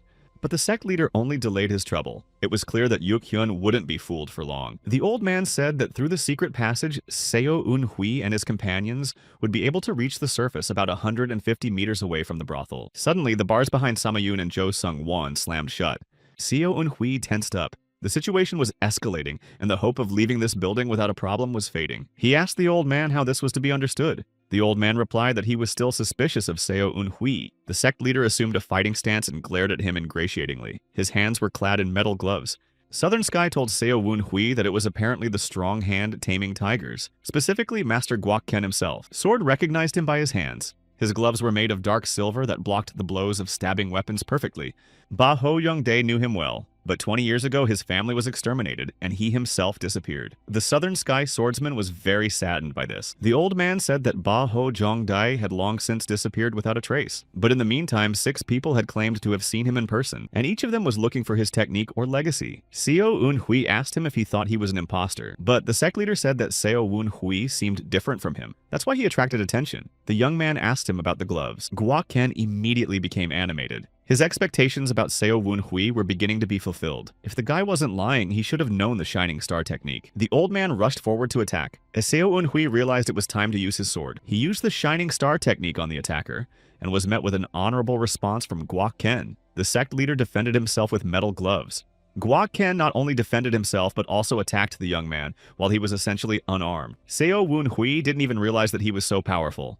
The old man recognized the movements that were called Shining Star Cloud Steps. He had seen Baho Jungdai glide in the same way in battle. Seo Eun-hui also noted the sect leader's technique. The movements were sharper and more jerky. Suddenly, he managed to take Guok Ken by surprise and attack with the Sword of the Breaking Tiger technique. It was as if he felt like he was a young man fighting the Southern Sky swordsman again. These memories warmed his soul. But he still noticed the differences in his fighting technique. Seo Woon-hui's sword trajectory was different. The young man managed to wound his opponent in the shoulder. This way, he made it clear that he did not give in and that he was serious. Seo Woon-hui said with a smile that he had to prove his identity after all. His teacher swordsman of the Southern Sky would be proud of him. At this moment, Guok Ken greeted him as an equal, calling himself Strong Hand Taming Tigers. He also asked him to forgive his rudeness. Vice Commander Seo returned the greeting and apologized for his rudeness. Suddenly, someone's body flew past him and collapsed onto the stone floor of the dungeon after hitting the wall. It was Guok Ken's warrior that Sama Yoon and Jo Sung-won had dealt with. They were worried about their friend and wanted to leave the brothel as soon as possible. Seo Eun-hui introduced them to Guok Ken, calling them Junior. He was surprised. So these two were also disciples of the Southern Sky swordsman. Jo Sung-won and Sama Yoon paid their respects to Master Guok Ken. He was disturbed by the disappearance of the Southern Sky swordsman. But now learning that he had managed to leave behind so many successors, Guok Ken smiled sincerely. Unfortunately, they had no time for heart-to-heart talks. So the old man escorted the fighters to a secret passage leading outside. Guok Ken said that when he found out something about Ah Seong, he would let Seo Woon-hui know about him right away. But the young man had two requests. What was the second one? Vice Commander Seo reached into his pocket and pulled out his mother's locket. He asked Guok Ken if he knew whose symbol it was. Behind the crane, he saw the image of the moon. When the old man saw the medallion, his face changed. He thought that this symbol might belong to the Dark Flying Moon sect. This sect was once one of the 4 strongest sects and was part of the alliance that subdued the unrivaled faction. But there was nothing known about this sect right now. Seo Woon-hui tensed up because he didn't know whether it was orthodox or not. He wanted to ask Guok Ken more, but he hurried his friends, for they were in danger while they were here. The old man promised to find out about the medallion, but it was a higher-ranking request. Seo Woon-hui promised to pay him generously even though he didn't have any money. The young man hoped for Guok Hyung's selfless help. The travelers wandered through the dark tunnel for quite a while until they saw daylight in the distance. It turned out to be a dungeon exit disguised as a well. Now they had to go to Shimen province to meet the twins. Suddenly, Seo Woon-hui sensed the presence of some people. Yoon herself felt it too and mentally shared the information with him. There was a dense forest around the well. About 20 warriors blocked the path, but their movement could not be tracked. All of them were without swords. Besides, these warriors were very good at hiding. Yoon-sama offered to deal with them all, but Seo Eun-hui ordered them to retreat. He didn't want to waste time. Suddenly, everyone heard a voice coming from somewhere above. He said that Seo Woon-hui must have been Baho Jungdae's disciple since Guok Ken had brought him out. It was Yuk Hyeon. He asked where the Southern Sky swordsman himself was. At this moment, Seo Woon-hui was overcome with panic. Something had to be done immediately. He decided to try to talk to Yuk Hyun and greeted him as politely as possible. Looking him in the eye, Seo Woon-hui called him senior and said that there must have been a misunderstanding between them. At the same second, Yuk Heng pulled out a whip and struck, but the young man managed to dodge. A monstrous amount of chi was put into the attack. Seo Woon-hui almost lost his arm. Yuk Hyun sternly said that he didn't need a junior like him. Sama Yoon and Jo Sung-won immediately ran up to help the vice commander, but he told them to stay behind. Seo Woon-hui couldn't put them in danger. He pointed at the warriors behind him and told them to deal with them. He decided to take Yuk Hyun on himself because he was a first-rate killer. Hearing these words, Yuk Hyun laughed resoundingly and said that even the 3 of them wouldn't be able to defeat him. In the next instant, Seo Woon-hui, using the Shining Star technique, knocked Yuk Hyun off the roof he was standing on with a single sword strike. Regardless, however, the opponent landed on his feet and said that such pathetic tricks were useless against him. Seo Eun-hui decided to give his best in this fight, so he used the full metal transformation technique. At this time, Sama Yoon rushed into battle, urging Jo Sung-won to do the same. At the sight of the puny boy, the brave warriors grinned skeptically. They were both middle-ranked and higher-ranked fighters, but Sama Yoon didn't care at all. She would fragment anyone who came in her way without a word. The rest of the warriors turned to Yuk Hyun at the sight of this horrifying picture, not knowing what to do next. Jo Sung-won didn't even have time to do anything. He only noticed how much Sama Yoon's battle technique was sharpened for extermination. What she had done to Jo Sung-won in training was nothing compared to what he had just seen. Meanwhile, the girl continued to exterminate the enemy squad's men. She mentally asked Jo Sung-won why he was frozen and didn't participate. He obediently rushed into the fray, helping his friend. She didn't need much help, though. The combination of the 5th level Shining Star technique and metal transformation had incredibly increased Seo Wunhui's strength. However, there was still a huge difference in the amount of chi between him and Yuk Heng. Southern Sky told the boy to hurry up because his body couldn't withstand the metal transformation for long. Soon it would begin to disintegrate like J-Backs. Yuk Hyun lashed out again and again, but he couldn't hurt Seo Wunhui. At one point, the young man used the reflective clam sword technique, but the end of the whip caught on his arm and wrapped around the Southern Sky sword. Then Yuk Hyun jerked the whip and Seo Wunhui was thrown into the air. He frantically thought about how he could get free from his captivity. Yuk Hyun stretched his arm forward and threateningly said that the jokes were over. After those words, few people survived the fight with him. He didn't realize that Seo Wunhui had his other hand free. He drew his Sodom short sword and tried to attack. To do so, he used a silver thread charged with internal energy. With Sodom's help, the young man damaged Yuk Hyun's whip. To tell you the truth, Yuk Hyun was amazed by Seo Wunhui's left-hand technique. He didn't miss the shot even though Yuk Hyun was hitting the blind spot. Finally, the guy managed to free himself from the whip's restraints, and he used Chuga's revolving sword technique. But even a strike of such strength was easily repelled. Seo Wunhui lost the rest of his strength and bowed to the ground. This warrior was stronger than anyone he had ever met before. Yuk Hyun deflected all of his blows with a playful touch. The guy wasn't seriously injured just because his body was protected, but he didn't injure Yuk Hyun either. Seeing that Seo Wunhui was at his limit, the opponent noted his excellent mastery of the Shining Star technique, but he still doubted that it was a disciple of the Southern Sky swordsman. Yuk Hyun recognized Hai Achan's technique after seeing the metal transformation technique. He asked Seo Wunhui how he knew the techniques of the two missing masters. The guy replied that he would tell him if Yuk Hyun kneeled down. The man smiled and said that he could get answers to any question if he wanted to. Suddenly, he turned his head toward his squad. Only he didn't see any troops there. Sama Yun and Jo Sung-won had taken out his small army together. This pissed Yuk Heng off. He didn't expect to lose all of his students today. The three of them were forcing him to use their secret technique. He charged the whip with his internal energy and raised a powerful vortex that captured Seo Wunhui. The guy had never seen such a skillful fighting technique before. Seo Wunhui realized that if he was hit by the opponent's whip now, he wouldn't survive. Vice Commander Seo didn't see any gaps in this technique. He decided to fight for life to the last using all his skills. He bravely put his sword arm forward and prepared to fend off the attack. Suddenly, the 4th star from the constellation of the Big Dipper lit up on his hand. Southern Sky reminded him of his ability to instantly learn new techniques by merging his mind with his sword. In that second, Seo Wunhui was transported back in time. Southern Sky showed him his former master's fight with Yuk Hyun, the one where Yuk Hyun lost an eye. The sword told Seo Wunhui to focus and repeat the movements of the Southern Sky swordsman. Yuk Hyun shouted that he was about to take the life of the disciple of the famous Ba Ho Jung Dai. Seo Wunhui visualized the swordsman's crowning move several times in his head. Meanwhile, Yuk Hyun was coming closer and closer. Only he didn't see a shadow of fear in Seo Wunhui's eyes. This young man was going to destroy his secret technique. Yuk Hyun remembered Ba Ho Jung Dai. Before robbing him of his eye, he stood in exactly the same stance. However, for so many years, Yuk Hyun had perfected his fighting skills to near perfection. There were no more gaps in his secret technique. Yuk Hyun swung the whip, but he didn't realize that Seo Wunhui knew many different techniques. The guy used a charged silver thread to entangle Yuk Hyun's arm. It was now necessary to quickly shorten the distance between them. Shining Star Cloud steps were suitable for dodging attacks, but not for closing in. Hai Achan's movement technique was not fast. Suddenly, he thought of Baek Ryung-ha. She had taught him her technique, but told him to use it only when he was going to take someone's life. It was just such an occasion. As close as possible to Yuk Hyun, he stabbed his sword into his other eye. The opponent cried out in pain. However, the wound was not fatal. Yuk Hyun was completely blind, but that didn't stop him from using his charged whip. Yuk Hyun intended to take the Southern Sky swordsman disciple to the other world behind him. Directing his hand to strike Seo Wunhui's forehead, he put all of his inner energy into it, but he was prevented from doing so. Suddenly, Seo Wunhui saw Yuk Hyun literally fall apart before his eyes. Sama Yun was standing next to him. She asked a devastated Seo Wunhui if he was okay. Vice Commander Seo had never been so happy to see her. It turned out that Seo Wunhui's shoulder was dislocated. Fortunately, Jo Sung-won had the skills. He quickly helped his vice commander to recover. Now the news of Na Yuk Hyun of the Pan clan's death would spread throughout Marim. Seo Wunhui said he only survived the fight because of luck, but Jo Sung-won didn't think so. Yuk Hyun was a very strong opponent. On the ground was his bandage with the snake symbol stained with blood. Seo Wunhui looked at his hand carefully. Just recently, the 4th star had lit up on it. Yun herself asked him why he was looking at his hand like that. Maybe he had traumatized it. Seo Wunhui looked at the girl fondly and thanked her for her help. If it wasn't for her, he wouldn't be alive. Yoon herself said happily that she was willing to deal with 100 more such villains for his sake. CEO Woon Hui also praised Jo Sung Won standing next to him. They had all done well but were exhausted. Now they had to get rid of the bodies and restore their chi circulation. The young man could barely stand on his feet after using the metal transformation technique. He accidentally bumped into Sama Yoon when he couldn't keep his balance.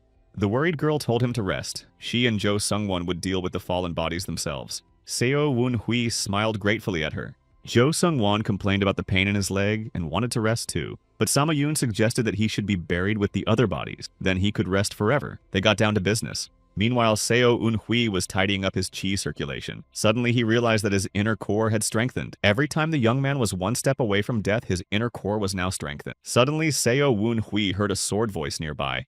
He immediately told Jo Sung-won and Sama Yoon to drop the bodies. He immediately told Jo Sung-won and Sama Yoon to leave the bodies. She saw a man with a whip swinging at Vice Commander Seo and managed to stop him. The friends saw another squad in front of them. Apparently, it was the second group of Yuk Hyun's disciples. Seo Eun-hui prepared for the battle. No one promised that the enemies would only appear at convenient times. Yuk Hyun's disciples saw the body of their mentor and vowed to avenge him. At that moment, a huge man appeared out of nowhere. He looked reminiscent of Hae Ah-kun, but younger. The man jumped down from the sky and laughed, praising the boys for killing the Pan clan slaughterer. These words really hurt Yuk Hang's disciple. He swung the whip furiously at the stranger, but the stranger smilingly caught the end of the whip with his bare hands. The stranger pulled on it and knocked Yuk Hyun's disciple to the ground. Laughing, he pulled the mask off his face and asked how this idiot dared to attack Hae Ah-chan's disciple. Underneath the mask was Hae Ah-chan. Without saying a word, he smashed the head of Yuk Hang's disciple with one fist. The others stood there in horror. None of them had ever seen Hae Ah-chan live. He was extremely strong and spectacular. The fourth elder asked Seo Eun-hui if it was hard for him to be away from home. Meanwhile, Ja Baek and Woo Hyun were approaching the meeting place. It was scheduled at the Blood Cult's hideout in Shimin County. Ja Baek was pleased and proud to have become a representative of his family in just 4 days. I doubt Seo Eun-hui was able to do that because he knew about his complicated relationship with his family. Ja Baek really wanted to receive Hae Ah-chan's praise.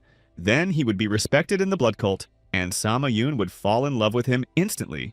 At Shimin, they were met by security and asked to give their names. Jae Baek showed his name tag and they were allowed in.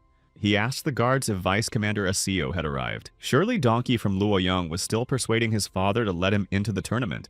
However, Jae Baek was surprised to hear that Seo Eun-hui had been here for a long time. He also learned that there had been a lot of commotion since Seo Eun-hui's arrival. Ja Baek was dumbfounded by the news that Seo Eun-hui had arrived at the camp, bringing the separated head of the Park Na Yuk Hyun clan. He was literally speechless because everyone knew that Yuk Hyun was a cruel and ruthless killer. Soon, the news of Seo Eun-hui and Ja Baek becoming representatives of their clans reached Seo Galma and Han Baek Ha. However, there was one problem. The head of the SEO clan requested the Dark Proximity Brothel to investigate the disappearance of his son, Seo Eun-hui. If it became known outside the Blood Cult that he was now a cultist, it could ruin all their plans for the Blood Devil Sword. The messenger also brought Baek Ryung-ha, the news that the scouts of the Hang sect had rejected the request of the head of the Seo clan. Seo Ik-hun had not heard about his son's affiliation with the Blood Cult, but the messenger also said that Seo Woon-hui had met Yuk Hyun on his way. This news shocked Sigalma and Sixth Star. Baek Ryung-ha thoughtfully wondered what Yuk Hyun could possibly want with Seo Eun-hui. Although, if he was presenting himself as Ba Ho Jung-dae's disciple everywhere, Yuk Hyun's aggression was quite expected. The messenger brought some kind of box with him. Baek Ryung-ha was terrified and covered her mouth with her hand while holding back a scream. Was it really Seo Eun-hui's head in it? No, it just couldn't be. But in the box was Yuk Hyun's head missing both eyes. The young mistress breathed a sigh of relief. Se Galma asked for more details about the incident. He assumed that Hae Ah-chan had intervened in the fight. But the messenger replied that by the time he arrived, Yuk Hyun and his disciples had been completely defeated by Seo Eun-hui's unit. Han Baek Ha asked how he managed to defeat such a deadly warrior. It turned out that Vice Commander Seo had outsmarted him. He attacked Yuk Hyun when he let his defenses down and let his guard down. Sixth Star was impressed by Seo Eun-hui's courage and dedication. He risked his life to win and did not fail. Fortunately, none of them were hurt thanks to the timely appearance of Hae Ah-chan, who came to the rescue. The fighters will spend the remaining days until the tournament starts recovering their strength. Segal Ma and Han Baek Ha were happy with the news. The second elder had to admit that Seo Woon-hui was quite a skillful and worthy warrior. There was a reason why he had defeated Seo Galma's disciple in a duel. Baek Ryung-ha listened to the messenger's report and asked him to take out Yuk Hyun's head. However, there was something else he had to deliver. It was an important message from Hae Ah-khan. The people present listened attentively to the messenger, waiting to hear what he had to say. The fourth elder told me to tell him to give Seo Woon-hui credit for destroying Yuk Hyun. He also asked that the disciple be promoted to the rank of commander. Shiegalma laughed. He hadn't expected anything else from the ambitious Hae Ah-chan. Meanwhile, there was a fierce massacre east of Hunyuan in Anhui province. Baek Hee-hyang and her entourage arrived. The moon shone brightly in the sky, illuminating the lifeless bodies lying on the ground. A bound man was sitting in front of Baek Hee-hyang. The young mistress told him that tonight would be a good night to end his life. Baek Hee-hyang tortured him brutally. She had to force this unfortunate man to do her a favor. With one hand, she took his face and stared intently into his eyes. With the other hand, she stabbed him in the chest. But the man could no longer scream in pain. He should have agreed to the young mistress's request sooner, and then the poor man would not have to suffer so much. Unable to bear the unbearable pain any longer, the man nodded his head in agreement. Baek Hee-hyang was satisfied with this response. As she left, she said she was giving the man 3 days to complete the task. With those words, she left him. Meeting with his crony Baek Hee-hyang, she asked him if he had finished the others. He replied that the 5 had been successfully inoculated.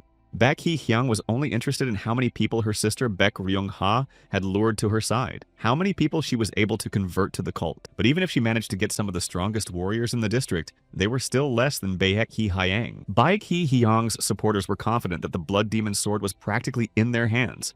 35 days had passed. Seo Eun-hui practiced daily and restored his chi energy. He stood on a hill and looked at the area he had lived in for 8 years as a spy with a smile. It was the city of Wuhan in Hubei province. Sodom asked what made this place so special. Wuhan was guarded by 2 of the 8 great masters of the Central Plains. It was the sect leader of the Wudang sect, Taiji Sword Emperor Jin Yin, and also the head of the Murim Eternal Supreme Sword Alliance, Baek Hyang-mook. It was thanks to them that peace and quiet reigned in the Murim Alliance. But unfortunately, that was soon to end. From his past life, Seo Eun-hui remembered that the leader of the Udon sect would be gone in half a year. He will fall on his own land at the hands of the brutal murderer Joel Sim, who belonged to the Four Evils. The breaking of the alliance between the unrivaled faction and the Murim Alliance was already a significant event. But the death of the Taichi Sword Emperor would plunge Murim into chaos. But for now, it was very peaceful here. Hae-achan was accompanied by Seo Woon-hui, Sama-yoon, and Jo Sung-won while wearing a mask. At the end, they were to cross paths with a spy who had infiltrated the Murim Alliance a few months ago. It was unbearably hot, but there were still a lot of people in Wuhan. It was because of the upcoming tournament. There wasn't a single place to sit down in the inn. Seo Eun-hui stood at the entrance and waited for someone to clear a table. But Hae-achan was perfectly comfortable with the twins. He mentally laughed at Seo Woon-hui for barely moving his legs because of the heat. But if I'd been more nimble and a little quicker, I'd be sitting at the table right now. Jo Sung-won was also standing nearby, exhausted from the heat. Commander Seo advised him to use his internal energy circulation, but he was surprised at such strange advice. What kind of idiot would do that just to cool off? Yoon-sama, who was doing the same thing as Seo Eun-hui, turned to him and asked who he had just called an idiot. A scuffle broke out between them as usual. Meanwhile, Seo Eun-hui was called out by someone. He turned around and saw an elderly man. He noticed that the young man was exhausted after a long journey and offered him a seat at his table. Seo Eun-hui happily agreed. There was another person sitting at the same table.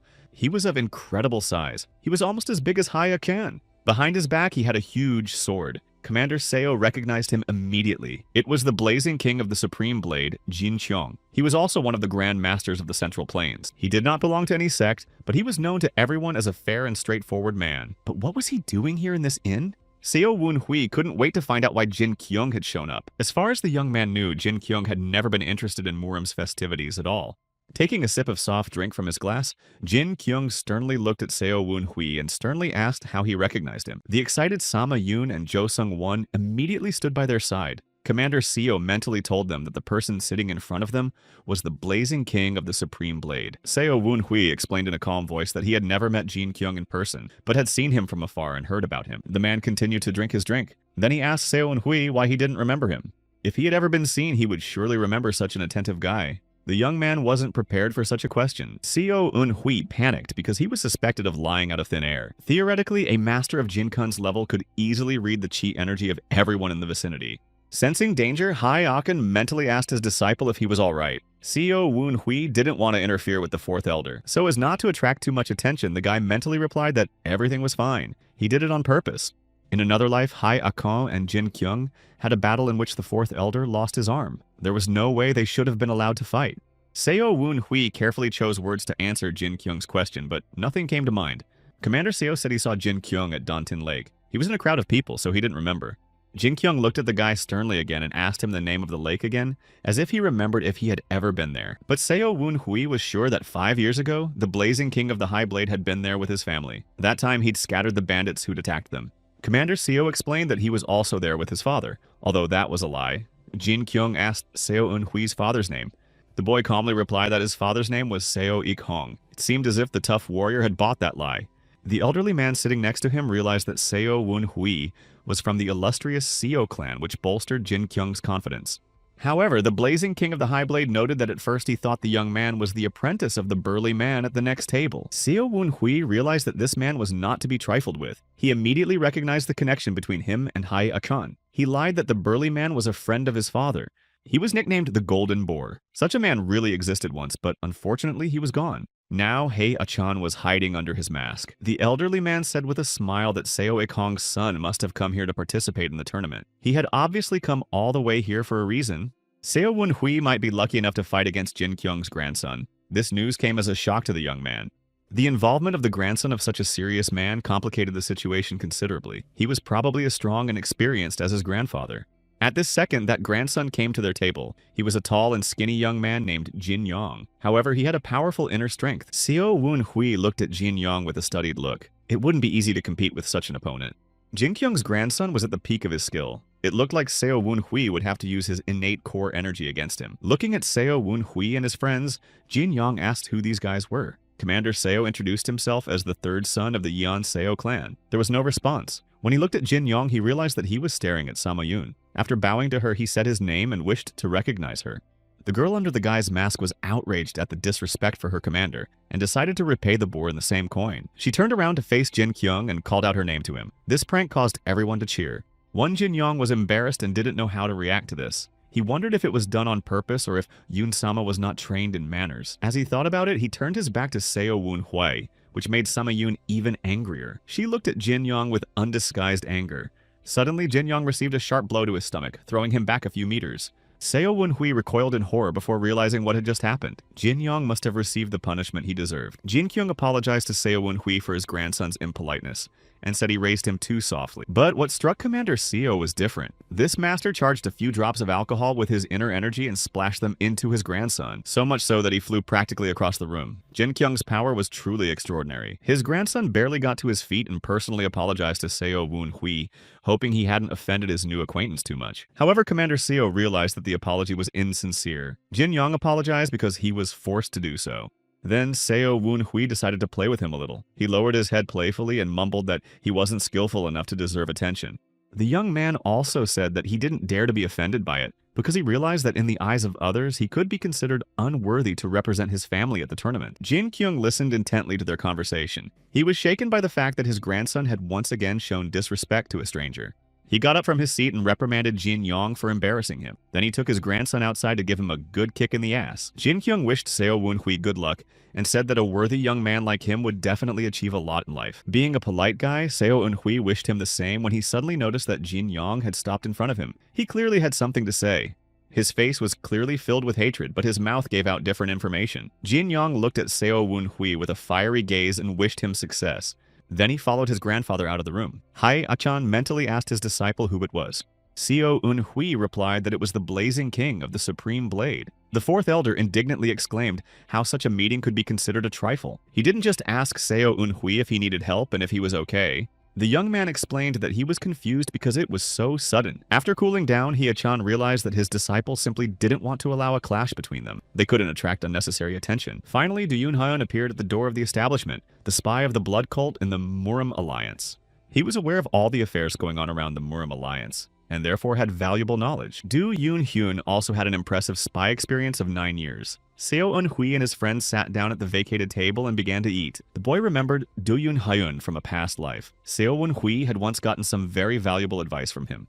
He said that no matter how good or bad a spy is, they all end up the same. Sooner or later, everyone will be exposed. Do Yoon-hyun sat down at one of the free tables and said a secret phrase. He said that he was fiercely convinced of something. The phrase meant that he would now be mentally talking to someone and relaying valuable information. Ja Baek got nervous when he heard that. He couldn't let either of them give themselves away. Seo Eun-hui realized that Do Yoon-hyun had chosen Jae-baek for some reason. Do Yoon-hyun realized that Do Yoon-hyun had chosen Jae-baek for some reason. But if someone were looking for a spy here right now, they'd be instantly exposed. Meanwhile, Jin Kyung and Jin Young were practicing for the tournament. The grandfather sternly reprimanded his grandson for falling down. But the young man didn't have the strength because he had already gotten enough today. Jin Kyung was very angry. He didn't want to be dishonored by his own grandson. The elderly man from the inn was also here. He urged Jin Kyung not to be too strict. Jin Young had not wronged that young fighter out of spite.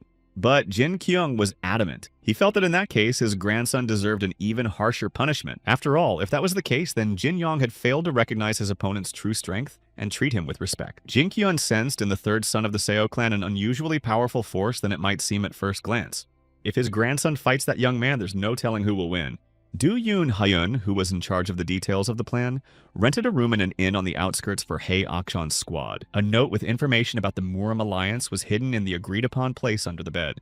There were several masters nearby who could recognize Hae Akhon even in his mask by his internal energy. Therefore, throughout the tournament, the fourth elder had to stay away from large crowds of people. His students had a great responsibility. Jabek assured him that he had memorized the information the spy had given him in detail. Seo Un-hui and Ja Bayek's groups will act independently of each other and try to win the tournament. If both make it to the finals, Jabek will have to concede victory to his comrade. Also for the tournament were made special scabbards in which it was possible to hide an additional sword. On the outskirts of the city, there were many forges and workshops. Seo Un-hui decided to enlist the help of a blacksmith to make his sword recognizable. It needed to regain its luster.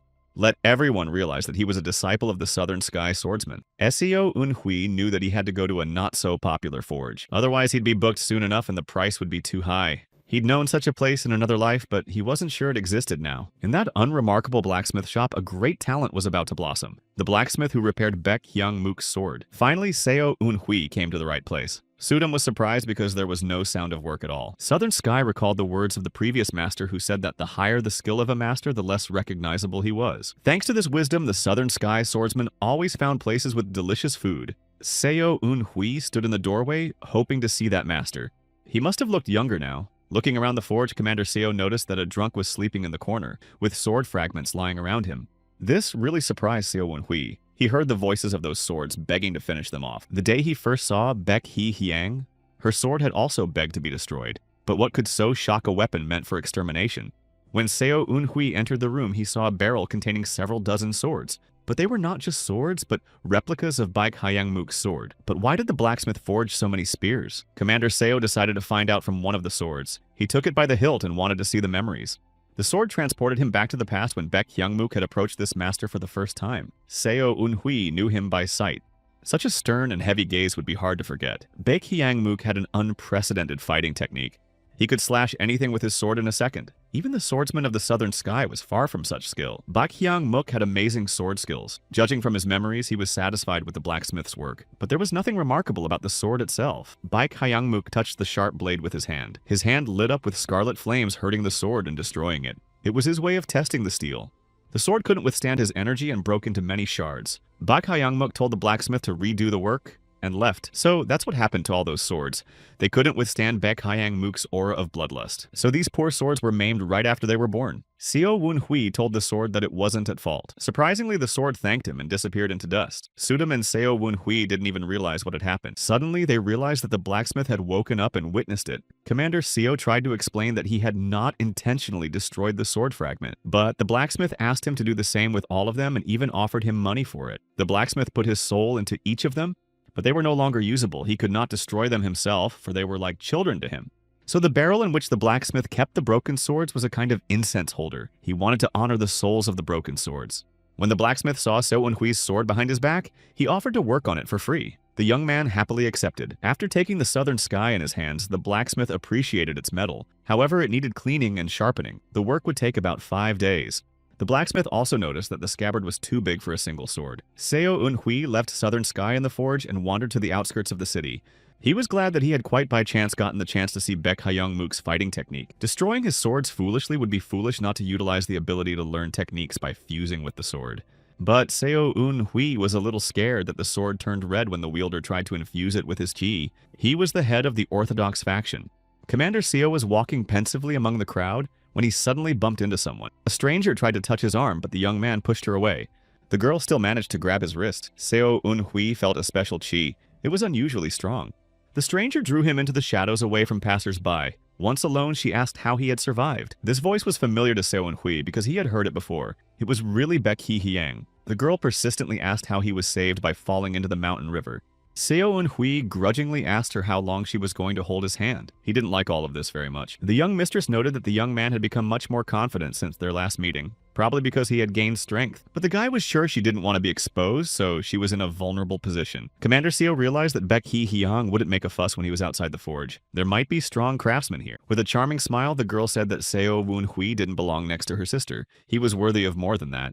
Baek Hee-hyang offered him to come to her side. She could give him much more power and strength than Baek Ryung-ha. Seo Eun-hui thought for a moment. If it wasn't for that attack in the gorge, he might have gone under her wing. It was always safer to be on the strong side, but no one guaranteed him that once Baek Hee-hyang tried to take his life, he wouldn't want to do it again, especially since he knew that she was probably after Hye-chan. And Seo Woon-hui was going after him as an appendage. He opened his mouth to refuse as Baek Hee-hyang suddenly attacked him with her deadly hand strike. The young man barely had time to dodge. The girl praised his reaction and said she wanted him even more now. Baek Hee-hyang had sensed from their first meeting that this guy wasn't that easy. And now he deflected her attack so easily? She took his head with both hands and stared into his eyes. Of course he was stronger than he looked. Their faces were very close and Seo Woon-hui could feel her breath. Baek Hee-hyung said that she had never met a person faster than her. The guy said she was wrong, but the girl kept talking as if to herself. She suggested that they could have strong offspring. Before, Baek Hee-hyung thought that Seo Eun-hui would make a great warrior or guardian, but now she realized that someone like him would be the perfect husband for her.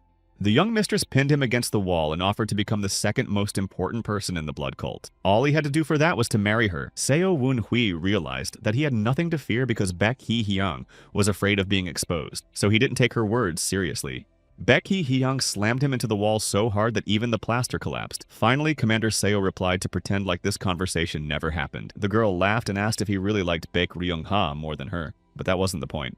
The young mistress assured him that he would enjoy a night with her more than a night with her sister. It wasn't every day you could get an offer like that. Seo Eun-hui decided to change the subject and asked why she was here. The girl replied that the purpose of the visit was the same. Baek Hee-hyung was also sure that the Blood Devil's sword would be hers anyway. Such insolence angered the young man.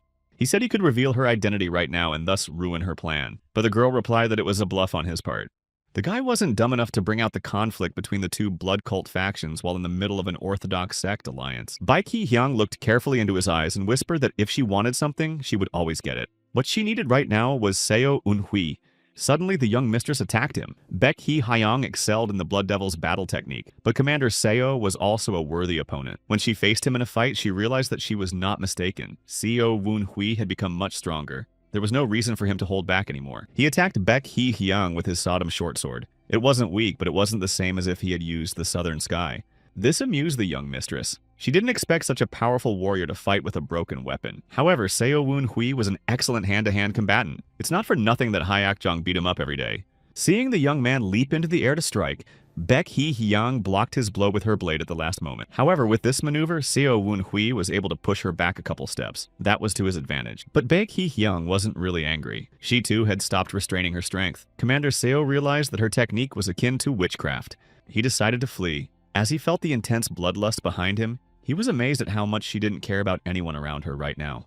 The girl had turned into a true blood demon. Seo Woon-hui lamented why she had decided to attack now that he was without his sword. Suddenly, he noticed a purple sword mark. It was Sama Yoon. But how did she find him? Seo Woon-hui felt uncomfortable that his friend had saved him once again. Standing between Commander Seo and Baek Hee-hyung, Sama Yoon pointed her sword in her direction and asked who she was. A clump of hair from Baek Hee-hyung's hairstyle was lying on the ground. The young mistress looked at Sama Yoon with undisguised fury and ordered her to step aside. Their conversation with Seo Woon-hui wasn't over yet. Yoon herself felt an incredible bloodlust from the girl. Such strong opponents she had never met before. But that didn't scare her at all, it only made her more excited. Yoon herself smilingly prepared to fend off Baek Hee-hyung's attack. In the next second, the young mistress rushed into action. She wanted to teach the arrogant upstart a lesson. In front of Seo Woon-hui's eyes, two incredible female powers collided. He couldn't let Sama Yoon get hurt. So using the Sword of Sodom and the silver thread, he decided to snatch her right off the battlefield and take her feet away. The people watching them on the street were dumbfounded by the way Seo Woon-hui moved through the sky. They thought he was using the forgotten technique of stepping into the void. Left alone, Baek Hee-hyung didn't expect her future fiancé to escape. She stood in the middle of the dust cloud that had risen due to the collision. Once safe, Seo Eun-hui mentally heard the young mistress's voice saying that sooner or later, he would still be under her. Yoon herself was still under the impression that Commander Seo had just saved her and held her by the waist while doing so. His hand was still there even though he was thinking of something else. He had to tell Hye-chan that Baek Hee-hyung was nearby. Fortunately, they were able to reach the inn without incident and report back to the fourth elder. Hye-chan advised that the next time she appeared, he should unleash his chi to the max. Then he would sense it and come to the rescue. Teacher rightly believed that Seo Woon Hui with his current skill level couldn't handle Bak Hee Hyang. Her aura and bloodlust were frightening. Hai Achan had recommended that he move around the city only with his friends. For the next 4 days, Jo Sung-won didn't leave his side. Yoon herself was also nearby. She kept flying somewhere in the clouds, remembering Seo Woon Hui's embrace. Jo Sung-won kept saying something to lighten the mood, but it was like she couldn't hear him. Meanwhile, Seo Woon Hui was busy destroying the blacksmith's broken knives. He already had the 75th one in his hand. But at the same time, he used them to study Baek Hyang Mook's fighting technique. Repeating it in his head, he memorized every move perfectly. However, this was only an imitation because the young man did not know how Baek Hyang Mook distributed the internal energy for this technique. Nevertheless, this knowledge brought Seo Woon Hui one step closer to the highest level of enlightenment. He decided to check something and asked Sama Yoon to step aside. The girl flinched when she heard her name and obeyed Commander Seo. She sat down next to Jo Sung-won, who asked her not to lean against him because it was so hot. They started to talk about their relationship as usual. But that didn't stop Seo Woon Hui from concentrating on his senses. After listening to his heartbeat, he leisurely activated the Shining Star technique. Suddenly, it was as if he had been transported to another dimension. There was no one around but himself in the void. Concentrating, Seo Woon Hui realized that it was time to act. He waved his hand and opened his eyes. "Nothing's changed around here. I wondered if the trick hadn't worked." The young man looked thoughtfully at his hand. Suddenly, he noticed the neck of a pitcher on the table had flown off. It was unbelievable. But in the next second, a nearby tree split in two and fell. Jo Sung-won asked the commander in horror what he had just done. A storm of emotions raged inside Seo Woon Hui. He had succeeded. He had just reached the 6th level of the Shining Star technique. A few days later, he and his friends were sitting at Denfen restaurant eating a specialty. It was braised pork breast.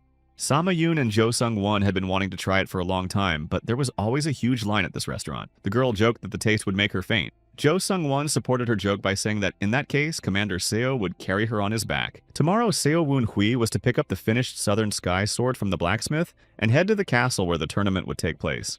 So he decided to take his friends to the restaurant today. The boy started eating in anticipation of pleasure.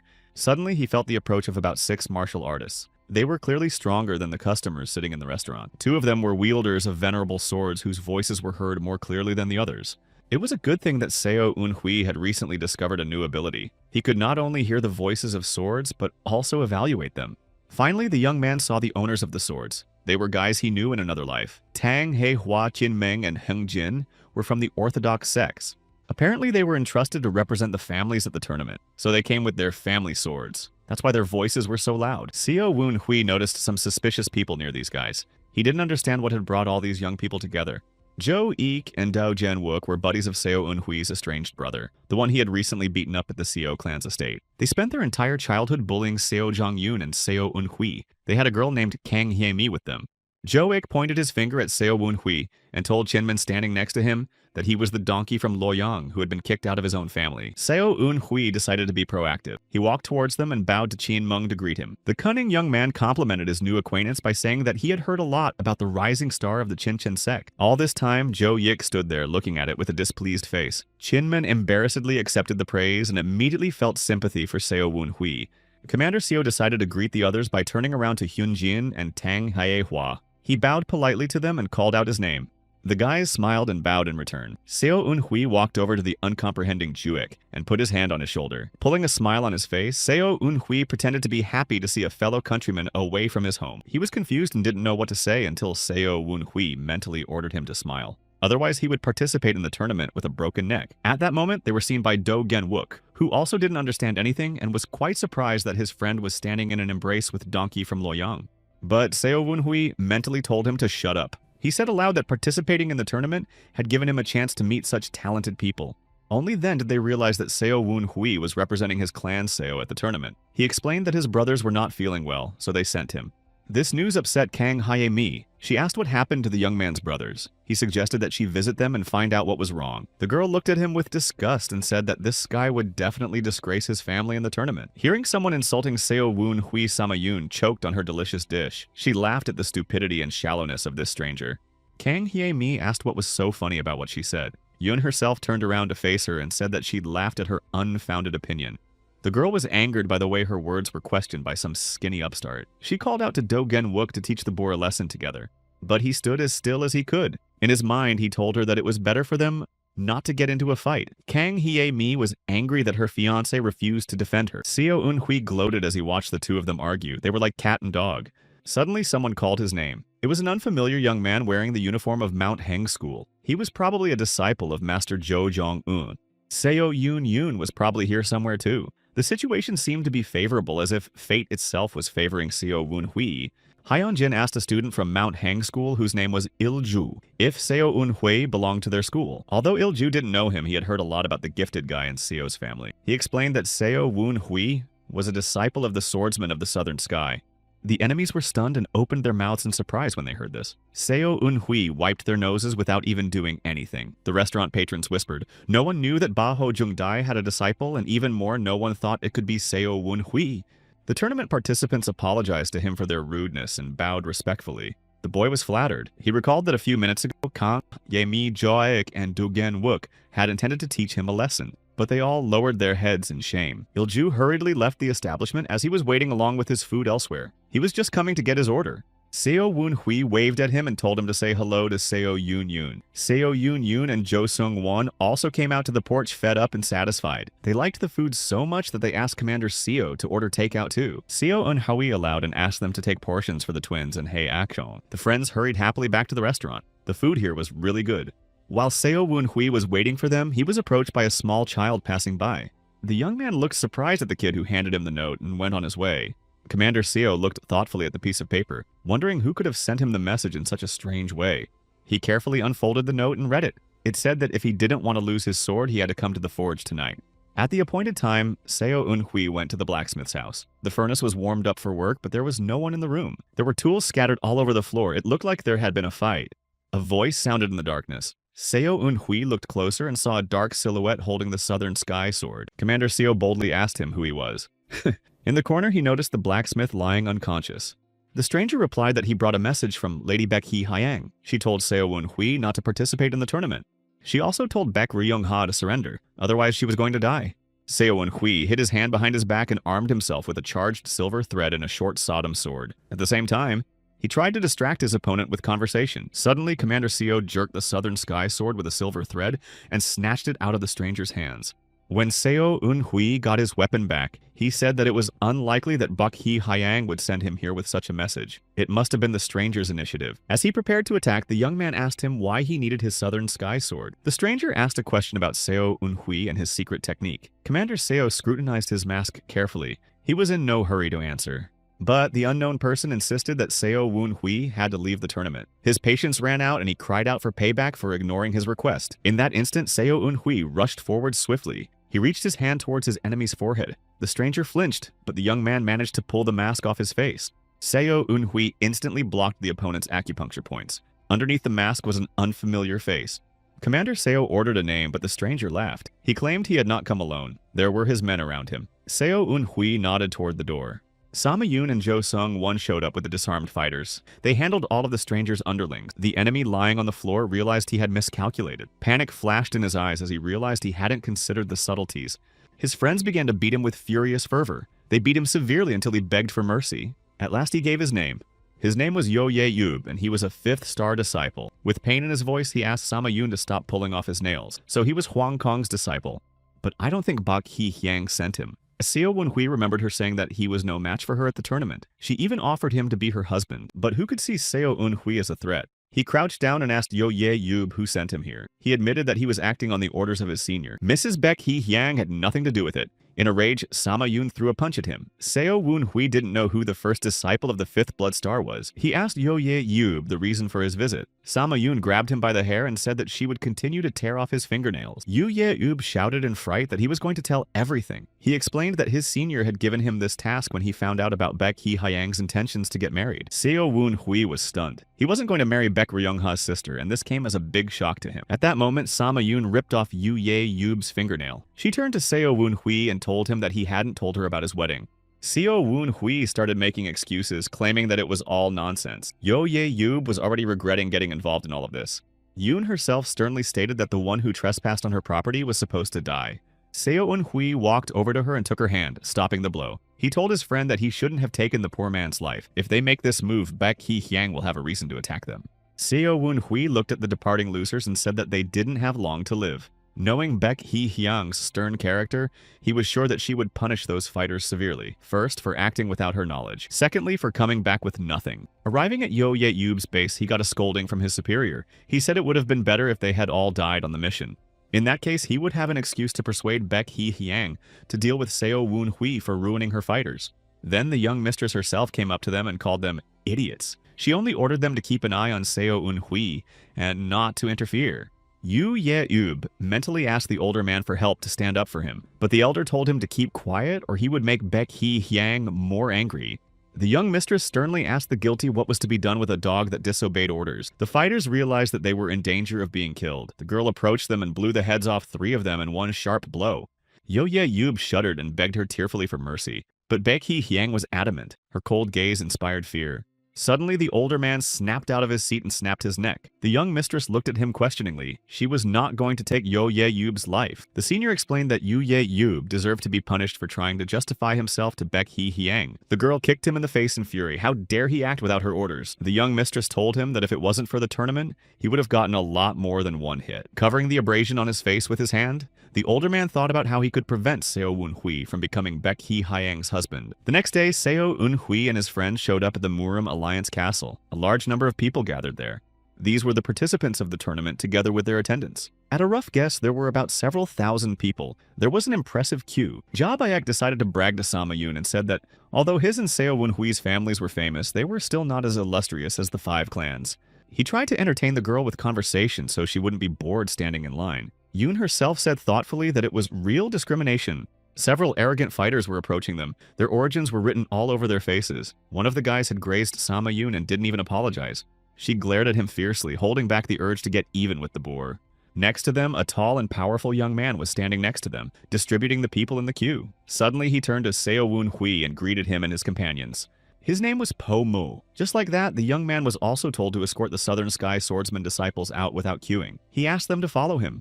When Sama-yoon passed by the boor who pushed her, she smiled wryly at him because he was still standing in line, even though he wasn't at the end of the line. But Seo Woon-hui tensed up at being the center of attention. Someone had told Po Mo what they looked like and who they were. It was suspicious.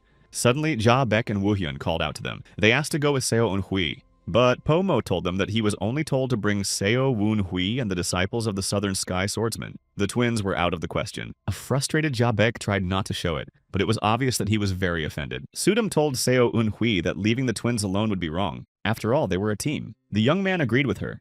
He told Po Mo that those 2 came with him, and he wouldn't go anywhere without them. So Jae Baek and Woo-hyun also got in without waiting in line. Po Mo led them to Azura's heavenly pavilion and told them to wait there. The friends obediently obeyed.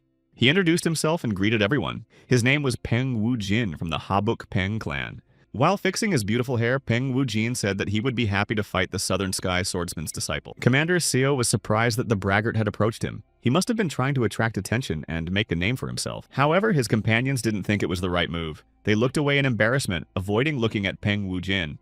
Ja Baek also went over to pay his respects. He said it was an honor to meet a member of the Habuk Pen clan. Peng Woo-jin asked what his name was, and when Ja Baek introduced himself, the boar just turned around and left without a greeting. This prank really hurt the twin. Seo Woon-hui told him that Jae Baek was to blame for this. You shouldn't have started talking to people with nothing but an inflated ego. The heirs of the Southern Sky Swordsman were comfortably accommodated. Yeon herself saw a beautiful garden through the window. They had an entire building at their disposal. Jo Sung-won was amazed by the magnificence of the room. He had never seen such wealth in his life. Jae Baek and Woo-hyun were also given a large room. Luckily, he didn't see where Seo Woon-hui was placed, or he would have yelled. Seo Woon-hui had a nice special treatment, and he felt that someone very powerful might be behind it. He felt anxious, expecting a trick. At that moment, Po Mo approached him and asked if they were seated. He asked them to give him some time. Commander Seo looked at him in surprise and asked what was wrong. Mo explained that the first general strategist wanted to see them. This was a very important person in the Murim Alliance. There were only 3 such generals in total. His name was Chagal Un-men. Soon the friends were already walking up the steps to his residence. Seo Un-hui wondered why they might have been invited here. Before entering the hall, Southern Sky whispered to him that there was a venerable ancient weapon there. It seemed to be a blade. However, Chagal Un-meng was known as a master of hand-to-hand combat. Seo Un-hui had not heard of him having a blade or sword. The young man entered the hall and saw a man at the table. He greeted the young man. Seo Woon-hui and Sama-yoon paid their respects to the first general strategist of the Murim Alliance. It was the first time they had seen such a high-ranking person. Chegel Unmen apologized for being rude and asked to see the Southern Sky Sword that Seo Unhui carried behind his back. The sword avatar told the master that he sensed the presence of the Northern Sky Blade here. The unshakable North Star Blade named Guak Hyunjik and his successor Zhang Meng were also seated at the table. Guak Hyunjik asked Seo Unhui to come closer and show them Baho Zhongdai's sword. This master was one of the candidates for the 8 Great Masters. His fame was as wide as that of the Southern Sky Swordsman. However, unfortunately, Guak Hyunjik lost his arm in battle, preventing him from continuing his sword path. Seo Wunhui obediently pulled out the Southern Sky Sword and handed it to Guak Hyunjik. He examined the weapon carefully. Finally, the master confirmed that it was indeed Baho Zhongdai's iron sword. He still remembered it. After confirming that Seo Wunhui was indeed the successor of the Southern Sky Swordsman, Guak Hyunjik greeted him and returned his weapon. The young man thought it was a test, but whether he had passed it was unclear. Zhang Meng stood up from his seat with his sword. Seo Unhui wondered what would happen next. Chegel Yunmen apologized for his disbelief and explained that an incredible number of successors to the Southern Sky Swordsman had appeared in the past 10 years. Seo Wunhui remembered that Stronghand taming tigers had told him the same thing. He had seen a lot of Baho Zhongdai's fake disciples. Guak Hyunjik knew him personally and had fought him many times. He had seen the technique of the Southern Sky Swordsman many times, which meant he could figure out the true heir.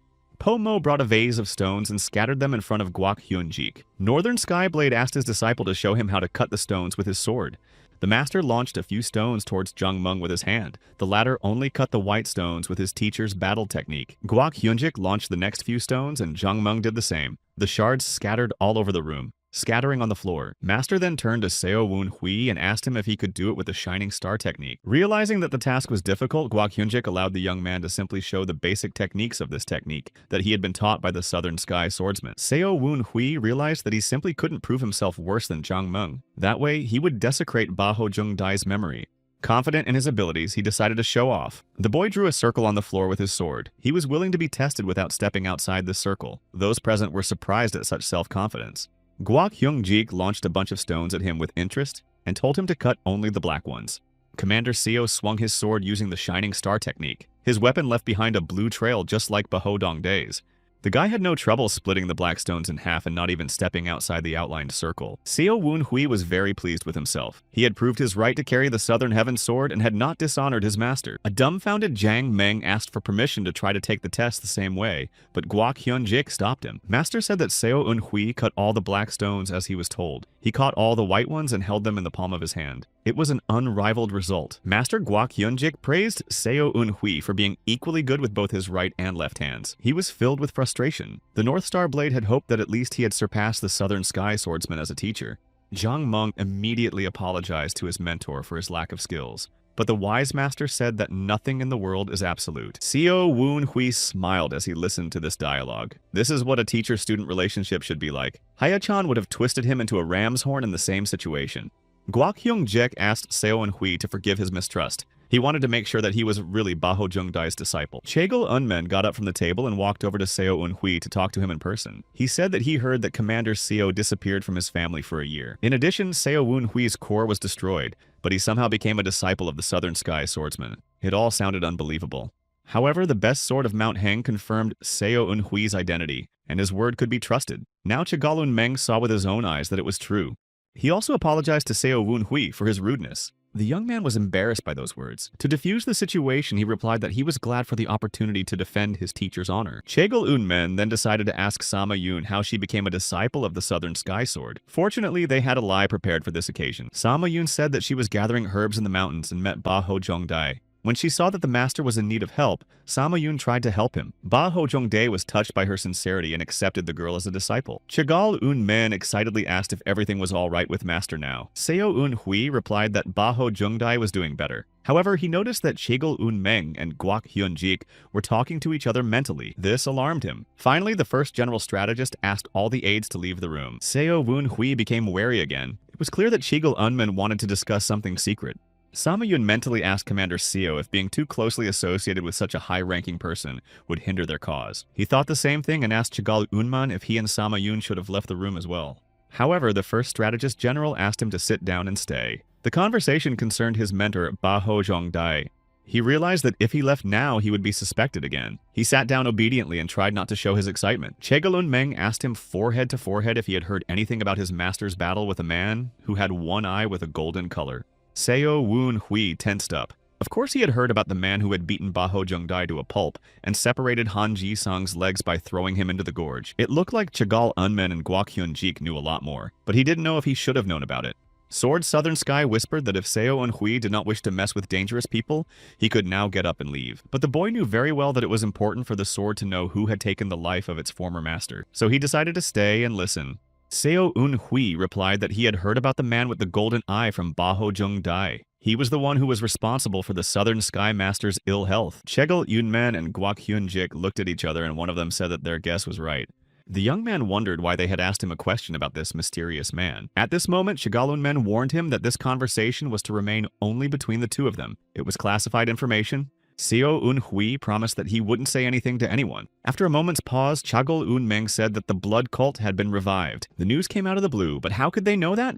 Commander Seo was genuinely surprised by it, trying not to look like he was asking if the man with the golden eye was related to the blood cult. The first general strategist called out the names Un Chung-do and Zhang Zhongjai. They were experts from orthodox sects recognized as great masters. Of course Seo Un-hui had heard of them, but those people had been in another world for a long time.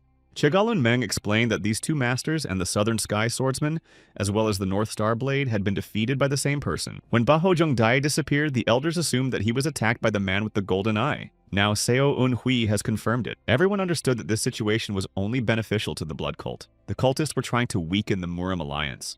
Only Seo Un-hui knew that the blood cult was definitely not involved, although there were too few clues.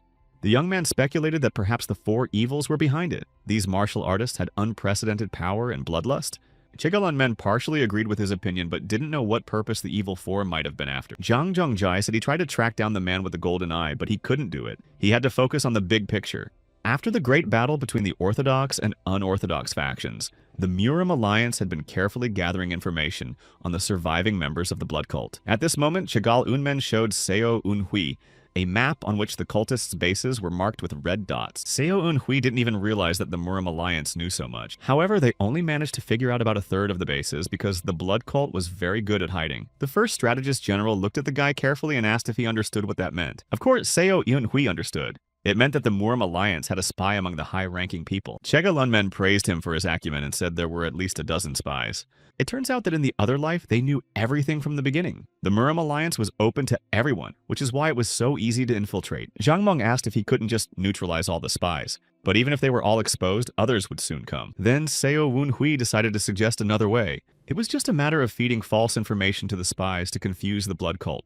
For some reason, his phrase struck Chagal Un-meng, so much so that he looked at the young man with his eyes wide open. The boy panicked. He might have said something unnecessary, but after these words, the first strategist general invited him to join his department. Chegal Unman's offer was tempting, and Seo Un-hui thanked him for his kindness and trust. But inside, he was already regretting opening his mouth. Chegal Yunmen laughed and said that he was pleased to see young, talented warriors. That was encouraging. Lastly, the first strategist general decided to ask Seo Un-hui for something. This matter was incredibly important to Murim. The latter listened carefully. Yoon herself realized that they were getting into something dangerous and tried to mentally warn Commander Seo, but he told her to listen to Chegal Unman. The first general strategist calmed him down by saying that he would not be asked to track down the man with the golden eye. His request was for the tournament. He realized that there might be cultists participating in the tournament. If he won first place in the tournament, he could get a key role in the Murim alliance. But in addition, one could also get permission to choose any weapon from the Hall of Fame. Chegal Unmen was sure that the cultists would want to take the Blood Demon Sword. Seo Un-hui realized that the Murim alliance knew their plan. This made the situation unusually complicated. Before agreeing to Seo Un-hui's request, he decided to find out how much more information the representatives of the Murim alliance knew. Aloud, he clarified whether or not Chegal Un-meng's request was for the Blood Demon Sword. But he replied that the sword was all right and the young man didn't need to worry about it. Then Commander Seo asked him what he meant. Chegal Un-meng explained that even if the cultists won the tournament by some miracle, they would never see the sword. In 5 days, the Blood Demon Sword will be transported to the Wudong Mountains. Jin Ying will personally look after it for the duration of the tournament. Seo Un-hui was well aware that the weapon would be in safe hands because Jin Ying carried the title of Tai Chi Sword Emperor. Therefore, Chegal Un-meng asked Zhang Meng and Seo Un-hui to carefully observe the tournament participants. There might be suspicious individuals among them, but the main goal was to try to take the lead in the tournament to thwart the blood cult's plans. Jang Meng honorably accepted the task and promised to do his best. Seo Woon Hui also promised to cooperate. He had no other choice. Yoon herself remained silent at a loss. Commander Seo had now become a double spy. With that thought, he left the hall with Sama Yoon. Meanwhile, Guak Hyunjik asked if he had misheard. The Blood Demon Sword would really be moved to the Wudong Mountains. In response, Chagal Un-men laughed and let it be known that he had deceived Seo Un-hui. The first strategist general didn't hold this position for nothing. Even though Guak Hyunjik recognized the technique of the Southern Sky Swordsman, Seo Un-hui's identity still raised suspicions. For example, it was very suspicious that the other children who disappeared a year ago came home with him, Jae Baek and Woo Hyun. Then Guak Hyunjik asked why not check them all? Someone would surely give themselves away. But the wise Chagel Unmen replied that this was the test. If the cultists follow the sword into the Wudong Mountains, it would mean that Seo Un-hui is a spy. Zhang Meng, who remained in the hall with his teacher, was dumbfounded by this news. Chagel Unmen was not only a talented, but also a cunning warrior. The first strategist general good-naturedly patted Zhang Meng's shoulder and encouraged the young disciple Guak Henjik. Suddenly, Zhang Meng turned his head and saw some shiny object lying on the chair. It was the short sword that Seo Un-hui left behind. In another life, the guy was a good spy and intentionally left Sodom there. When the young man was handed the short sword, Sodom immediately told his master everything, and it literally saved his life. He could have been exposed. Now Seo Woon-hui realized that he was still not trusted, although it was to be expected. However, no matter how clever Chagal Unmen was, he couldn't even imagine that a short sword was eavesdropping on their conversation. Southern Sky advised that next time, the information should be conveyed using the sword's memories rather than a retelling. This enraged Sodom, and she pounced on Southern Sky with her fists. When Seo Un-hui arrived at the guest house, he shared his information with Jo Sung-won. He suggested that he consult with the fourth elder. But Commander Seo said it was probably a trap. They wouldn't share important information with someone who wasn't a member of the Murim Alliance. His friends agreed with him that the information about the Blood Demon Sword had been thrown in on purpose. But what if someone intentionally revealed the Blood Cult's plan to the Murim Alliance? It could have been Baek Hee Hyang, for example. Many different personalities had arrived in the city, and Chagal Un-meng's intelligence structure couldn't help but notice them. Sodom suggested that maybe they should have let Baek Hee Hyang's faction win the tournament, and then the Murim Alliance would unmask and neutralize them. A battered Southern Sky praised Sodom for being smart, and noted that she had gotten noticeably smarter since their first meeting.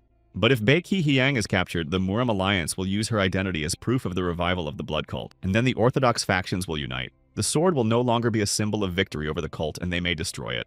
However, if Baek Hee Hyang's followers want to free her, there will be a clash. The Blood Cult will suffer huge losses before they can recover. On the other hand, Baek Hee Hyang and Baek Ryong-ha played on the same field and had the same goal. Their confrontation did not go beyond internal conflict, and neither side would suffer serious damage. Even participating in the tournament was necessary to unite the cult. Sao Un-hui decided to contact Baek Hee Hyang. Sama Yoon and Jo Sung-won looked at him like he was an idiot. They didn't understand what their commander was up to. Even finding Baek Hee Hyang in this huge city was a problem. She was very good at hiding. Seo Woon-hui assigned the case to Jo Sung-won. He was surprised and asked if he had understood correctly. Commander Seo gave him 5 days to do it. He was confident that Jo Sung-won would be able to do it easily. He was a spy too. Sama Yoon's thoughts were preoccupied with Seo Un-hui, 24/7. The first feeling in her heart seemed to have blossomed. It had been about 2 hours. Seo Un-hui waited impatiently on the porch of the guest house for Jo Sung-won to return. Suddenly, Sama Yoon came out to him. She clearly had something to say. Seo Woon-hui looked into her eyes and saw that her cheeks were flushed. Taking off the male mask from her face, Sama Yoon embarrassedly asked what kind of girls Commander Seo liked. The young man tensed up and pulled a silly smile on his face, asking what she meant. The girl flashed at him and asked him to answer the question. Seo Woon-hui mumbled thoughtfully that he had never thought about it. Sodom and Southern Sky chuckled as they watched this amusing dialogue. They understood what was going on in the young girl's soul. Seo Un-hui took a step to the side and replied that he preferred girls who were calm and reserved and had dignity. Hearing this, Sama Yoon was very happy and smiled, although she was far from that image. She had her next question prepared. The girl looked at Commander Seo with her beautiful eyes. She asked in a quiet voice how the young man would feel if his father-in-law was a very scary man. Seo Woon-hui knew she was referring to her father, one of the 4 evils. Sodom hinted to him that he should not have feared hardship or he would be a virgin forever, but the guy told her to shut up. He realized that he had liked Sama Yoon for a long time. He had to be an idiot not to realize it. Southern Sky told him to think carefully. Even if his father-in-law hated his son-in-law, he would never take his life for the sake of his daughter's happiness. This wisdom was once shared with him by Ba Ho Jung Dae. However, Seo Un-hui was not relieved at all. Yoon Sama, still waiting for an answer, worriedly asked why Commander Seo had turned pale. He realized that no matter how he answered, he would feel equally bad. Suddenly, he noticed Jo Sung-won hiding behind a column and didn't dare to disturb the boy and girl's privacy. Seo Wun-hui saw him as his salvation and said loudly that he had been waiting for him for a long time. Jo Sung-won came out of his hiding place and approached them. Commander Seo suggested we go to the forge together and sit somewhere that sold dongpo meat. He gladly agreed. A furious Sama Yoon stepped on Jo Sung-won's foot for interrupting them. Why did he always show up at such a bad time? The poor man couldn't stay on his feet and cringed in pain, holding his sore leg. Yoon herself hurriedly left them, saying that she had urgent business to attend to. Dusk was descending. On the way to the blacksmith, Seo Un-hui asked his friend if he knew how Sama Yoon felt about him. He pretended not to know what he was talking about. As he approached the workshop, he noticed that there were no lights on inside. This alarmed him. The guys decided to go inside and make sure the blacksmith was okay. An unfamiliar order caught my eye. All the wrought iron things were gone. The shelves were empty. It looked as if the forge had suddenly closed. The remaining copies of the swords that used to be in the barrel had also disappeared. It was very suspicious. Jo Sung-won checked the closet and found that the blacksmith's clothes and personal belongings were also missing. Suddenly, someone's hand appeared from the dark closet and touched Jo Sung-won's forehead. He was instantly knocked out and slid silently to the floor, unconscious. While Seo Wun-hui pensively tabled to the cabinet with his back to the cabinet, the stranger left his hiding place and headed towards it. Commander Seo wondered why the blacksmith had taken the remaining 5 sword spears. But maybe the head of the Murim Alliance himself had come for them. Suddenly, Southern Sky alerted him to the fact that someone was standing behind him and watching him. The young man looked to the side in horror and saw Jo Sung-won lying on the floor. But when he was attacked, Seo Un-hui didn't feel anyone's presence. The sword told him not to turn around. The boy froze fearfully. What was the skilled craftsman who had so far gone unnoticed? Southern Sky told him that the stranger was looking around. Seo Un-hui couldn't stand idly by any longer. It was becoming dangerous. Seo Wun-hui realized that he could escape using the power of the central core, but he was worried about Jo Sung-won's fate. As luck would have it, the young man decided to try to fight the stranger after all. He threw Sodom over his shoulder, but missed. He then attacked his opponent with the Southern Sky sword, hoping to at least wound him, but it had no effect on the stranger.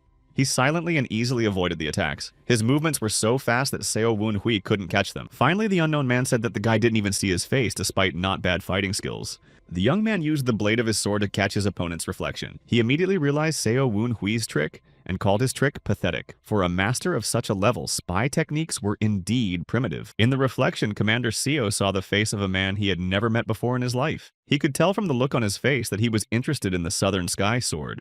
This second of delay allowed Seo Un-hui to release the inner core energy to signal Hai A-chan. He decided to get on the roof by any means necessary. The guy thought he'd be safe there.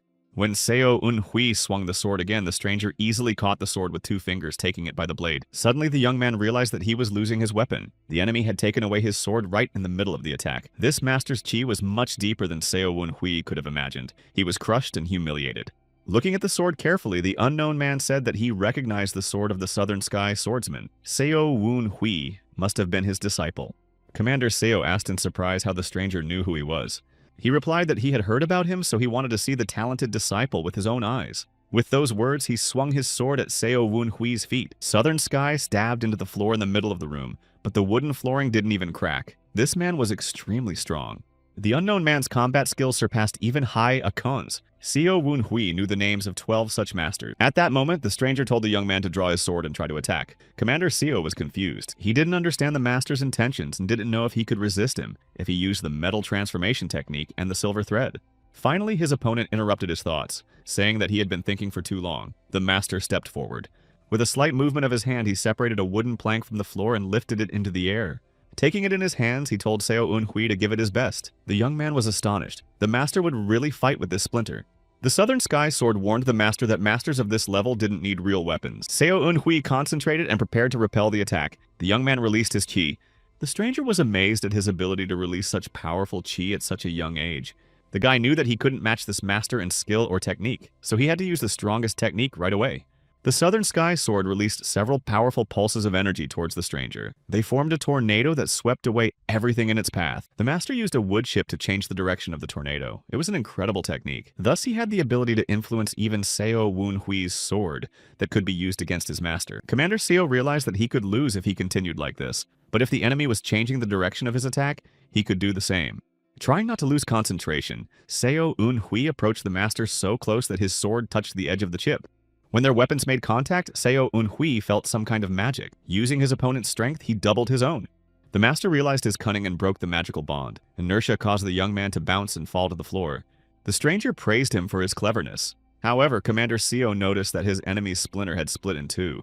Master told Seo Woon Hui to show how he could defend himself against attacks. The boy noticed that the stranger's movements were sweeping, so he had to take him by surprise. The master had warned him that too many thoughts could keep him from collecting himself. The Southern Sky swordsman said the same thing. Suddenly, Seo Woon Hui realized that the distance between them had shortened considerably. The unknown man came almost right up to him, intending to attack him with the rest of the splinter. Commander Seo tensed and prepared to repel the attack. Suddenly, he realized that Master was using the Shining Star technique against him, but it was an improved one. Before he could blink his eyes, Seo Woon Hui felt a splinter piercing his chest. If it had been a sword, he wouldn't be alive anymore. The stranger took a step back and told him to defend himself again. That is, he wasn't originally going to take his life. This was clearly some kind of test. But who is he and what is all this for? At this second, Seo Woon Hui noticed his opponent's fighting stance. He finally remembered where he'd seen this technique. Only one person could fight like this. Eternal Supreme Sword Baek Hyung Mook. A skillful master could use sword techniques without using his legs and staying in one place. All he had to do was map out the path of the blade. This skill was called Sword Nature. Baek Hyung Mook intentionally didn't use the most memorable of his techniques to avoid being exposed.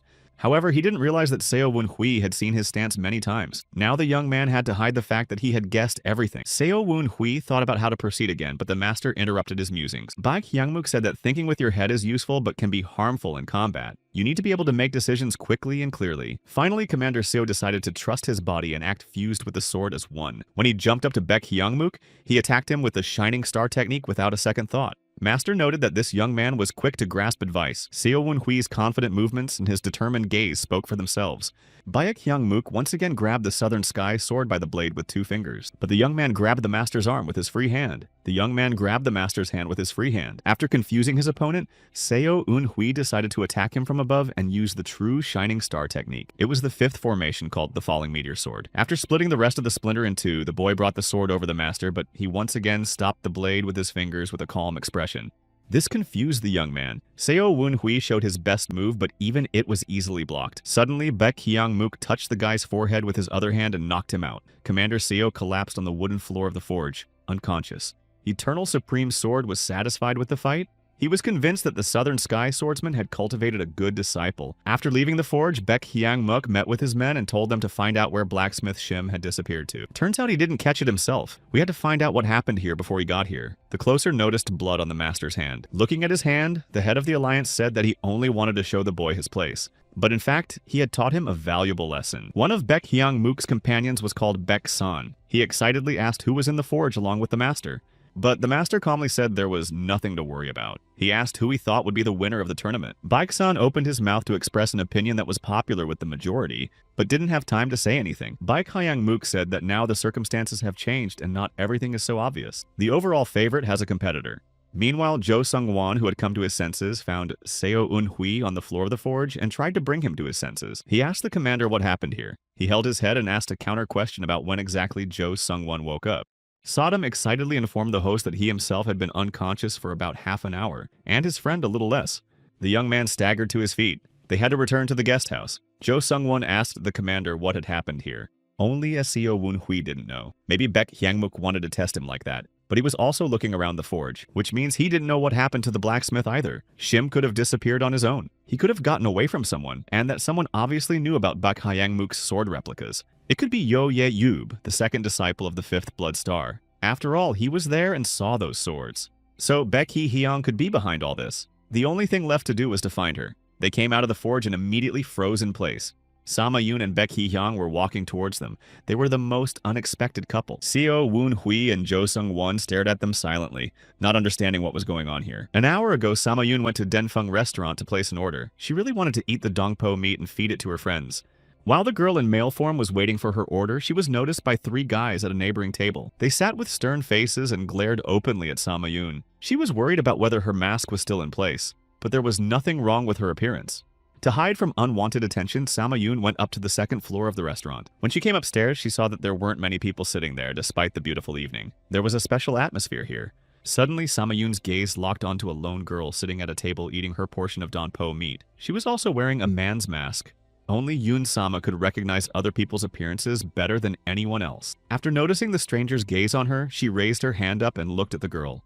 At that second, Sama Yun was surrounded by warriors pointing their swords at her. She was asked if she was a subordinate of Seo Woon Hui. Yun herself questioned back if she correctly realized that Baek Hee Hyang was in front of her. One of the warriors raised his sword above her head to strike in defense of his mistress. But Sama Yun's face didn't flinch a muscle. The stranger told him to lower his sword and he obediently obeyed. It was obvious that the fighters were very loyal to their mistress. She asked Sama Yun what her assumption was based on. The observant girl replied that she smelled a scent that couldn't be a man's.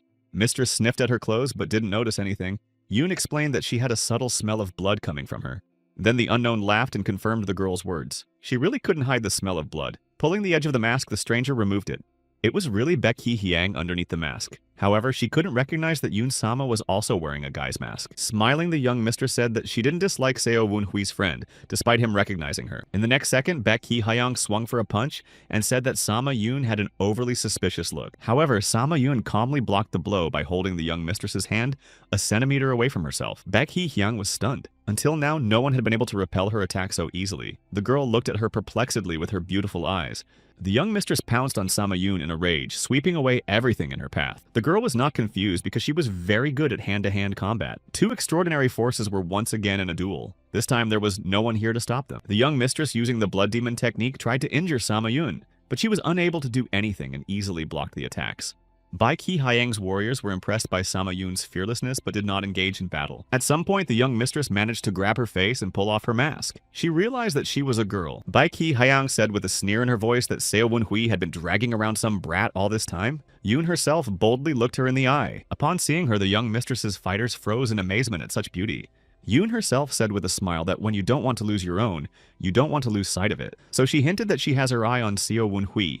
Baek Hee Hyang was amused by this phrase. She replied that she had the same principle in life. Throwing away Sama Yun's mask, the young mistress continued saying that apparently the girl had a spare life. Otherwise, why did she behave so boldly? Not many people could get away with talking to Baek Hee Hyang like that. Yun herself laughed and said she was going to be one of those people.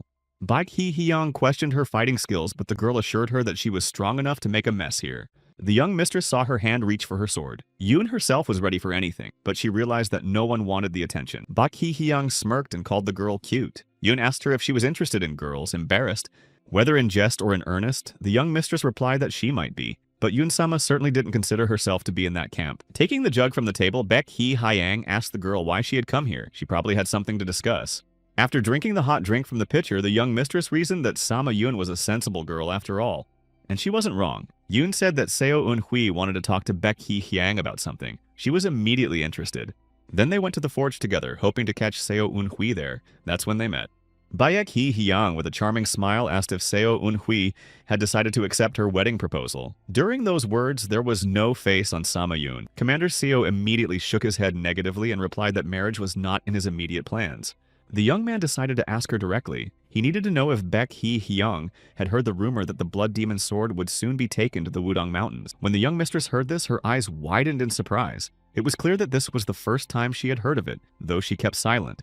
After all, it was no accident that the first general strategist released this false information. This way, it was easy to check everyone he suspected. Seo Eun Hui asked Baek Hee Hyang if she trusted the information. She replied that it couldn't be ruled out. However, hearing it from Commander Seo's mouth, she questioned the veracity of the news. Baek Hee Hyang asked if he wanted to say anything else, but the guy said he was going to warn her about it because they were in the same boat. His words flattered the young mistress. She praised him, saying that was why he had attracted her attention. Seo Eun Hui was not stupid.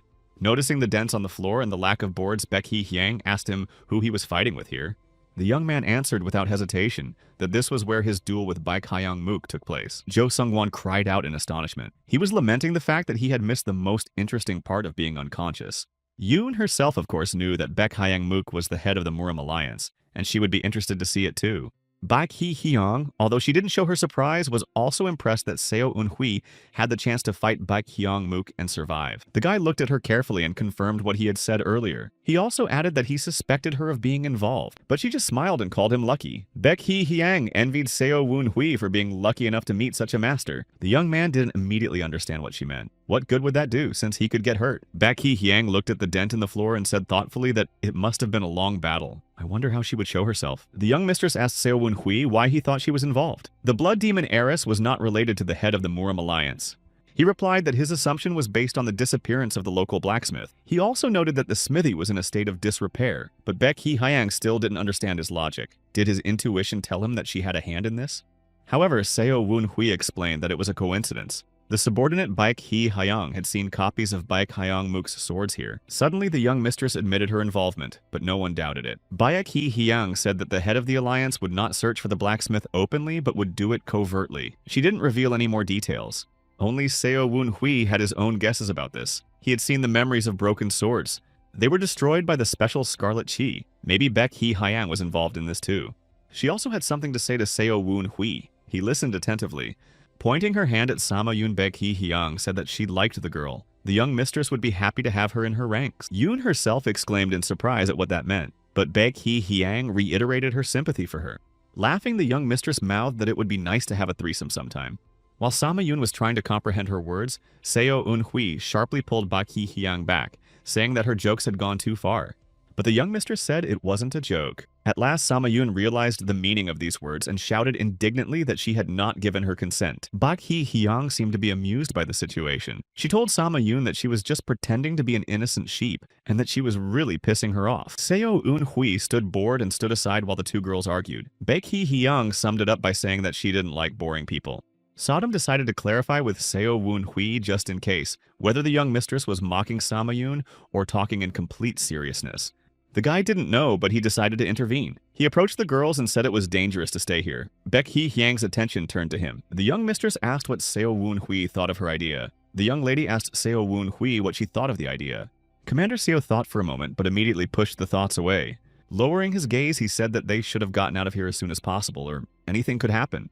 Baek Hee-hyang wondered if he was afraid that they would be caught here, but Seo Woon-hui realized that if they were seen together, all plans would be ruined. The young lady handed him some kind of a package. She knew it was Seo Eun-hui's. It was the very thing he had asked the blacksmith for, so she's the one who kidnapped him. Baek Hee-hyang said she would take care of the people following the blacksmith, and the young man had to be wary of the person who had informed him of the Blood Demon Swords movement. If he were Gwak Hyun-jik, Baek Hee-hyang would be even more suspicious. In case no one fell into that trap, she winked at Seo Woon-hui and said that she wouldn't let him go next time.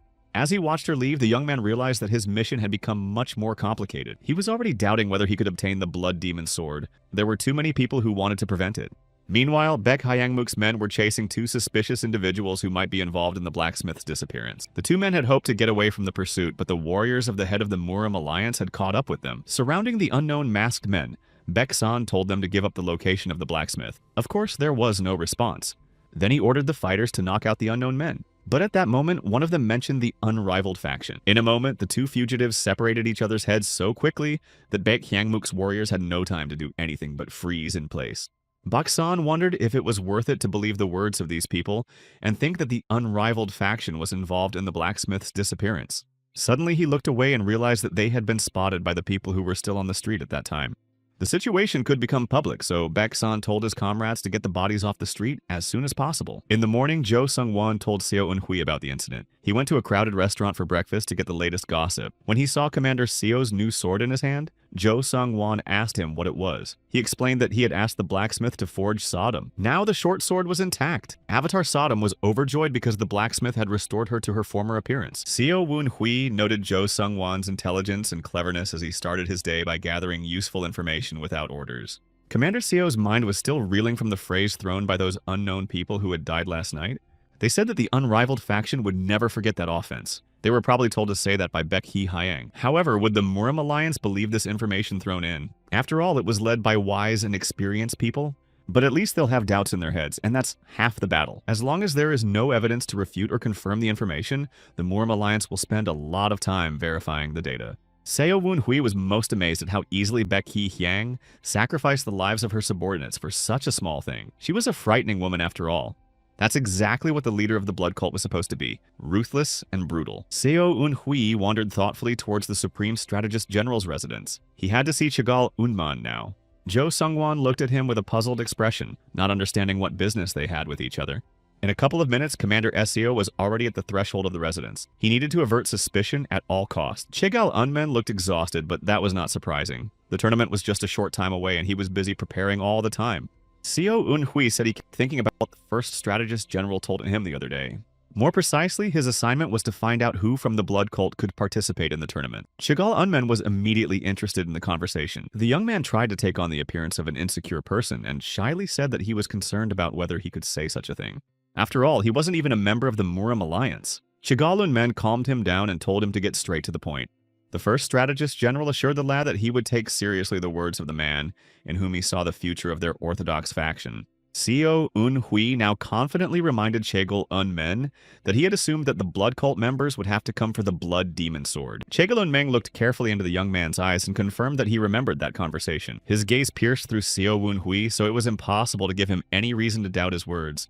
Commander Seo said he had an idea on how to get the spies out. It was only necessary to find someone suspicious and leak him the information about the sword. The first general strategist was surprised by such a suggestion. In fact, Seo Un-hui just proposed a plan that was devised by Chigal Un-men and used against him. To be more precise, Seo Un-hui offered to give out the details of the transportation of the blood demon sword to someone. Only the details would be false. The boy shared the assumption that if he told the blood cult spies about it, they wouldn't be able to ignore the signal. This was where they would be captured. Chigal Un-men smiled. He didn't expect such thoughts to enter Seo Un-hui's young mind. The first strategist general laughed loudly and clapped his hands together. This Ba Ho disciple, John Day, was a smart kid after all. Chigal Un-meng told Seo Un-hui that he had the exact same idea. The young man feigned embarrassment and apologized. He should have guessed that it was likely that someone as wise as Chigal Un-men had already foreseen this. After receiving praise from the first strategist general of the alliance, Murim left his residence with a sense of accomplishment. Now, even if no one falls for his ruse, there's no way he'll think that Seo Un-hui could be the spy. As soon as the young man left, Chigal Un-men called an urgent council in his office. It was urgent to take immediate measures to protect his residence. He was very confused that Seo Un-hui had described his plan to capture the spy exactly. Chigal Un-men didn't believe in such coincidences. The Nearer asked him if it could have been someone from their circle. That couldn't be ruled out either. Chigal Un-men ordered the entire staff of servants to be changed, except for the guards and management staff. He also ordered Guok Hyun-jin and his disciple Zhang Meng to be followed. Everyone was under suspicion now. They knew about Chigal Un-men's plan and could tell Seo Un-hui about it. Chigal Un-men ordered to keep a close eye on Seo Un-hui. He thought the young man was naive and guileless since he just came and told everything. Even if he had thought of this plan himself, he could be considered as the successor to the head of the Murim Alliance. After talking to Chigal Yunman, Seo Un-hui returned to the guest house. He found Seo Yun-yun there. The sister greeted him joyfully, but did not see any joy in her brother's eyes. He asked her why she was here. This hurt Seo Yun-yun because she was expecting a different reaction. It was so hard for her to come out here. Seo Un-hui calmed her down by saying that he was pleasantly surprised to see her. He also heard that the students of Mount Heng School were busy preparing for the tournament. Sama Yun and Jo Sung-won noticed that the brother and sister were getting closer to each other. Seo Un-hui asked her to have dinner with him, but she asked him to go for a walk. Seo Yun-yun told her brother that he was one of the 3 favorites for the upcoming tournament. The others were Jin Yong and Zhang Meng, but the girl had come for more than that. When they were alone, she told them that the rules of the second qualifying round had changed. Seo Un-hui was alarmed. He clarified what exactly had changed. This had never happened in his other life. His sister shared with him confidential information that she herself thought was absurd. The next morning, a great multitude gathered in the main arena of the Murim Alliance. Most of them came with weapons. Seo Un-hui got a headache from so many voices of other people's swords. Sodom cheered him up as best she could. He suspected it would happen, but he didn't expect the problem to be of such magnitude. Sama Yun and Jo Sung-won were nearby, shouting something in support of their friend. It was obvious from their friends that they were excited. Jae Baek, who was also participating in the tournament, passed by Seo Un-hui and mentally taunted him, telling him not to embarrass himself in the first round. But Seo Un-hui told him to focus on himself because they were here on a mission. Meanwhile, the tournament had already started. A second elder of the Murim Alliance named Ho Yan came to the podium. He carried the title of White Sword of the Plum Blossom Sword of Manhwa. He announced the start of the first Rising Star qualifying round. The stands cheered him and the participants. Seo Un-hui alone stood there as if he was in water. He had no face at all. Hundreds of years ago, when the line between orthodox and unorthodox factions was not so sharp, martial artists gathered on Mount Hua. They decided to find out who was the strongest. It was a time when the sword was the epitome of martial arts. This tournament was called the Clash of the Swords of Mount Hua. Martial arts meant swordsmanship. In modern times, other weapons have been used along with the sword, such as the bow and blade. The competition was called the Martial Arts Tournament. However, in the current difficult times, the tournament has lost its essence. The winner was already predetermined in advance. The first task was to go up to the arena and hit the stone using all of his chi. There should be a noticeable mark on the stone. Participants' abilities will be judged based on the depth and nature of the marks produced. This year, more than 4,000 people participated in the tournament, but only 500 could get through. The first contestant struck the stone with his sword. The observer standing nearby did not notice any marks on the surface. When the contestant turned around and was about to leave the arena, the observer reminded him that the allotted time was not over. He had the opportunity to make several more attempts. But at that second, the stone split in two before everyone's eyes. This participant's name was Lee John Jem. He was a candidate to succeed two great masters at once, the head of the Udan sect and the head of the Murim Alliance. This tournament was to be his debut and to glorify the good name of Lee John Gama. The tribunes cheered at the sight of such skill. In terms of strength, he was at the peak of a great master. Seo Woon-hui was well aware that if he wanted to win the tournament, he would most likely have to fight Lee Jong-gem. Suddenly, he felt someone's presence. This someone called him Donkey from Luoyang and asked him how he managed to become a disciple of the Southern Sky Swordsman. The boy turned around, wondering who could address him in such a manner, but he had no sense of propriety. Ham shamed Seo Un-hui for taking credit for Ba Ho Jung Dai. He saw his foster brother's buddies, the same ones who insulted him all his childhood. Hwangbo Donghyun was with them today. That was all Seo Woon-hui needed right now. He was already worried about his performance in the tournament. The young man realized that he couldn't silence the boar by force because there were thousands of spectators watching, but he could use his illusory eye on him. Seo Un-hui was able to influence Hwangbo Donghyun and forced him to attack himself. This meant disqualification. Hama was taken out for disturbing the peace. Meanwhile, Seo Un-hui was told to get ready. He was to perform number 84. Seo Yun-yun shouted Seo Woon-hui's name while cheering and supporting him. The students of Mount Hang School weren't too busy today, and she managed to break out again. At the fan stand, she met Seo Yoon, who she still thought was a guy. Seo Yun-yun had a question she wanted to ask for a long time, but she didn't dare. As Seo Woon-hui was preparing to leave, he noticed a mark in the stone that the previous participant had left behind. It was Mo Young-soo, who was also called the Eternally Flowing Sword. It was as if he was trying to carve a statue out of stone. Mo Young-soo, who still hadn't left the arena, greeted Seo Woon-hui and pointed at him with his hand. It meant that he was challenging the next contestant. The young man remembered him from a previous life. It was he who had killed him by chopping his body in two. And now this same man has decided to use it to show off for the public. Seo Un-hui greeted him back and accepted the challenge. He had to perform his best. Seeing this, Seo Yun-yun shouted for her brother to squash this cockroach in front of everyone. Seo Yun-yun was embarrassed and asked if they knew who he was. The girl replied that she often saw Mo Young-soo at the Dragon Phoenix tournament, and he often bullied and insulted her brother. When Sam Yoon heard about it, she was incredibly angry. She couldn't bear to hear or see anyone hurting Seo Un-hui. Seo Yun-yun was alarmed. Yun-sama shouted to Commander Seo to split that piece of shit in half along with the rock. But the boy was in no hurry to do so. From his conversation with Seo Yun-yun, he realized that it wouldn't be advantageous to show his full strength in the first round. Besides, many people could already make assumptions based on the fact that Seo Woon-hui was a disciple of the Southern Sky Swordsman. But to gain the trust of the Murim Alliance, he could not be tricky and only show a passing minimum. Seo Woon-hui boldly approached the stone. There was no way he was going to lose to that upstart Mo Young-soo. Everyone noticed the Southern Sky Sword in his hands and expected something incredible. The young man lightly deepened the sword blade into the thickness of the stone. The watcher stared at him in bewilderment and asked what it was. Even a low-ranking warrior could stick a sword into a rock. Mo Young-soo could barely contain his laughter at all. As he had expected, Seo Woon-hui was nothing of the sort. But then, Seo Un-hui released his chi without drawing his sword. A tornado of bright blue color pierced through the stone. Everyone present was shocked to see what kind of hole the Southern Sky Sword had punched through. Sama Yoon and Seo Yun-yun were incredibly proud of Seo Un-hui at this moment. He had created quite a sensation at the tournament. The spectators were amazed at where so many strong fighters came from this year. Almost every participant was incredibly strong. Southern Sky had never seen such a technique before. This was the natural sword technique that allowed him to use techniques without making any movements. Seo Un-hui had seen Baek Hyung-mook use this technique 1,000 times in his sword memory, but it was only by fighting him that he was able to learn it. In real combat, the young man could not use this skill yet, but he used it quite successfully against a stationary target. Commander Seo boldly looked into Mo Young-soo's eyes. His opponent had perfectly prepared the stage for him. Thanks to Seo's challenge, Woon-hui appeared in the most favorable light. Although they were at different levels in terms of sword wielding and chi concentration, Mo Young-soo saw him as a dangerous opponent. Meanwhile, the next competitor was showing his skills in the arena. He too had managed to cut the stone in two, but not completely. Commander Seo was interested. Although his sword got stuck at the end, it didn't stop him from showing a brilliant result. Seo Woon-hui heard the fans mention the Wind Sect. This unknown warrior was said to have come from there, but Seo Woon-hui had never heard of this sect. That could only mean one thing. The fighter was Baek Hee-hyung's spy. He was most likely the most skillful of her subordinates. Suddenly, Seo Un-hui heard someone mentally speaking to him. He was advised not to turn around and warned about being followed.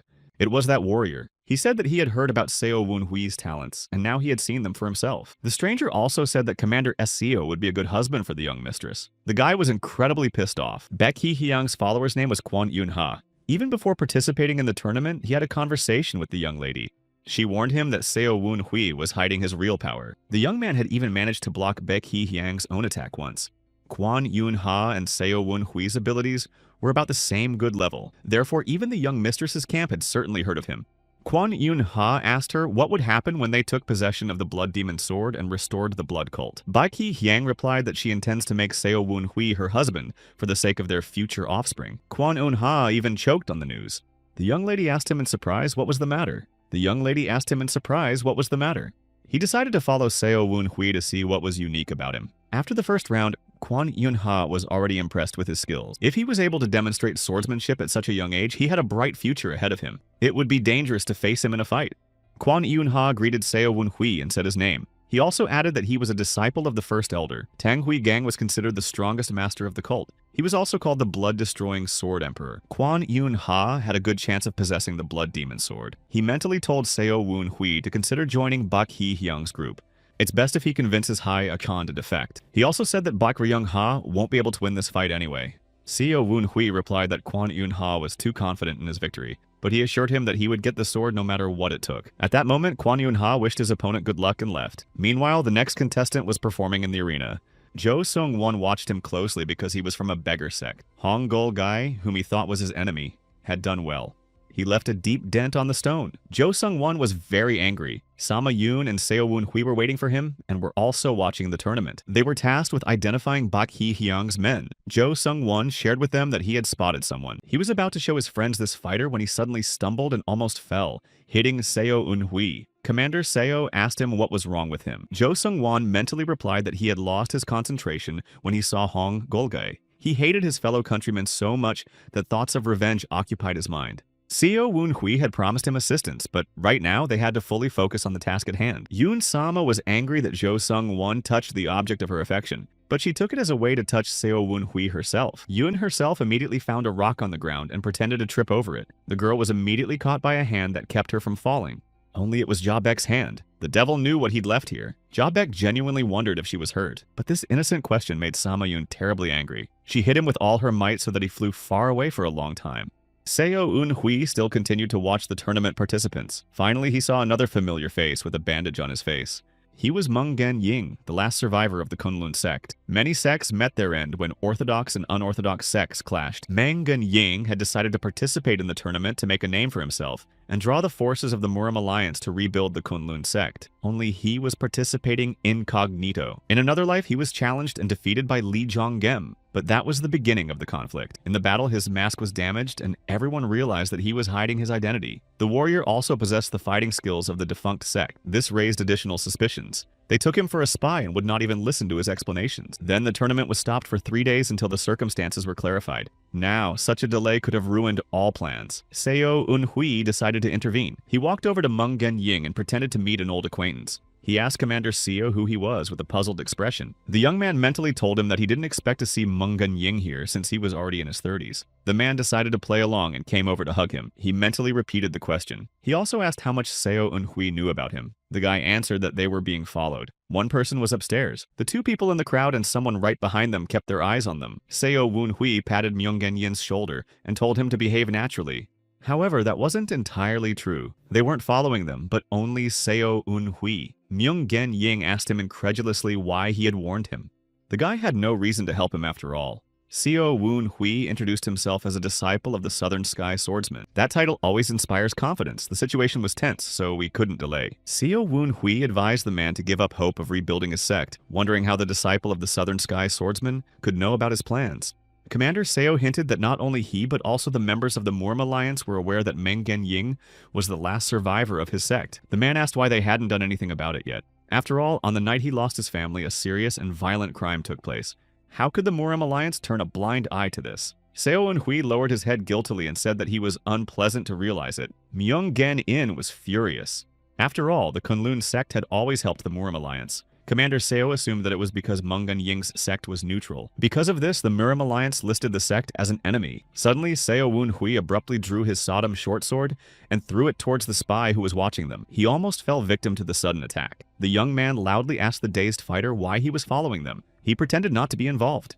But Mungan Ying said that he had also noticed the surveillance. Seo Woon-hui came closer to the warrior and asked him if the warrior belonged to the blood cult. The warrior got nervous and replied that he was an honest master of the Murim Alliance. Commander Seo wanted to say something more about the blood cult, but the fighter covered his mouth with his hand. He asked them not to slander him because it wasn't true. Then Seo Woon-hui asked why he was following them. The fighter replied that he was just passing by and hadn't done anything wrong. Seo Woon-hui looked up at the other spies he had seen and saw them leave. Satisfied with the outcome of the matter, the guy turned to Mungan Ying and smilingly announced that the man was now in his debt. He already knew what to ask his debtor. Myung-gen In agreed to leave the tournament. Seo Woon-hui felt as if a stone had fallen from his heart.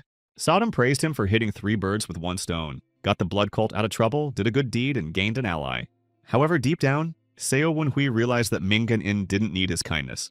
In another life, the Murim Alliance, upon learning of Mungan Ying's background, eventually promised to help him. He then joined the alliance and fought on its side. Later, he even received the title of Poison Eye Kunlun. Thus, Seo Woon-hui offered him his help ahead of the Murim Alliance. The name Ba Ho Jong Dai helped him to do that. However, Southern Sky said that the young man's merit was also great. Thanks to him, the Kunlun sect would no longer be neutral. Meanwhile, at the residence of the Alliance's first strategist general, the spy whose spy Seo Woon-hui had uncovered was reporting to Chegal Un-men. He laughed out loud when he heard how the bright young man had neutralized the surveillance. It was worth hiring more experienced people with espionage skills. But now, Chegal Un-men realized that there was no point in following Seo Woon-hui anymore. He could easily expose anyone who looked suspicious to him. The first strategist general realized that if the guy had actually encountered the blood cult, he would have reported it to him right away. But he only made a joke of the careless spy so that he gave himself away. Chegal Un-mei's subordinates looked at each other. It seemed to be true. After this incident, the first strategist general sympathized with Seo Woon-hui even more and wanted to get his hands on such an intelligent and brave warrior. Although it didn't clear Seo Woon-hui of suspicion, the second round of the tournament was going to set things straight. It was to be held the next morning. When the day came, the stands were filled to capacity with people. Sama Yoon along with Jo Sung-won spotted 16 platforms in the arena. This innovation was exactly what Seo Yoon-yoon was talking about. The participants will be divided into 16 groups, in each of which they will fight each other. The winner of each group moves on. The first platforms will be occupied by those who have shown the best results in the first round. The strongest will have to prove their skills again and again. That in itself was exhausting. But what if someone wanted to team up? Jo Sung-won said that the rules prohibited forming teams, but nowhere did it say that they couldn't pair up. This made Sam Yoon very angry because in this case, 2 could attack 1. It seemed as if these rules limited the strong and gave the weak a chance. Those who intended to win would have to show what they could do. Despite the obviously disadvantageous conditions for strong fighters, thanks to them, participants from small sects had the opportunity to become famous. Yoon herself realized it was all a farce. The organizers decided to hinder the strong players and push someone into the final. At this time, the participants received plates according to which they were to be divided into groups. Looking at his plaque, Seo Woon-hui saw the symbol of fire. He concluded that he had been distributed to the heavenly branches and was in 4th place. At his right hand stood the top 3 contestants who outclassed him. In first place was Lee Jong-gim, the disciple and heir to 2 of the 8 great masters. Second place went to Kwon Yun-ha from the fictional Wind sect, who was actually an associate of Baek Hee-hyang and a member of the Blood Cult. And in third place was Jin Yong, the grandson of the Blazing King of the Supreme Blade. Seo Woon-hui was not happy that he had shown too much strength in the first stage and had become one of the strongest. He should have pretended to be weak. He was now standing with the rest of the strongest on one of the platforms. When the round began, the other fighters would come out to join them. Each of them had to be defeated to retain their supremacy. Second Alliance Elder Murim announced the start of the second round. Suddenly, Seo Woon-hui mentally heard someone's voice calling him a disciple of 4th Elder Haya-chan. Who could it be? Seo Woon-hui turned around and saw the first disciple of the 5th Blood Star named Sang Hyun-meng. He was going to be Baek Hee-hyang's husband and therefore disliked Seo Woon-hui. The young man was confused at first, but then he realized that it would be better for him to deal with the rest of the cultists as quickly as possible. But then he saw Ja Baek, who was also in the same group with him. That could have ruined all their plans. Seo Woon-hui was frantically thinking. Most of the people in his group were spies of Baek Ryong-ha or Baek Hee-hyang, but Kwon Yun-ha's group had the exact same situation. It was full of their spies. So someone had distributed all the spies to the fire and wood platforms. This was clearly not a coincidence. Only Chegal Un-meng, who was present at the podium, could have conceived and carried out such a thing. Seo Woon-hui realized that he could arouse suspicion if he was lenient with someone in his group. Chigil Woon Men would benefit from the situation in any case. After all, this way, Seo Woon Hui and Kwon Yun Ha would get rid of their comrades themselves. The young man turned around and silently looked into the eyes of the first strategist general. It was a brilliant plan. The contestants were told to get ready. Song Hyun Mung was ready to go all the way in this round, even if he had to upset Bak Hee Hyung. He knew that the young lady was fond of Seo Woon Hui, but he still intended to destroy him in order to become her husband. Song Hyun Meng decided to proceed gradually. He assessed the level of his opponent as the initial stage of a great master. It was a bit weak for a disciple of Haya Chan. The opponents took up their fighting stances. Finally, the referee announced the start of the fight. Sang Hyun Men swiftly rushed to attack, intending to take out Seo Woon Hui in just 10 strikes.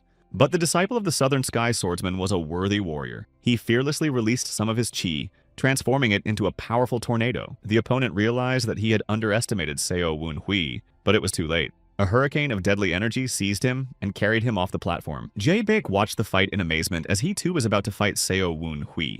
Sang Hyun Men realized that this young man had successfully hidden his skills, but he wasn't going to give up. He looked his opponent in the eyes with defiance. However, he was not allowed to give his best. The judge invited the next contestant to the platform. An enraged Song Hyun-min shouted that this was not the end of the battle, but Seo Un-hui drew his attention to the fact that he was outside the platform. Only now did the opponent realize how strong the young man's blow was. He didn't even notice how far it had thrown him. While Song Hyun-min was lamenting his loss, Seo Un-hui was ready to fight 30 more competitors. He felt an unprecedented burst of energy. We had to deal with everyone as soon as possible. Sung Jabaek was next. He hoped to hold on at least a little longer before the flight.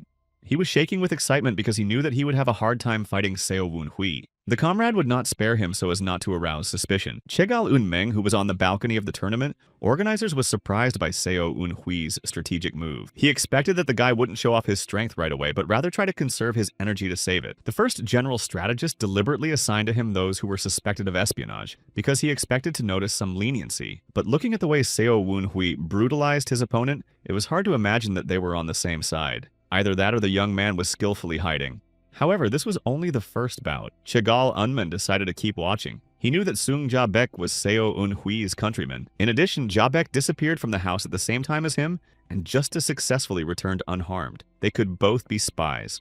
This was Chegal Unman's reasoning. He watched their fight with interest so that he could draw the right conclusions. Shouts of pain and frustration could be heard here and there in the arena. The strongest competitors easily knocked the weaker ones off the platforms. Lee Jong-gem was following the instruction of his masters, who advised him to attract as much attention as possible. He was not to remain in the shadows. Kwon Eun-ha was killing his opponents with just one punch. He wanted to end this round as quickly as possible, but Jin Yong wasn't far behind them either. He was insulted that someone dared to be better than him. He knew that if he failed, he would be punished by his grandfather. Chegal Un-men tried to look at all the platforms to identify more spies. Seo Un-hui fought very honorably and was in no hurry to compromise himself. But the other fighters didn't arouse much suspicion either. Intentionally or not, this guy set the atmosphere of the whole tournament by his example. His opponents tried to keep up. Sudam asked the host if he was getting too excited, but Seo Un-hui had no other choice. Of course, it was not favorable for him to show his strength, but Jabek flew into the wall with a loud crash, leaving an impressive dent in the wall. He was in pain, but he knew it was necessary. Suddenly, Jo Sung-won mentally addressed Commander Seo from the podium. It was risky because there were thousands of eyes on them, but a friend couldn't help but share important information with Seo Woon-hui. He warned that there were explosives scattered all over the arena. All the bleachers were booby-trapped. Cho Seong-wan was horrified and showed the young man the gunpowder he had found. He was watching the tournament and looking around when he suddenly caught a scent that shouldn't have been in this place. After all, this tournament did not involve firearms. That seemed suspicious to Jo Sung-won. He noticed that the source of the odor was an inconspicuous man who was quietly snooping among the spectators and scattering piles of gunpowder. Jo Sung-won followed him and knocked him out when he reached a deserted place. But unfortunately, it was too late. The villain had accomplished his mission and now thousands of people were in great danger. Jo Sung-won asked the commander what they should do. Meanwhile, Seo Un-hui was fighting another contestant on the platform. It might have been Baek Hee-hyung's pranks, but the meaning wasn't clear yet. Perhaps she wanted to fake an attack. The young man apologized to his opponent and informed him that he surrendered and refused to fight. Leaving the dumbfounded warrior behind, Seo Un-hui jumped up to Cho Sung-won in a few leaps and snatched the gunpowder scabbard from him. He told them to find Sama-yoon, who was looking out for the other spies, and come to the tournament organizer's balcony as soon as possible. After leaving his valuable instructions, Seo Woon-hui ran off somewhere to the surprised shouts of the audience. It was more important to avert suspicion now. If he doesn't do anything before the explosion goes off, he could be mistaken for Baek Hee-hyung's accomplice. At this time, Chegalunmeng's warriors had also discovered the scabbard of gunpowder and had already reported them to the first strategist general. Seo Un-hui tried to break through to him, but he was stopped at the entrance. The young man desperately shouted that he had to talk to Chagall Unman immediately. Seeing the scabbard in the guy's hands, the first strategist general immediately told him to let him pass. So the observant Seo Woon-hui also noticed the spies. The young man explained that his friends had apprehended one of the suspicious people scattering gunpowder, but he did not know how many there were. Chegalunmen gratefully placed a hand on his shoulder and thanked him for his vigilance. A little farther away from them stood Baek Hyangmook, who had come to watch his disciple fight. Only he was here incognito. The first strategist general recommended that the head of the Murim alliance head to the epicenter of the incident. No matter how strong the guards were, his presence would not be a bad thing. Baek Hyangmook immediately left them, disappearing like the wind. Seo Un-hui didn't recognize him at first, but when Chagall Unmen called out the name of the head of the alliance, Murim realized that he was watching his disciple fight. Baek Hyang's plan was starting to become clear. She expected that Baek Hyangmook would most likely arrive at the arena and be busy fighting his disciple. Chegalunmeng shifted his gaze to Seo Un-hui and asked for his help. He nodded in full readiness to do his best. In his heart, he was pleased that Chagall Unmen finally trusted him. If Seo Un-hui didn't do anything, he wouldn't be trustworthy. The first strategist general wanted to consult with him on how to proceed. If they went public with the gunpowder now, there would be panic. Something had to be done. The people involved in the incident could have taken advantage of the panic and escaped. Chagall Unmen told Seo Un-hui to help Elder Ho Yang and the Hallmasters arrest people suspected of being spies. He will organize warriors to block all exits from the arena. Seo Woon-hui tensed up because he had just been asked to openly oppose Baek Hyang's men. Southern Sky suggested that perhaps he could get to her that way, but it was unlikely that he would be able to take the young lady into custody. Now the boy understood her plan. She wasn't going to obtain the Blood Demon's sword in battle. Baek Hyang wanted to make a fuss and steal it. And to confuse the Murim alliance and Seo Un-hui himself, she sent her men to participate in the tournament. It's an ingenious plan. Suddenly, Seo Un-hui heard Elder Ho Yan shout. The crowd turned their eyes to the arena where one of the participants was standing. He was wearing a strange belt. The young man realized that it was most likely one of Baek Hyang's men, and his belt was filled with gunpowder. Master Ho Yan told him to freeze, but the man shouted that the unrivaled faction would never forget this offense and detonated the explosives. There was a huge explosion and panic. The spectators in the stands noticed that there were people with the same belts among them. All of them mentioning the unrivaled faction blew up their belts. It was a real disaster. At this moment, Baek Hyang was standing at the doorstep of the secret vault of the Murim alliance. She was jubilant because her plan had succeeded. She didn't care about the tournament because the young mistress wasn't used to playing by the rules. She touched the door to the vault with her hand. Using her inner core strength, Baek Hyang blew it apart. She knew perfectly well that taking the relic herself was the surest and most reliable solution. The vault was littered with many traps. This was to discourage the thieves. Baek Hyang easily passed through them and disarmed all the guards. As she entered the main hall, she saw many swords on the wall. Some of them were fake. This was also a security measure. Baek Hyang took one of them in her hands and realized that it wasn't real. But the young mistress wasn't going to check them all. That would take a long time. The first star who also appeared in the vault suggested that the seals on the swords might be blocking their aura and confusing them. Baek Hyang released her scarlet chi. She had blood demon blood flowing in her, which meant her aura was similar to that of a real sword. The young mistress spread her chi to the entire hall. The real sword responded to her call and she recognized it immediately. The girl jumped and snatched the weapon from the wall and was about to leave the building. Suddenly she felt someone approaching her. Baek Hyang realized that there was no way for them to escape. Chang Ren also felt that someone's powerful chi was approaching them. It was Baek Hyangmook who left his student who was participating in the tournament and rushed away to stop the kidnappers. However, Baek Hyang had an idea on how to stop him. On the floor were the lifeless bodies of the warriors who had once guarded the hall. Some of them were probably unconscious but still alive. The young mistress knew how to use them along with the fake swords.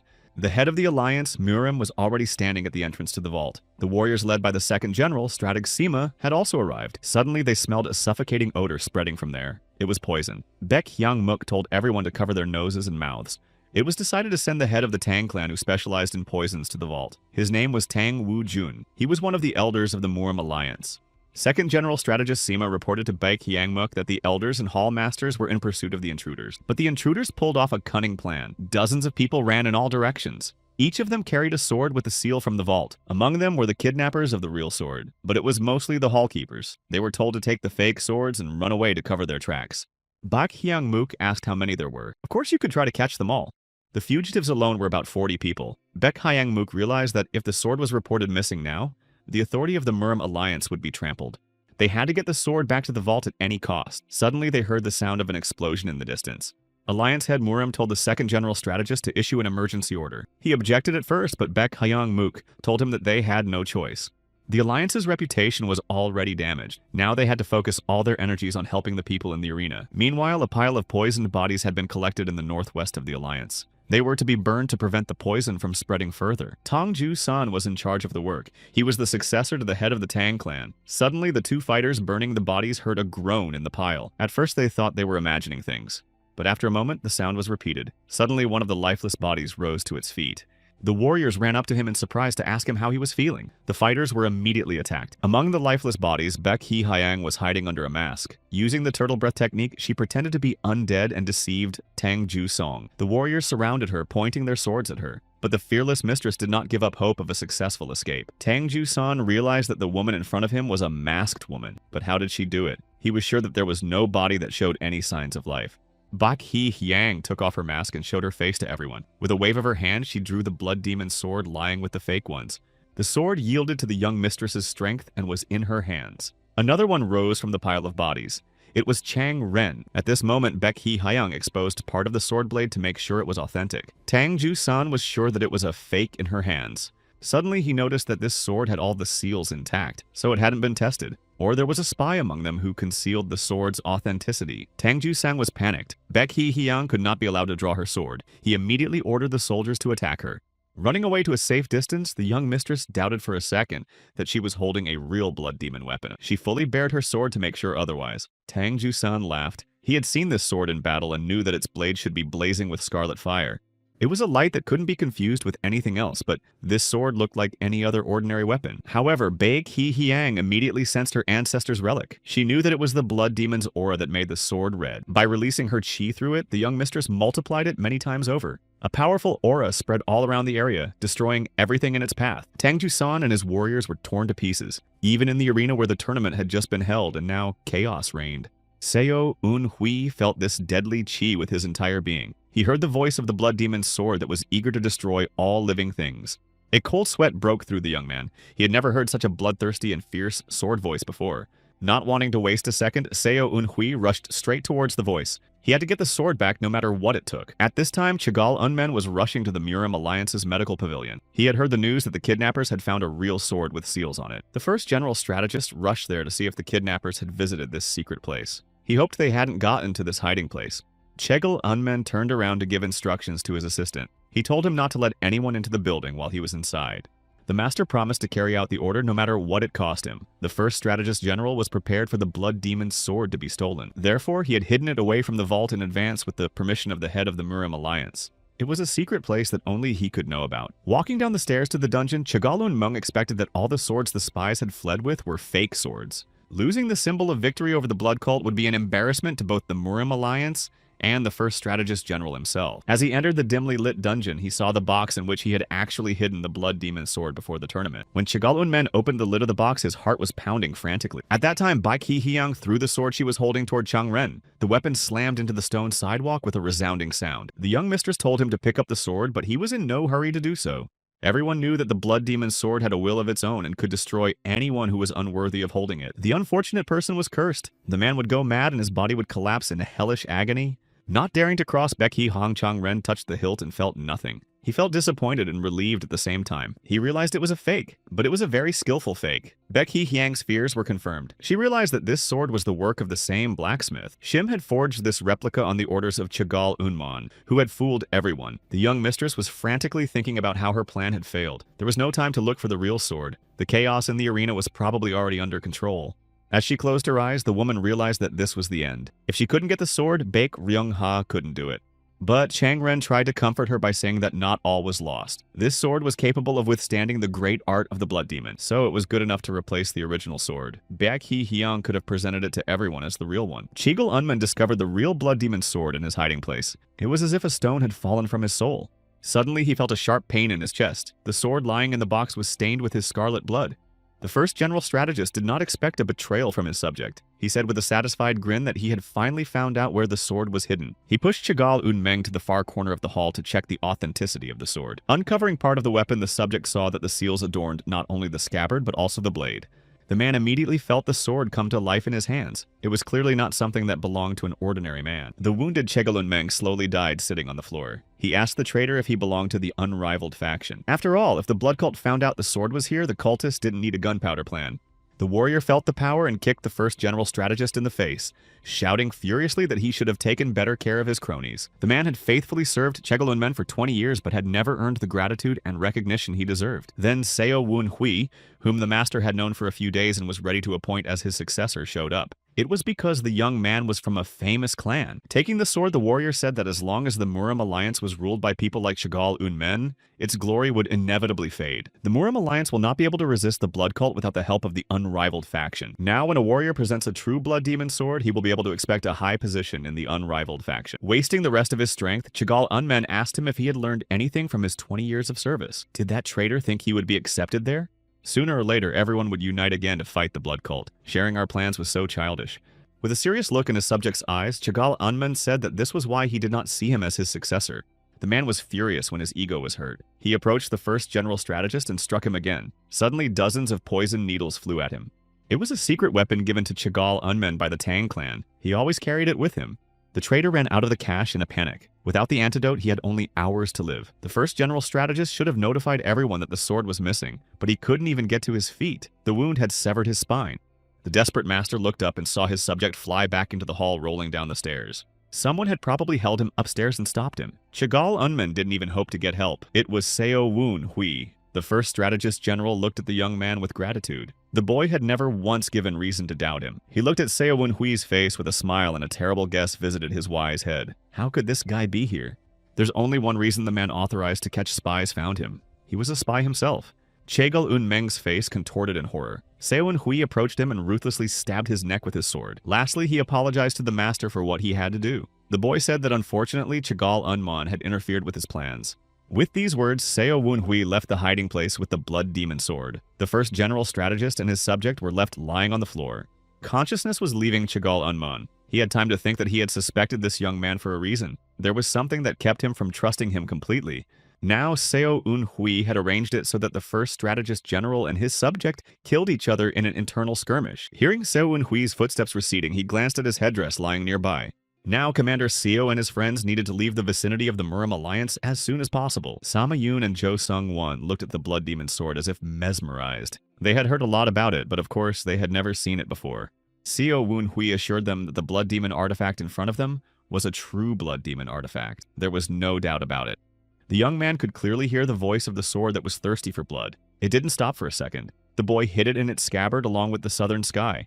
Sword Ba Ho Jongdae was not happy about this neighborhood. Southern Sky asked the host how long they would have to be together. Commander Seo replied that they had to be safe first. He promised to polish up the Southern Sky as he went along. Now they had to meet Hai Ahon to put the sword in his hands. They were about to move on their way when suddenly Guak Hyun-jik appeared beside them out of nowhere. The friends were stunned at the sight of him. The unexpected appearance of the master had disrupted all their plans. Looking carefully at Seo Woon Hui, unwavering North Star Blade asked him what the young man was doing here. You should have been born so unlucky. Commander Seo was thinking about how to settle things without going into battle. The blood demon sword's voice turned into a scream, drowning out all other sounds. It was unbearable. Sodom advised the master to shield himself from the voices of the swords. As long as the blood demon's sword was sealed, there was no need to listen to it. Southern Sky watched his bloodthirsty neighbor skeptically. He had never seen such strange behavior before. Suddenly, the avatar of the Southern Sky Sword noticed the seals on the blood demon sword light up. He immediately shouted to warn Seo Woon Hui that the seals had been broken. Something had to be done immediately. However, the young man didn't hear him. He was talking to Guak Hyun-jik, trying to come up with a plausible version of his being here. Seo Woon Hui explained that at the request of Chagall Un-meng, he was looking for suspicious people in the crowd to arrest. Guak Hyun-jik interrupted him to say that he had noticed Seo Woon Hui and his men mingling with the crowd and hurrying away. He wanted to see where his friends were going. Jo Sung-won mentally told Seo Woon Hui that it was no coincidence that they ran into Guak Hyun-jik here. He was probably following them from the arena. None of the three of them noticed his presence even though their senses were heightened to the extreme. But Guak Hyun-jik was a very experienced master. He said that Seo Woon Hui was suspicious of him, but the master still believed in him. He asked me to help him strengthen that faith. Guak Hyun-jik asked permission to check the young man's scabbard. There was no way this could be allowed. The master was experienced and wise. He immediately noticed that Seo Woon Hui's scabbard was longer and wider than usual. They might be hiding something. The boy tensed up. He replied that Guak Hyun-jik's guess was quite bold. It was indeed possible to hide two swords at once in the large scabbard. Guok Hyung-jik explained that it wasn't a guess. He had one himself. He showed that there was another blade with an unusual shape hidden in its scabbard. But Seo Won-hui wasn't going to show him anything. He was ready to engage in a fight. Guok Hyun-jik couldn't hold back an exclamation of surprise. That one boldly pointed the Southern Sky Sword straight at the face of the North Star Unshakable Blade. Guok Hyun-jik's disappointment was unprecedented. The Southern Sky Swordsman's apprentice was a spy. He said he wanted to settle things peacefully. Therefore, it would be better for Seo Un-hwi to surrender voluntarily. The warriors of the Muram Alliance were already rushing over. Among them were Jang Meng and somehow Sang Hyun-meng, who happened to be nearby. Yoon herself rushed into the attack to disarm them all and thus help her commander. Jo Sung-won was not the least bit behind her. Together, they complemented each other very well in battle. Guok Hyung-jik said that he couldn't turn a blind eye to those who went against the orthodox path. He intended to fight Seo Un-hui. Master was willing to give him a head start by letting him strike first. Even with only one arm, Guok Hyun-jik was considered a strong warrior. It would be foolish to turn down such a chance. Seo Un-hui immediately attacked. He realized that he could only get out of here alive if he killed Guok Hyun-jik. Using the Shining Star technique, the young man attacked the master. However, Guok Hyun-jik was a very powerful opponent. The lack of an arm did not prevent him from easily deflecting blows. Seo Won-hui was amazed at his skill level. Apparently, after the injury, the master practiced even harder and reached an incredible level. Guok Hyun-jik threw precise and sharp punches. The boy barely had time to dodge them. One of them could be his last. But Seo Un-hui had used the metal transformation technique in time. Master of course knew who this technique belonged to. He pulled out a second blade and unwound it with his foot. So that's why the blade had such a strange shape. Guok Hyun-jik used both his arm and leg, which greatly expanded his capabilities. It was an extraordinary skill. Suddenly, the North Star Unshakable Blade stopped, and calmly asked why Seo Won-hui wouldn't return to the Orthodox faction. He must have guessed that the guy belonged to the blood cult. He suspected that Seo Won-hui had some motive for being there. Master insisted that it wasn't too late to change course. Guok Hyun-jik was in no hurry to turn his back on the boy, even though he had exposed him as a spy. This statement put Seo Won-hui in a daze. He didn't expect Guok Hyun-jik to be understanding and accepting. The young man suddenly realized that if he had opened up to him in another life, things would have been different. The master would have given him a helping hand, not like Mo Yun-soo or Elder Baek Wi-hyang. Unlike them, Guok Hyun-jik adhered to the true orthodox path. Seo Won-hui changed his mind about taking his life. But then the master would report him, and the Seo family would be dishonored. Poor Seo Yun-yoon will also be stigmatized. Guok Hyun-jik promised to protect the boy, as well as Sama Yoon and Jo Sung-won if they went with him. Master asked if Seo Won-hui believed him. That one believed. But he didn't believe the others? Those who hid behind the name of the orthodox faction and used criminal methods in the name of peace. He'd already seen it once. There were as many villains in the orthodox factions as there were good men in the unorthodox. There was no difference between them. So Seo Un-hui chose to stay where he was. Guok Hyun-jik unwound his sword with his foot again and agreed with him. He said that their world was not black and white. Clouds of dust rose up around the master. Unfortunately, man has always been judged by belonging to a certain faction. That's the way society was organized. In a calm voice, Guok Hyun-jik asked the young man to understand that he too was restricted by these conventions. But Seo Won-hui lunged forward again. He released his chi and it swirled around the sword. The master also possessed this skill. The two powerful energies swirled in a dance. Guok Hyun-jik easily deflected Seo Un-hui's strongest blows. It was not for nothing that he had once competed with the swordsman of the southern sky. The blade of the blade was so close that Seo Un-hui was startled. The blade of the blade was so close that Seo Un-hui was really scared. At that moment, the strap holding the scabbard broke and the scabbard fell. He realized he'd miscalculated, for the blood demon's sword appeared from its sheath. Guok Hyun-jik attacked Seo Un-hui so that he flew back a few meters. The scabbard and the blood demon's sword were in his mother's hands. He nonchalantly told the young man to surrender. Seo Won-hui's heart was beating anxiously. He couldn't go back without the sword, because then the mission would be a failure. The unwavering North Star Blade said that he couldn't let the blood cult repossess the ancient relic again. Seo Un-hui didn't hesitate and took out a silver thread charged with his chi. It entangled the scabbard and ripped it out of Guok Hyun-jik's hands. The master was surprised that the young man had developed skills even for his left hand. He was disappointed that such a talented warrior belonged to the enemy camp, but now was not the time to be elated or disappointed. Guok Hyun-jik jumped and slipped the blood demon's sword out of the scabbard with his foot. The master shouted to his men to catch it. The sword flew right into the center of the fight. The sword flew right into the center of the fight. Jo Sung-won reached out to grasp the hilt of the flying sword, but Seo Won-hui shouted at him not to do so. Luckily for Jo Sung-won, he was determined by his student Guok Hyun-jik. He stepped on his friend Seo Won-hui's head and was able to reach the flying weapon. However, he didn't notice that the seals restraining the blood demon sword's power had disappeared, which meant that nothing was holding back its power anymore. Jang Meng noticed it too late. His eyes lit up with the fire of madness and his body flashed with scarlet flames. The unfortunate man cried out in pain and fear. Guok Hyunjik shouted in horror for his disciple to immediately let go of the sword. His heart ached to see his successor die. The comrades watched in consternation as Jong Mung knelt down exhaustedly. They didn't know if there was anything they could do to help him. None of these young boys had ever faced the blood demon sword before. When Hwanbo Dongheng came closer to Jong Mung, he suddenly stood up and gave him a fatal blow with his sword. Everyone present was stunned at the sight of this. Jang Mung lost his mind and turned into an extermination machine. He turned his gaze towards Jo Sung Won. He had to be stopped immediately. Seo Woon Hui tried to think of what he could do in this situation. He didn't know if it was possible to touch Jong Mung himself to disarm him. Meanwhile, Jong Mung was choosing his next victim. His crazed, burning gaze studied everyone in the vicinity. Suddenly, Guok Hyunjik turned to Seo Woon Hui. He knew that it was strange to ask for help from a spy right now, but he didn't see any other way out. The young man agreed to help because he needed the blood demon sword and there was no other way to get it. At this moment, Jang Mung chose Sama Yun as his target. He intended to attack her in a leap, but the girl fearlessly grabbed her sword. Yun herself was about to sever Jang Ming's arm along with the blood demon sword. However, the opponent was too strong for her. The girl had no time to do anything because Jang Mung attacked her first, and she had to defend herself. Yun herself couldn't stand on her feet and was thrown backwards. Luckily, Seo Woon Hui was quick to recognize the situation and backed her up. Commander Seo asked her if she was alright. The girl was fine, but she noticed that Jang Mung had become much stronger than he had been up to that point. His monstrous power seemed to know no bounds. Guok Hyunjik swung his blade with his foot and tried to attack the disciple. However, Jang Mung was able to stop it by taking the blade directly by the blade with his bare hand. The apprentice easily broke the blade as if it were made of glass. Jo Sung-won boldly ran towards Jang Min. He was not deterred by what he had just seen. He had to take away the blood demon sword at any cost. As he approached his opponent, Jo Sung-won decided to block his acupuncture points so that he would unclench his fist.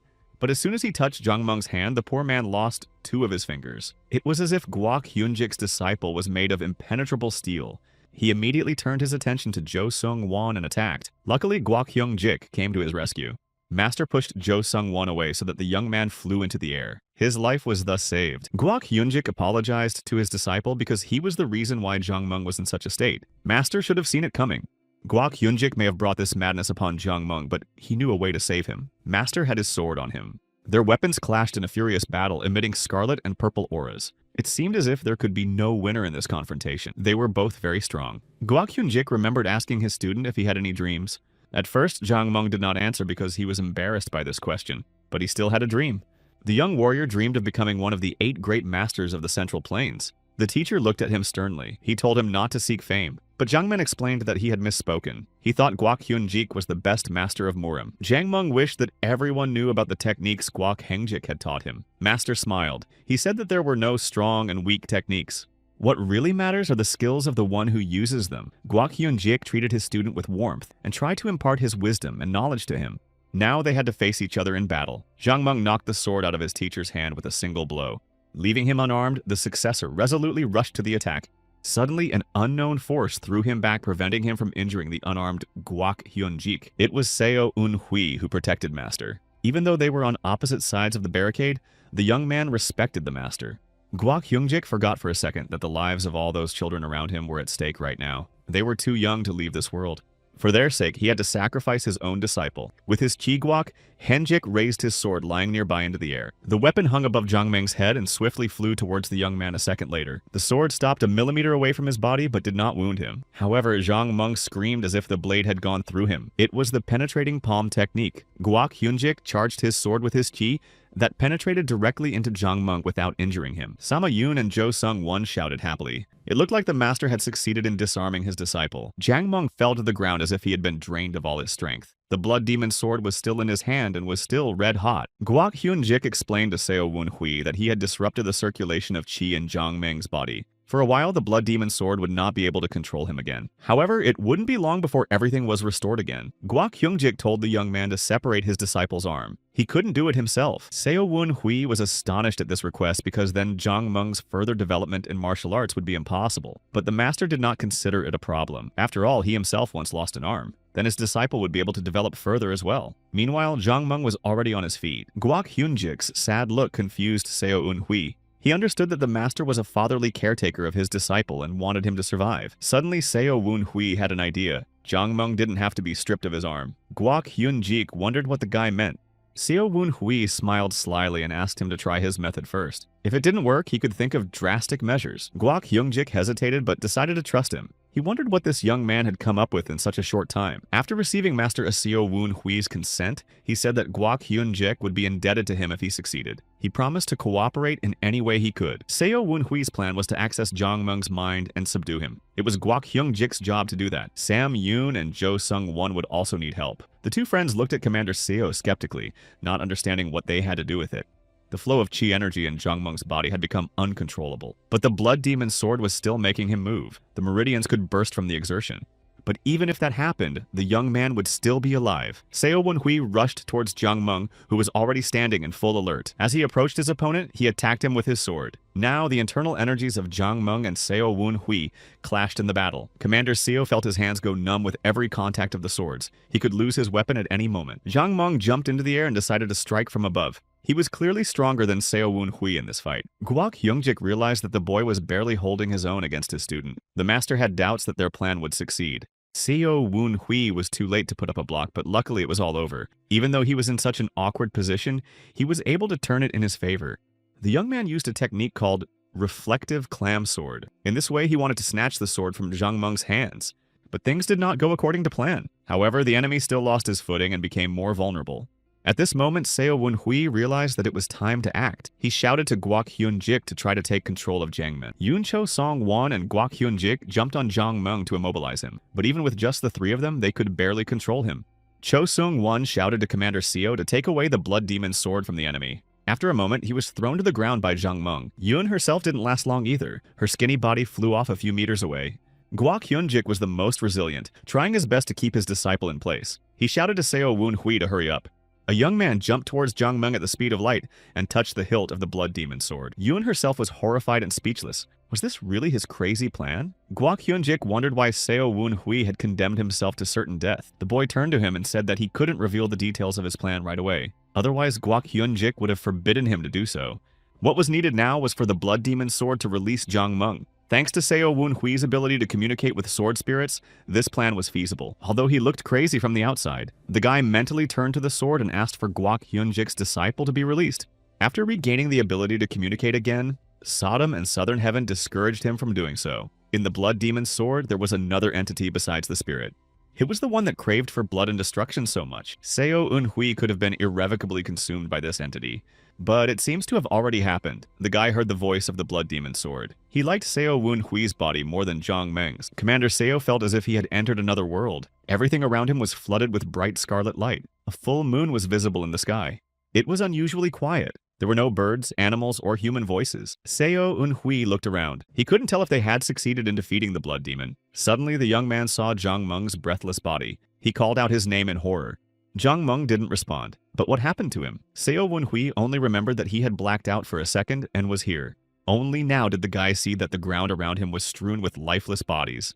Jae Baek and Jo Sung-won were among them. Guok Hyun-jik was nearby. He didn't show any signs of life either. Seo Woon Hui felt panic. How could they all die? Suddenly, he dropped his sword. His composure was completely gone when the horrible sight appeared before his eyes. Sama Yoon was sitting under the tree. Seo Woon Hui ran towards her in hope, but when he realized that she was no longer alive, he knelt down in front of her. It was the end. Commander Seo realized that his plan was very dangerous, but he didn't expect it to kill them all.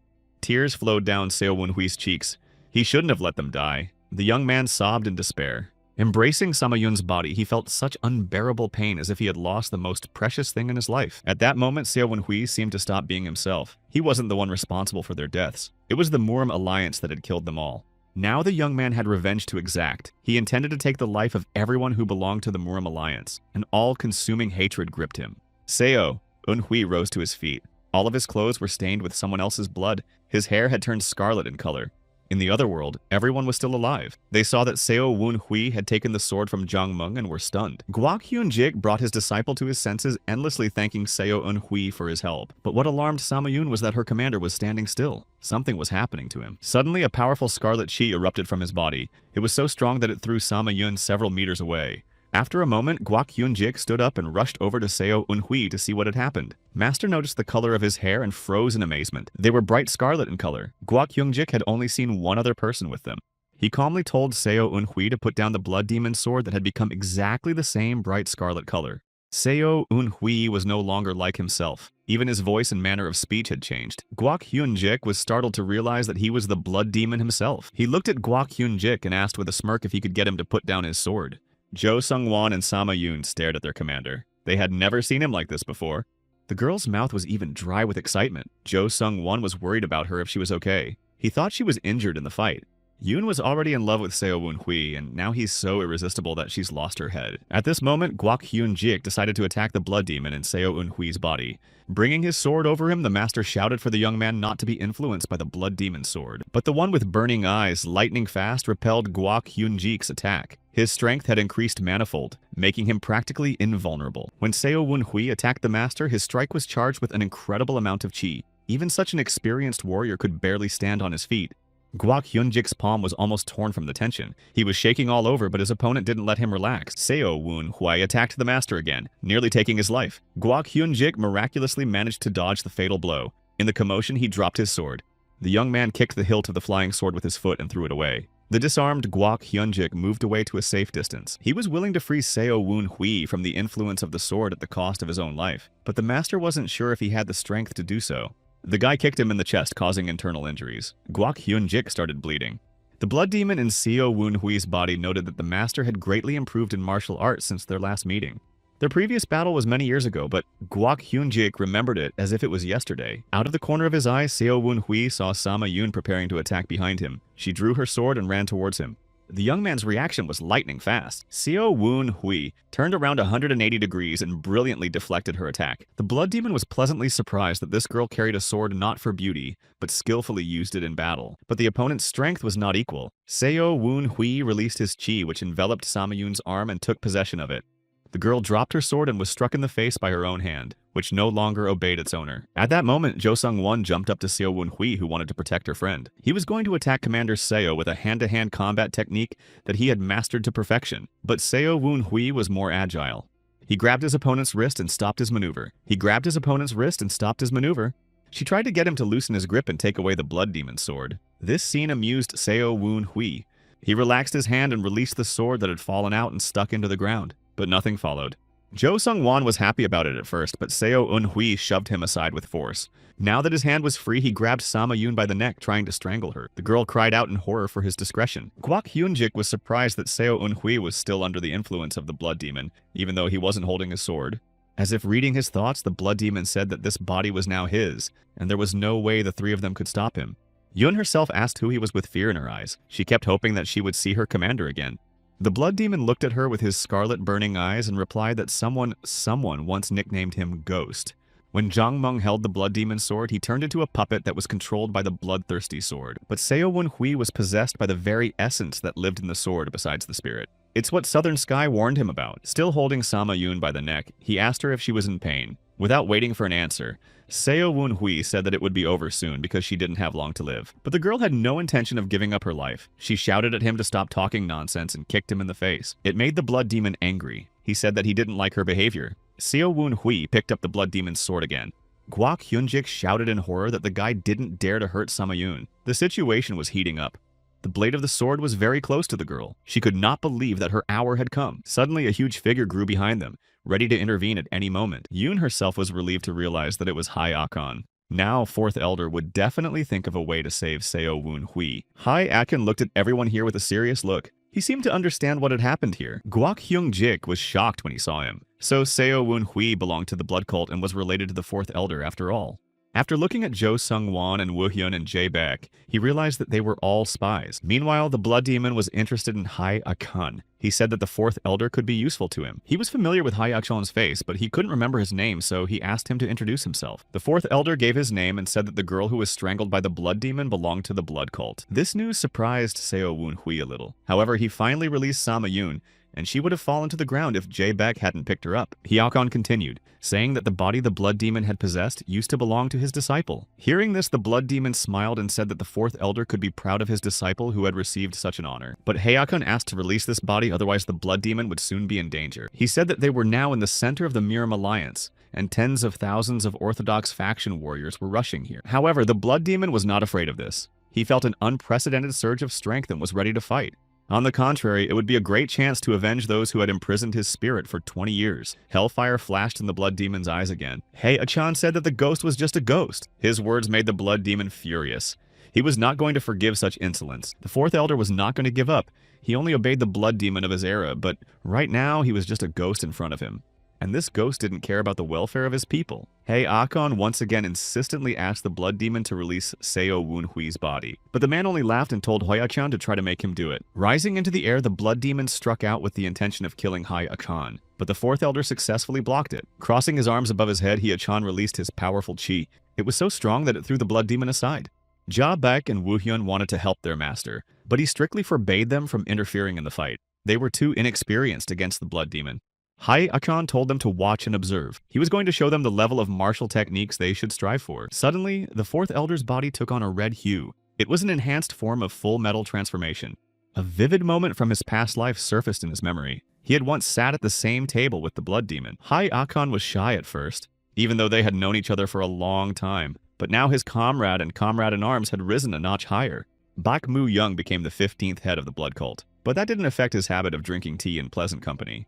He and Hei Akon took a sip of hot herbal tea made from medicinal herbs gathered nearby. The fourth elder knew that Bak Mu Young was preparing for the battle, and he was worried. It was as if he sensed that the fight would end badly for them. In another situation, he was willing to go all the way, but this time, the unrivaled faction was involved in the clash. It had been reported to the blood cult that the Shadow of the Flying Moon sect had recently been defeated. The same fate could befall the cultists. That's why Haya-chan was trying to dissuade Bak Mu Yan from participating in the clash. He could have fallen in the battle, which would have meant the defeat of the entire blood cult. But the cult leader wasn't about to back down. He realized that if he held the power in his hands, he also had to take responsibility. No matter how dangerous a fight is, Bak Mu Young couldn't put his safety first. After that, he'd be disrespected.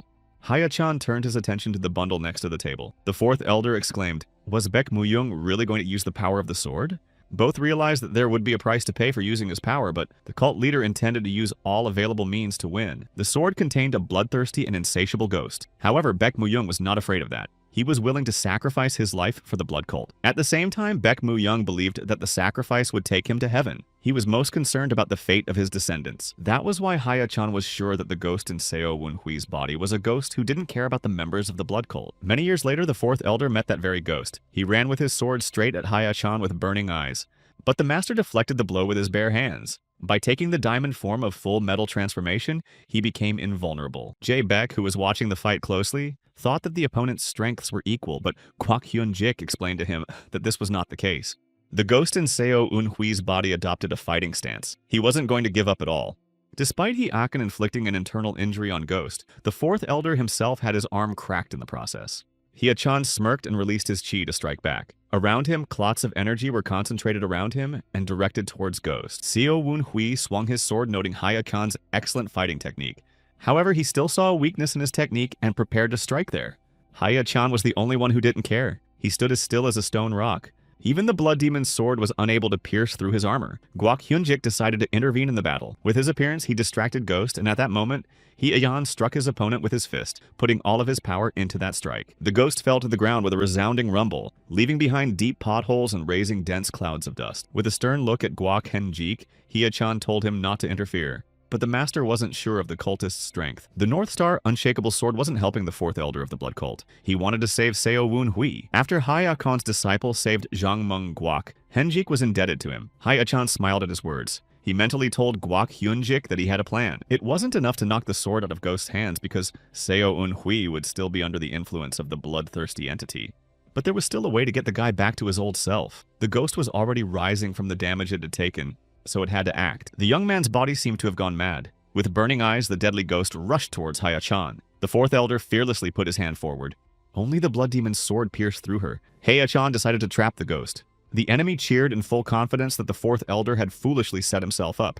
Using the great blood demon art, the ghost prepared to deliver a series of deadly blows. Hea-chan had anticipated this and tensed his muscles beforehand. The blood demon's sword was still sticking out of Hea-chan's hand. Looking into his opponent's eyes, he repeated that he was only a ghost. Without the blood demon's sword, he was nothing. The enraged youth shouted that he would take the fourth elder's life. At this second, Hea-chan mentally told Kwak Hyun-jik to get ready to strike. They had to simultaneously hit the 2 acupuncture points on Seo Wun-hui's head.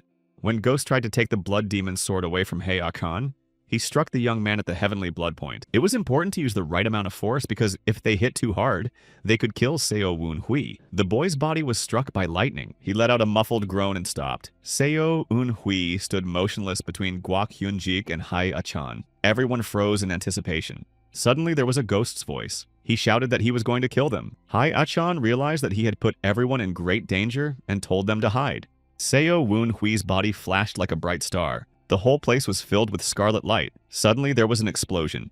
When the smoke cleared, everyone saw the unharmed young man. He said that he had been holding himself back until now, but now he was forced to release the blood demon Ki. The ghost slowly moved between the guys who were recovering from the explosion. When he saw Sama Yoon sitting on the ground, he said he would take her life first. The girl looked at him with her beautiful eyes for the last time. She no longer had the strength to fight. The ghost brought the blood demon's sword over her and Sama Yoon clenched her eyes expecting a fatal blow. However, nothing happened.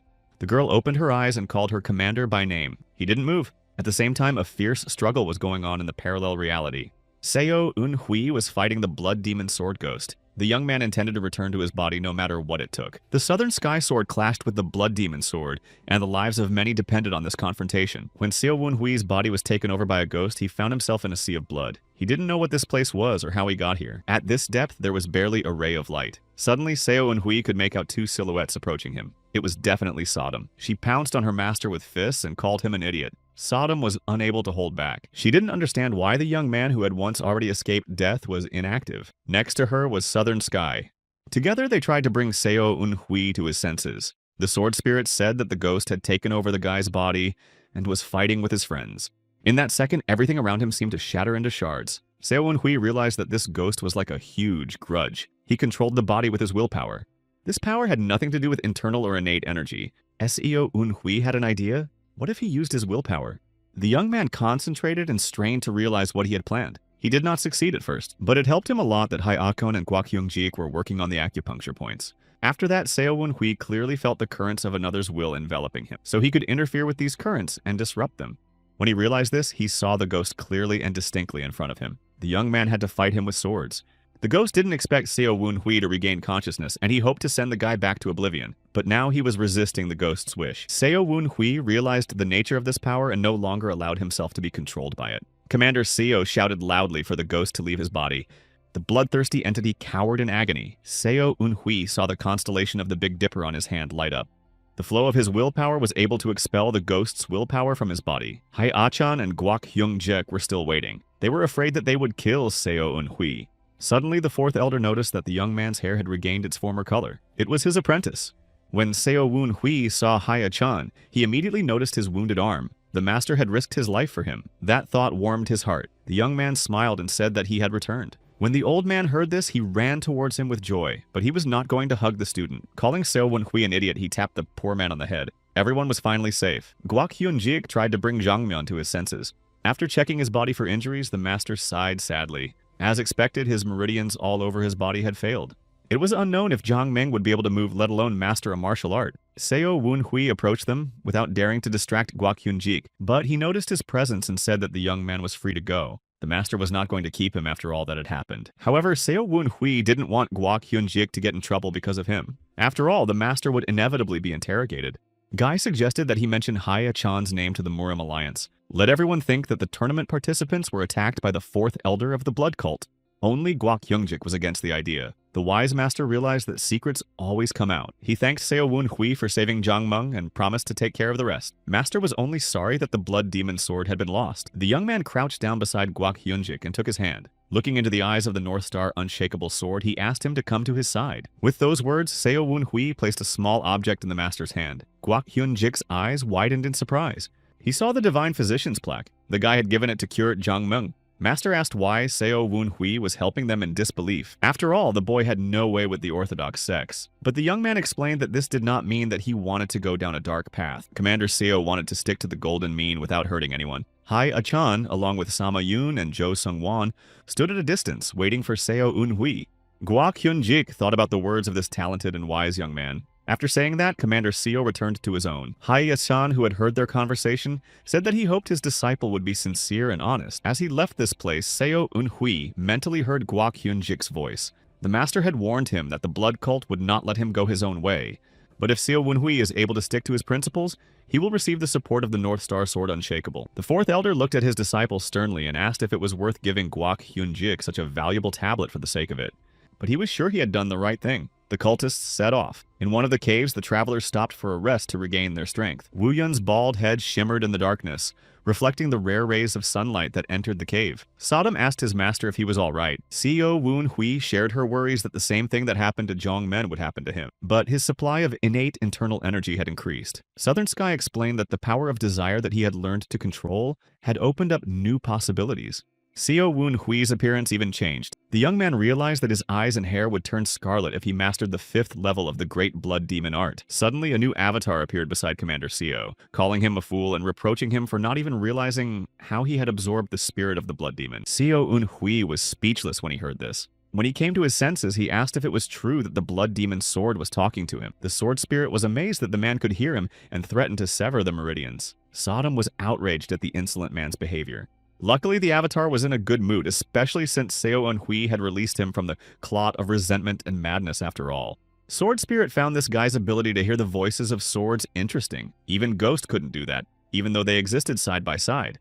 Based on this, the Blood Demon Sword Avatar graciously allowed Seo Woon Hui to serve. In his opinion, it was considered an honorable duty. Unable to bear such disrespect any longer, Sodom stood up for her master. She told the spirit to treat Commander Seo with honor and respect, but he ordered her to shut up and never interrupt him again. The two of them got into a scuffle, which was expected given Sodom's temperament. Even South Sky got caught in her hot hand. The cultists had been on the road for 3 days, but it was still a long way from their destination. They were passing through the city of Hongho. Jae Beck, who was riding a horse, complained to Wu Hyun that his butt was sore from the saddle. Hai Achan turned around and looked at him sternly. No horse could bear his weight, so he was the only one on foot. Jae Beck joked that the teacher himself could run faster than any horse.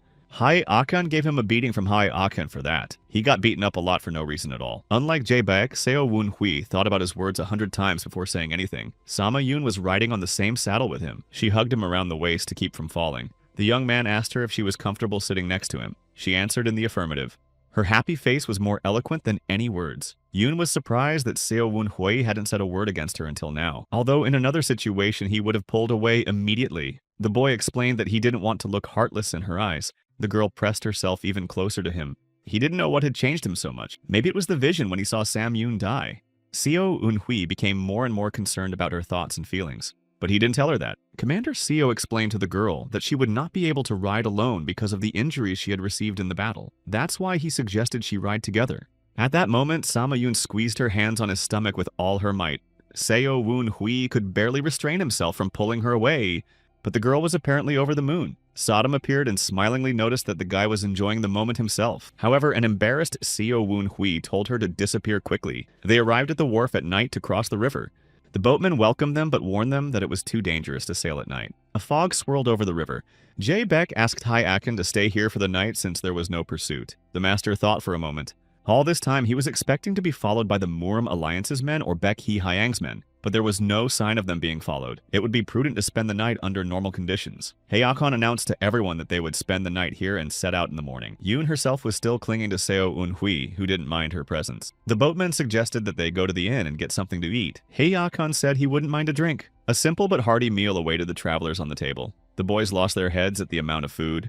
Lately, Hai Akon and his disciples had been eating beef jerky alone. At last, everyone filled their bellies and talked leisurely at the table. The fourth elder noticed how Sama Yoon and Seo Woon Hui didn't stay away from each other. Hai Achan looked at them and asked him to hand over the Blood Demon sword. The boy tensed and asked the teacher if he was sure of his decision. He said firmly that he wanted to check something and gestured for the sword to be handed over. When the weapon fell into Hee Achan's hands, it was red hot, enveloping the master's hand in scarlet qi. The fourth elder dropped it, unable to bear the pain. Then he offered to take the Blood Demon sword to Seo Eun Hui. He obeyed, but nothing happened to him. Everyone looked at him in astonishment. Hai Achan suspected something wrong. He asked his disciple if he was hiding anything from them. The young man pretended as if he didn't know what he was talking about. Then the fourth elder asked Seo Eun Hui directly if he belonged to the Seo clan. The boy was in a panic. Jae Beck decided to stand up for his comrade and confirm his words, but Hai Achan told him to shut up. He asked if they knew why the Blood Demon sword was considered a special weapon. Seo Eun Hui replied that it was the only sword of its kind that had will. But other than that, it could only be held by someone with Blood Demon blood in their veins. Hai Achan looked at Seo Eun Hui seriously and asked who his mother was. The young man understood what the teacher was leading up to, but it just couldn't be. He learned that his mother was a member of the Shadow of the Flying Moon sect. She couldn't be related to the blood cult. Seo Wunhui thought he could hold the blood demon sword because the sword spirit had accepted him as a subordinate. Suddenly, the spirit himself appeared and laughed heartily. He called the young man a fool and said he would never have chosen a random bastard. The guy looked at him in surprise. The blood demon sword spirit mocked Seo Wunhui for having no idea what kind of blood flowed in his veins. At this time, an agitated wharf keeper ran into the hall. He shouted that his internal energy had shut down for some unknown reason. Seo Wunhui and the others felt that they couldn't gather their internal energy either. Heikon realized that the chi dispersal poison had been used against them. He told everyone that they had relaxed too early and walked into a trap, but Sama Yun said she was fine. Seo Eun-hui asked her which dishes she had eaten. The girl replied that she hadn't had a drink. Heikon looked around and asked who else hadn't had a drink. It appeared that all the guys had at least a little bit to drink and now couldn't gather their inner energy. Suddenly, Seo Eun-hui heard the voices of swords approaching. He informed the teacher that everyone had to leave the place immediately. He could feel 20 swordsmen approaching, but there were also melee fighters among them. However, Sama Yun said it was too late. They were surrounded. Outside the hall, there were several dozen warriors waiting for them. Jia Bek swore foully, thinking that the Muram Alliance men had come for them, but they weren't. Seo Wun-hui realized that if it were them, they would have used a deadly poison. At that moment, the door opened and several people entered the hall. One of them apologized to Haya-chan for using poison, but he couldn't do otherwise. Madame Baek Hee-hyang ordered him and his students to be brought back alive.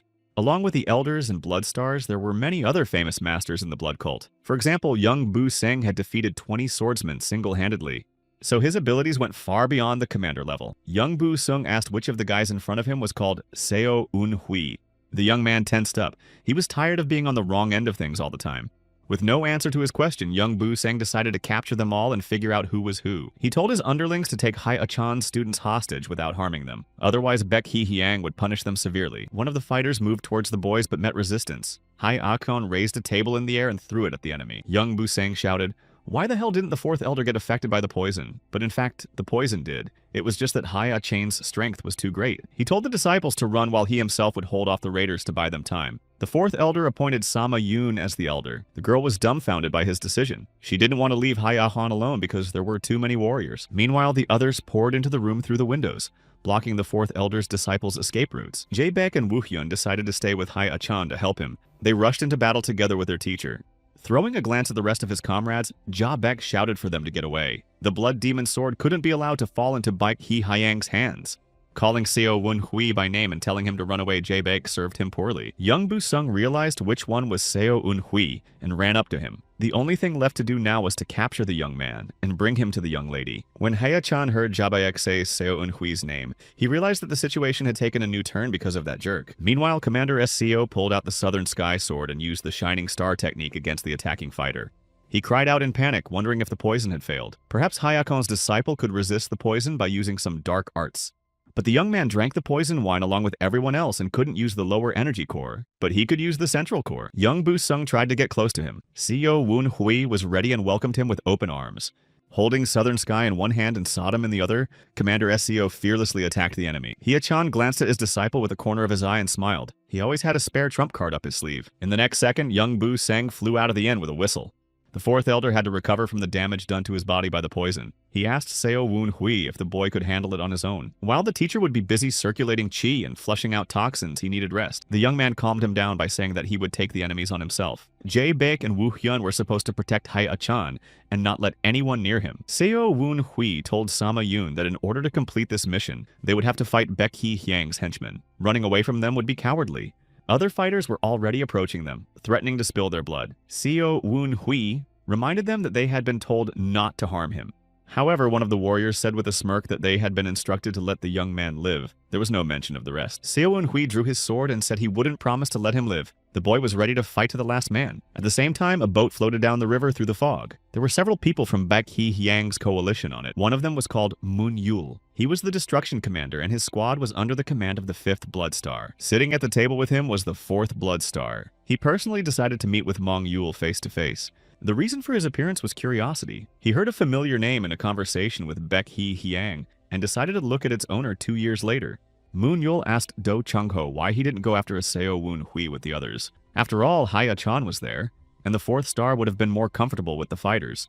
But Du Changho was sure that the poison had affected all of Baek Ryung-ha's supporters and robbed them of their strength. Especially the entire elite of the squad was there along with the Mad Demon Blade. They were high-ranked and mid-ranked warriors, who were being defeated by a few fourth elder disciples at this time. Suddenly, one of the fighters burst in with news. He reported that young Bu Seng had been defeated. Mong Yul asked in a panic what had happened there. Didn't Heiakan drink the poison? But it turned out that his disciples were too strong for the poison. Not believing his ears, Moon Yul immediately left the room in a hurry. Du Changho wanted to go with him and see Seo Un-hui with his own eyes. A pile of lifeless bodies was already lying next to the inn. Commander Seo and Sama Yun defended themselves as best they could. He realized that if he took each fighter individually, they were weaker than him, but there were too many opponents. In addition, they were free to move around using the battlefield to the best of their ability. SEO Woon Hui had to protect the entrance to the building. That's where Haya-chan was recovering his strength. It wasn't much longer, but every minute counted.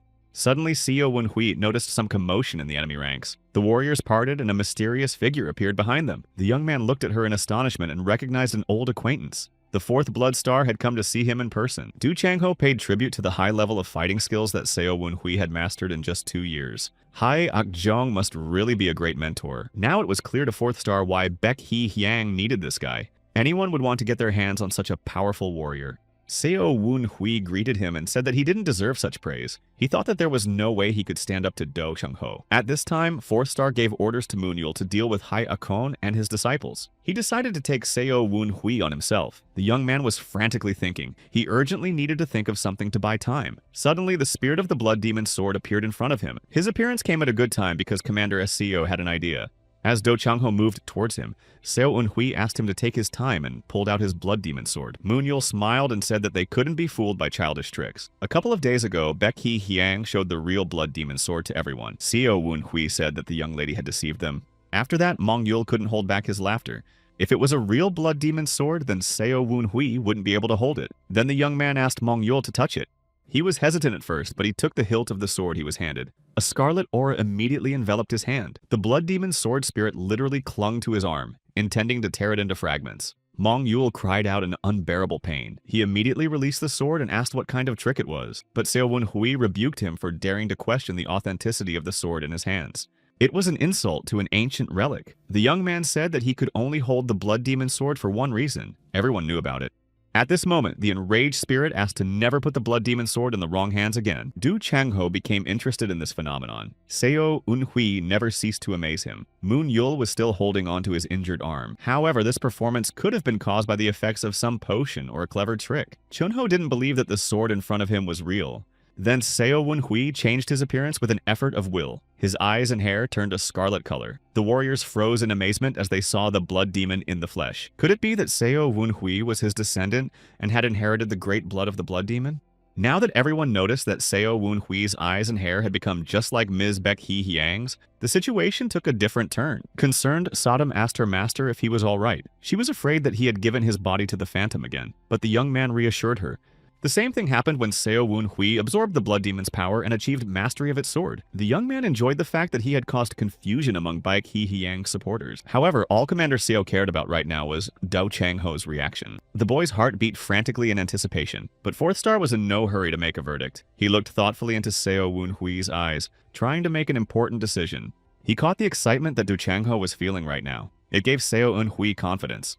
Moon Yul shouted for 4th Star not to be influenced. He recalled that the true heirs of the Blood Demon were Baek Hee Hyang and Baek Ryung-ha. Seo Un-hui shamed him by explaining that no one could be sure that the Blood Demon had no more descendants. There was no way to verify that fact. The young man with anger in his eyes pointed the Blood Demon sword directly at Mong Yul and asked him how dare he ignore the rules of the cult. After all, the Blood Cult's most important law stated that the Blood Demon Swordmaster would become the next cult leader. The Blood Demon spirit laughed happily as Seo Un-hui confirmed that he was his subordinate. The young man asked him to be quiet, for it was the spirit that had caused all this. At the same time, Commander Seo realized that his words might not be taken seriously. Finally, Du Changho said that Seo Un-hui had a special talent. He surprised the 4th Blood Star every time he met him. Since this guy called himself the Blood Demon's heir, it was worth testing his skills. Du Changho assumed a fighting stance and asked the young man to show him the progress he had managed to make. Seo Un-hui tensed up. He would have to give his best, but even so, he wasn't sure of his victory. Of course, he wanted to test the Blood Demon sword in battle, but he didn't think he would have to do it under such circumstances. The guy felt the power resonating in his upper energy core, but he had never studied or used the blood demon swordsmanship. Du Changho pushed off the ground to launch the first airstrike. Seo Eunhui prepared to repel the attack, but it was much easier than he had expected. He already knew what to do and how to do it. His body moved on its own as if the young man had already used the blood demon sword a long time ago. Seo Eunhui easily repelled Du Changho's attack. Fourth Star was surprised because he was considered one of the best swordsmen of the blood cult. In the next second, Du Changho saw the blood demon's sword blade a centimeter away from his face. Seo Eunhui immediately attacked him back. The shockwave threw Fourth Star far away, but he landed on his feet. The observers were shocked. None of them had ever seen anyone successfully attack Du Changho before. Fourth Star was surprised at how accurate the strike was. However, he was not going to give up. There was another attack from Seo Eunhui that Du Changho was able to repel. He couldn't understand how the young man was able to break through his defense. Seo Eunhui seemed to have read his thoughts and said that he had used the third formation of Blood Demon sword skill. The technique was called Bloodless Point Blow. He felt an unprecedented surge of strength and confidence. But Du Changho still had a trump card up his sleeve. He swung his sword on the ground and did a somersault in the air, flying straight at Seo Eunhui. His sword blazed with blue flames, spreading its glow far around. Bayek Hehyang's warriors recognized Du Changho's crowning technique, which was called Fourth Star Sword Consciousness. The blood demon's sword spirit laughed again. He was amused by this fight because Seo Eunhui's opponent was extremely strong. The spirit's eyes lit up with enthusiasm, and he told the young man to show his full power. In that second, Seo Eunhui had a new technique that came to his mind. He adopted a fighting stance. Du Changho recognized the fifth formation of blood demon sword mastery. He had seen it once before. Seo Eunhui used a technique called Blood Rain piercing tens of thousands. The Scarlet Chi took the form of a vortex that took over everything around him. There was nowhere to hide from it.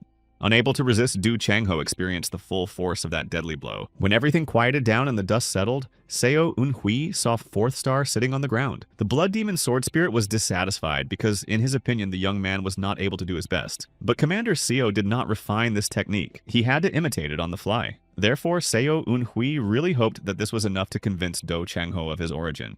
Du Changho rose from the ground and moved towards him. When he came within arm's length, he bowed and greeted Seo Eunhui as his master. He cheered but tried not to show his joy. His plan had worked. Mong Yul tried to protest, but Du Chunho besieged him by saying that the blood demon's blood descendant, who had proven it with his skill, was in front of them. But Commander Moon didn't stop. He shouted that they had sworn allegiance to Bak He Hyang and should have just taken the sword away and given it to the young lady. There was chaos in the squad because if Baek Hee Hyang had a fake sword, she couldn't claim to be the head of the blood cult. But Seo Eunhui could. It was only to the young man's advantage. He decided to create more panic in the ranks of the enemy. Seo Eunhui loudly said that they shouldn't have broken the laws of the blood cult. After showing everyone the blood demon's sword, he declared that he himself was now a blood demon. After saying that, Moon Yul went crazy. He shouted that their only mistress was Baek Hee Hyang. The authenticity of Seo Eunhui's sword had to be verified. Suddenly, everyone heard an unusually loud rumble and looked up at the sky. Seo Eunhui breathed a sigh of relief as his mission was completed. It was Haya Chan who had regained his strength and appeared to protect the disciple. His appearance shocked Baek Hee Hyang's entire squad. The blood cult was notorious for being a crazy old man. Commander Seo mentally informed him that he had done his job. Now it was up to the fourth elder. Haya Chan mentally replied to Seo Eunhui that he understood his intention. He tensed up, not understanding what the teacher meant. The fourth elder took in more air and shouted at the surroundings. How dare these worthless creatures raise their heads? He ordered everyone to kneel down in front of the blood demon. At first, the warriors stared at him in confusion, not daring to move. Seo Eunhui was speechless. He didn't expect Haya Chan to support his legend at all. The fourth elder seemed to have influenced people so much that even Moon Yul changed his mind. He gave the order for the soldiers to bow down to Seo Eunhui. Meanwhile, Du Changho greeted Hai Akshan by mentioning how long it had been since they had seen each other. The fourth elder glanced at him and asked if he was going to kneel down. It would be wrong to keep the blood demon himself waiting. Du Changho said that it was fate and his judgment was correct. Hai Akshan didn't understand what he meant, but he kept silent, waiting for what would happen next. Fourth Star approached Commander Moon and asked him if he would serve the new blood demon Seo Eunhui. Moon Yul angrily asked how they could betray Lady Baek Hee Hyang, but was immediately fatally attacked by Du Changho. Seo Eunhui and Hai Akshan watched silently as Fourth Star separated the head of Baek Hee Hyang, one of the squad's top commanders. Turning to the young man, Du Changho assured him that he would follow any order and fix any problem. Some of the fighters bowed to the blood demon's will, but some refused to swear an oath to the new leader. The guy was even embarrassed that these people were now obeying him. It was a huge responsibility after all. Seo Eunhui felt dizzy at the thought that his one word had power over the lives of more than 40 soldiers. Looking at Du Changho, the young man could read from his gaze that he wasn't sure of his choice, but he couldn't do otherwise. The blood demon sword spirit appeared and asked how long Seo Wun-hui was going to pretend to be a do-gooder. Just half an hour ago, he had been slicing up the comrades of these fighters, but the young man did not consider himself a human slayer. Everything he did was out of necessity, not of his own free will. The blood demon spirit insisted that there was such a need right now. After all, some warriors didn't see him as a blood demon. Only now did Seo Wun-hui realize the gravity of his situation. He had to take the lives of those who rejected him. This was the true path of blood. The spirit was urging the boy to subdue the people by force. He had to instill fear in them and gain their loyalty. But Seo Wun-hui didn't want to listen to him and told him to shut up. The spirit did not want to listen to him and told him to shut up. Southern Sky intervened in their conversation and sided with the master. It was to be expected. The blood demon sword spirit stood its ground. The history of past generations proved that the herd was ruled by the fear of the strongest. Southern Sky replied that the spirit's concept of the world was too limited. In reality, the world is more complex and multifaceted. Meanwhile, Seo Wun-hui approached the warriors and said that he was impressed by their loyalty. It was a quality he valued in people, so he decided to give them a chance. The soldiers froze in amazement. Commander Seo approached one of them and asked who he was. A follower of the blood cult or a henchman of Baek Hee-hyang. He lowered his head guiltily and said that he was a follower of the blood cult. Then the boy asked him why he didn't follow the new leader. Seo Wun-hui looked the warrior in the eyes ingratiatingly and suggested that perhaps he wished the leader was his young mistress. But according to the law, the blood demon is the core of the entire cult. So Seo Wun-hui was now the personification of the blood demon cult. And all these warriors didn't want to obey him, but one of them objected. He said he had long held a high position in the cult and was proud of it.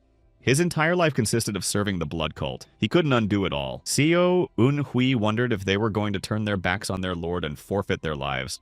What will become of the cult if its followers start complaining and expressing their desires? Or they were willing to lay their heads down to keep Baek Hee-hyang loyal. Seo Wun-hui didn't want that at all.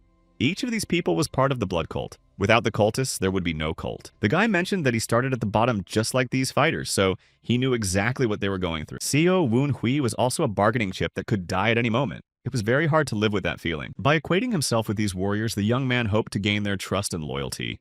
When Seo Wun-hui's speech ended, most of the fighters knelt down and swore allegiance to him. The 7 men who held their opinions until the very end were given a chance to defend their honor by Commander Seo. They all fell by their own swords, but as a mark of respect, their lifeless bodies were buried with honors. That's why the hearts of the others were softened. Seo Wun-hui showed them that he could be a wise and just leader, not a ruthless human exterminator. The warriors liked his ideology. The blood demon is the embodiment of the blood cult. But a cult is the sum total of all cultists where each one is important. For those who used to be expendable and not free to choose their fate, a new time has come. Turning to Du Changho, Seo Wun-hui said that this was his path. He then asked if 4th Star was satisfied with that answer. Du Changho kneeled before him, pledging to serve as the new blood demon. Seo Wun-hui told him that if he really planned to serve faithfully, then let him never test him again. With those words, the guy walked away. Haekon, who was standing next to him, turned to Du Changho. When he turned around, he was immediately hit in the face with a fist. 4th Star could barely stand on his feet because Haekon's strength was unbelievable. Holding his hand over the painful spot where Do Changho had struck, he asked why he was still punching with his bare hands as he had done so many years ago.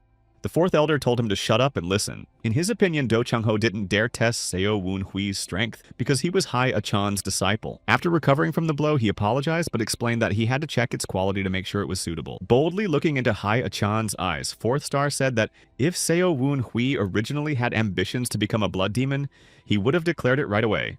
Du Chunho was surprised by what happened. He shared his thoughts with Hai Akon. 4th Star didn't think the guy would be able to persuade the warriors.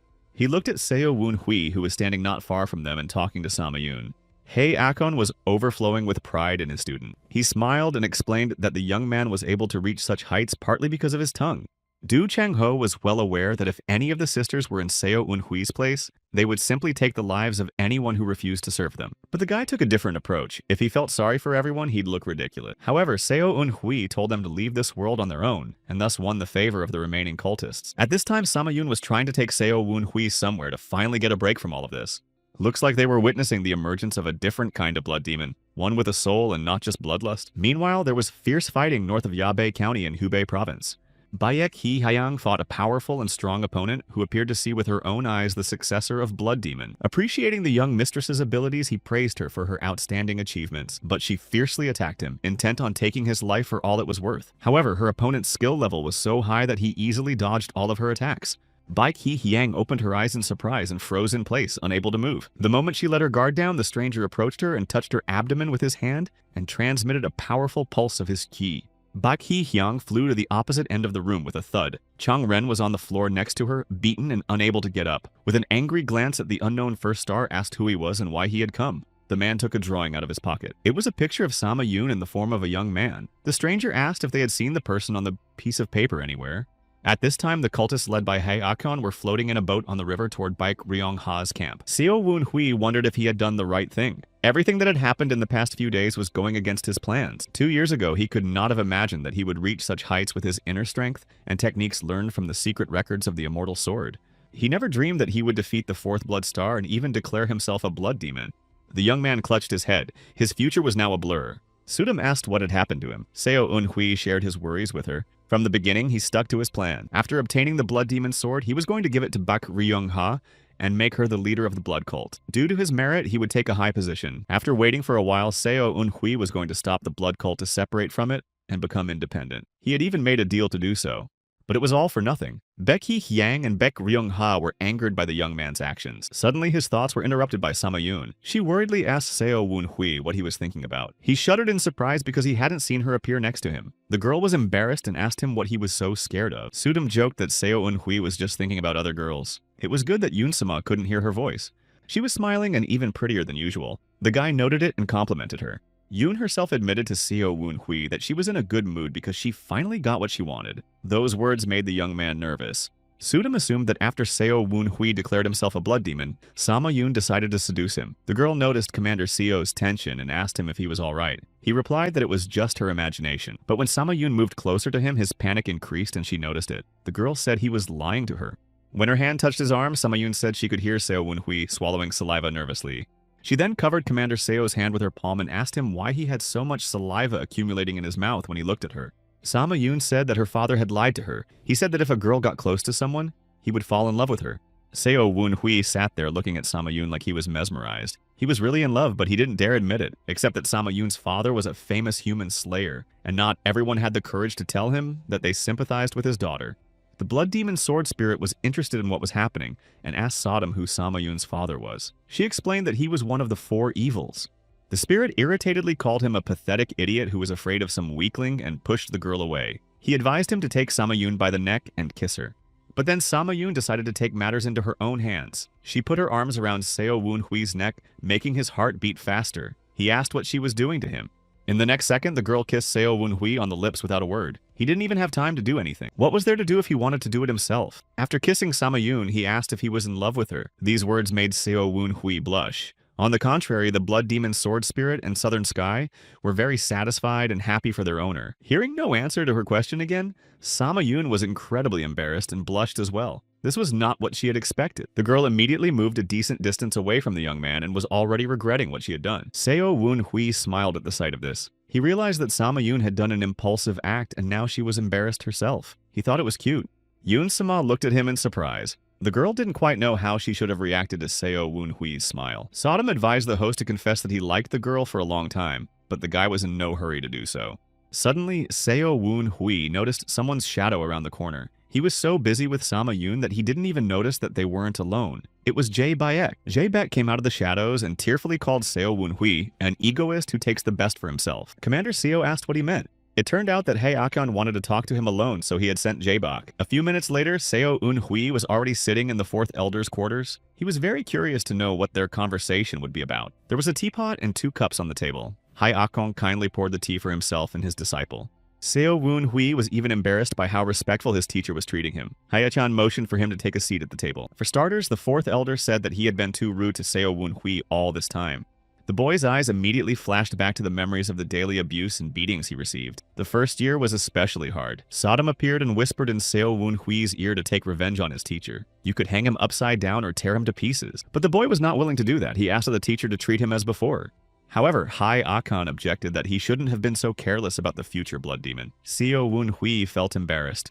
He asked the 4th Elder to at least call him by his first name in private. He frowned at first, but after a second his face softened, and he agreed to comply with the request. Now we could get right to the point. After sipping tea from the mug, Hae-chan asked the disciple if either of his parents were related to the Flying Moon Shadow sect. Seo Woon Hui was in no hurry to answer. He wanted to understand Hae-chan's motives first. The young man's answer would have a lot to do with it. The shrewd Hyakan guessed from the guy's face that he had hit the mark with his question, although he answered that it wasn't really known. Seo Un-hui held out his mother's medallion to the fourth elder and said that he had received it from the head of the Seo clan when he visited his ancestral home. The student also shared that Seo Ikong was not Seo Un-hui's bloodfather. Hai Achan was shocked by this news. He took the medallion in his hand and said that he had seen one like it a long time ago. Seo Un-hui's mother seemed to have hidden a lot of things from him. Now it was Seo Un-hui's turn to be surprised. Hai Achan explained that he knew the history of the medallion that the youth of today didn't know. Seo Un-hui's eyes lit up and he stared at his teacher with interest, hoping that he would reveal the secret of his mother's origin to him. Looking closely at the medallion, Hye-chan said that the place where it might have been made had not been on the maps for a long time. Such a medallion was once a sign of favor from the emperor himself. Seo Un-hui froze in amazement, unable to move. How could his mother be related to the emperor? Hye-chan moistened his fingers in his mug of tea and said that the Flying Moon Shadow sect was unique in its kind. Then he began to draw a family tree on the table. The blood demon was the foundation of their cult, but the blood demon bloodline was divided into two branches. Not many people knew about it. The ancestor of the first branch was Baek Jong-gong. The second branch was Baek Ji-woon's descendants. He was the great blood demon. Usually the firstborn inherits the title, but in this story it was the other way around. Baek Jong-gong had no desire to be the next leader. He was good at science and had successfully passed the civil service exam. The emperor was favorably impressed with his level of education and quite pleased with his service. For this reason, Baek Jong-gon was granted a medallion, along with the title of Flying Crane. His blood formed a new clan. Hai Akjong said that as long as Baek Jong-gong worked honestly as an official, there were no problems. But then the emperor changed. The new ruler was Kumsang-jai, which caused a tragedy. Seo Un-hui had heard that name before. Kumsang-jai was the emperor who initiated the battle with Murim. Hye-chan confirmed his hunch. The Shadow Moon sect was also affected by the emperor's persecution. The blood cult could not stay away and intervened in the battle. At the cost of inhuman efforts, the imperial troops were defeated. It was the perfect moment to unite the blood cult and the Flying Moon Shadow sect, but it didn't happen. Baek Jong-gong's descendants joined the unrivaled faction to follow the path of neutrality. Baek Ji-woon's descendants continued on the path of neutrality. Sodom couldn't understand why these two clans didn't reunite, as they could have become an invincible sect. But Seo Un-hui realized that after that, there would be competition for the right to inherit the title of head. The same situation they were in now would have happened only Baek Hee-hyang and Baek Ryung-ha were fighting for the lead. The puzzle finally came together in Seo Un-hui's mind. If his mother and biological father belonged to the Flying Moon Shadow sect, then he had the blood of a blood demon. The blood demon's sword spirit laughed and reminded him that it had been telling him this from the beginning. Hai Achan summarized that thanks to Seo Un-hui, Baek Jong-gong's lineage would continue. But the young man still didn't believe it. How could his origins be verified? The fourth elder thought about his words.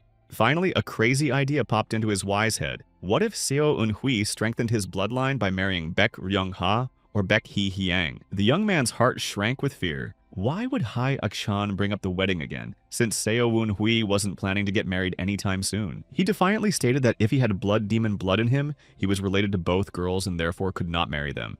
But the fourth elder wasn't the least bit embarrassed. He explained that marriages between distant relatives were a normal practice to strengthen the blood. This was practiced even in the imperial family for political purposes or to consolidate power. For centuries, families would join together to form new clans and pass their blood on. Hai Achan sipped the cooled tea from his mug and asked why the young man took this common practice so seriously. However, Seo Un-hui said that he wasn't sure if Baek Ryung-ha and Baek Hee-hyang would be happy to accept the fact that he had gotten hold of the blood demon sword. The teacher was not embarrassed. In his opinion, everything was legal, but Seo Un-hui was worried about how Lady Baek Ryung-ha would feel about it. He first became Baek Hee-hyang's #1 enemy when he swore allegiance to Baek Ryung-ha, but now she'll be stabbed in the back by someone she trusted. Hai Achan shared with Seo Un-hui that Baek Ryung-ha would definitely not be left out. But the fourth elder didn't choose this young man by chance. When Seo Un-hui stated that he was the new blood demon, then Hai Akjong could have stayed loyal to Lady Baek Ryung-ha and not supported his disciple. Sodom was taken aback by his words. Teacher was clearly showing concern for Seo Un-hui. It was very unexpected and pleasant. The boy himself thought that Hai Achan had always acted in the interest of reviving the blood cult, but it turned out that he believed in his disciples. The fourth elder's sincerity touched Seo Un-hui. His heart immediately warmed, and he wanted to fulfill his teacher's expectations. Hai Achan continued by saying that he didn't bring up the topic of marriage just to strengthen his family ties.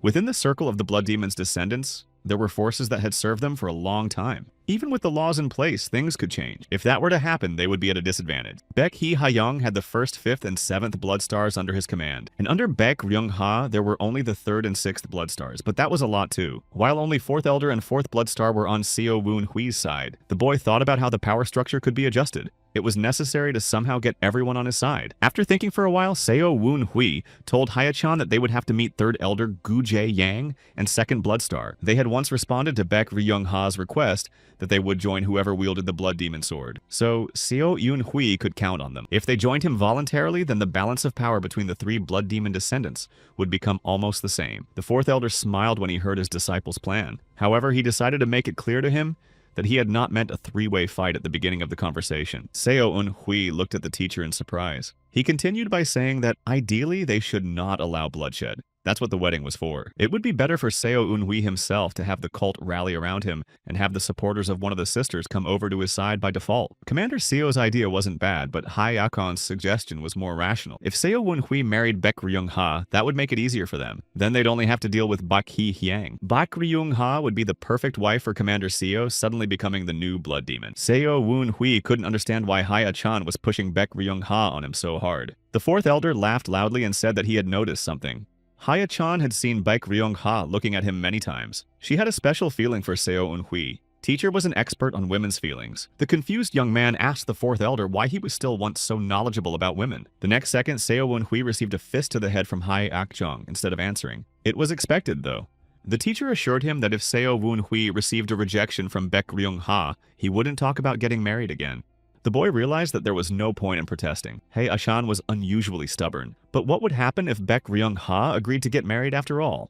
Sudam was upset because she wanted Seo Eun-hui to be with Sama-yoon. They would have made a great couple. Suddenly, a thought occurred to him. Hae-chan expected a positive answer from his disciple, but he wanted to say something else. The teacher listened to him carefully. Suddenly, Seo Eun-hui confessed that Sama-yoon had a crush on him. Hae-chan didn't see any problem with that. He offered to take Sama-yoon as a concubine. The clan head had such an opportunity. But when Hae-chan realized that Sama-yoon was the daughter of one of the 4 evils, his eyes widened in surprise. The 4th Elder immediately jumped up and grabbed Seo Eun-hui, lifting him off the chair. Hae-chan shouted out whether or not this fool was in his right mind. How could he contact her? If Seo Eun-hui harms her in any way, he won't live. Sam-yoon's father will destroy anyone who hurts his daughter. Hae-chan told his disciple to stay away from her. He was furious and asked how Seo Eun-hui had managed to get her to like him. But he said he didn't know how he did it himself. Finally letting the guy go, Hae-chan told him that he should not give the girl any hope and limit any interaction with her. But Seo Eun-hui decided to go all the way and confessed that they had already kissed, and Sama-yoon's feelings were mutual. Deep down, he regretted having to use Sama-yoon as a defense, but her crush came in handy. After saying that, Hae-chan literally aged in front of his eyes. He cringed thinking about what would happen to them now. That idiot had ruined all their plans. Suddenly there was a knock at the door. The 4th Elder invited the guest in. It was Do Chang-ho who had come to warn the 4th Elder of the impending threat. 3 large ships were approaching them. This was the last thing they needed. Seo Eun-hui and Hae-chan immediately ran out onto the deck. The 4th Elder suspected who it might be. The Chang River they were traveling on had masters, some kind of river pirates. The Soreichi organization practiced martial arts and had the greatest power in Sapa, along with the Nokrim. Hae-chan stared into the distance, trying to see if he was right. The fog had cleared, but visibility was poor. Seo Eun-hui told everyone to arm themselves and beat the drums. We had to prepare for a possible attack. Yoon herself also came out on the deck to see what was going on. She was clearly embarrassed to see Seo Eun-hui. Her blushing face stood out brightly in the semi-darkness, so the girl decided to hide behind the back of Woo Hyun standing next to her. In truth, Seo Eun-hui felt awkward himself. He was just as inexperienced in relationships as young Sama-yoon. Sodom asked the master what the drums were for. The young man explained to her that the ships could have collided in the dark. To do this, a signal had to be given. If the Surachki were coming at them, they would hear the sound of a signaling horn instead of drums. At last the ships drew nearer and became clearly visible, but it was not the Surachki at all. Everyone breathed a sigh of relief, for the danger was over. The encounter with Surachki promised an inevitable clash. Commander Seo commanded the ship to starboard to avoid this small flotilla. Hae-chan was puzzled as to why he had to make a detour, but his disciple decided to be reassured. However, one of the ships headed straight for them. Seo Eun-hui told his soldiers to prepare to attack. Sodom exclaimed in panic at what was happening. Who could have attacked them at such a time and place?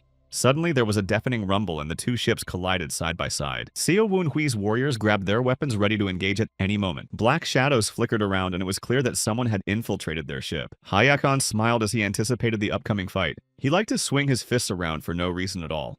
At that second, one of the masked figures approached Seo Wun-hui and called his name. The boy froze in amazement. Underneath the mask was Baek Ryung-ha, who showed up on the ship with Hain Baek-ha, accompanied by her fighters.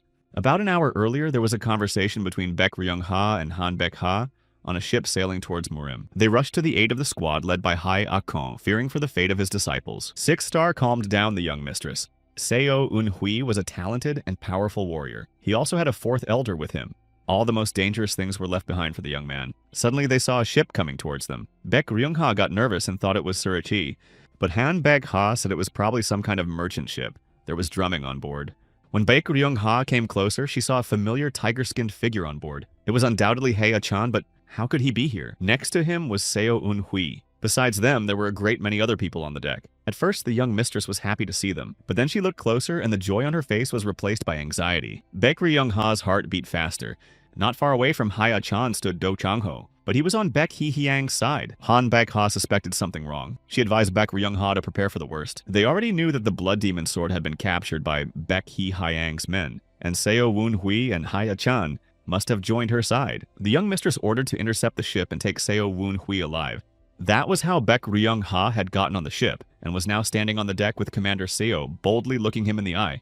The girl asked him forcefully what was going on here and why the fourth Blood Star was with them. Hei-chan took the floor. He immediately apologized for not living up to Baek Ryung-ha's expectations. She sternly asked why the fourth elder had changed sides. But Do Chun-ho intervened. He explained that he was probably the cause of the misunderstanding. Only Hei-chan didn't let him finish. The fourth elder stopped Do Chang-ho with his hand and said that they were now serving the Blood Demon. Baek Ryung-ha looked at him with anger in her eyes. Se Galma, who stood up for her, shouted angrily how Hei-chan dared to betray the young lady. At this moment, Seo Wun-hui intervened in the conversation. Taking out his Blood Demon sword, he said that Fourth Elder and Do Chang-ho were only following the law. Segalme and Han Baek-ha stared at the sword in the young man's hands. Baek Ryung-ha was completely speechless. None of them could understand why this guy was holding the Blood Demon weapon so calmly in his hand. Seo Un-hui boldly looked them in the eye. He realized that the truth was now on his side. As expected, Galma doubted the authenticity of the Blood Demon sword. He was a very wise yet distrustful elder. Hei-chan shouted threateningly, telling him to shut up because the new Blood Demon was standing in front of them now. The fourth elder once again reminded everyone about the law of the Blood Cult. Whoever chooses the Blood Demon sword becomes the new Blood Demon. Han Baek-ha also decided to protect the young mistress and tried to besiege Hei-chan. She said that the law only applied to those who inherited Blood Demon blood. They had also heard rumors of an incident in the Murim Alliance. Baek Hee-hyang took possession of the real sword. That's why Seo Wun-hui was holding a fake sword. That was the information that all the cultists had.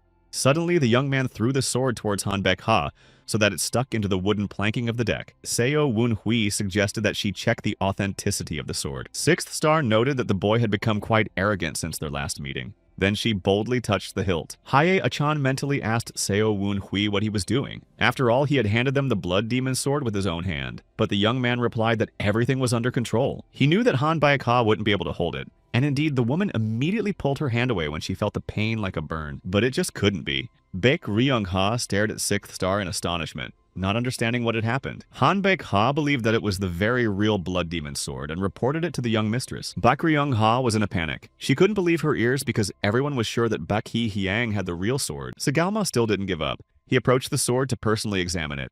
The second elder asked Baek Ryung-ha to touch the Blood Demon sword. He didn't dare to do it himself. Seo Wun-hui noticed Seo Galma's nervousness and suggested that he see for himself if the sword was authentic. Hei-chan was simply furious at what his student was doing. At that moment, Baek Ryung-ha touched the sword. Nothing happened at first and the girl boldly raised it into the air. The blade of the sword shimmered with scarlet light. Baek Ryung-ha recognized her ancestor's weapon.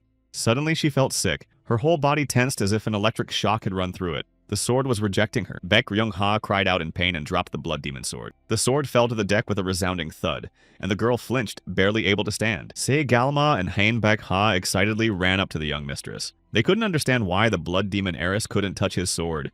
Rising to her feet, Baek Ryung-ha reached for her sword again, but Seo Un-hui entangled it with a charged silver thread. Pulling him to him, he didn't give the young mistress a second chance to touch the Blood Demon sword. The girl screamed in rage at what was happening. Seo Un-hui explained that the sword didn't want Baek Ryung-ha to be his mistress. A look of fear appeared on the young lady's face. But the guy explained to her that the Blood Demon sword was choosing its own master. Seo Un-hui was chosen as the master. When the sword was in Commander Seo's hands, his appearance began to change. Everyone saw his eyes and hair turn scarlet. The Blood Demon sword spirit appeared and said that he liked Baek Ryung-ha too. But Seo Woon-hui was better. He could hear the voices of the sword spirits after all. Han Baek-ha asked the young man how it was possible for him to have the blood of the Seo clan in him. The sword could not have chosen him as its owner. Then Seo Yun-hui showed his mother's medallion to everyone. He explained that Seo Ik-hong was not his biological father. His mother belonged to the Shadow Moon sect. Se Galma recognized this insignia. He and Han Baek-ha realized that Seo Un-hui was part of the bloodline of the cult founder. Now, Sixth Star had another question. She still hadn't given up hope of making Baek Ryung-ha the head of the blood cult. Han Baek-ha asked which of Seo Un-hui's parents belonged to the Flying Moon Shadow sect. It was important for her to know whether his mother or father had given him the blood. Seo Un-hui boldly approached her and challengingly asked if the legitimacy of his blood was so important now, if the sword itself had chosen him as its owner. Looking at Baek Ryung-ha, who was still holding onto her wounded arm, he said that despite the young lady's high origin, the sword had not chosen her. The young man asked Do Chang-ho, standing next to him, if he knew the legitimacy of Baek Ryung-ha's blood. He answered in the affirmative. Seo Woon-hui then asked why he joined Baek Hee-hyang despite that. Fifth Star explained his decision with talent. It was based on talent that he first chose Baek Hee-hyang and then Seo Woon-hui. His skill was of a higher level. These words angered Seo Galma. He was sure that Seo Woon-hui hadn't reached the peak of his abilities yet, so he couldn't compare to Baek Hee-hyang. The fourth elder smiled and said that the blood demon was supposed to be the strongest of his descendants. Now was their chance to test it. Seo Woon-hui asked Han Baek-ha to fight him and evaluate his fighting skills. He was confident that he could easily defeat her. Sixth Star agreed to fight, but Baek Ryung-ha stopped her. The young lady wanted to fight Seo Un-hui on her own. She couldn't let anyone defend her honor because her fate depended on it. Neither Baek Ryung-ha nor Seo Un-hui wanted to become enemies. Everything had to be fair. The girl promised that if Commander Seo wins, all of her supporters will come to his side. Baek Ryung-ha will also support him. Seo Un-hui gave his word to do the same in case he loses. This method would help them avoid bloodshed. Having come to a common agreement, the opponents separated in different directions to begin the duel. Baek Ryung-ha stood up in a fighting stance and warned the young man that this fight would be much different from the one that happened between them earlier. That time, Baek Ryung-ha won, but Seo Yun-hui has learned a lot since then. Do Chang-ho stood between them to judge the fight. The situation was getting heated, but Commander Seo felt confident. Finally, the fifth Blood Star announced the start of the duel. Baek Ryung-ha concentrated all her chi to strike. After a second, she rushed to attack, sending crimson pulses of her chi towards Seo Un-hui. The young man stood still, concentratedly gathering his internal energy. Waiting for Baek Ryung-ha's pulses to reach him, Seo Un-hui released his scarlet chi towards them. The attack was repelled. The young mistress was amazed at how easily and deftly he overcame her formation. Apparently, the cunning man had been hiding his true skills all this time. It was Seo Un-hui's turn. He put all of his power into his attack to prove to everyone present that he had the right to be the head of the blood cult. Baek Ryung-ha realized that he was using the same technique that she herself had taught him once. The girl dodged the attack as she knew the weaknesses of this technique. Baek Ryung-ha took the chance and tried to interrupt his technique. She was the only one who didn't succeed. Seo Woon-hui possessed an improved blood demon art technique, and his level was much higher than that of the young mistress. Hyeokchon watched their fight with interest. It had been a long time since he had seen a fight like this. All of a sudden, Baek Ah-young-ha felt that she could no longer control her body. She was under the influence of Seo Un-hui's scarlet tea. The young man used the blood demon sword technique against her and lifted his opponent into the air. When she reached a height of about 4 meters, Seo Un-hui abruptly released the impact, and Baek Ryung-ha fell straight onto the wooden deck. The guy ran up to her, but not to help her. He was going to continue the fight and come out of it victorious. Staring with his burning eyes into Baek Ryung-ha's eyes, he swung his sword above her head, launching a wave of his scarlet ki. The pulse hit the mast and split it in half. The upper part fell off and with a resounding thud, rocking the ship. After that, Baek Ryung-ha closed her eyes and bitterly recognized her opponent as the winner. She also agreed to swear an oath to the new blood demon. Seo Woon-hui didn't even expect that he would be able to convince her so easily. He stood still, trying not to give away his joy. But Sama Yun-cho-sung, Won Ja-baek, and Woo-hyun were shouting with happiness. The friends were genuinely happy for Seo Un-hui. Se-galma didn't expect this outcome. Now he would have to swear allegiance to the new blood demon whose origin he had just denied. The warriors who had joined Commander Seo in leaving Baek Hee-hyang chanted his name. Such a recognition of strength made the young man's ego swell. At that moment, Baek Ryung-ha walked up to Seo Un-hui. She called him Leader Seo and asked him how he managed to master this technique. Who could have taught him? He decided not to lie and say that he had been trained by the blood demon sword. He hoped that would be a satisfactory answer. Baek Ryung-ha looked at him with disbelief. How could a weapon teach a warrior anything? The girl mentally asked him for a private conversation. Seo Woon-hui couldn't refuse even though he was nervous. It wasn't likely to be a pleasant conversation. However, a smile shone on the young mistress' face. She didn't look disappointed at all. The flotilla of 4 ships continued on its way. The Blood Demon Sword Spirit, remembering the fight, told Seo Wunhui that Bak Ryung-ha still had energy left, but she stopped the duel. That was strange. The boy knew it himself. He wondered why the young mistress had done it. South Sky suggested that Baek Ryung-ha had surrendered on purpose to help Seo Eun-hui, but the young man refused to believe it. Although all the facts pointed that way, the young mistress had had a hand in getting him recognized as the new blood demon. Seo Eun-hui didn't like it at all because the second elder and the sixth star also realized that these two weren't fighting at full strength. How could they recognize him after that? Suddenly, a female voice called Seo Eun-hui's name in the darkness. Meanwhile, a serious conversation was going on between Haya-chon and Segalma in the cabin, with Do Changho present. Haya-chan was going to talk to Baek Ryung-ha, but was worried about her condition. The girl was probably upset about the failed fight. Segalma confirmed that the young mistress had probably taken her defeat hard. Even for the sake of reviving the blood cult, it was difficult for her to accept it.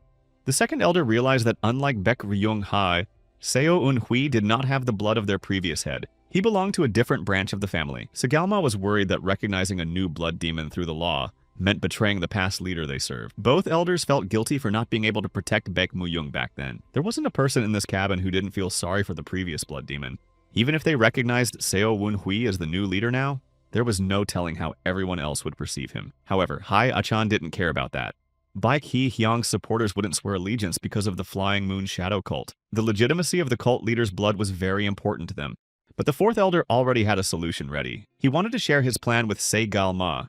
If the leader chosen by the Blood Demon Sword is united by marriage with the direct heiress of the previous leader, it will greatly strengthen his position. Segalma's face lit up with a joyful smile. He heartily praised Haya-chan for this brilliant idea. He laughed and asked his comrade if he was happy with his plan. Of course the second elder was happy, because with this move they were hitting several targets at once. Segalma thought for a second about whether it mattered which of Seo Eun-hui's parents belonged to the Flying Moon Shadow sect. But their family split hundreds of years ago. Even if the young man was a direct descendant of his sect's ancestor, it still didn't prevent them from getting married. Hei-achan and Segalma rejoiced at how great they'd come up with everything.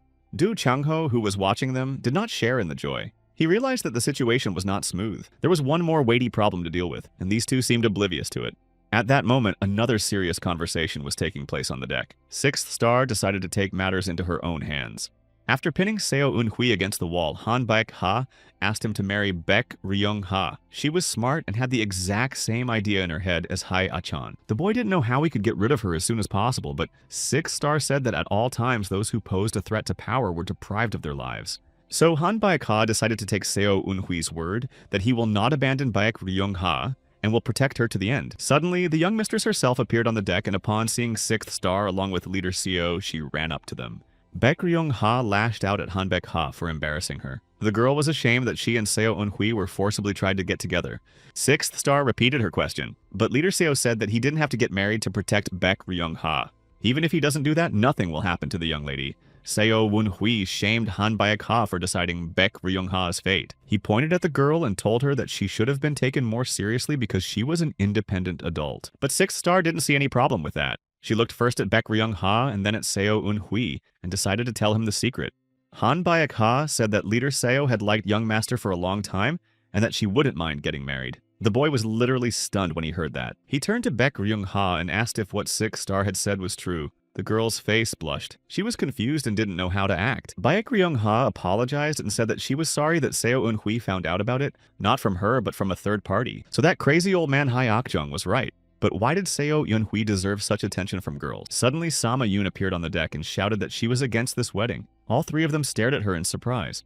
The girl looked belligerent, about to fight for her love to the last. Yoon herself pulled off her mask with a jerk and showed her beautiful face to everyone. She resented how unceremoniously these two were telling leader Seo what to do.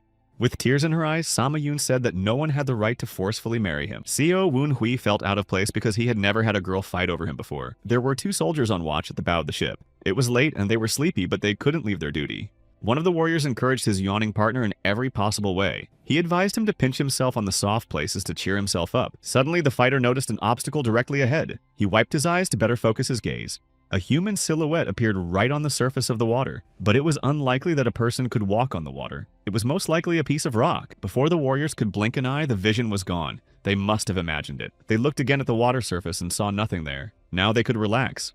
Suddenly, one of the warriors lost his head. It happened so suddenly that the other one was numb with fear. It was not their imagination after all. and someone had sneaked into the ship. The unidentified man threw the lifeless body overboard and took the other fighter by the face and lifted him above the water. Covering his mouth with his hand, the stranger mentally asked if Fourth Elder and Seo Woon-hui were on this ship. At this time, a scandal continued on the deck of the ship. Han Baek-ha told Sama-yoon to stay out of the conversation and go back to the cabin.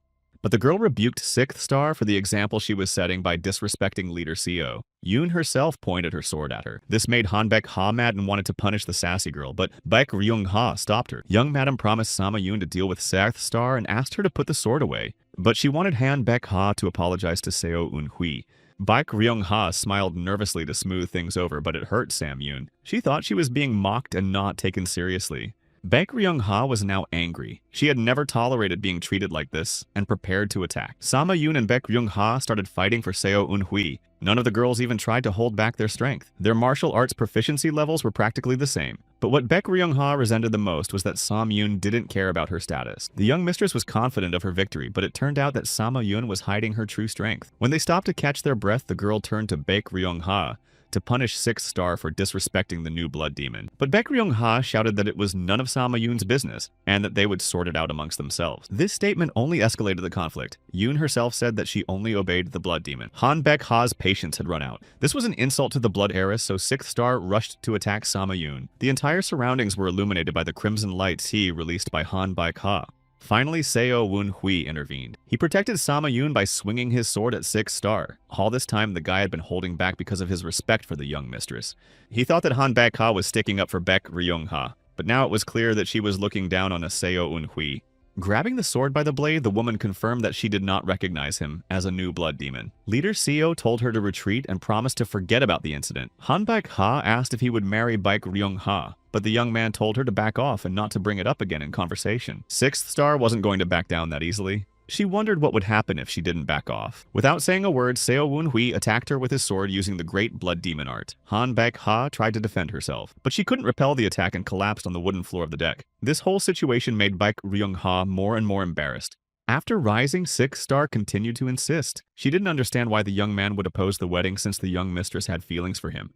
She thought that the strong argument was that Seo Eun-hui would be able to strengthen his position as the new blood demon. Yoon herself was indignant when she asked why Leader Seo was so insistently forced to marry against her will. After all, one could fulfill one's moral duty without getting married. The girl tried to explain that marriage is a union between people who love each other. You can't let an outsider interfere with someone else's feelings. Suddenly, Baek Ryung-ha had an epiphany. She realized that Sam-yoon was in love with Seo Woon-hui, so she was against their wedding. When the young mistress asked Sama-yoon about it, the girl was embarrassed and couldn't find anything to say. Her heart raced with excitement. Han Baek-ha laughed out loud when she heard the real reason for the scandal. She called Sama-yoon an insolent upstart, mocking the girl's feelings. Looking Sama-yoon in the eye, the Sixth Star humiliated her by saying that she was not worthy to be the consort of the new blood demon. Their positions were too different. Suddenly, a dark silhouette appeared behind her back. He interrogated Han Baek-ha what she had just said regarding Sama-yoon's position in society. The woman's face changed immediately. Seo Eun-hui realized that the real trouble had just begun. If his assumption was correct, they were all dead. Yoon herself recognized her father. It was one of the four evils, an invincible and ruthless human slayer. Sixth Star abruptly turned around to attack the unknown man. She just raised her hand to strike, but had no time to do anything. The opponent did not hesitate to separate her arm as if it was a simple matter of routine. Han Baek-ha fell down screaming in unbearable pain. Heaya-chan and Seagal-ma showed up at the shouting to find out what was going on here. When he saw them rushing to the rescue, the intruder said that he seemed to be in the right place at the right time. He was greeted by two elders at once. When Seagal-ma and Hyakin came closer, they recognized him. The appearance of this man always meant doom. In front of them was Sama-chak, Sword of Moon Mountain and one of the four evils. At this time, Baek Ryung-ha was consoling Sixth Star, who had lost her arm and told her to keep quiet about the cause of the conflict. When Sama-chak turned his attention to them, he menacingly asked who told the young lady to take Han Baek-ha away since their conversation wasn't over yet. Baek Ryung-ha slowly turned around and with fear in her voice asked for mercy on them. She knew that this person was not to be trifled with. Several metal nuclei charged with ki flew at her. Seo Woon-hui decided to intervene and drew his blood demon sword to protect the young lady. The sword spirit had warned him that Sama-chak was a dangerous man and should beware of him. Seo Eun-hui was unlikely to stand up to him in a fight. Sudam excitedly asked why the master had interfered because he could have lost his life. But the young man explained that Sama-chak despised cowards. Since Seo Woon-hui was now the new blood demon, he couldn't stay away. The guy welcomed the guest and told him to handle all matters through him. Chuck asked if it was true that the new blood demon was standing in front of him. When he answered in the affirmative, he said he'd heard a lot about him. For example, that Seo Wun-hui had seduced Sama Yun and was going to marry another woman. The young man stammered that it was a misunderstanding, but Samachak was unwilling to listen to excuses. He launched a special weapon at Seo Wun-hui in the form of a small core that contained his deadly aura. Haya-chan jumped up and caught the cannonball with his hand. The fourth elder said that maybe it was just as Samachak had said. But even that didn't give him the right to allow him to be rude to the new blood demon. Yun herself couldn't bear to see her beloved being hurt. She asked her father to stop. The girl opened her arms and ran up to Samachak to hug him. The ruthless human slayer's face immediately softened at the sight of his daughter. Hugging her father, Sama Yun said she missed him very much. She was happy to see Samachak, who had traveled a long way to find her. Seo Wun-hui just found out that Sama Yun ran away from home and stole her father's sword because he locked her up. Turns out she was just bored. The girl mentally told the young man to take no action. Samachak was her loving father, after all, and her daughter knew how to approach him. Looking at Leader Seo with her beautiful eyes, Sama Yun promised to make things right. She didn't want Seo Wun-hui to get hurt because of her. Turning to Chuck herself, she said she wanted to introduce him to someone. Deep down, she hoped her father would be lenient. Pointing at Seo Wun-hui, Sama Yun introduced him as her benefactor. He was the one who had helped the girl when she had just started her journey. But Samachak wouldn't listen. He wasn't going to meet anyone he was going to take his life from anytime soon. His daughter got nervous. She screamed that if her father ruined the new blood demon, then let him take her life too. The Moon Mountain sword launched several charged nuclei at her daughter and blocked her acupuncture points. Yun herself lost consciousness. Chuck himself didn't just show up here today. He had a larger purpose in mind. After looking around at everyone present, he announced that the blood cult, which had not had time to recover, would fall today. Han Baek-ha and Baek Ryung-ha looked at Samchak cautiously. He didn't usually throw his words to the wind. Jae-baek Woo-hyun and Jo Sung-won panicked. Even with their numerical advantage, they had little chance of withstanding the Moon Mountain sword. Only Seo Un-hui was angry upon hearing this statement. How could this person take the lives of so many people for no reason? Chuck himself said in a menacing voice that there wasn't a man in the world he couldn't destroy. The Moon Mountain sword launched several nukes at Hyakan, but they did not harm him. The fourth elder skillfully dodged them. Some of the nukes flew sideways, destroying the ship. This threatened all the passengers on board with disaster. Meanwhile, Hyakan used the full metal transformation technique to fight Samachak. He had heard a lot about this unique ability of the fourth elder, and now he had the chance to see it for himself. Samachak forcefully pulled the sword that was lying beside Sama Yun to himself, and decided to test the strength of Hya-chan's armor. Teacher mentally ordered Seo Un-hui to run away. He realized that Samachak would stop at nothing and just kill them all. Hya-chan was going to buy time for Seo Un-hui to escape, but Leader Seo wasn't going to run away. He wanted to fight shoulder to shoulder with his teacher. Hya-chan was touched by his courage and devotion. The young man smiled as he looked at the one who had taught him everything he knew. He simply couldn't leave the fourth elder in such a situation. At that moment, Do Chang-ho and Se Galma both pounced on Samchak from the back. But the Moon Mountain sword was such a skilled martial artist that he swept them away with one hand as if they were annoying flies. The second elder realized that they had no choice but to sacrifice their lives for the blood demon. Du Chunho supported him. Seo Wun-hui turned to Samachak and said that he couldn't just die. All of his followers will go against the Moon Mountain sword for revenge. It was a very bold statement, but there was nothing to lose. Leader Seo was ready to fight Samachak even if it was the last fight of his life. The Moon Mountain sword concentrated all of its chi and caused an explosion of monstrous power. The ship was barely able to withstand the shock. Hyakan rushed into the fight with excitement. He jumped up to Samachak with burning eyes and started the melee. But Samachak didn't care about his blows. He stood as still as a rock. Finally, he got tired of it and attacked the fourth elder with his sword, using his own battle technique. Samachak was determined to ruin Hyakan, but the latter masterfully dodged his attack. Segalma came back into the fray, besieging Samchak. He told him not to be too arrogant.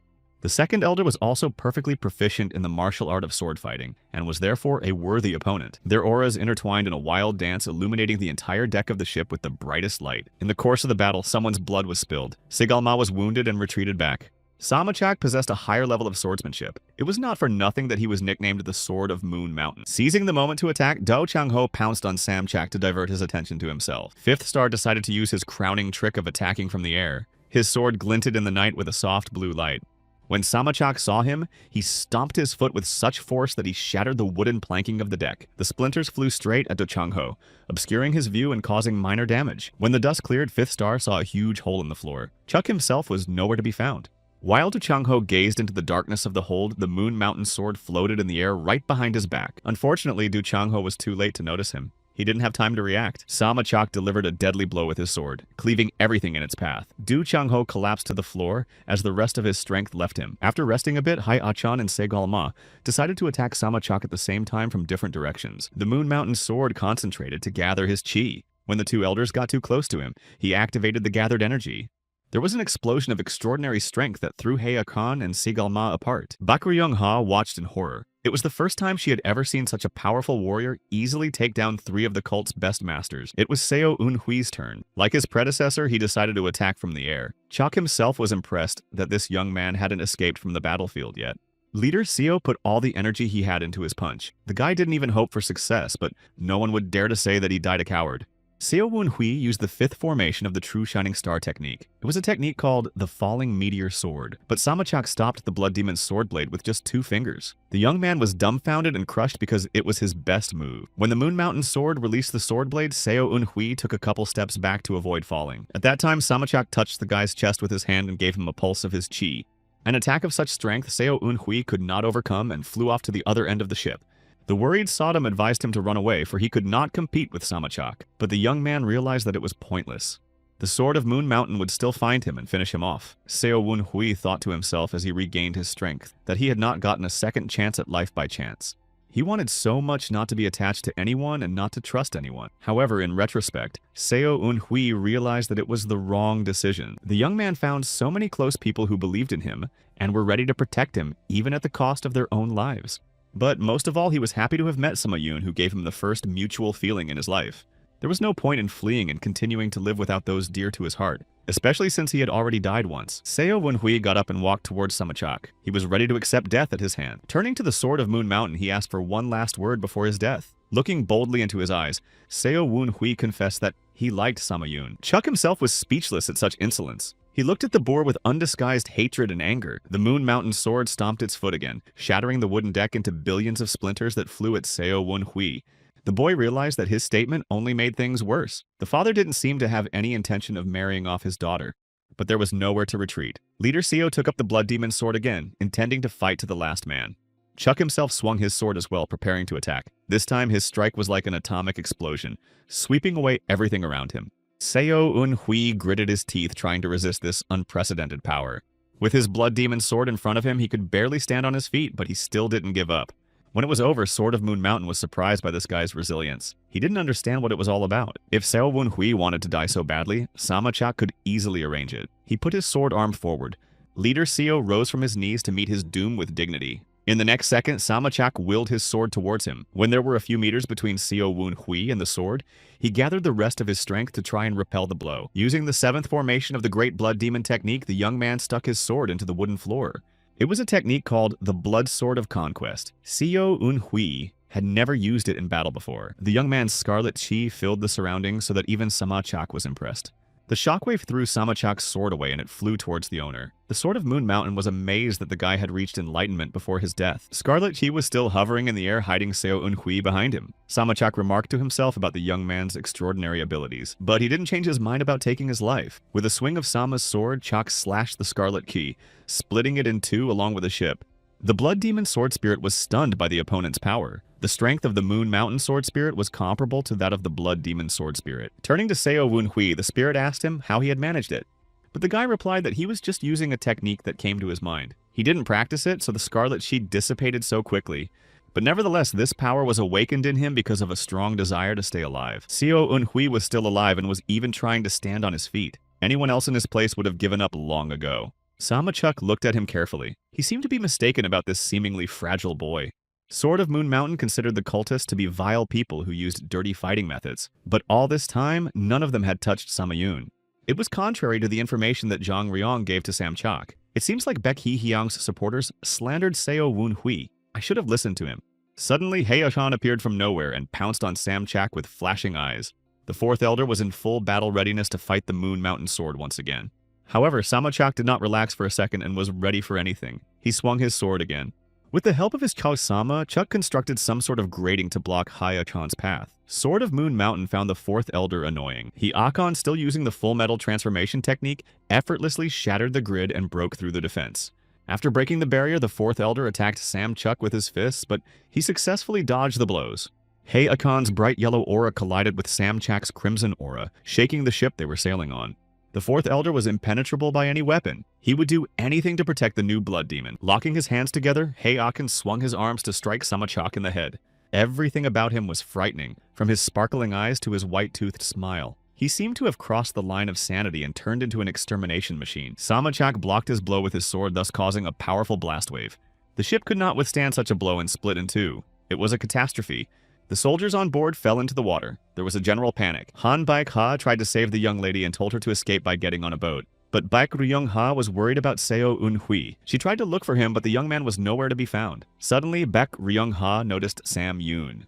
Her breathless body slid down the tilting ship and plummeted into the watery abyss before the young mistress's eyes. Seo Un-hui appeared out of nowhere and looked for Sama Yoon everywhere, shouting her name. Finally, he saw the girl's body falling and jumped up to her. Catching Sama Yoon on the fly leader, Seo embraced her, and together, they fell into the dark waters of the rushing river. As the remains of the ship sank into the dark abyss, only wreckage floated on the surface of the water. There was a frightening silence. Suddenly, there was a splash in the water, and Seo Un-hui came to the surface. He held Sama Yoon, who was still unconscious, tightly. Pulling the girl to the wreck, the agitated young man tried to bring her to his senses. He could not believe that he would never see her eyes again. Finally, Sama Yoon coughed and took a full breath. Seo Un-hui's face lit up with a happy smile. The strength was leaving the guy, but if Sama Yoon didn't survive, he would never forgive himself. The river current was too fast. It was carrying Seo Un-hui, who was unable to resist. Suddenly, someone grabbed his arm. It was just in time, because the young man's head had already disappeared under the water. Chuck himself, who possessed the skill of walking on water, pulled out of the water someone he had just recently fought. Sword of Moon Mountain saw that kid save his daughter. But one couldn't forget that it was his fault that everything that had happened. Looking at Seo Un-hui, who was unconscious, Samachak pondered over what he should do with this young man now. After the shipwreck, many cultists survived and settled in Seichin Province in the Crescent Valley. Seo Un-hui was reported missing. The search for him had been going on for 17 days.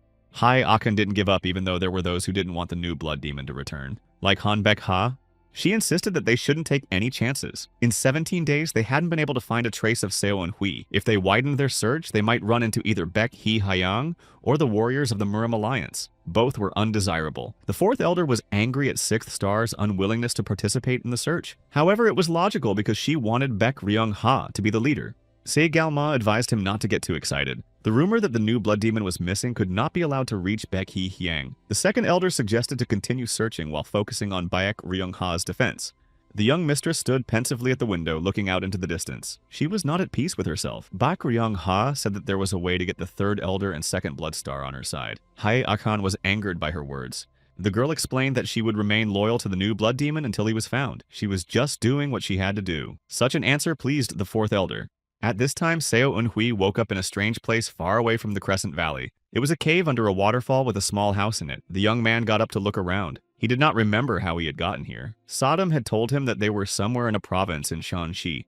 Suddenly, Seo Un-hui heard Samchak's voice. So that's how he ended up here. The Sword of Moon Mountain brought him here. Samachak said he wanted to kill the guy first, but then he saw Seo Un-hui save Sama Yoon at the risk of his own life. Sword of Moon Mountain knew what gratitude was, and so he decided to give the guy a chance to be together with his daughter. The guy didn't expect such a turn at all.